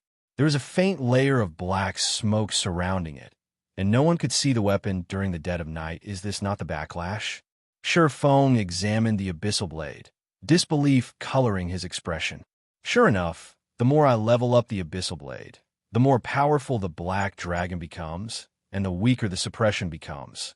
Surephone walked over and pulled the Abyssal blade from the ground. He then checked the attributes of the magic weapon Abyssal blade: one-handed sword, magic weapon. Attack power plus 423. All attributes plus 36. Attack speed plus 12. Ignore levels plus 12. Attacks half. 45% chance to cause 200% damage, 20% chance to cause 300% damage, 20% chance to induce Doom Curse. Reducing all attributes by 40% for 35 seconds if wielder belongs to any swordsman-related class. All skill levels plus 3. Increase free ability points received for every increase in level by 2 points. Equipment level 25. Can be upgraded. Devour 10 level 30 fine gold weapons and 1 level 30 dark gold weapon to upgrade to level 30. Can be evolved. Unknown. Additional skill 1. Phantom Kill. Instantly creates a doppelganger. You can control this doppelganger. Doppelganger will have 70% of original body's attributes and all skills.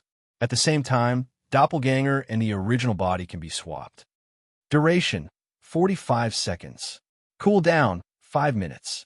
Additional skill 2. Abyssal Bind. Binds enemies and prevents movement, reducing defense by 100% duration for seconds. Cooldown: 1 minute. Additional skill 3. Nine Dragon Slash. Instantly creates 12 phantoms of the Abyssal blade for the wielder to use. Each phantom sword is capable of dealing up to 45% damage duration, 30 seconds. Cooldown: 5 minutes. Additional skill 4. Dark Violent Dance. 50% of the total damage dealt to the target spreads in a cone-shaped area towards targets within a distance of 12 yards. Duration: 30 seconds. Cooldown: 1 minute. Additional Profound Inheritance. Black Emperor. When activated, every critical hit will accumulate 1 layer of Death Aura. Each layer of Death Aura can be used to increase all attributes of wielder by 2% and attack speed and movement speed by 1% for 10 seconds, or be used to reduce the cooldown of a skill by 3 seconds. Maximum of 30 layers of Death Aura. Duration: 10 minutes. Cooldown: 16 hours.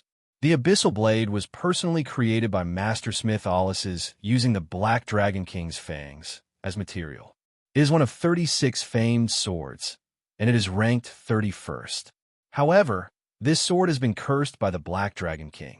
Aside from providing the wielder with immense strength, there will be a backlash every period of time. However, after being remodeled by Jack using a star crystal, the strength of the backlash has been greatly reduced.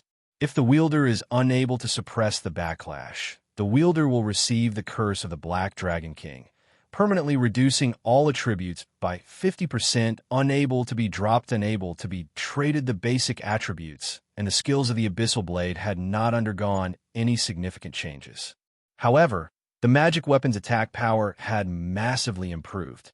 Previously, its attack power was only slightly over 300. After this evolution, its attack power had soared past 400. It was nearly 50 points higher than Fire Dance's level 25 Dark Gold ranked Truefire blade. After retrieving the Abyssal Blade, Surephone swung it a few times. He swung the weapon at a damaged stone pillar nearby. Surephone had not encountered any resistance as he cut into the stone. The sturdy pillar felt like air as the Abyssal Blade sliced through it, splitting it in two as it fell to the ground so sharp. Surephone stared at the remains of the stone pillar with shock. He then glanced back at the magic weapon in his hand. The Abyssal Blade was practically a weapon of gods.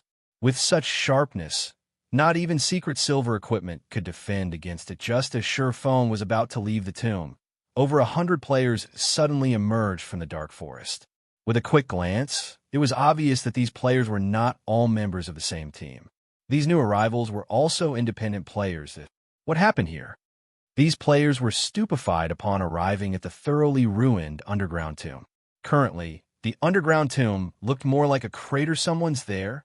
A ranger with sharp eyesight pointed at Feng, who was preparing to leave the area suddenly. Everyone shifted their gaze toward Feng at this moment. Feng wore a black cloak that obscured his appearance. He had also hidden the glow effects of his equipment. However, judging by the fine workmanship of his equipment, it should be of high quality. At the very least, his equipment should be mysterious iron rank or above. Feng was also level 26, so one could easily tell that he was not someone to provoke. Just as these independent teams hesitated over whether to take action against Feng or not, another party emerged from the forest. Every member of this party was level 25 and above, and all of them were as robust as a bear. The other players avoided eye contact with these newcomers, intimidated by their cold gazes. Most importantly, all of their names were Crimson Brother Deep. We seen have good luck today. With such a large commotion, a treasure must have spawned here. That brat definitely has the treasure. Yeah, his level is quite high as well. If we kill him, we will not have wasted a trip, even if there is no treasure. This six-man party paid no attention to the 100-plus independent players standing in the distance. Instead, their eyes were glued on Feng, looking at him as if he belonged only to them. Just who are these people? They actually dare act so arrogantly. A male player from one of the independent teams grumbled. The leader of said party glanced the party of 6 red names. Immediately, cold sweat beaded on his forehead as he hurriedly said, "Enough, we're leaving." But what about the treasure? Why should we let a single party have it? We outnumber them, the male player asked, confused enough. You stop talking. If you want to die, go ahead, but don't drag everyone else down with you. You've just arrived at Watch Cemetery, so you don't know about the unspoken rules here. There are 2 types of people you can never provoke. The first are the Tier 1 experts of Zero Wing. They are the second, Overwhelming Smiles parties. If we anger them, not a single one of us will get out of here alive. The team leader scolded as he glared at the male player. Upon hearing his team leader's words, the male player immediately shut his mouth. Before he had arrived at Watch Cemetery, he had heard of the 2 types of people his leader referred to. Nothing much would happen if one encountered the experts of Zero Wing. However, if one encountered the killing gods from Overwhelming Smile, they better pray that the other side was in a good mood. Otherwise, following which, the other independent teams promptly departed from the area. Not a single one of them dared to stay for the show. Chapter 475, Silent Massacre. As the independent teams departed, many had sent pitying gazes to Feng. That fellow sure is unlucky. If we had gotten a hold of him, we would have let him live so long as he handed over the treasure. Now that those people have arrived, he won't survive. I heard that those red names seem to have some sort of special treasure that causes the players they kill to drop more items than normal. It's not seem to, but must have. One of Overwhelming Smile's expert parties killed a friend of mine, and he lost 3 pieces of equipment when he died. He had even dropped some of the items from inside his bag. Because of that, my friend was so frightened that he refuses to return to the Watch Cemetery. Shut up. We need to hurry up and leave this area. We won't be so lucky if we encounter those killing gods a second time. That's right. Let's get out of here. Although these independent teams possessed the numerical advantage, the expert parties of Overwhelming Smile were like fearsome tigers. They picked up the pace, leaving as quickly as possible. Shortly after the independent teams left, the expert party from Overwhelming Smile approached the motionless Feng Brother Deep. That fellow must be scared stupid. He isn't even trying to escape. How boring. A simple and honest-looking berserker laughed as he watched Feng. And here I thought that we had encountered a somewhat powerful player that can use for exercise. Killing noobs has become really boring. Enough, little whistle. Don't think that I don't know what's going through your mind. You just want to test out your new battle axe. Since this player has a fairly high level and is traveling alone, he should be relatively skilled. You could take care of him. The level 26 assassin referred to as Brother Deep laughed as he glanced at the simple-looking berserker. Right, his items seem quite good. Don't forget to use that thing. We might get some good stuff from him. Leave it to me. The berserker, Little Whistle, squinted as he smiled at Feng, excitement flashing in his eyes. Step by step, he approached Feng slowly. He also retrieved a black potion from his bag and emptied the contents into his mouth. This thing seriously tastes horrible. If you didn't seem to have some valuable stuff on you, I wouldn't have to suffer such a nasty fate, brat. Stand still. I'll be done in just a second. Saying so, Little Whistle raised his blood-red battle axe and swung it down toward Feng. Although this swing seemed casual at first glance, it contained speed, accuracy, and ferocity that far surpassed any ordinary player's attack. Moreover, the battle axe flew towards Feng's neck, making the attack difficult to dodge. Little Whistle's casual, yet well-calculated, attack was clearly a habit developed after many years of training. He was unlike other players whose attacks would contain many unnecessary actions and were easy to dodge. Boom. The battle axe struck the ground heavily. I missed. Little Whistle looked at his battle axe, which landed next to Feng's feet. He had aimed properly. Did I have too much to drink earlier? However, just as he was about to lift his blood-red battle axe once more, he suddenly saw a streak of black light flash across his eyes. Before he could react, his field of vision began to flip. In the next moment, he felt a slight pain, and his vision began to gray as his body fell to the ground as Little Whistle was a red name. Over half of his equipment dropped upon his death. Immediately after, his immortal soul flowed into Feng's hand. Although he can't be considered an expert, he is still a skilled veteran. He is significantly stronger than an elite player. It's no wonder a single party has been able to wipe out teams easily. Feng thought as he frowned at the berserker lying at his feet. He then shifted his gaze to the 5 other party members a short distance away, paying no attention to the large amount of equipment scattered before him. When the 5 experts from Overwhelming Smile saw their teammate suddenly fall to the ground, disbelief colored their faces. Just what had happened here? Why was Little Whistle suddenly dead? From the beginning, they had focused on Feng. However, they could say with certainty that Feng had not moved. They only saw a streak of black light flash across Little Whistle's body. Black light. Right, it's that black light. Everyone, be careful. That brat has some sort of special item. The assassin named Brother Deep cautioned his team. He immediately activated stealth and melded with the darkness. The other 4 party members responded by unsheathing their weapons. Watching Feng's every action, they had finally understood that they had encountered a slightly more difficult foe. If they did not respond properly, they might lose their lives without even knowing how they died. However, while they watched Feng, they discovered that the swordsman had suddenly disappeared. Where is he? The 5 of them examined their surroundings, failing to discover any signs of movement. A player had disappeared so simply right before their eyes. Was he an assassin? This thought suddenly popped into their minds. However, they had previously checked and could say with certainty that Feng was definitely a swordsman. Otherwise, they would not have been so carefree.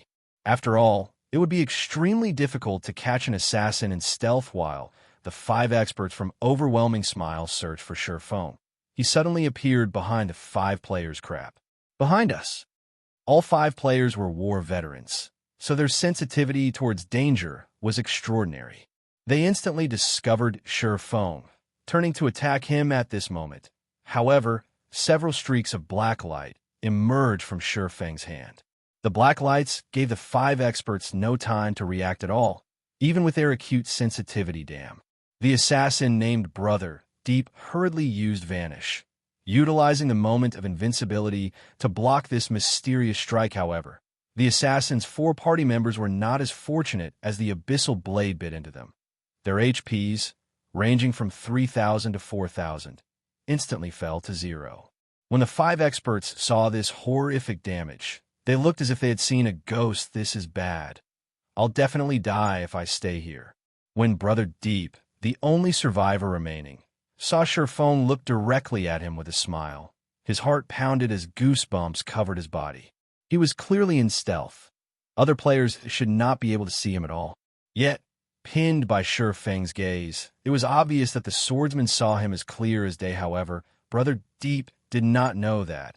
As a Tier 1 class, Shurfeng's perception was very high. Moreover, he also had omniscient eyes. An assassin's stealth was practically useless due to his momentary shock.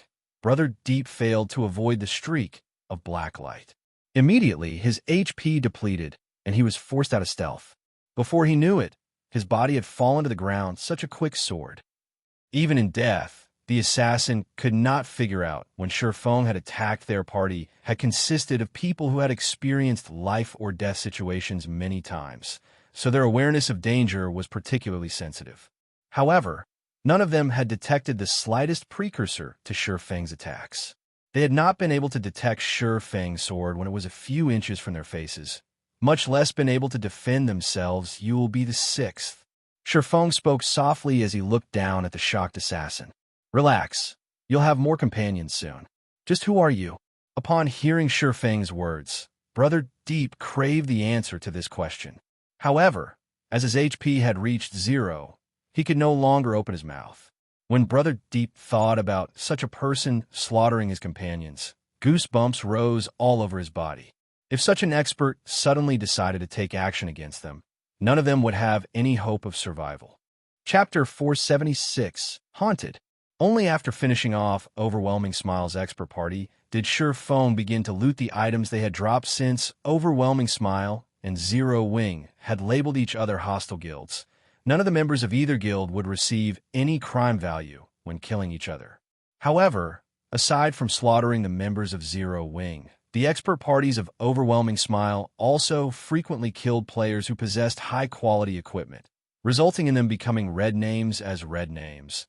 The penalty they received for dying multiplied, resulting in them dropping an abundance of items. When they died, the 6 Overwhelming Smile experts had dropped a total of 54 items. Of them, 45 pieces were equipment, with a majority of the equipment being Secret Silver rank, and only 8 being Fine Gold rank. However, this was a significant harvest. In addition, there were 9 items had dropped from the experts' bags. Of the 9 items, 7 had dropped from the first Berserker Shurfong had killed in God's domain. The chance of players dropping items from their bags upon death was minuscule. However, as the Overwhelming Smile experts were red names, this chance had been multiplied by several times. Even so, it was still a very small chance. The fact that Shurfong had obtained 7 items from a single player's bag, in addition to the 45 pieces of equipment from killing a 6-man party, was mainly due to this Berserker dropping all of his equipment. He had nothing left. It was unbelievable. Just how abysmal is this fellow's luck? Did he do something to anger the heavens? Not even someone who had killed thousands would have such a fate. Shurfong could not help but pity the Berserker lying at his feet. Regardless of how Shurfong felt, he still pocketed the Berserker's items. However, when he looked through the items, he discovered a dozen bottles of a black potion. Ascent, this the potion that Berserker drank before the battle. Shurfong examined the black potion and suddenly recalled the Berserker's comment. He had not given the man's words much thought at the time, but as he looked at the potion now, he realized that it was something special. The black potion would actually increase the drop rate when killing players. However, the potion's effects similarly affected its user, and if the user died, their drop rate would multiply as well. This was the first time Shurfong had seen or heard of such a potion. There were over 10,000 types of potions in God's domain. Although he had played the game for over a decade, he was still ignorant of many of the items in the game. It was especially true for original creations of master alchemists, master forgers, and other lifestyle masters. Shurfong then read the black potion's data. Sure enough, this potion was crafted by a player. Shurfong could not help his shock upon reading the information of the black potion. This potion is called Haunted. Once consumed, the PvP drop rate increases from 100% to 300%. Meanwhile, if the user is killed by another player, their drop rate increases from 200% to 600%. Haunted has a duration of 5 minutes and a cooldown of half an hour. Whoever made this potion is amazing. Surephone wanted to meet Haunted's creator. Unfortunately, the creator was displayed as unknown.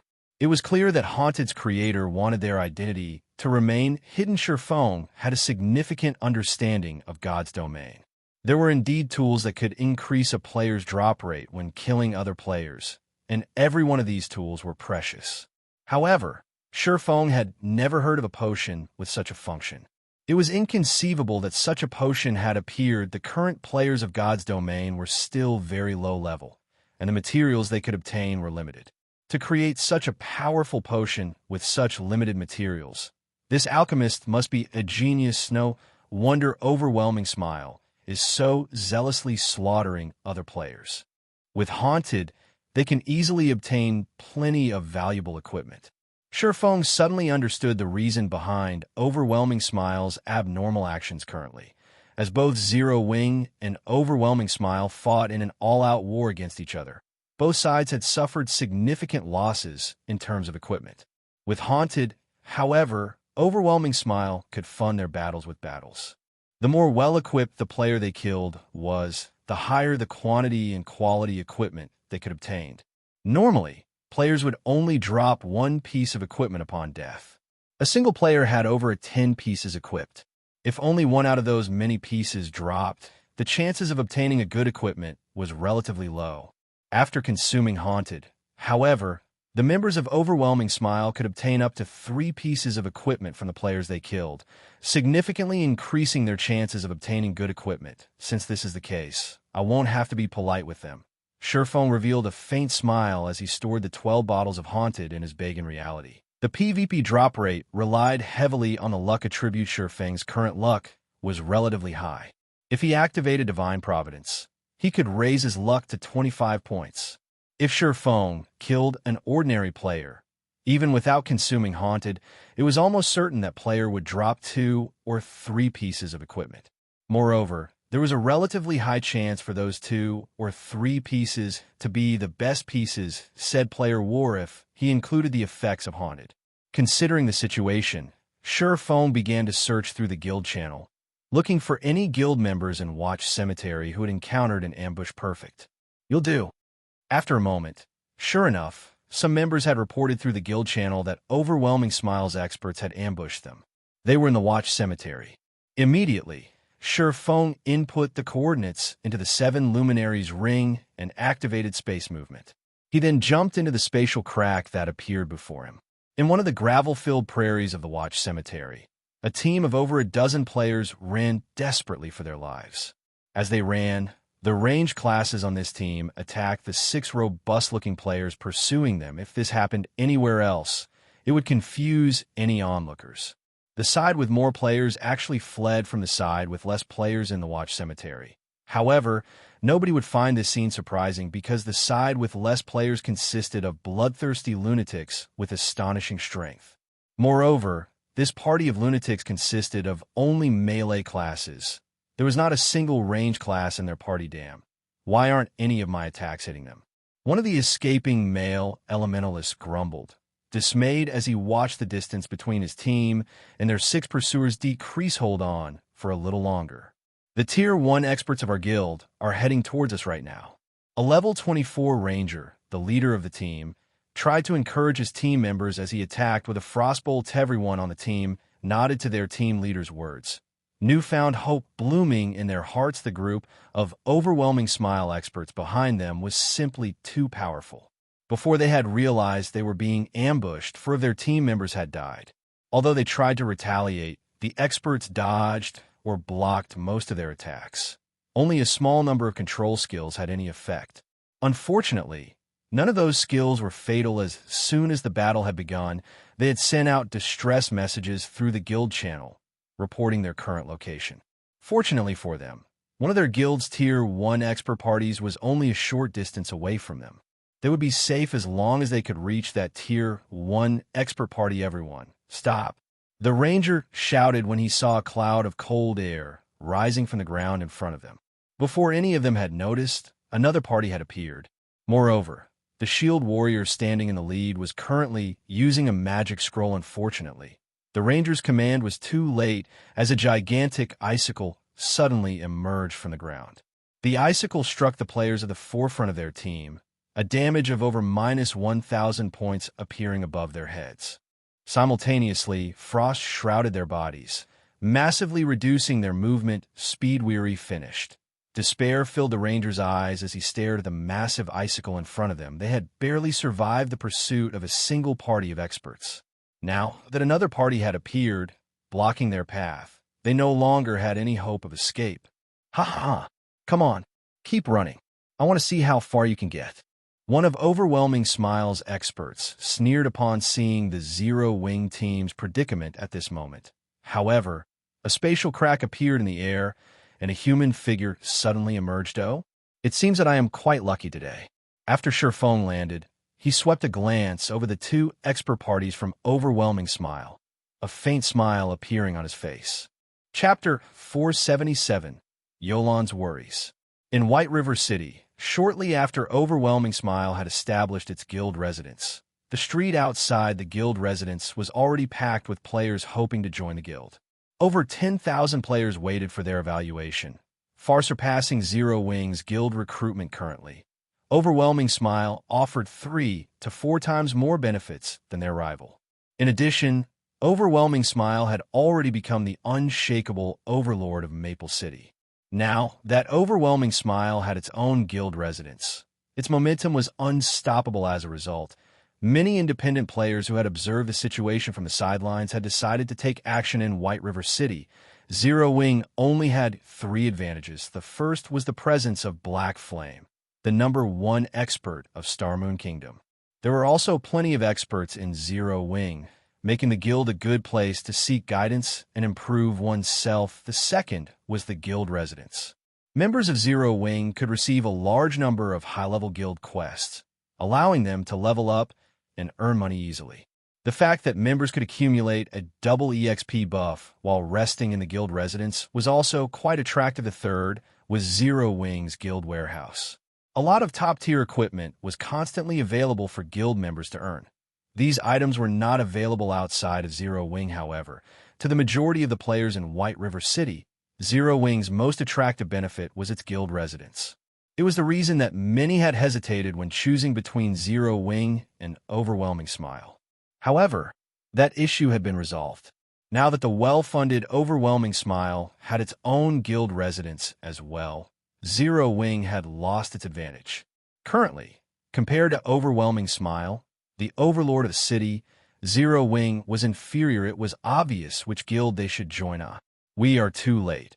A level 23 female cleric sighed helplessly when she saw the long line of players outside Overwhelming Smile's guild residence. The cleric then turned to the level 25 female elementalist beside her, grumbling to the innocent-looking girl in silver clothing. "Rain, this is your fault. I told you that. As long as Overwhelming Smile establishes its guild residence, a ton of players are going to try to join. Now we've got to wait so long if we want to join." Blue Bamboo, I've said it before. I'm only playing God's Domain because I am curious about this world. I want to understand more about this realistic fantasy world, and I don't really mind not joining a guild. Thoughtful Rain shook her head in response to her friend's words. She was not particularly interested in joining any guild. Rain, you're wrong about this. God's Domain is such a vast world, and there are plenty of dangerous places. If we're not strong enough, how can we explore those places? Meanwhile, joining a guild is undoubtedly the fastest way to grow stronger, the female cleric named Blue Bamboo countered. Just look at how poorly we are faring right now. We bought a majority of our equipment. To make things worse, our equipment is crappier than what guild members have. In that case, shouldn't we join Zero-Wing? Thoughtful Rain asked, confused. I hear that Zero-Wing's warehouse contains plenty of top-tier equipment that no other guild can match. Speaking of Zero-Wing, Thoughtful Rain suddenly recalled the man named Yifeng who had helped her before. She remembered that he was one of Zero-Wing's members. The library emblem he had given her had helped her greatly, and she wondered how that man was faring. A war has recently broken out between Zero-Wing and Overwhelming Smile, and each report is more amazing than the last. As a result, the independent players who had originally hesitated are now desperately trying to join Overwhelming Smile. Do you know why? Blue Bamboo asked mysteriously. That's because Zero Wing no longer has an advantage over Overwhelming Smile. Previously, Zero Wing slaughtered Overwhelming Smile's members, driving the guild into a corner. Now, however, the situation has completely changed. Overwhelming Smile has somehow managed to recruit a large number of experts, and these experts have slaughtered Zero Wing's members, scaring them from leaving the city. It probably won't be long before Zero Wing is destroyed, which is why so many players are rushing to join Overwhelming Smile. Moreover, Overwhelming Smile no longer targets Maple City. It has shifted its focus to White River City. The fact that the guild has established its first guild residence in White River City rather than Maple City had made that obvious. If we don't join Overwhelming Smile now, it will only be harder to do so in the future. Thoughtful Rain nodded, seeing the logic in Blue Bamboo's words. However, she looked at Blue Bamboo and said softly, "You are correct. However, I still don't want to join Overwhelming Smile." Saying so, Thoughtful Rain immediately turned and left. "Fine then. I'll listen to you, but you better not regret your decision later." Blue Bamboo took one last glance at Overwhelming Smile's guild residence before following Thoughtful Rain. Meanwhile, inside Overwhelming Smile's guild residence, all of the guild members were currently in a celebratory mood. Initially, Zero Wing had been a thorn in their side. Now, however, their problems have been solved. With over 200 experts from their guild ambushing the members of Zero Wing, the war had turned to their favor. Many of Zero Wing's members were too afraid to leave the city. This greatly boosted the pride of everyone from Overwhelming Smile at this moment. However, the atmosphere in the guild residence's meeting room was extraordinarily tense. What?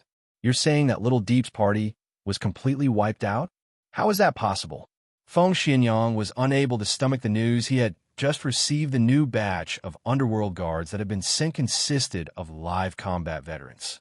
Although not all of them were experts in God's domain, they were only slightly inferior. Even if these Underworld guards encountered one of Zero Wing's Tier 1 expert parties, they could still drag one or two of their opponents to the grave with them if they went all out. However, a single player had annihilated one of these parties.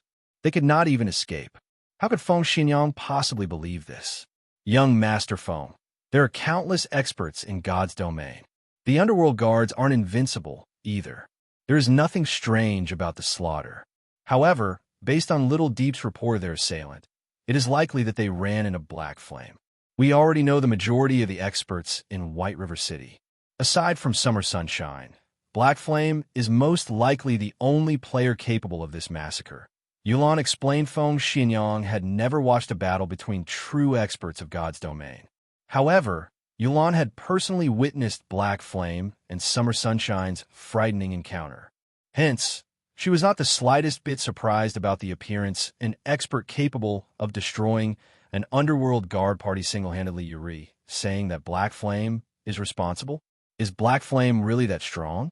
Feng Xianyang asked skeptically. In his opinion, Black Flame was just a frog in a well. How could he possibly defeat a party of Underworld guards by himself? Young Master Feng, I guarantee that Black Flame is more than capable of performing such a feat. However, this is not the most important information we have received. Based on what Little Deep said, after they died, they could not log into God's domain for some time. Moreover, every Underworld guard is currently a red name. If they die, they will lose at least half of their equipment. We will suffer a massive loss now that Black Flame has involved himself and is using such methods. If he focuses on hunting down the Underworld guards, it will be a disaster for us. I suggest that we have the Underworld guards stop their ambushes, retreat from the Watch Cemetery, and go elsewhere to level up. Youlan suggested. From the moment she met him, she had never been able to see through the man known as Black Flame. Now, Black Flame had suddenly begun to act and killed a party of Underworld guards. This was not a good sign, and Youlan began to worry. Hence, she thought it best to quit while they were ahead. Youlan, you worry too much. Even if Black Flame is powerful, the Watch Cemetery is a massive area. Do you really believe that he can scour the entire map by himself? Feng Xinyang said disdainfully. Little Deep was simply unlucky and coincidentally encountered Black Flame. Losing one party isn't significantly damaging. On the other hand, our rampant ambushes on Zero Wing are severely wounding the guild. Moreover, there are so many treasures in the Watch Cemetery. If we give the area up, not only will it greatly reduce our guild morale, but we will also lose a huge source of income besides. While Zero Wing has Black Flame, do you think that Underworld does not possess experts aside from the Underworld guards? Feng Xinyang laughed.